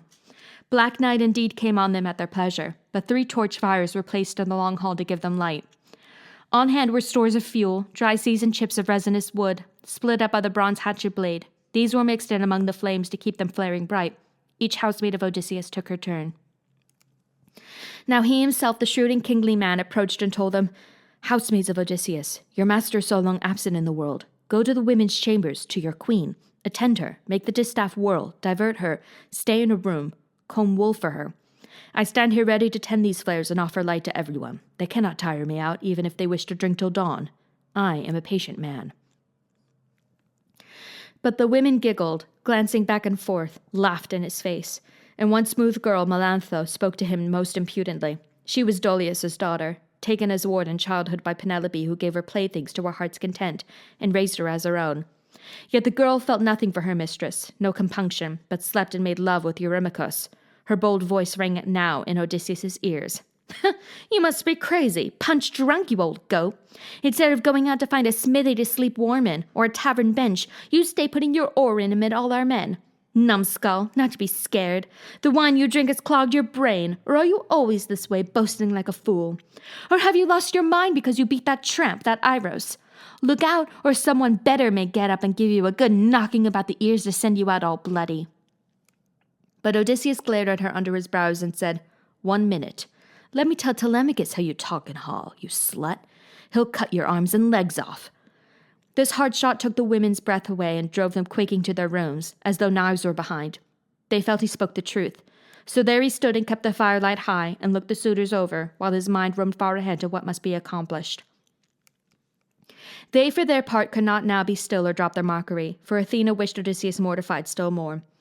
Eurymachus, the son of Polybus, took up the baiting, angling for a laugh among his friends. Suitors of our distinguished queen, he said, hear what my heart would have me say. This man comes with a certain aura of divinity into Odysseus' hall. He shines. He shines around the noggin like a flashing light, having no hair at all to dim his luster. Then turning to Odysseus, raider of cities, he went on, Friend, you have a mind to work, do you? Could I hire you to clear stones from wasteland for me? You'll be paid enough, collecting boundary walls and planting trees. I'd give you a bread ration every day, a cloak to wrap in, sandals for your feet. Oh no, you learned your dodges long ago, no honest sweat. You'd rather tramp the country begging to keep your hoggish belly full. The master of many crafts replied, Eurymachus, we too might try our hands against each other in early summer when the days are long in meadow grass, with one good scythe for me and one is good for you. We'd cut our way down a deep hayfield, fasting till late evening. Or we could try our hands behind a plow, driving the best of oxen, fat, well-fed, well-matched for age and pulling power. It'd say 4 strips apiece of loam the share could break. You'd see then if I cleft you a straight furrow. Competition in arms? If Zeus Cronion roused up a scuffle now, give me a shield, 2 spears, a dogskin cap with plates of bronze to fit my temples, and you'd see me go where the first rank of fighters lock in battle. There would be no more jeers about my belly, you thick-skinned menace to all courtesy. You think you are a great man and a champion, but up against few men, poor stuff at that. Just let Odysseus return. Those doors wide open as they are, you'd find too narrow to suit you on your sudden journey out. Now fury mounted in Eurymachus, who scowled and shot back. Bundle of rags and lice! By God, I'll make you suffer for your gall, your insolent gabble before all our men. He had his footstool out, but now Odysseus took to his haunches of Amphinomus's knees, fearing Eurymachus' missile as it flew. It clipped a wine steward on the serving hand so that his pitcher dropped with a loud clang while he fell backward, cursing in the dust. In the shadowy hall a low sound rose, of suitors murmuring to one another. "Aye," they said, "this vagabond would have done well to perish somewhere else, and make us no such rumpus. Here we are, quarrelling over tramps, good meat and wine forgotten, good sense gone by the board." Telemachus' young heart high put in, "Bright souls alight with wine, you can no longer hide the cups you've taken. Some god is goading you. Why not go home to bed? I mean when you are moved to. No one jumps at my command." Struck by his blithe manner, the young men's teeth grew fixed in their underlips, but now the son of Nisus, Lord Amphinomos of Areopagus, addressed them all. "O friends, no ruffling replies are called for. That was fair counsel. Hands off the stranger now, and hands off any other servant here, in the great house of King Odysseus. Come, let my own herald wet our cups once more. We'll make an offering and then to bed. The stranger can be left behind in hall. Telemachus may care for him. He came to Telemachus' door, not ours." This won them over. The soldier Mulios, Dulichian herald, comrade in arms of Lord Amphinomos, mixed the wine and served them all. They tipped out drops for the blissful gods and drank the rest. And when they had drunk their thirst away, they trailed off homeward drowsily to bed. Book 19. Recognitions and a Dream. Now by Athena's side in the quiet hall, studying the ground for slaughter, Lord Odysseus turned to Telemachus. "The arms," he said, "harness and weapons must be out of sight in the inner room. And if the suitors miss them, be mild. Just say, 'I had a mind to move them out of the smoke. They seem no longer the bright arms that Odysseus left at home when he went off to Troy. Here where the fire's hot breath came, they had grown black and drear. One better reason struck me too. Suppose a brawl starts up when you've been drinking. You might in madness let each other's blood, and that would stain your feast, your courtship. Iron itself can draw men's hands." Then he fell silent, and Telemachus obeyed his father's word. He called Euryclea, the nurse, and told her, "Nurse, go shut the women in their quarters while I shift father's armor back to the inner rooms. These beautiful arms unburnished, caked with black soot in his years abroad. I was a child then. Well, I am not now. I want them shielded from the drought and smoke." And the old woman answered, "It is time, child, you took an interest in such things. I wish you'd put your mind on all your house and chattels. But who will go along to hold a light? You said no maids, no torch-bearers." Telemachus looked at her and replied, "Our friend here. A man who shares my meat can bear her hand, no matter how far he is from home." He spoke so soldierly her own speech halted on her tongue. Straight back she went to lock the doors of the women's hall. And now the two men sprang to work, father and princely son, loaded with round helms and studded bucklers, lifting the long spears, while in their path Pallas Athena held up a golden lamp of purest light. Telemachus at last burst out, "Oh, father, here is a marvel! All around I see the walls and roof beams, pedestals and pillars, lighted as though by white fire blazing near. One of the gods of heaven is in this place." Then said Odysseus, the great tactician, "Be still. Keep still about it. Just remember it. The gods who rule Olympus make this light. You may go off to bed now. Here I stay to test your mother and her maids again. Out of her long grief she will question me." Telemachus went across the hall and out under the light of torches, crossed the court to the tower chamber where he had always slept. Here now again he lay, waiting for dawn, while in the great hall by Athena's side Odysseus waited with his mind on slaughter. Presently Penelope from her chamber stepped in her thoughtful beauty. So might Artemis or golden Aphrodite have descended. A maid drew to the hearth her own smooth chair inlaid with silver whorls and ivory. The artisan Icmalios had made it, long before, with a footrest in a single piece, and soft upon the seat a heavy fleece was thrown. Here by the fire the queen sat down. Her maids, leaving their quarters, came with white arms bare to clear the wine cups and the bread, and move the trestle boards where men had lingered drinking. Fiery ashes out of the pine chip flares they tossed, and piled on fuel for light and heat. And now a second time Melanthos' voice rang brazen in Odysseus' ears. "Ah, stranger, are you still here, so creepy, late at night, hanging about, looking the women over? You old goat, go outside, cuddle your supper. Get out, or a torch may kindle you behind." At this Odysseus glared under his brows and said, "Little devil, why pitch into me again? Because I go unwashed and wear these rags and make the rounds? But so I must, being needy. That is the way a vagabond must live. And do not overlook this. In my time I too had luck, lived well, stood well with men, and gave alms often to poor wanderers like him you see before you. I do all sorts, no matter in what dire want. I owned servants, many, I say, and all the rest that goes with what men call prosperity. But Zeus, the son of Cronos, brought me down. Mistress, mend your ways, or you may lose all this vivacity of yours. What if her ladyship were stirred to anger? What if Odysseus came? And I can tell you there is hope of that. Or if the man is done for, still his son lives to be reckoned with by Apollo's will. None of you can go wantoning on the sly and fool him now. He is too old for that. Penelope, being near enough to hear him, spoke out sharply to her maid. Oh, shameless, through and through! And do you think me blind to your conquest? It will cost your life. You knew I waited, for you heard me say it. Waited to see this man in hall and question him about my lord. I am so hard beset. She turned away and said to the housekeeper, Eurynome, a bench, a spread of sheepskin to put my guest at ease. Now he shall talk and listen and be questioned. Willing hands brought a smooth bench and dropped a fleece upon it. Here the adventurer and king sat down. Then carefully Penelope began. Friend, let me ask you first of all, who are you? Where do you come from? Of what nation and parents were you born? And he replied, My lady, never a man in the wide world should have a fault to find with you. Your name has gone out under heaven like the sweet honor of some God-fearing king who rules in equity over the strong.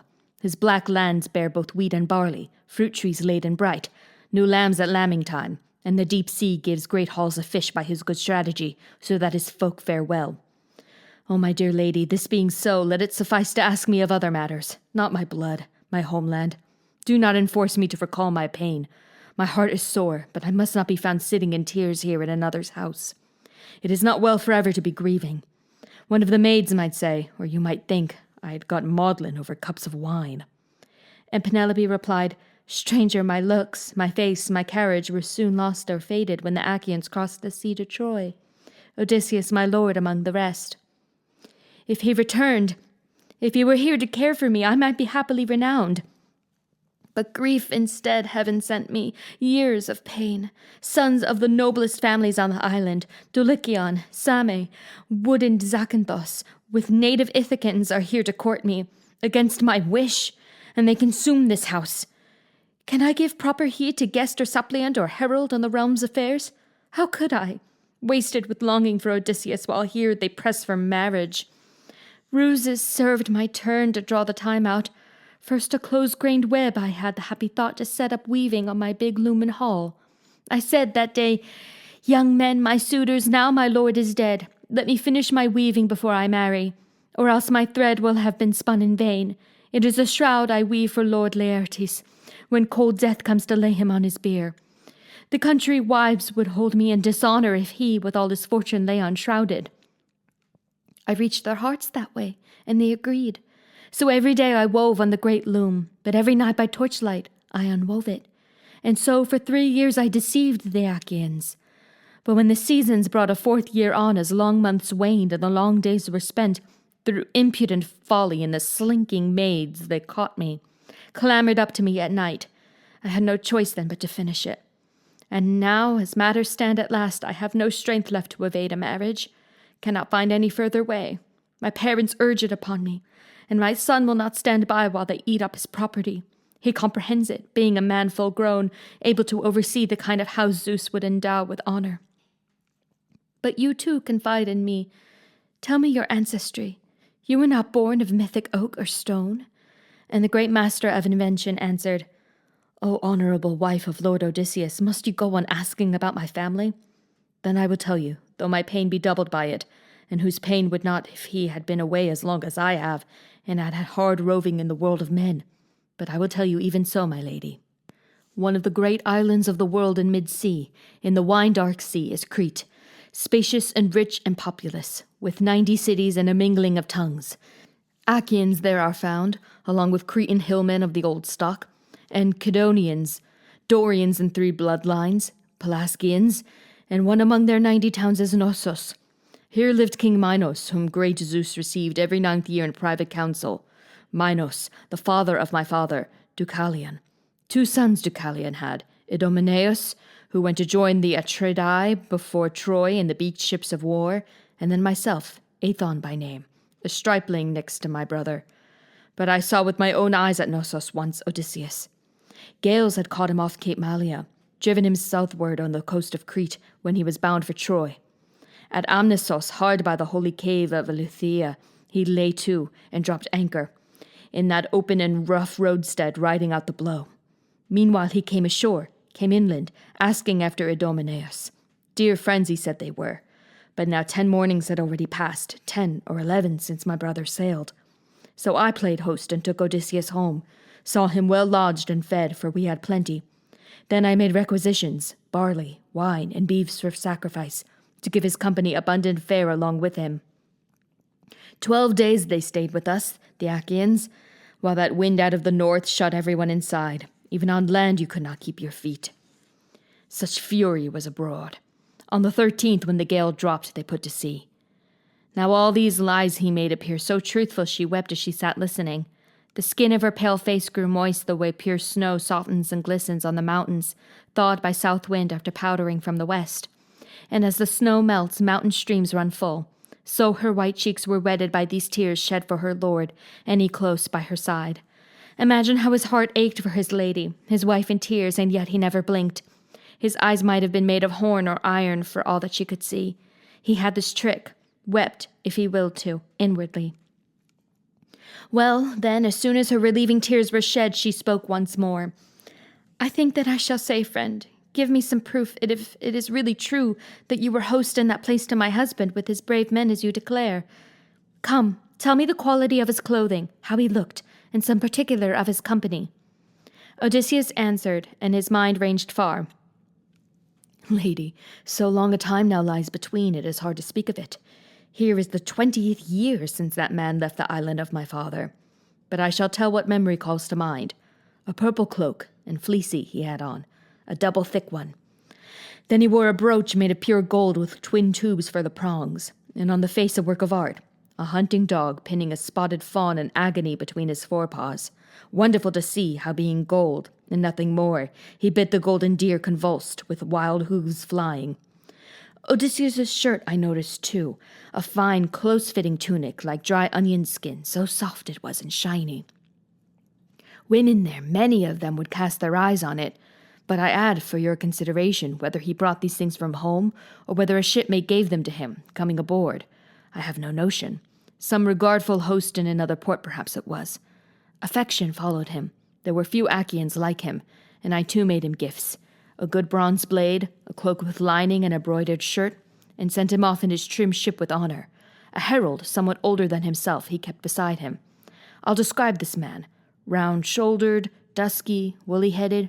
Eurybatus his name was, and Odysseus gave him preferment over the officers. He had a shrewd head like the captain's own. Now hearing these details, minutely true, she felt more strangely moved, and tears flowed until she had tasted her salt grief again. Then she found words to answer. Before this you won my sympathy, but now indeed you shall be our respected guest and friend. With my own hands I put that cloak and tunic upon him, took them folded from their place, and the bright brooch for ornament. Gone now, I will not meet the man again, returning to his own home fields. Unkind the fate that sent him young in the long ship to see that misery at Ilion, unspeakable. And the master improviser answered, Honorable wife of Odysseus Laertiades, you need not stain your beauty with these tears, nor wear yourself out grieving for your husband. Not that I can blame you. Any wife grieves for the man she married in her girlhood, lay within love, bore children to, though he may be no prince like this Odysseus, whom they compare even to the gods. But listen, weep no more, and listen. I have a thing to tell you, something true. I heard but lately of your lord's return, heard that he is alive, not far away, among the Sprotians in their Greenland, amassing fortune to bring home. His company went down in shipwreck in the wine-dark sea off the coast of Thrinacia.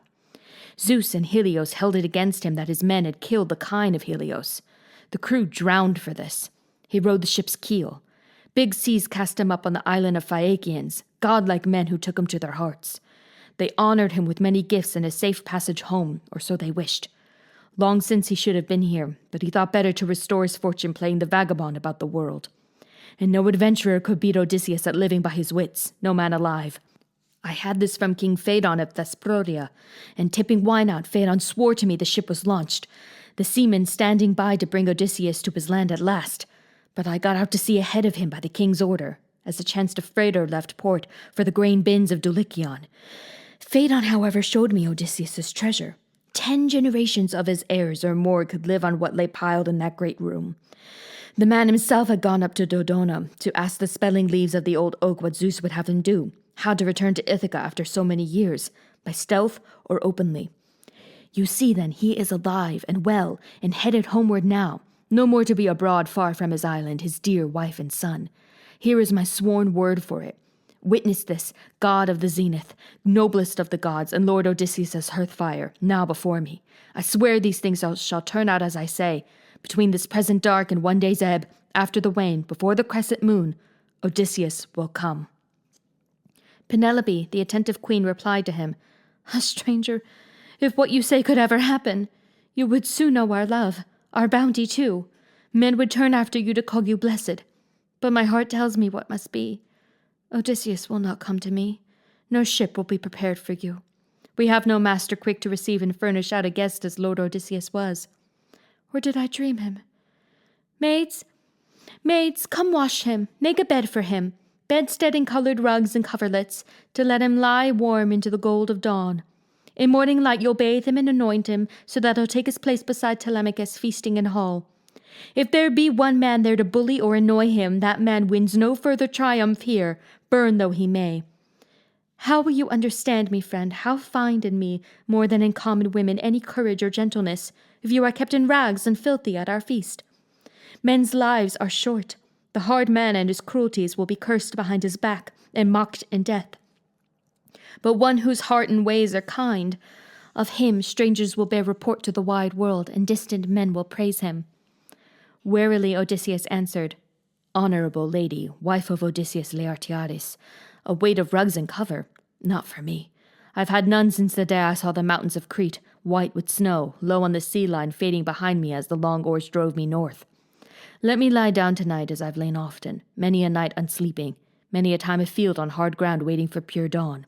No, and I have no longing for a foot bath either. None of these maids will touch my feet, unless there is an old one, old and wise, one who has lived through suffering as I have. I would not mind letting my feet be touched by that old servant.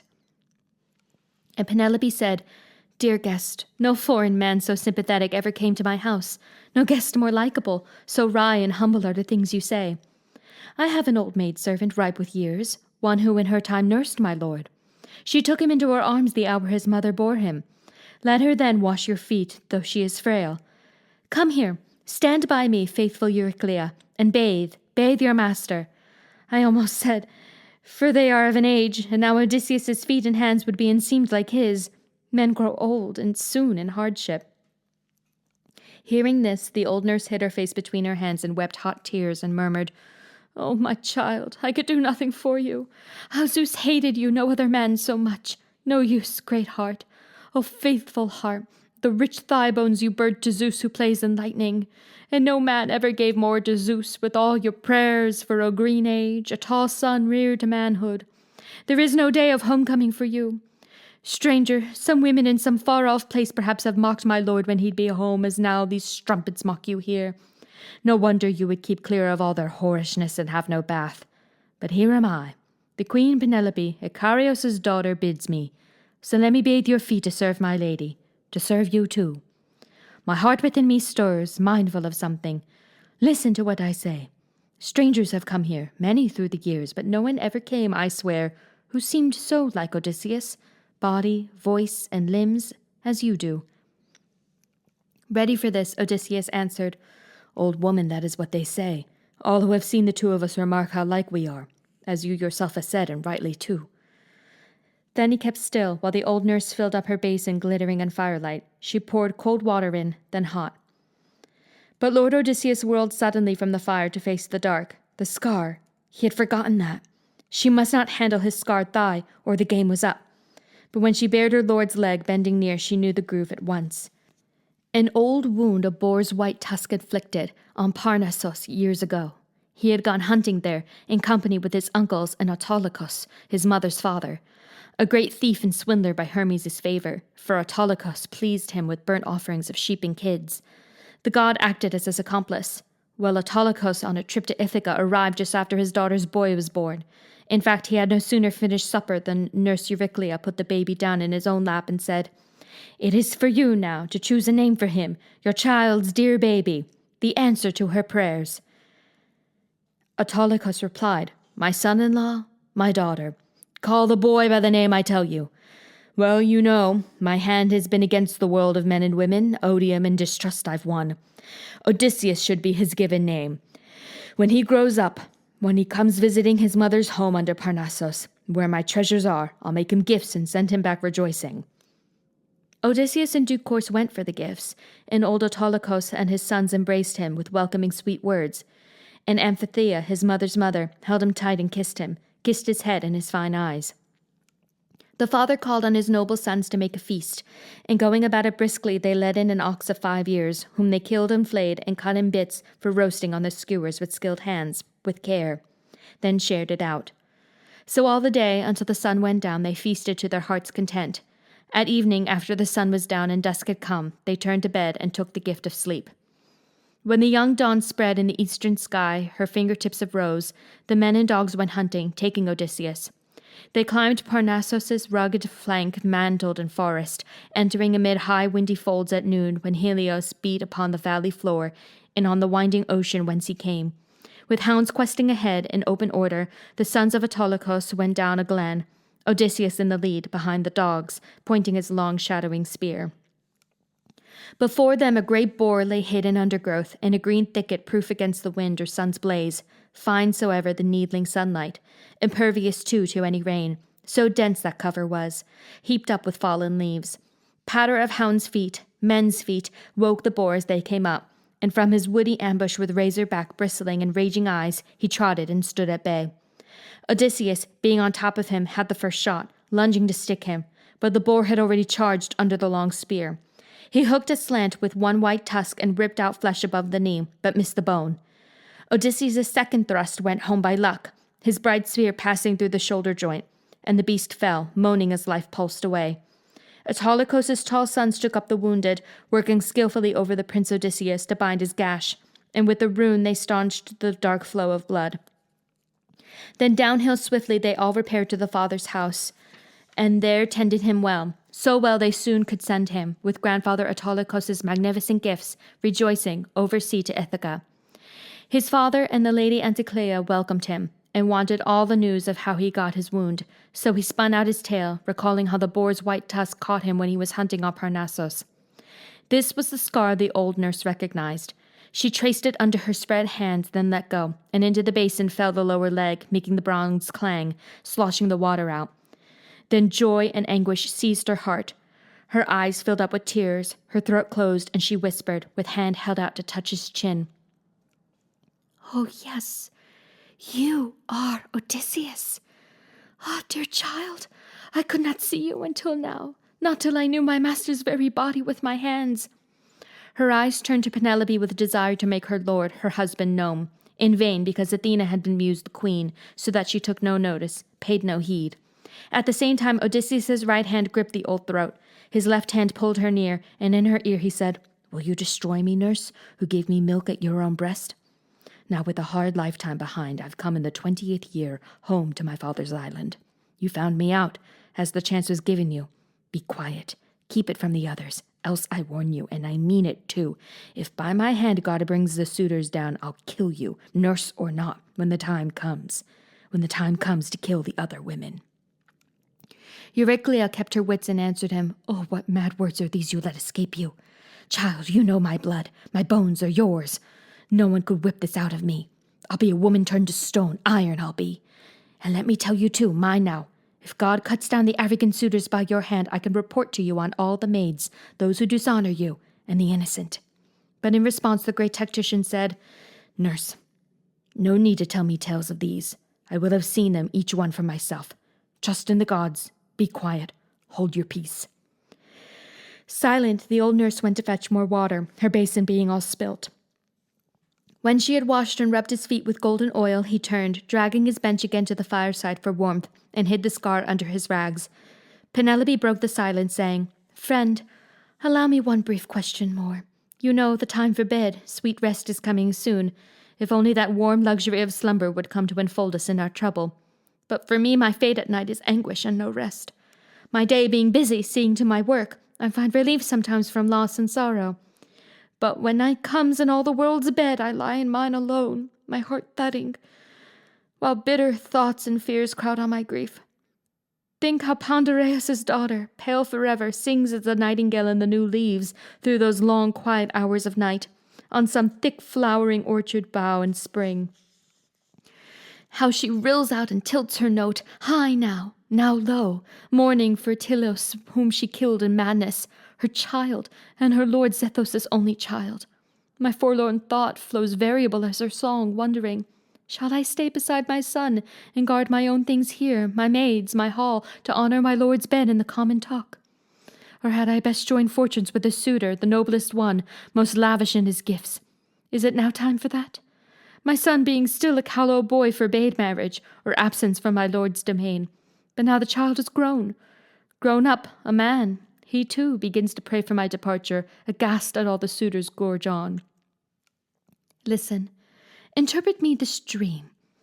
From a water's edge 20 fat geese have come to feed on grain beside my house, and I delight to see them. But now a mountain eagle with great wings and crooked beaks storms in to break their necks and strew their bodies here.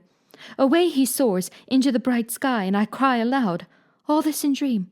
I wail, and round me gather softly braided Achaean women mourning because the eagle killed my geese. Then down out of the sky he drops to a cornice beam, with mortal voice telling me not to weep. Be glad, says he, renowned Icarios' daughter. Here is no dream, but something real as day, something about to happen. All those geese were suitors, and the bird was I. See now, I am no eagle, but your lord come back to bring inglorious death upon them all. As he said this, my honeyed slumber left me. Peering through half-shut eyes, I saw the geese in hall, still feeding at the self-same trough. The master of subtle ways and straight replied, My dear, how can you choose to read the dream differently? Has not Odysseus himself shown you what is to come? Death to the suitors, sure death too. Not one escapes his doom. Penelope shook her head and answered, Friend, many and many a dream is mere confusion, a cobweb of no consequence at all. 2 gates for ghostly dreams there are, 1 gate of honest horn and 1 of ivory. Issuing by the ivory gate are dreams of glimmering illusion, fantasies, but those that come through solid polished horn may be borne out, if mortals only know them. I doubt it came by horn, my fearful dream. Too good to be true, that, for my son and me. But one thing more I wish to tell you, listen carefully. It is a black day, this that comes. Odysseus' house and I are to be parted. I shall decree a contest for the day. We have 12 axe heads.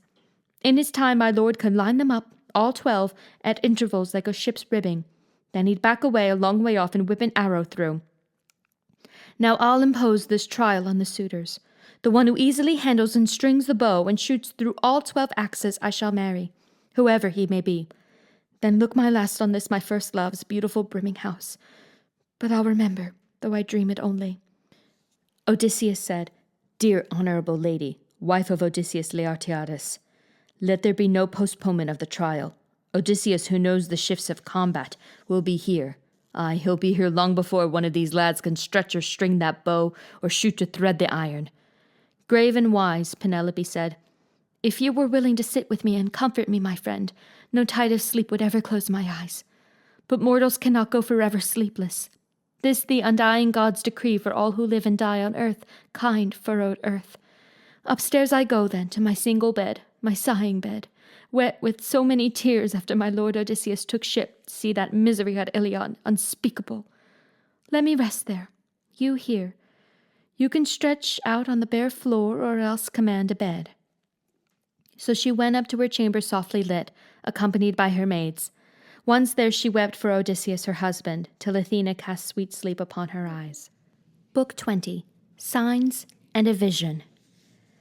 Outside in the entryway he made his bed, raw ox hide spread on level ground, and heaped up fleeces, left from sheep the Achaeans killed.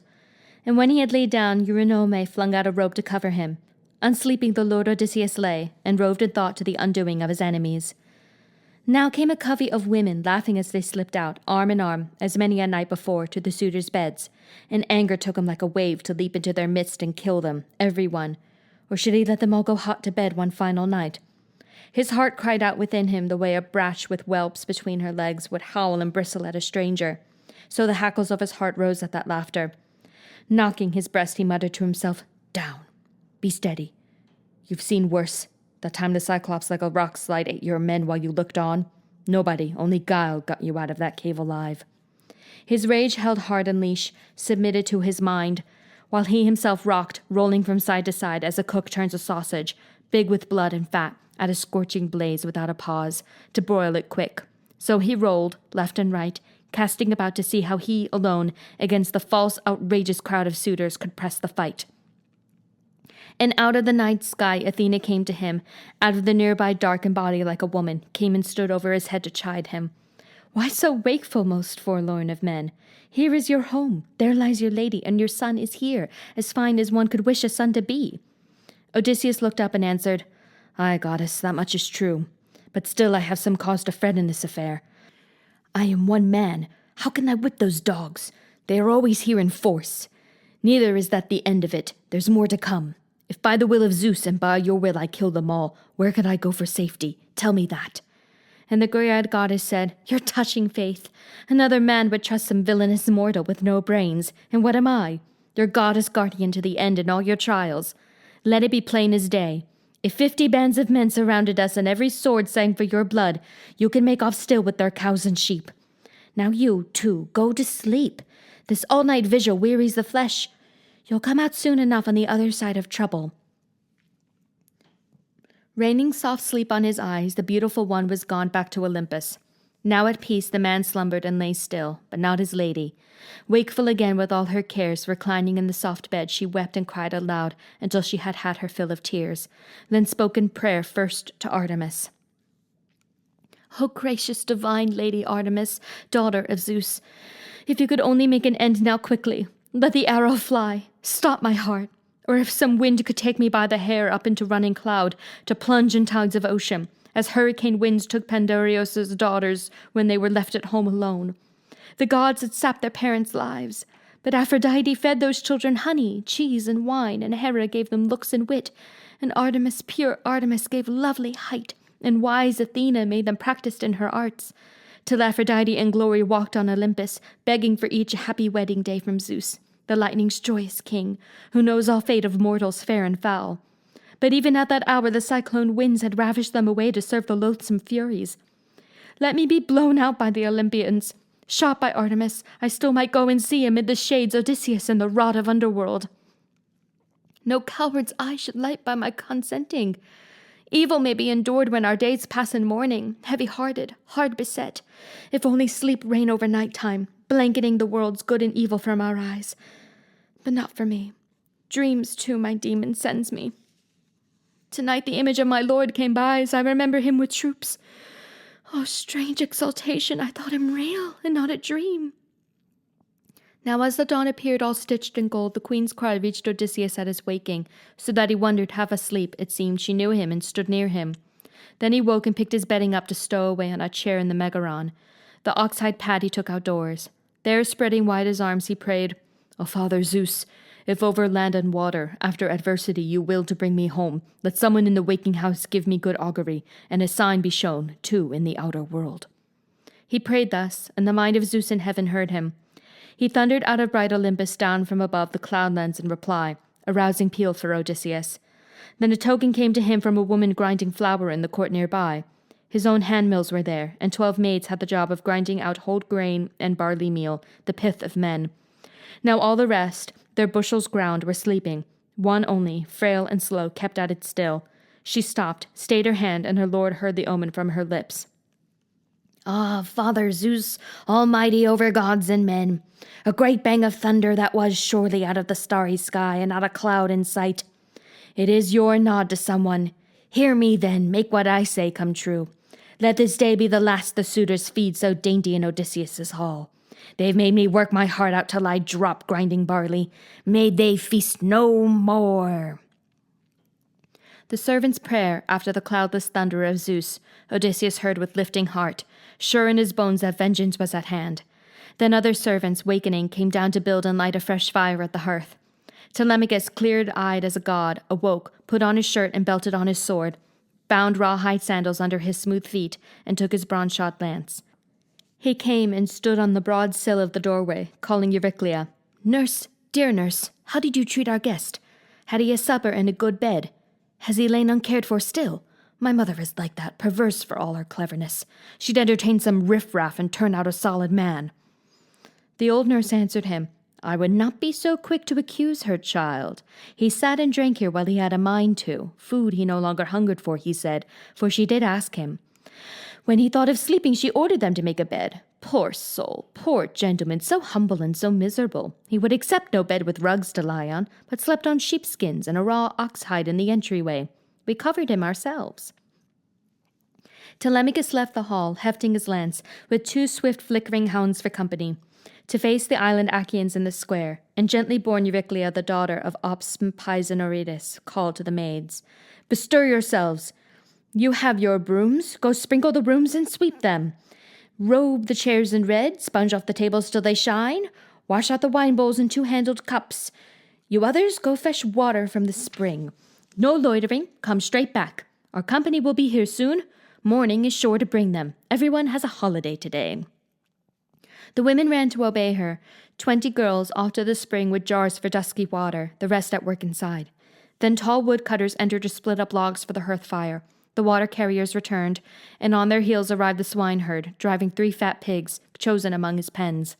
In the wide court he let them feed, and said to Odysseus kindly, "Friend, are they more respectful of you now, or still insulting you?" Replied Odysseus, "The young men, yes, and may the gods requite those insolent puppies for the game they play in a home not their own. They have no decency." During this talk, Melanthios, the goatherd, came in, driving goats for the suitors' feast with his 2 herdsmen. Under the portico they tied the animals, and Melanthios looked at Odysseus with a sneer. Said he, "Stranger, I see you mean to stay and turn our stomachs begging in this hall. Clear out, why don't you? Or will you have to taste a bloody beating before you see the point? Your begging ways nauseate everyone. There are feasts elsewhere." Odysseus answered not a word, but grimly shook his head over his murderous heart. A 3rd man came up now, Philoetius, the cattle foreman, with an ox behind him and fat goats for the suitors. Ferrymen had brought these from the mainland, as they bring travelers too, whoever comes along. Philoetius tied the beasts under the portico and joined the swineherd. "Who is this?" he said. "Who is the new arrival at the manor? Achaean? Or what else does he claim to be? Where are his family and fields of home? Down on his luck, all right. Carries himself like a captain. How the immortal gods can change and drag us down once they begin to spin dark days for us. Kings and commanders, too." Then he stepped over and took Odysseus by the right hand, saying, "Welcome, sir. May good luck lie ahead at the next turn. Hard times you're having, surely. O Zeus, no god is more berserk in heaven if gentle folk, whom you yourself begot, you plunge in grief and hardship without mercy. Sir, I began to sweat when I first saw you, and tears came to my eyes, remembering Odysseus. Rags like these he may be wearing somewhere on his wanderings now. I mean, if he's alive, still under the sun. But if he's dead and in the house of death, I mourn Odysseus. He entrusted cows to me in Cephallenia when I was knee-high, and now his herds are numberless. No man else ever had cattle multiplied like grain. But new men tell me I must bring my beeves to feed them, who care nothing for our prince, fear nothing from the watchful gods. They crave partition of our lost king's land and wealth. My own feelings keep going round and round upon this tether. Can I desert the boy by moving, herds and all, to another country, a new life among strangers? Yet it's worse to stay here in my old post herding cattle for upstarts. I'd have gone long since, taken service with another king. The shame is no more to be borne. But I keep thinking my own lord, poor devil, still might come and make a rout of suitors in his hall." Odysseus, with his mind on action, answered, "Herdsman, I make you out to be no coward and no fool. I could see that for myself. So let me tell you this. I swear by Zeus all highest, by the table set for friends, and by your king's hearthstone to which I've come, Odysseus will return. You'll be on hand to see, if you care to see it, how those who lured it here will be cut down." The cowman said, "Would God it all came true, you'd see the fight that's in me." Then Eumaeus echoed him and invoked the gods, and prayed that his great-minded master should return. While these 3 talked, the suitors in the field had come together plotting, what but death for Telemachus? When from the left an eagle crossed high with a rock-dove in his claws. Amphinomos got up. Said he, cutting them short, "Friends, no luck lies in that plan for us. No luck knifing the lad. Let's think of feasting." A grateful thought they felt, and walking on entered the great hall of the hero Odysseus, where they all dropped their cloaks on chairs or couches and made a ritual slaughter, knifing sheep, fat goats, and pigs, knifing the grass-fed steer. Then tripes were broiled and eaten. Mixing bowls were filled with wine. The swineherd passed out cups. Pholoitos, chief cowherd, dealt the loaves into the panniers. Melanthius poured wine, and all their hands went out upon the feast. Telemachus placed his father to advantage just at the door-sill of the pillared hall, setting a stool there and a sawed-off table, gave him a share of tripes, poured out his wine in a golden cup, and said, "Stay here. Sit down to drink with our young friends. I stand between you and any cutting word or cuffing hand from any suitor.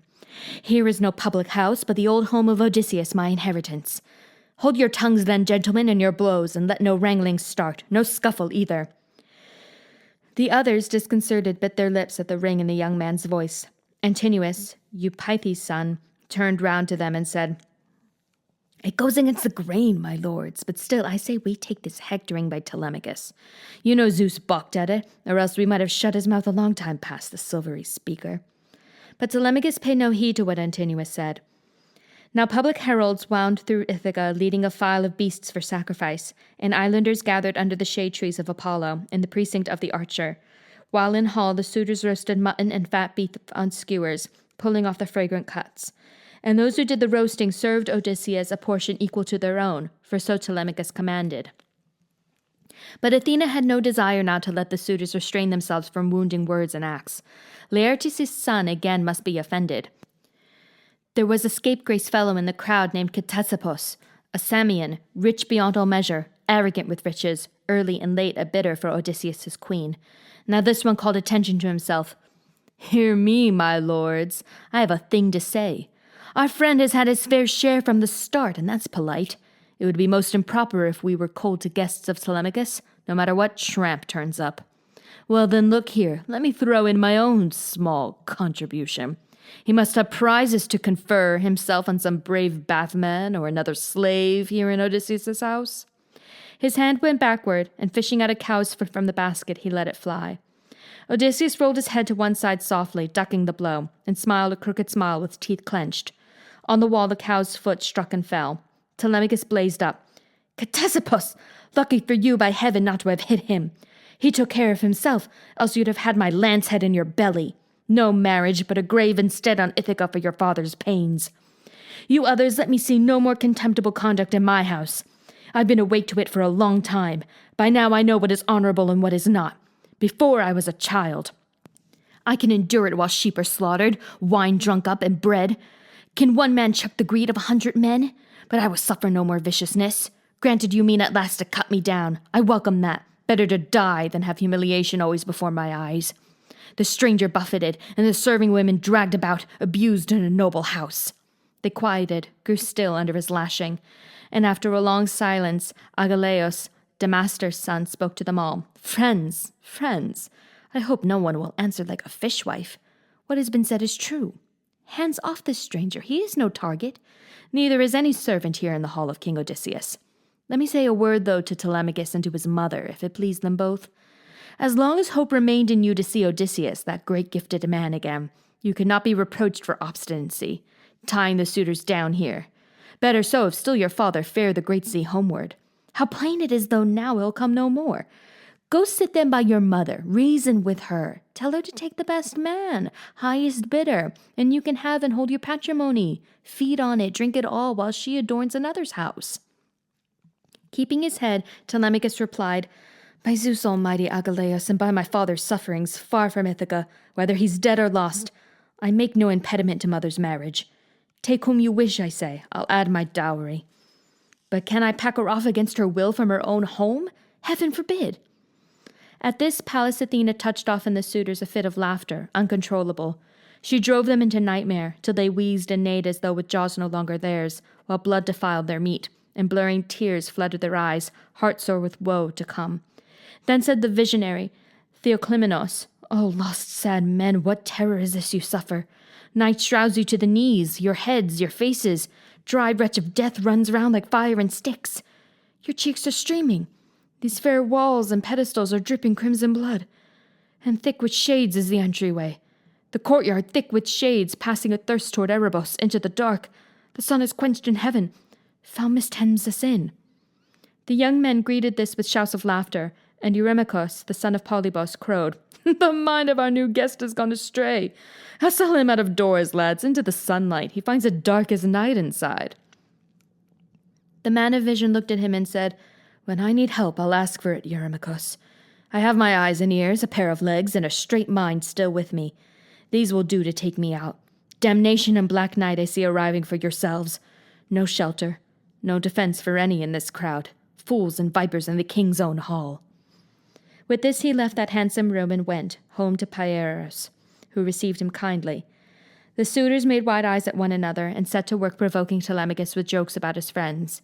One said, for instance, Telemachus, no man is a luckier host when it comes to what the cat dragged in. What burning eyes your beggar had for bread and wine, but not for labor, not for a single heave. He'd be a deadweight on a field. Then comes this other with this mumbo-jumbo. Boy, for your own good, I tell you, toss them both into a slave ship for the cycles. That would pay you. Telemachus ignored the suitor's talk. He kept his eyes in silence on his father, awaiting the first blow. Meanwhile, the daughter of Icarius, Penelope, had placed her chair to look across and down on father and son at bay. She heard the crowd, and how they laughed as they resumed their dinner, a fragrant feast, for many beasts were slain. But as for supper, men supped never colder than these, on what the goddess and the warrior were even then preparing for the suitors, whose treachery had filled that house with pain. Book 21. The Test of the Bow. Upon Penelope, most worn in love and thought, Athena cast a glance like a grey sea lifting her. Now to bring the tough bow out and bring the iron blades. Now try those dogs at archery to usher bloody slaughter in. So moving stairward, the queen took up a fine door hook of bronze, ivory hafted, smoothed in her clenched hand, and led her maids down to a distant room, a storeroom where the master's treasure lay, bronze, bar gold, black iron forged and wrought. In this place hung the double torsion bow, and arrows in a quiver, a great sheaf, quills of groaning. In the old time in Lacedaemon, her lord had got these arms from Iphitos, Eurytos' son. The two met in Messenia at Ortholocos' table on the day Odysseus claimed a debt owed by that realm. Sheep stolen by Messenians out of Ithaca in their long ships, 300 head, and herdsmen. Seniors of Ithaca and his father sent him on that far embassy when he was young. But Iphitos had come there tracking strays, 12 shy mares, with mule colts yet unweaned. And a fatal chase they led him over prairies into the hands of Heracles. That massive son of toil and mortal son of Zeus murdered his guest at wine in his own house, inhuman, shameless in the sight of heaven, to keep the mares and colts in his own grange. Now Iphitos, when he knew Odysseus, gave him the master bowman's arm, for old Eurytos had left it on his deathbed to his son. In fellowship, Odysseus gave a lance and a sharp sword, but Heracles killed Iphitos before one friend could play host to the other. And Lord Odysseus would not take the bow and the black ships to the great war at Troy. As a keepsake he put it by. It served him well at home in Ithaca. Now the queen reached the storeroom door and halted. Here was an oaken sill, cut long ago and sanded clean and bedded true. Foursquare the door jambs and the shining doors were set by the careful builder. Penelope untied the strap around the curving handle, pushed her hook into the slit, aimed at the bolts inside and shot them back. Then came a rasping sound as those bright doors the key had sprung gave way, a bellow like a bull's vaunt in a meadow, followed by her light footfall entering over the plank floor. Herb-scented robes lay there in chests, but the lady's milk-white arms went up to lift the bow down from a peg in its own polished bow-case. Now Penelope sank down, holding the weapon on her knees, and drew her husband's great bow out, and sobbed and bit her lip, and let the salt tears flow. Then back she went to face the crowded hall, tremendous bow in hand, and on her shoulder hung the quiver spiked with coughing death. Behind her, maids bore a basket full of axe heads, bronze and iron implements for the master's game. Thus in her beauty she approached the suitors, and near a pillar of the solid roof she paused, her shining veil across her cheeks, her maids on either hand and still, then spoke to the banqueters. My lords, hear me. Suitors indeed, you commandeered this house to feast and drink in day and night, my husband being long gone, long out of mind. You found no justification for yourselves, none except your lust to marry me. Stand up then. We now declare a contest for that prize. Here is my lord Odysseus' hunting bow. Bend and string it if you can. Who sends an arrow through iron axe-helve sockets 12 in line. I join my life with his, and leave this place, my home, my rich and beautiful bridal house forever to be remembered, though I dream it only. Then to Eumaeus, "Carry the bow forward. Carry the blades." Tears came to the swineherd's eyes as he reached out for the big bow. He laid it down at the suitor's feet. Across the room the cowherd sobbed, knowing the master's weapon. Antinous growled, with a glance at both. "Clods. They go to pieces over nothing. You two there, why are you sniveling? To upset the woman even more? Has she not pain enough over her lost husband? Sit down. Get on with dinner quietly or cry about it outside if you must. Leave us the bow." A clean-cut game, it looks to me. Nobody bends that bow stave easily in this company. Is there a man here made like Odysseus? I remember him from childhood. I could see him even now. That was the way he played it, hoping inwardly to span the great horn bow with corded gut and drill the iron with his shot. He, Antinous, destined to be the first of all to savor blood from a biting arrow at his throat, a shaft drawn by the fingers of Odysseus, whom he had mocked and plundered, leading on the rest, his boon companions. Now they heard a gay snort of laughter from Telemachus, who said then brilliantly, "A queer thing that. Has Zeus Almighty made me a half-wit? For all her spirit mother has given in, promised to go off with someone. And is that amusing? What am I cackling for? Step up, my lords, contend now for your prize. There is no woman like her in Achaea, not in old Argos, Pylos, or Mycenae. Neither in Ithaca nor on the mainland, and you all know it without praise of mine. Come on, no hanging back, no more delay in getting the bow bent. Who's the winner? I myself should like to try that bow. Suppose I bend it and bring off the shot. My heart will be less heavy, seeing the queen my mother go for the last time from this house and hall, if I who stay can do my father's feat." He moved out quickly, dropping his crimson cloak, and lifted sword and sword belt from his shoulders. His preparation was to dig a trench, heaping the earth in a long ridge beside it to hold the blades half-bedded. A taut cord aligned the socket rings, and no one there but looked on wondering at his workmanship, for the boy had never seen it done. He took his stand then on the broad door sill to attempt the bow. 3 times he put his back into it and sprang it. 3 times he had to slack off. Still he meant to string that bow and pull for the needle shot. A 4th try and he had it all but strung, when a stiffening in Odysseus made him check. Abruptly then he stopped and turned and said, "Blast and damn it, must I be a milksop all my life? Half-grown, all thumbs, no strength or knack at arms to defend myself if someone picks a fight with me. Take over, O my elders and betters. Try the bow. Run off the contest." And he stood the weapon upright against the massy timbered door, with one arrow across the horn aslant, then went back to his chair. Antinous gave the word.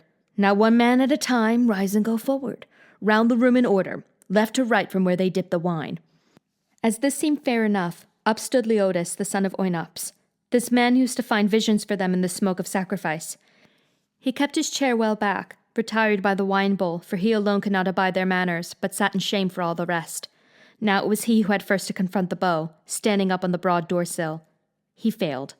The bow unbending made his thin hands yield. No muscle in them. He gave up and said, "Friends, I cannot. Let the next man handle it. Here is a bow to break the heart and spirit of many strong men. Aye, and death is less bitter than to live on and never have the beauty that we came here laying siege to so many days. Resolute, are you still to win Odysseus' lady Penelope? Pick yourselves against the bow, and look among Achaeans for another daughter. Gifts will be enough to court and take her. Let the best offer win." With this, Leotus thrust the bow away from him and left it upright against the massy timbered door, with 1 arrow aslant across the horn. As he went down to his chair, he heard Antinous' voice rising. "What is that you say? It makes me burn. You cannot string the weapon, so here is a bow to break the heart and spirit of many strong men." Crushing thought. You were not born, you never had it in you, to pull that bow or let an arrow fly. But here are men who can and will. He called out to the goatherd, Melanthius, "Kindle a fire there, be quick about it. Draw up a big bench with a sheepskin on it. Bring a cake of lard out of the stores. Contenders from now on will heat and grease the bow. We'll try it limber and bring off the shot." Melanthius started out to light a blaze, drew up a bench, drew a big sheepskin over it, and brought a cake of lard. So 1 by 1 the young men warmed and greased the bow for bending, but not a man could string it. They were whipped. Antinous held off, so did Eurymachus, suitors in chief, by far the ablest there. 2 men had meanwhile left the hall, swineherd and cowherd in companionship, one downcast as the other. But Odysseus followed them outdoors, outside the court, and coming up said gently, "You, herdsman, and you too, swineherd. I could say a thing to you, or should I keep it dark? No, speak, my heart tells me. Would you be men enough to stand by Odysseus if he came back? Suppose he dropped out of a clear sky as I did. Suppose some god should bring him. Would you bear arms for him or for the suitors?" The cowherd said, "Let the master come. Father Zeus, grant our old wish. Some courier guide him back, then judge what stuff is in me and how I manage arms." Likewise Eumaeus fell to praying all heaven for his return, so that Odysseus, sure at least of these, told them, "I am at home, for I am he. I bore adversities, but in the 20th year I am ashore in my own land. I find the two of you alone among my people longed for my coming. Prayers I never heard except your own that I might come again. So now what is in store for you I'll tell you. If Zeus brings down the suitors by my hand, I promise marriages to both, and cattle, and houses built near mine. And you shall be brothers in arms of my Telemachus. Here, let me show you something else, a sign that I am he, that you can trust me. Look, this old scar from the tusk wound that I got boar hunting on Parnassus, Autolycus' sons and I." Shifting his rags, he bared the long gash. Both men looked and knew, and threw their arms around the old soldier, weeping, kissing his head and shoulders. He as well took each man's head and hands to kiss, then said, to cut it short, else they might weep till dark, "Break off, no more of this. Anyone at the door could see and tell them. Drift back in, but separately at intervals after me. Now listen to your orders. When the time comes, those gentlemen, to a man, will be dead against giving me bow a quiver. Defy them. Eumaeus, bring the bow and put it in my hands there at the door. Tell the women to lock their own door tight. Tell them if someone hears the shock of arms or groans of men in hall or court, not one must show her face, but keep still at her weaving. Philoetius, run to the outer gate and lock it. Throw the crossbar and lash it." He turned back into the courtyard and the beautiful house and took the stool he had before. They followed one by one, the two hands loyal to him. Eurymachus had now picked up the bow. He turned it round before the licking flame to warm it up, but could not even so put stress upon it to jam the loop over the tip, though his heart groaned to bursting. Then he said grimly, "Curse this day! What gloom I feel, not for myself alone, and not only because we lose that bride. Women are not lacking in Achaea, in other towns, or in Ithaca. No, the worst is humiliation, to be shown up for children measured against Odysseus, we who cannot even hitch the string over his bow. What shame to be repeated of us, after us." Antinous said, "Come to yourself. You know that is not the way this business ends.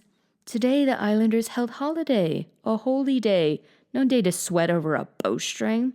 Keep your head. Postpone the bow. I say we leave the axes planted where they are. No one will take them. No one comes to Odysseus' hall tonight. Break out good wine and brim our cups again. We'll keep the crooked bow safe overnight. Order the fattest goats Melanthius has brought down tomorrow noon, and offer thigh bones burning to Apollo, god of archers, while we try out the bow and make the shot." As this appealed to everyone, heralds came pouring fresh water for their hands, and boys filled up the wine bowls. Joints of meat went round, fresh cuts for all, while each man made his offering, tilting the red wine to the gods, and drank his fill. Then spoke Odysseus, all craft and gall. "My lords, contenders for the queen, permit me. A passion in me moves me to speak out.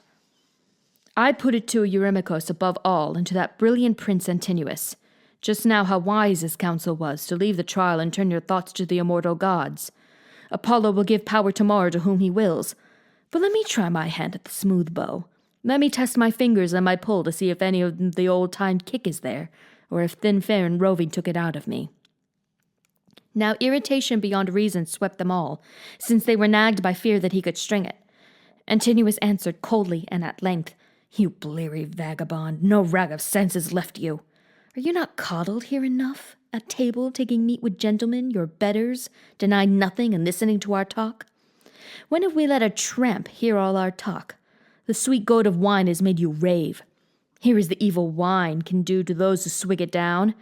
Even the centaur Eurytion, in Pirithous' hall among the Lapithae, came to a bloody end because of wine. Wine ruined him. It crazed him, drove him wild for rape in that great house.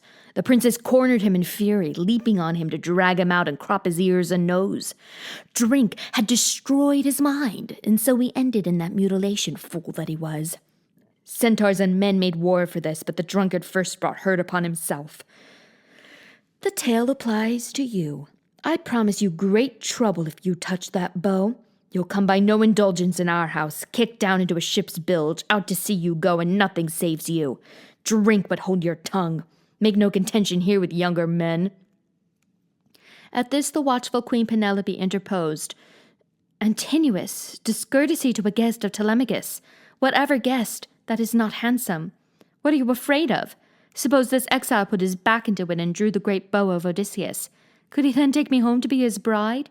You know he does not imagine that. No one need let that prospect weigh upon his dinner.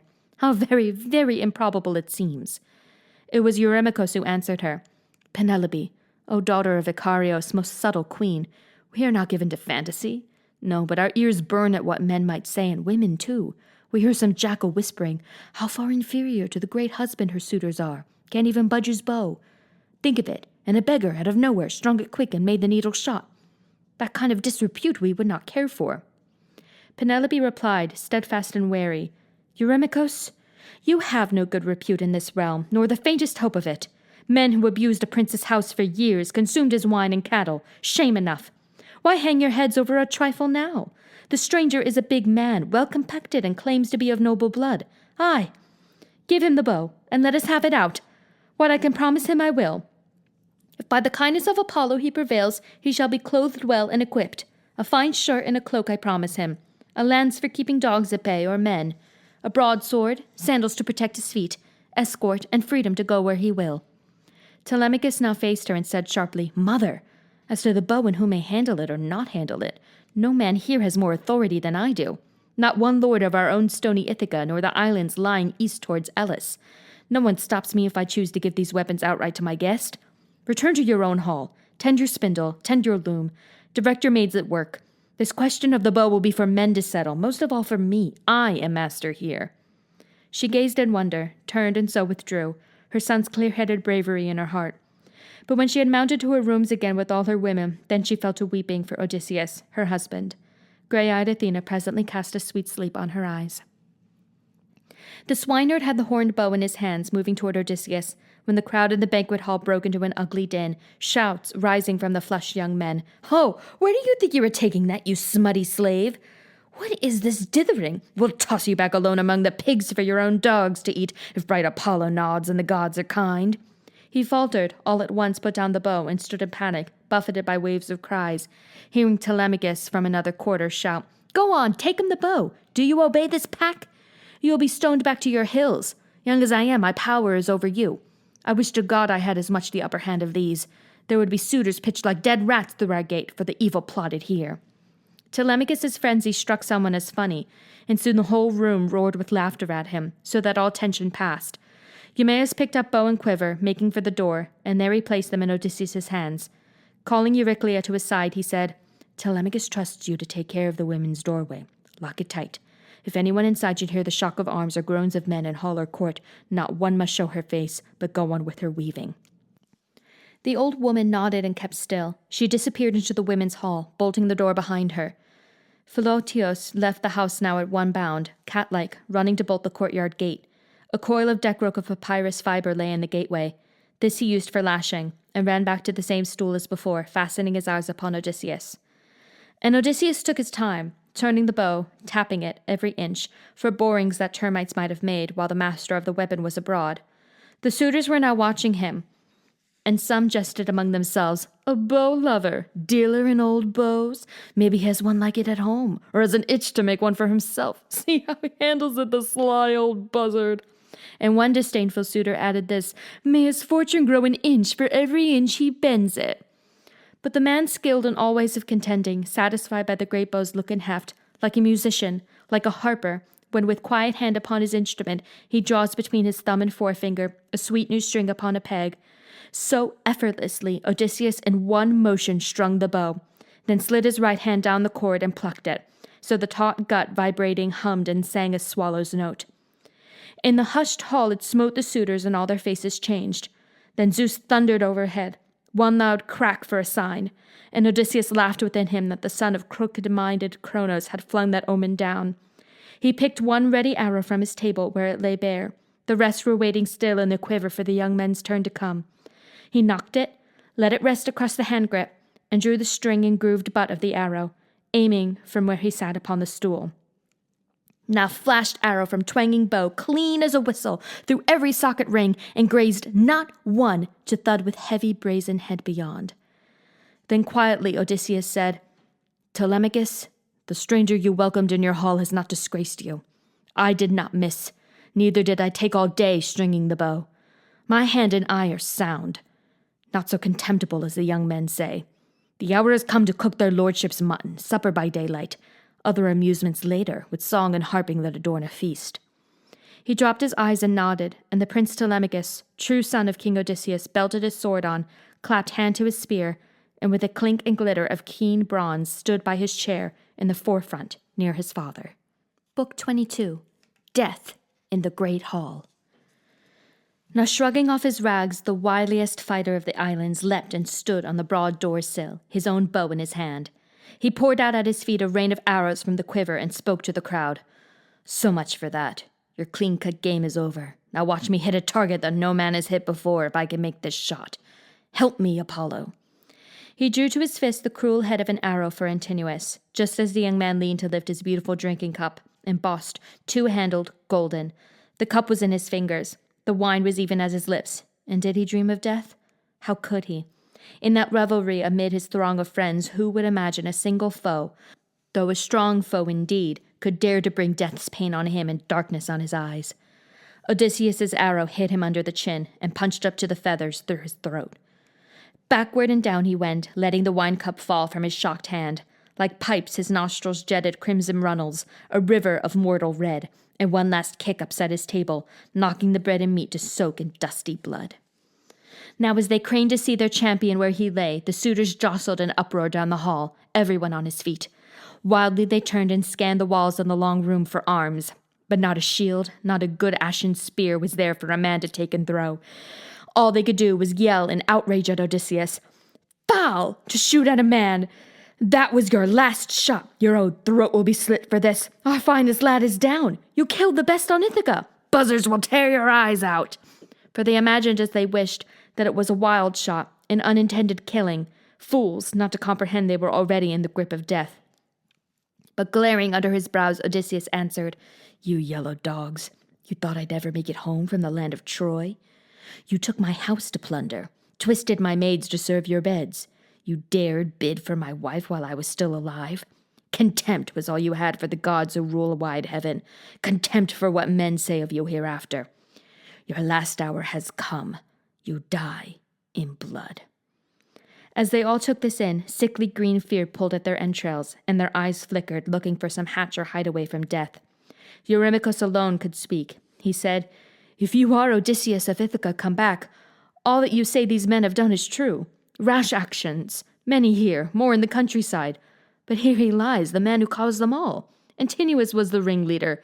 He whipped us on to do these things. He cared less for a marriage than for the power Cronion has denied him as king of Ithaca.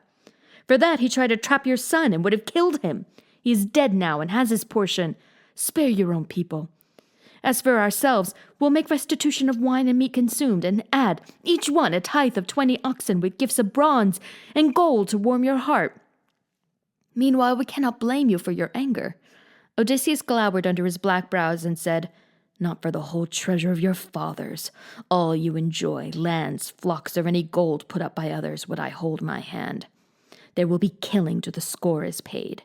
You forced yourselves upon this house. Fight your way out, or run for it, if you think you'll escape death. I doubt one man of you skins by. They felt their knees fail, and their hearts, but heard Eurymachus for the last time rallying them. Friends, he said, the man is implacable. Now that he's got his hands on bow and quiver, he'll shoot from the big door stone there until he kills us to the last man. Fight, I say, let's remember the joy of it. Swords out! Hold up your tables to deflect his arrows. After me, everyone, rush him where he stands. If we can budge him from the door, if we can pass into the town, we'll call out men to chase him. This fellow with his bow will shoot no more. He drew his own sword as he spoke, a broadsword of fine bronze, honed like a razor on either edge.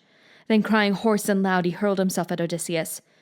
But the kingly man let fly an arrow at that instant, and the quivering feathered butt sprang to the nipple of his breast as the barb stuck in his liver. The bright broadsword clanged down. He lurched and fell aside, pitching across his table. His cup, his bread, and meat were spilt and scattered far and wide, and his head slammed on the ground. Revulsion, anguish in his heart, with both feet kicking out, he downed his chair, while the shrouding wave of mist closed on his eyes. Amphinomos now came running at Odysseus, broadsword naked in his hand. He thought to make the great soldier give way at the door, but with a spear throw from behind Telemachus hit him between the shoulders, and the lance head drove clear through his chest. He left his feet and fell forward, thudding, forehead against the ground. Telemachus swerved around him, leaving the long, dark spear planted in Amphinomos. If he paused to yank it out, someone might jump him from behind or cut him down with a sword at the moment he bent over. So he ran from the tables to his father's side and halted, panting, saying, "Father, let me bring you a shield and spear, a pair of spears, a helmet. I can arm on the run myself. I'll give outfits to Eumaeus and this cowherd. Better to have equipment." Said Odysseus, "Run then, while I hold them off with arrows as long as the arrows last. When all are gone, if I'm alone, they can dislodge me." Quick upon his father's word, Telemachus ran to the room where spears and armor lay. He caught up 4 light shields, 4 pairs of spears, 4 helms of war high-plumed with flowing manes, and ran back, loaded down to his father's side. He was the first to pull a helmet on and slide his bare arm in a buckler strap. The servants armed themselves, and all 3 took their stand beside the master of battle. While he had arrows, he aimed and shot, and every shot brought down one of his huddling enemies. But when all barbs had flown from the bowman's fist, he leaned his bow in the bright entryway beside the door and armed. A 4-ply shield hard on his shoulder, and a crested helm, horse-tailed, nodding stormy upon his head, then took his tough and bronze-shod spears. The suitors who held their feet, no longer under bowshot, could see a window high in a recess of the wall, a vent lighting the passage to the storeroom. This passage had one entry, with a door at the edge of the great hall's threshold, just outside. Odysseus told the swineherd to stand over and guard this door and passage. As he did so, a suitor named Agelaus asked the others, "Who will get a leg up on that window and run to alarm the town? One sharp attack and this fellow will never shoot again." His answer came from the goatherd, Melanthius. "No chance, my lord. The exit into the courtyard is too near them, too narrow. One good man could hold that portal against a crowd. No, let me scale the wall and bring your arms out of the storage chamber. Odysseus and his son put them indoors, I'm sure of it, not outside." The goatish goatherd clambered up the wall, toes in the chinks, and slipped through to the storeroom. 12 light shields, 12 spears he took, and 12 thick-crested helms, and handed all down quickly to the suitors. Odysseus, when he saw his adversaries girded and capped and long spears in their hands, shaken at him, felt his knees go slack, his heart sink, for the fight was turning grim. He spoke rapidly to his son. "Telemachus, one of the serving women is tipping the scales against us in this fight, or maybe Melanthius." But sharp and clear, Telemachus said, "It is my own fault, father, mine alone. The storeroom door, I left it wide open. They were more alert than I. Eumaeus, go and lock that door and bring back word if a woman is doing this, or Melanthius, Dolius' son. More likely he." Even as they conferred, Melanthius entered the storeroom for a second load, and the swineherd at the passage entry saw him. He cried out to his lord, "Son of Laertes, Odysseus, master mariner and soldier, there he goes, the monkey as we thought. There he goes into the storeroom. Let me hear your will. Put a spear through him, I hope I am the stronger, or drag him here to pay for his foul tricks against your house." Odysseus said, "Telemachus and I will keep these gentlemen in hall, for all their urge to leave. You two go throw him into the storeroom, wrench his arms and legs behind him, lash his hands and feet to a plank, and hoist him up to the roof beams. Let him live on their suffering at his leisure." The 2 men heard him with appreciation and ducked into the passage. Melanthius, rummaging in the chamber, could not hear them as they came up, nor could he see them freeze like posts on either side the door. He turned back with a handsome crested helmet in one hand, in the other an old shield coated with dust. A shield Laertes bore soldiering in his youth. It had lain there for years, and the seams on strap and grip had rotted away. As Melanthius came out, the 2 men sprang, jerked him backward by the hair, and threw him. Hands and feet they tied with a cutting cord behind him, so his bones ground in their sockets, just as Laertes' royal son commanded. Then with a whip of rope they hoisted him in agony up a pillar to the beams, and, "Oh, my swineherd, you were the one to say, 'Watch through the night up there, Melanthius. An airy bed is what you need.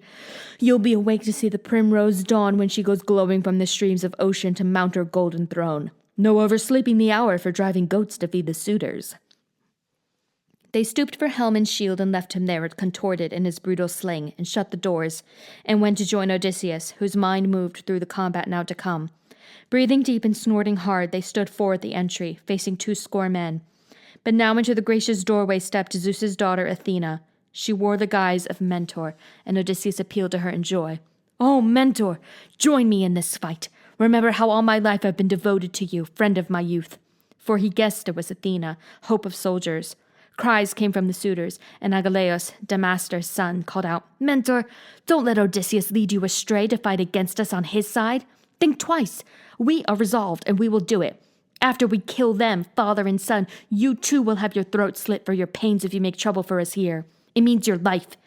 Your life, and cutting throats will not be all. Whatever wealth you have at home or elsewhere will mingle with Odysseus' wealth. Your sons will be turned out, your wife and daughters banished from the town of Ithaca." Athena's anger grew like a storm wind as he spoke until she flashed out at Odysseus. "Oh, what a falling off! Where is your valor? Where is the iron hand that fought at Troy for Helen, pearl of kings? No respite in 9 years of war. How many foes your hand brought down in bloody play of spears? What stratagem but yours took Priam's town? How is it now that on your own door's sill, before the harriers of your wife, you curse your luck not to be stronger? Come here, cousin, stand by me, and you'll see action. In the enemy's teeth learn how Mentor, son of Alcamos, repays fair dealing." For all her fighting words, she gave no overpowering aid, not yet. Father and son must prove their mettle still. Into the smoky air under the roof, the goddess merely darted to perch on a blackened beam, no figure to be seen now but a swallow. Command of the suitors had fallen to Agelaus. With him were Eurynomos, Amphimedon, Demotolemos, Pysandros, Polybus, the best of the lot who stood to fight for their lives after the streaking arrows downed the rest. Agelaus rallied them with his plan of battle. "Friends, our killer has come to the end of his rope, and much good Mentor did him, that blowhard, dropping in. Look, only 4 are left to fight. In the light they're at the door. No scattering of shots, men, no throwing away good spears. We 6 will aim a volley at Odysseus alone. May Zeus grant us the glory of a hit. If he goes down, the others are no problem." At his command, then, "Ho!" they all let fly as one man. But Athena spoiled their shots. One hit the doorpost of the hall, another stuck in the door's thick timbering. Still others rang on the stone wall, shivering halves of ash. Seeing his men unscathed, royal Odysseus gave the word for action. "Now I say, friends, the time is overdue to let them have it. Battle spoil they want from our dead bodies to add to all they plundered here before." Taking aim over the steadied lance heads, they all let fly together. Odysseus killed Demotolemos, Telemachus killed Euryades, the swineherd, Aletos, and Pysandros went down before the cowherd. As these lay dying, biting the central floor, their friends gave way and broke for the inner wall. The 4 attackers followed up with a rush to take spears from the fallen men. Reforming, the suitors threw again with all their strength, but Athena turned their shots, or all but 2. One hit a doorpost in the hall, another stuck in the door's thick timbering. Still others rang on the stone wall, shivering halves of ash. Amphimedon's point bloodied Telemachus' wrist, a superficial wound, and Ctesippus' long spear passing over Eumaeus' shield grazed his shoulder, hurtled on and fell. No matter. With Odysseus the great soldier, the wounded threw again, and Odysseus, raider of cities, struck Eurydamas down. Telemachus hit Amphimedon, and the swineherd's shot killed Polybus. But Ctesippus, who had last evening thrown a cow's hoof at Odysseus, got the cowherd's heavy cast full in the chest, and dying heard him say, "You arrogant, joking bastard! Clown, will you like a fool and parade your wit? Leave jesting to the gods to do it better. This will repay your cow's foot courtesy to a great wanderer come home." The master of the black herds had answered Ctesippus. Odysseus, lunging at close quarters, put a spear through Agelaus, Damastor's son. Telemachus hit Leocritus from behind and pierced him, kidney to diaphragm. Speared off his feet, he fell face downward on the ground. At this moment, that unmanning thundercloud, the Aegis, Athena's shield, took form aloft in the great hall. And the suitors, mad with fear at her great sign, stampeded like stung cattle by a river when the dread shimmering gadfly strikes in summer, in the flowering season, in the long-drawn days. After them the attackers wheeled, as terrible as falcons from eyries in the mountains, veering over and diving down, with talons wide unsheathed on flights of birds, who cowered down the sky in shoots and bursts along the valley. But the pouncing falcons gripped their prey, no frantic wing avails, and farmers love to watch those beaked hunters. So these now fell upon the suitors in that hall, turning to strike and strike again, while torn men moaned at death, and blood ran smoking over the whole floor. Now there was one who turned and threw himself at Odysseus' knees, Leodes, begging for his life. "Mercy! Mercy on a suppliant, Odysseus. Never by word or act of mine, I swear, was any woman troubled here. I told the rest to put an end to it. They would not listen, would not keep their hands from brutishness, and now they all dying like dogs for it. I had no part in what they did. My part was visionary, reading the smoke of sacrifice. Scruples go unrewarded if I die. The shrewd fighter frowned over him and said, You were diviner to this crowd? How often you must have prayed my sweet day of return would never come, or not for years, and prayed to have my dear wife and beget children on her. No plea like yours could save you from this hard bed of death. Death it shall be. He picked up Agelaus's broadsword from where it lay, flung by the slain man, and gave Leodis' neck a lopping blow so that his head went down to mouth and dust. One more who had avoided furious death was the son of Turpus, Phemios, the minstrel, singer by compulsion to the suitors. He stood now with his harp holy and clear in the wall's recess under the window, wondering if he should flee that way to the courtyard altar, sanctuary of Zeus, the enclosure god. Thigh bones in hundreds had been offered there by Laertes and Odysseus. Now he thought the more direct way would be best, to go humbly to his lord.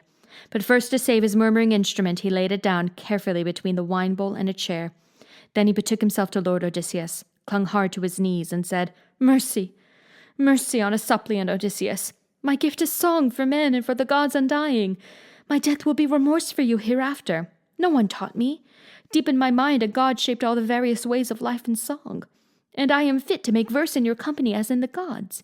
Put aside lust for blood. Your own dear son Telemachus can tell you. Never by my own will or for love did I feast here or sing amid the suitors.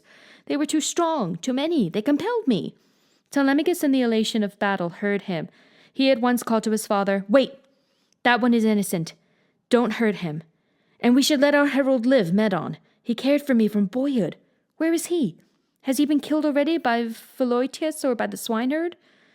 Else he got an arrow in that first gale of bowshots down the room?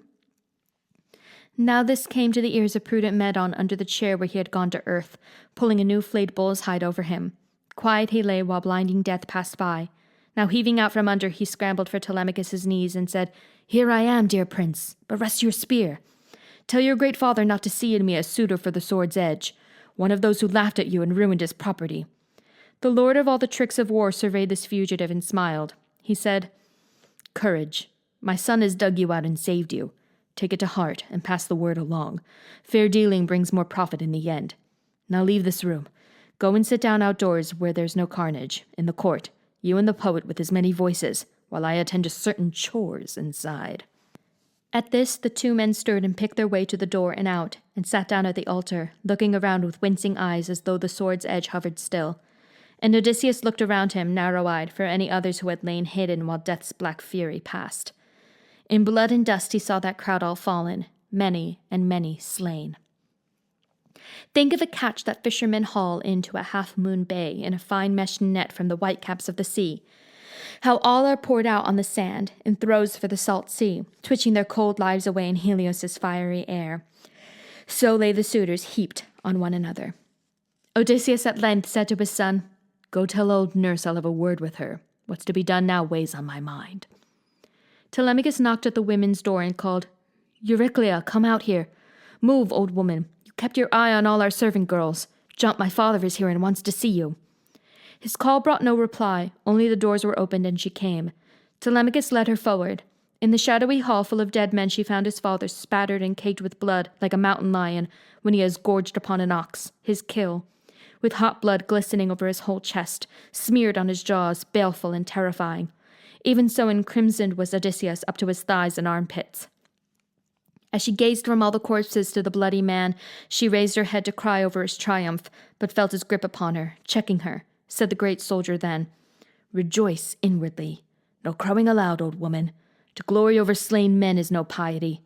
Destiny and the gods' will vanquished these, and their own hardness. They respected no one, good or bad, who came their way. For this and folly a bad end befell them. Your part is now to tell me of the women, those who dishonored me, and the innocent. His own old nurse Euryclea said, I will them, child. You know you'll have the truth from me. 50 all told they are your female slaves, trained by your lady and myself in service, wool carding and the rest of it, and taught to be submissive. 12 went bad, flouting me, flouting Penelope too. Telemachus, being barely grown, his mother would never let him rule the serving women.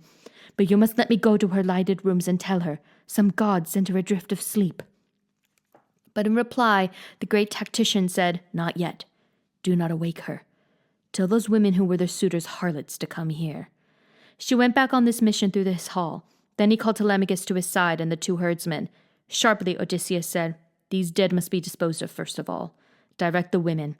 Tables and chairs will be scrubbed with sponges, rinsed and rinsed again.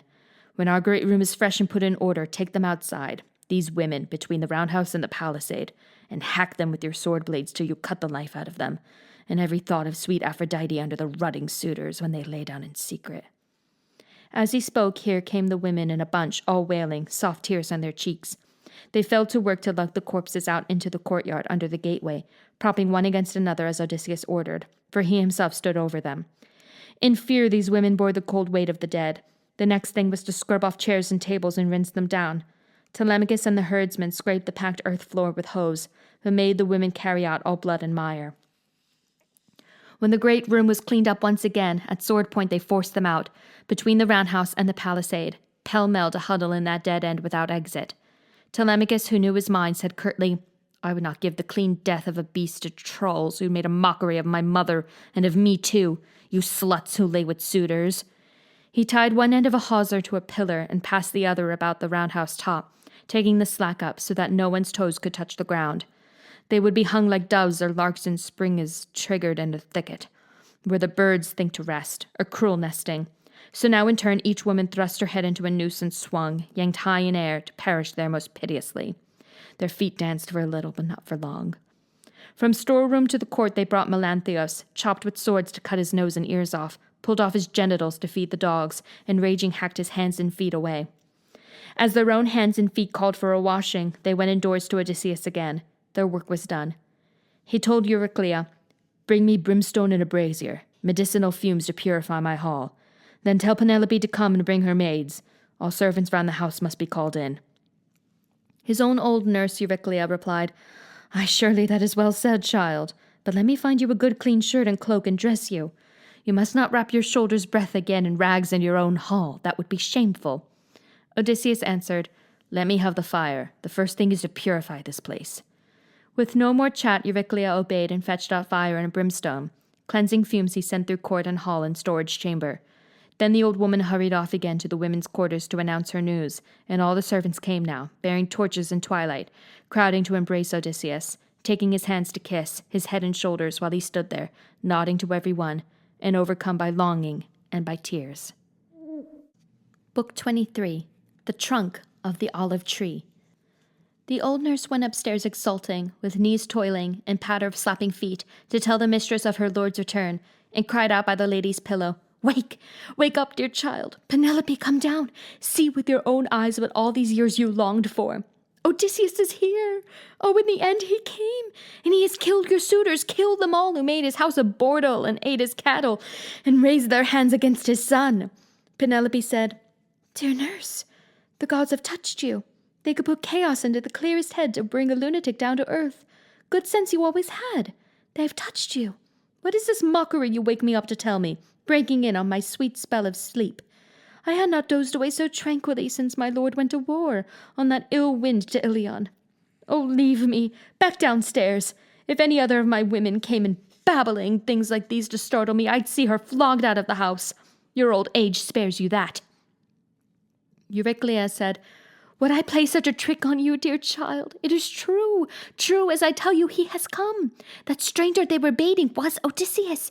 Telemachus knew it days ago, cool head, never to give his father away, till he paid off those swollen dogs." The lady in her heart's joy now sprang up with sudden dazzling tears, and hugged the old one, crying out, "But try to make it clear. If he came home in secret, as you say, could he engage them single-handed? How? They were all down there, still in the same crowd." To this Euryclea said, "I did not see it. I knew nothing. Only I heard the groans of men dying. We sat still in the inner rooms, holding our breath and marveling, shut in, until Telemachus came to the door and called me, your own dear son, sent this time by his father. So I went out and found Odysseus erect, with the dead men littering the floor this way and that. If you had only seen him, it would have made your heart glow hot, a lion splashed with mire and blood. But now the cold corpses are all gathered at the gate, and he has cleansed his hall with fire and brimstone, a great blaze. Then he sent me here to you. Come with me. You may both embark this time for happiness together, after pain, after long years. Here is your prayer, your passion, granted. Your own Lord lives. He is at home. He found you safe. He found his son. The suitors abused his house, but he has brought them down. The attentive lady said, Do not lose yourself in this rejoicing. Wait, you know how splendid that return would be for us, how dear to me, dear to his son and mine. But no, it is not possible. Your notion must be wrong. Some god has killed the suitors, a god, sick of their arrogance and brutal malice, for they honored no one living, good or bad, whoever came their way. Blind young fools, they tasted death for it. But the true person of Odysseus? He lost his home. He died far from Achaea. The old nurse sighed. How queer the way you talk. Here he is, large as life by his own fire, and you deny he ever will get home. Child, you always were mistrustful. But there is one sure mark that I can tell you. That scar left by the boar's tusk long ago. I recognized it when I bathed his feet and would have told you, but he stopped my mouth, forbade me in his craftiness. Come down. I stake my life on it. He's here. Let me die in agony if I lie. Penelope said, Nurse, dear, though you have your wits about you, still it is hard not to be taken in by the immortals. Let us join my son, though, and see the dead and that strange one who killed them. She turned then to descend the stair, her heart in tumult. Had she better keep her distance and question him, her husband? Should she run up to him, take his hands, kiss him now? Crossing the door's sill, she sat down at once in firelight against the nearest wall, across the room from the Lord Odysseus. There, leaning against a pillar, sat the man, and never lifted up his eyes, but only waited for what his wife would say when she had seen him. And she for a long time sat deathly still in wonderment. For sometimes as she gazed she found him, yes, clearly, like her husband, but sometimes blood and rags were all she saw. Telemachus's voice came to her ears. Mother, cruel mother, do you feel nothing? Jarring yourself apart this way from father. Will you not sit with him and talk and question him? What other woman could remain so cold?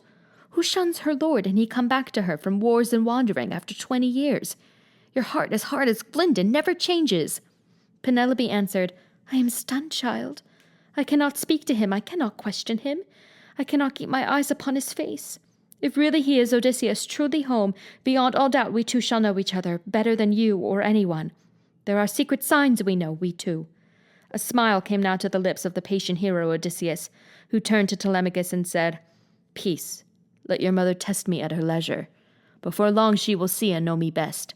These tatters, dirt, all that I'm caked with now make her look hard at me and doubt me still. As to this massacre, we must see the end. Whoever kills one citizen, you know, and has no force of armed men at his back, had better take himself abroad by night and leave his kin. Well, we cut down the flower of Ithaca, the mainstay of the town. Consider that. Telemachus replied respectfully, Dear father, enough that you yourself study the danger. Foresighted in combat as you are, they say you have no rival. We three stand ready to follow you and fight. I say, for what our strength avails, we have the courage. And the great tactician Odysseus answered, Good. Here is our best maneuver, as I see it. Bathe, you three, and put fresh clothing on. Order the women to adorn themselves, and let our admirable harper choose a tune for dancing, some light-hearted air, and strum it. Anyone going by or any neighbor will think it is a wedding feast he hears. These deaths must not be cried about the town till we can slip away to our own woods. We'll see what weapon then Zeus puts into our hands. They listened attentively and did his bidding, bathed and dressed afresh, and all the maids adorned themselves.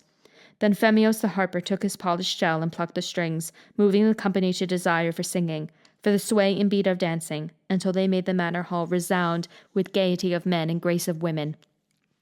Anyone passing on the road would say, Married at last, I see, the queen so many courted, sly caddish wife, she would not keep, not she, the lord's estate until he came. So travelers' thoughts might run, but no one guessed the truth. Great-hearted Odysseus, home at last, was being bathed now by Eurynome, and rubbed with golden oil, and clothed again in a fresh tunic and a cloak. Athena lent him beauty head to foot. She made him taller, and massive too, with crisping hair, and curls like petals of wild hyacinth, but all red golden. Think of gold infused on silver by a craftsman, whose fine art Hephaestus taught him, or Athena, one whose work moves to delight. Just so she lavished beauty over Odysseus' head and shoulders. He sat then in the same chair by the pillar, facing his silent wife, and said, Strange woman, the immortals of Olympus made you harder than any. Who else in the world would keep aloof as you do from her husband if he returned to her from years of trouble, cast on his own land in the 20th year? Nurse, make up a bed for me to sleep on. Her heart is iron in her breast. Penelope spoke to Odysseus now. She said, Strange man, if man you are, this is no pride on my part, nor scorn for you, not even wonder merely. I know so well how he, appeared boarding the ship for Troy, but all the same. Make up his bed for him, Euryclea. Place it outside the bedchamber my lord built with his own hands. Pile the big bed with fleeces, rugs, and sheets of purest linen. With this she tried him to the breaking point, and he turned on her in a flash, raging, Woman, by heaven, you stung me now. Who dared to move my bed? No builder had the skill for that, unless a god came down to turn the trick. No mortal in his best days could budge it with a crowbar.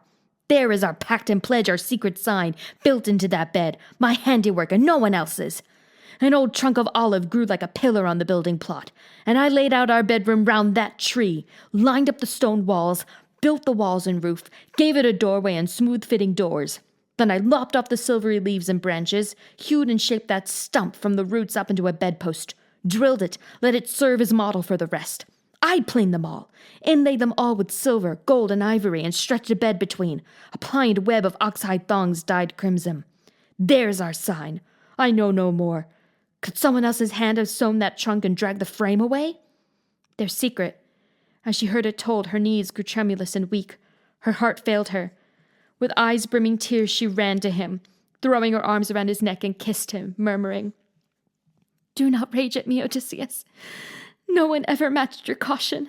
Think what difficulty the gods gave. They denied us life together in our prime and flowering years, kept us from crossing into age together. Forgive me, don't be angry. I could not welcome you with love on sight. I armed myself long ago against the frauds of men, impostors who might come, and all those many whose underhanded ways bring evil on. Helen of Argos, daughter of Zeus and Leda, would she have joined the stranger, lain with him if she had known her destiny? Known the Achaeans in arms would bring her back to her own country? Surely a goddess moved her to adultery, her blood unchilled by war and evil coming, the years, the desolation, ours too. But here and now what sign could be so clear as this of our own bed? No other man has ever laid eyes on it.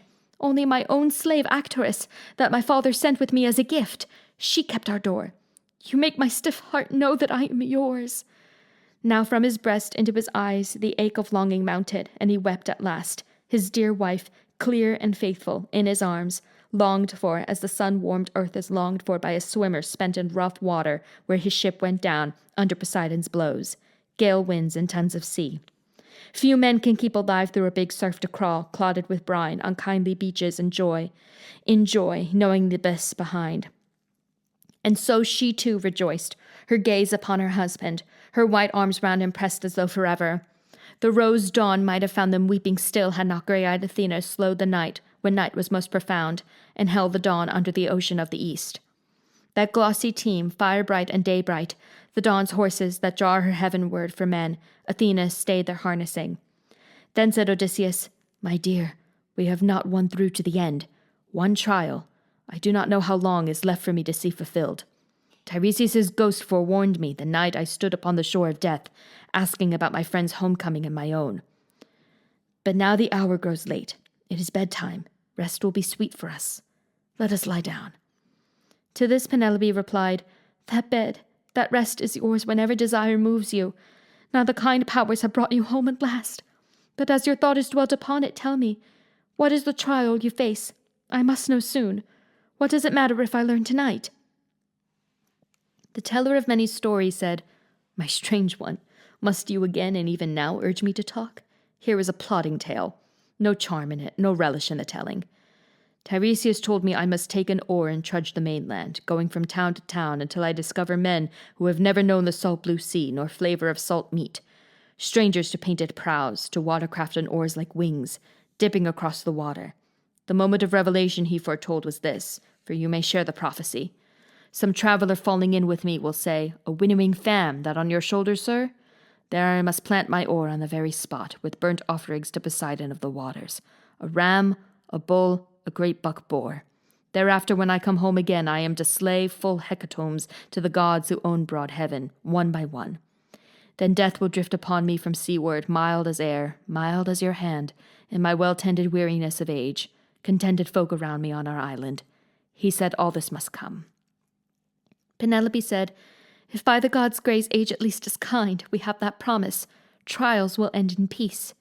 So he confided in her, and she answered. Meanwhile, Eurynome and the nurse together laid soft coverlets on the master's bed, working in haste by torchlight. Euryclea retired to her quarters for the night, and then Eurynome, as maid-in-waiting, lighted her lord and lady to their chamber with bright brands. She vanished. So they came into that bed so steadfast, loved of old, opening glad arms to one another. Telemachus by now had hushed the dancing, hushed the women. In the darkened hall he and the cowherd and the swineherd slept. The royal pair mingled in love again, and afterward lay reveling in stories. Hers of the siege her beauty stood at home from arrogant suitors, crowding on her sight, and how they fed their courtship on his cattle, oxen, and fat sheep, and drank up rivers of wine out of the vats. Odysseus told of what hard blows he had dealt out to others, and of what blows he had taken, all that story. She could not close her eyes till all was told. His raid on the Caeconis, first of all, then how he visited the Lotus Eaters, and what the Cyclops did, and how those shipmates pitilessly devoured were avenged. Then of his touching Aeolus' isle, and how that king refitted him for sailing to Ithaca. All vain, gales blew him back, groaning over the fish-cold sea. Then how he reached the Lastrygonians' distant bay, and how they smashed his ships and his companions. Circe, then, of her deceits and magic, then of his voyage to the wide underworld of dark, the house of death, and questioning Tiresias, Theban spirit. Dead companions, many, he saw there, and his mother, too. Of this he told his wife, and told how later he heard the choir of maddening sirens coasted the wandering rocks, Charybdis' pool, and the fiend Scylla who takes toll of men. Then how his shipmates killed Lord Helios' cattle, and how Zeus thundering in towering heaven split their fast ship with his fuming bolt, so all hands perished. He alone survived, cast away on Calypso's island, Ogygia. He told then how that nymph detained him there in her smooth caves, craving him for her husband, and how in her devoted lust she swore he should not die nor grow old all his days, but he held out against her. Last of all, what sea toil brought him to the Phaeacians, their welcome, how they took him to their hearts and gave him passage to his own dear island with gifts of garments, gold and bronze. Remembering, he drowsed over the story's end. Sweet sleep relaxed his limbs and his care-burdened breast. Other affairs were in Athena's keeping. Waiting until Odysseus had his pleasure of love and sleep, the grey-eyed one bestirred the fresh dawn from her bed of paling ocean to bring up daylight to her golden chair, and from his fleecy bed Odysseus arose. He said to Penelope, "My lady, what ordeals have we not endured? Here, waiting, you had your grief, while my return dragged out. My hard adventures, pitting myself against the gods' will, and Zeus who pinned me down far from home. But now our life resumes. We've come together to our longed-for bed. Take care of what is left me in our house. As to the flocks that pack of wolves laid waste, they'll be replenished. Scores I'll get on raids, and other scores our island friends will give me till all the folds are full again. This day I'm off up country to the orchards. I must see my noble father, for he missed me sorely. And here is my command for you, a strict one, though you may need none, clever as you are. Word will get about as the sun goes higher of how I killed those lads. Go to your rooms on the upper floor and take your women. Stay there, with never a glance outside or a word to anyone." Fitting cuirass and sword belt to his shoulders, he woke his herdsmen, woke Telemachus, ordering all in arms. They dressed quickly, and all in war gear sallied from the gate, led by Odysseus. Now it was broad day, but these 3 men Athena hid in darkness, going before them swiftly from the town. Book 24. Warriors, Farewell. Meanwhile the suitors' ghosts were called away by Hermes of Callene, bearing the golden wand with which he charms the eyes of men or wakens whom he wills. He waved them on, all squeaking as bats will in a cavern's underworld, all flitting crisscross in the dark if one falls, and the rock-hung chain is broken. So with faint cries the shades trailed after Hermes, pure deliverer. He led them down dank ways, over grey ocean tides, the snowy rock, past shores of dream and narrows of the sunset, in swift flight to where the dead inhabit wastes of asphodel at the world's end. Crossing the plain they met Achilles' ghost, Patroclus and Antilochus, then Aias, noblest of Danaans after Achilles in strength and beauty. Here the newly dead drifted together whispering. Then came the soul of Agamemnon, son of Atreus, in black pain forever, surrounded by men-at-arms who perished with him in Agasthos' hall. Achilles greeted him, "My lord Atrides, we held that Zeus, who loves the play of lightning, would give you length of glory. You were king over so great a host of soldiery before Troy, where we suffered, we Achaeans. But in the morning of your life you met that doom that no man born avoids. It should have found you in your day of victory, marshal of the army in Troy country. Then all Achaea would have heaped your tomb and saved your honor for your son. Instead, piteous death awaited you at home." And Atreus' son replied, "Fortunate hero, son of Peleus, godlike and glorious, at Troy you died, across the sea from Argos, and round you Trojan and Achaean peers fought for your corpse and died. A dust cloud wrought by a whirlwind hid the greatness of you slain, minding no more the mastery of horses. All that day we might have toiled in battle had not a storm from Zeus broken it off. We carried you out of the field of war down to the ships and bathed your comely body with warm water and scented oil. We laid you upon your long bed, and our officers wept hot tears like rain and cropped their hair. Then hearing of it in the sea, your mother, Thetis, came with Nereids of the grey wave crying unearthly lamentation over the water, and trembling gripped the Achaeans to the bone. They would have boarded ship that night and fled except for one man's wisdom, venerable Nestor, proven counselor in the past. He stood and spoke to allay their fear. Hold fast, sons of the Achaeans, lads of Argos. His mother it must be, with nymphs her sisters, come from the sea to mourn her son in death.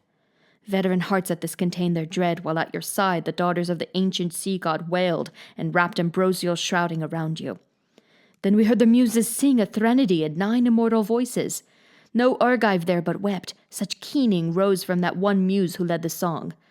Now 7 days and 10, 7 nights and 10, we mourned you, we mortal men, with nymphs who know no death, before we gave you to the flame, slaughtering long-horned steers and fat sheep on your pyre.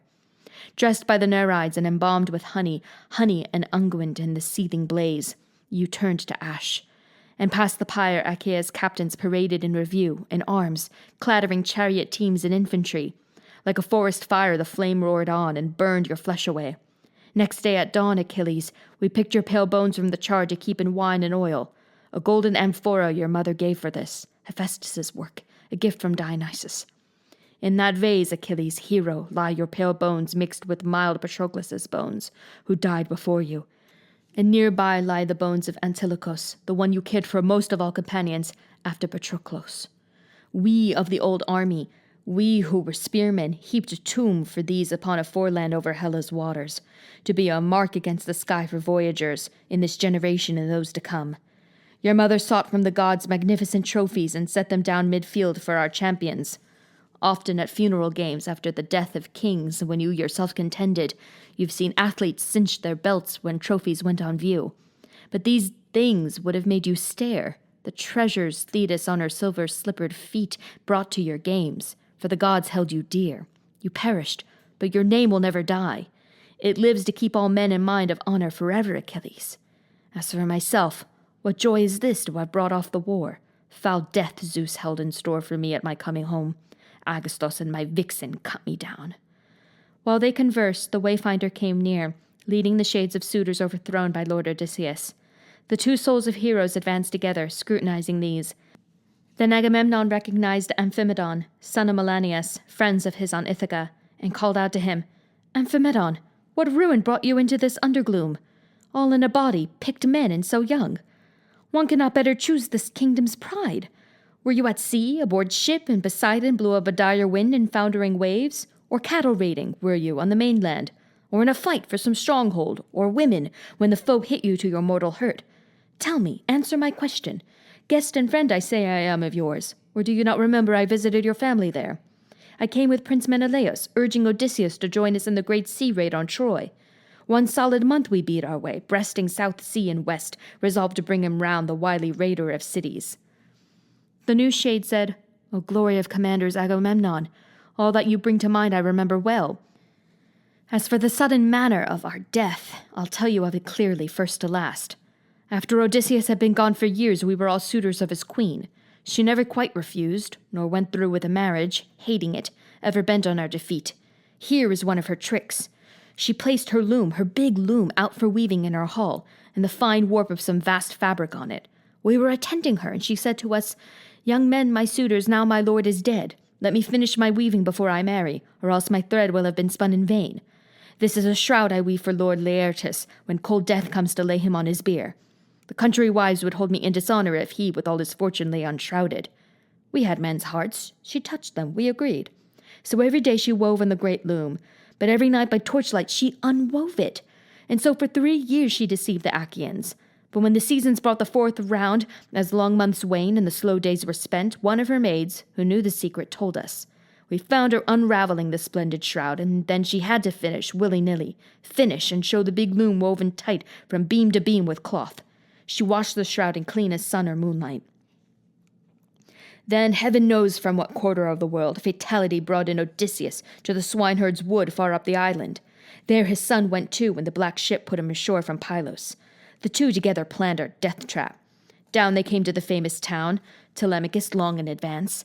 We had to wait for Odysseus. The swineherd led him to the manor later in rags like a foul beggar, old and broken, propped on a stick. These tatters that he wore hid him so well that none of us could know him when he turned up, not even the older men. We jeered at him, took pot shots at him, cursed him. Daylight and evening in his own great hall he bore it, patient as a stone. That night the mind of Zeus beyond the storm cloud stirred him with Telemachus at hand to shift his arms from Megaron to storage room and lock it. Then he assigned his wife her part. Next day she brought his bow and iron axe heads out to make a contest. Contest there was none. That move doomed us to slaughter. Not a man could bend the stiff bow to his will or string it until it reached Odysseus. We shouted, "Keep the royal bow from the beggar's hands, no matter how he begs." Only Telemachus would not be denied. So the great soldier took his bow and bent it for the bowstring effortlessly. He drilled the axe heads clean, sprang, and decanted arrows on the doorsill, glared, and drew again. This time he killed Antinous. There facing us he crouched and shot his bolts of groaning at us, brought us down like sheep. Then some god, his familiar, went into action with him round the hall, after us in a massacre. Men lay groaning, mortally wounded, and the floor smoked with blood. That was the way our death came, Agamemnon. Now in Odysseus's hall untended still our bodies lie, unknown to friends or kinsmen, who should have laid us out and washed our wounds, free of the clotted blood, and mourned our passing. So much is due the dead. But Agamemnon's tall shade, when he heard this, cried aloud, "O fortunate Odysseus, master mariner and soldier, blessed son of old Laertes! The girl you brought home made a valiant wife. True to her husband's honor and her own, Penelope, Icarios' faithful daughter. The very gods themselves will sing her story for men on earth, mistress of her own heart, Penelope. Tyndareus' daughter waited too, how differently. Clytemnestra, the adulteress, waited to stab her lord and king. That song will be forever hateful. A bad name she gave to womankind, even the best." These were the things they said to one another under the rim of earth where death is lord. Leaving the town, Odysseus and his men that morning reached Laertes' garden lands, long since won by his toil from wilderness, his homestead, and the row of huts around it where field hands rested, ate, and slept. Indoors he had an old slave woman, a Psyche, keeping house for him in his secluded age. Odysseus here took leave of his companions. "Go make yourselves at home inside," he said. "Roast the best porker and prepare a meal. I'll go to try my father. Will he know me? Can he imagine it after 20 years? He handed spear and shield to the two herdsmen, and in they went, Telemachus too. Alone Odysseus walked the orchard rows and vines. He found no trace of Dolios and his sons, nor the other slaves, all being gone that day to clear a distant field and drag the stones for a boundary wall. But on a well-banked plot Odysseus found his father in solitude, spading the earth around a young fruit tree. He wore a tunic, patched and soiled, and leggings, oxhide patches, bound below his knees against the brambles, gauntlets on his hands, and on his head a goatskin cowl of sorrow. This was the figure Prince Odysseus found, wasted by years, racked, bowed under grief. The son paused by a tall pear tree and wept, then inwardly debated.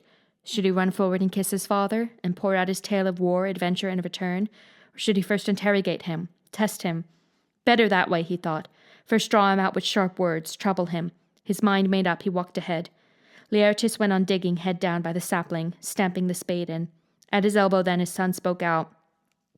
"Old man, the orchard keeper you work for is no townsman. A good eye for growing things he has. There's not a nursling, fig tree, vine stalk, olive tree, or pear tree, or garden bed uncared for on this farm. But I might add, don't take offense, your own appearance could be tidier.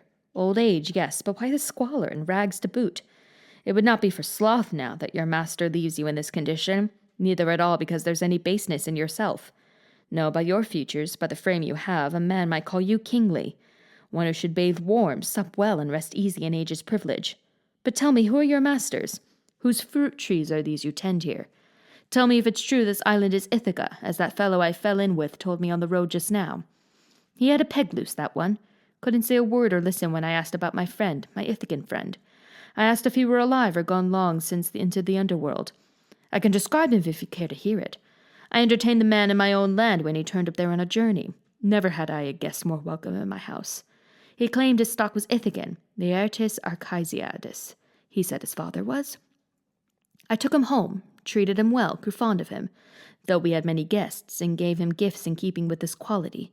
7 bars of measured gold, a silver wine bowl filigreed with flowers, 12 light cloaks, 12 rugs, robes, and tunics, not to mention his own choice of women trained in service, the 4 well-favored ones he wished to take. His father's eyes had filled with tears. He said, "You've come to that man's island right enough, but dangerous men and fools hold power now. You gave your gifts in vain. If you could find him here in Ithaca alive, he'd make return of gifts and hospitality, as custom is, when someone has been generous. But tell me accurately, how many years have now gone by since that man was your guest? Your guest, my son, if he indeed existed, born to ill fortune as he was. Far from those who loved him, far from his native land, and some sea-dingle fish have picked his bones. Or else he made the vultures and wild beasts a trove ashore. His mother at his bier never bewailed him, nor did I, his father, nor did his admirable wife Penelope, who should have closed her husband's eyes in death and cried aloud upon him as he lay.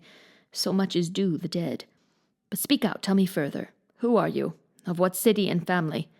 Where have you moored the ship that brought you here? Where is your admirable crew? Are you a peddler put ashore by the foreign ship you came on?" Again Odysseus had a fable ready. "Yes," he said, "I could tell you all those things. I come from Rover's Passage where my home is, and I'm King Alwos's only son. My name is Quarrelman. Heaven's power and the west wind drove me this way from Sicania off my course.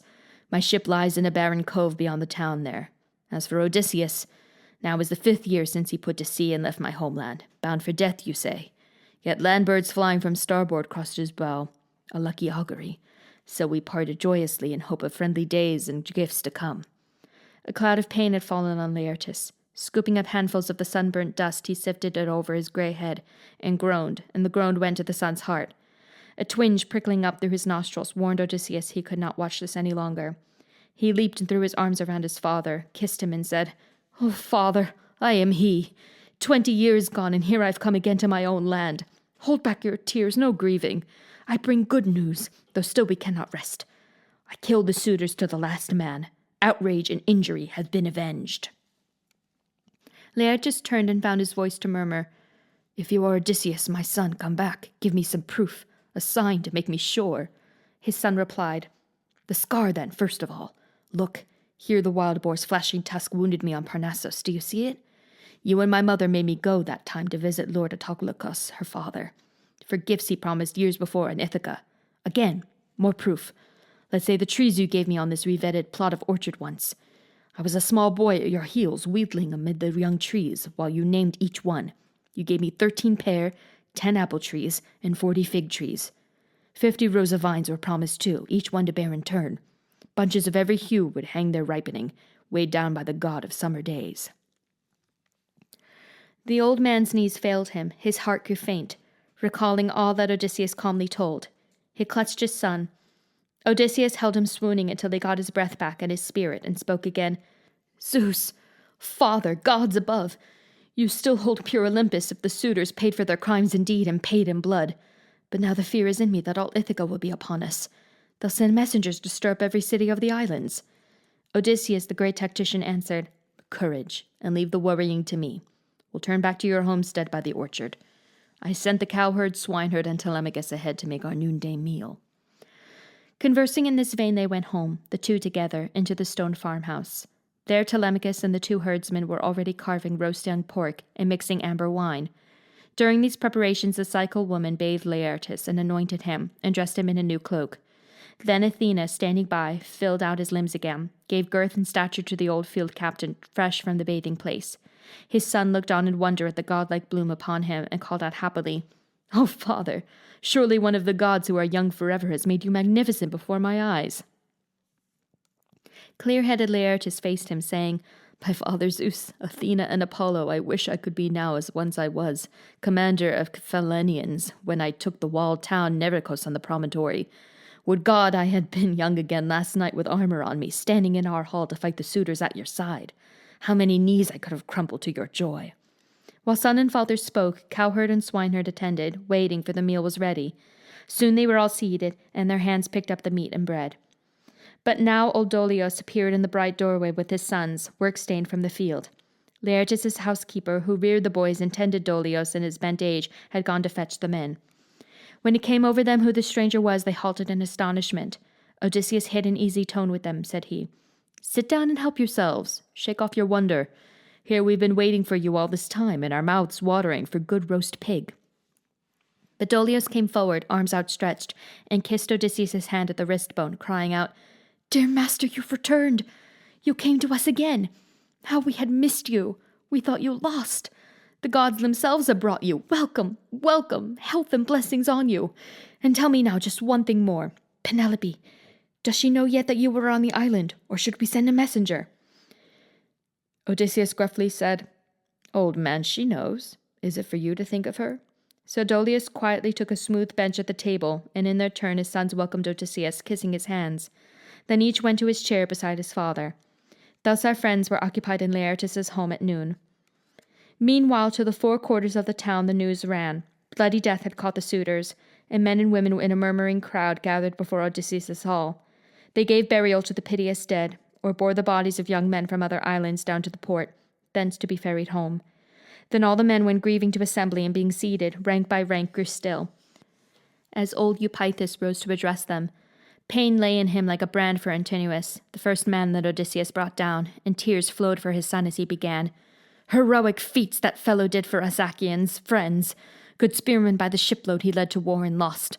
Lost ships and men, and once ashore again killed these, who were the island's pride. Up with you, after him, before he could take flight to Pylos town or hide at Elis under Epeian law. We'd be disgraced forever, mocked for generations if we cannot avenge our son's blood and our brothers'. Life would turn to ashes, at least for me, rather be dead and join the dead. I say we ought to follow now, or they'll gain time and make the crossing." His appeal, his tears, moved all the gentry listening there, but now they saw the crier and the minstrel come from Odysseus' hall, where they had slept. The 2 men stood before the curious crowd, and Medon said, "Now hear me, men of Ithaca. When these hard deeds were done by Lord Odysseus, the immortal gods were not far off.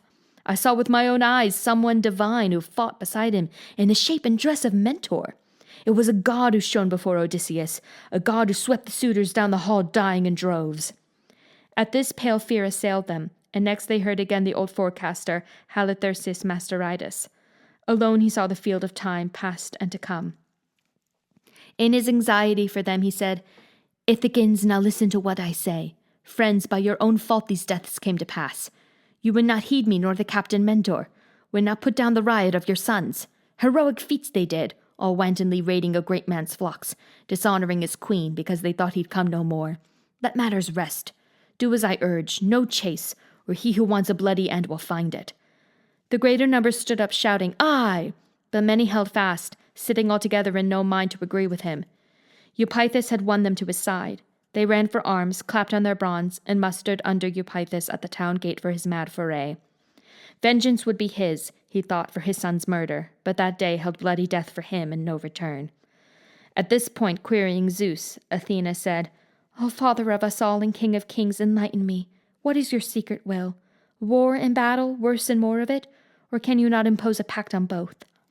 The summoner of Cloud replied, "My child, why this formality of inquiry? Did you not plan that action by yourself? See to it that Odysseus, on his homecoming, should have their blood? Conclude it as you will. There is one proper way, if I may say so. Odysseus' honor being satisfied, let him be king by sworn pact forever, and we, for our part, will blot out the memory of sons and brothers slain. As in the old time, let men of Ithaca henceforth be friends. Prosperity enough, and peace attend them." Athena needed no command, but down in one spring she descended from Olympus, just as the company of Odysseus finished wheat crust and honeyed wine, and heard him say, Go out, someone, and see if they are coming." One of the boys went to the door as ordered and saw the townsmen in the lane. He turned swiftly to Odysseus. "Here they come," he said. "Best arm ourselves, and quickly." All up at once, the men took helm and shield, 4 fighting men, counting Odysseus, with Dolios' half-dozen sons. Laertes armed as well, and so did Dolius. Greybeards, they could be fighters in a pinch. Fitting their plated helmets on their heads, they sallied out, Odysseus in the lead. Now from the air, Athena, Zeus's daughter, appeared in Mentor's guise, with Mentor's voice, making Odysseus' heart grow light. He said to put cheer in his son, "Telemachus, you are going into battle against pikemen where hearts of men are tried. I count on you to bring no shame upon your forefathers. In fighting power we have excelled this lot in every generation." Said his son, "If you are curious, father, watch and see the stuff that's in me. No more talk of shame." And old Laertes cried aloud, "Ah, what a day for me, dear gods, to see my son and grandson vie in courage." Athena halted near him, and her eyes shone like the sea. She said, "Archeisiades, dearest of all my old brothers in arms, invoke the grey-eyed one and Zeus her father. Heft your spear and make your throw." Power flowed into him from Pallas Athena, whom he invoked as Zeus's virgin child, and he let fly his heavy spear. It struck Eupeithus on the cheek plate of his helmet, and undeflected the bronze head punched through. He toppled, and his armor clanged upon him. Odysseus and his son now furiously closed, laying on with broadswords, hand to hand, and pikes. They would have cut the enemy down to the last man, leaving not one survivor, had not Athena raised a shout that stopped all fighters in their tracks. "Now hold," she cried. "Break off this bitter skirmish. End your bloodshed, Ithacans, and make peace." Their faces paled with dread before Athena, and swords dropped from their hands unnerved, to lie strewing the ground at the great voice of the goddess. Those from the town turned fleeing for their lives, but with a cry to freeze their hearts, and ruffling like an eagle on the pounce, the lord Odysseus reared himself to follow, at which the son of Cronos dropped a thunderbolt smoking at his daughter's feet. Athena cast a grey glance at her friend and said, "Son of Laertes and the gods of old, Odysseus, master of landways and seaways, command yourself. Call off this battle now, or Zeus who views the wide world may be angry." He yielded to her, and his heart was glad. Both parties later swore to terms of peace set by their arbiter Athena, daughter of Zeus who bears the storm cloud as a shield, though still she kept the form and voice of Mentor.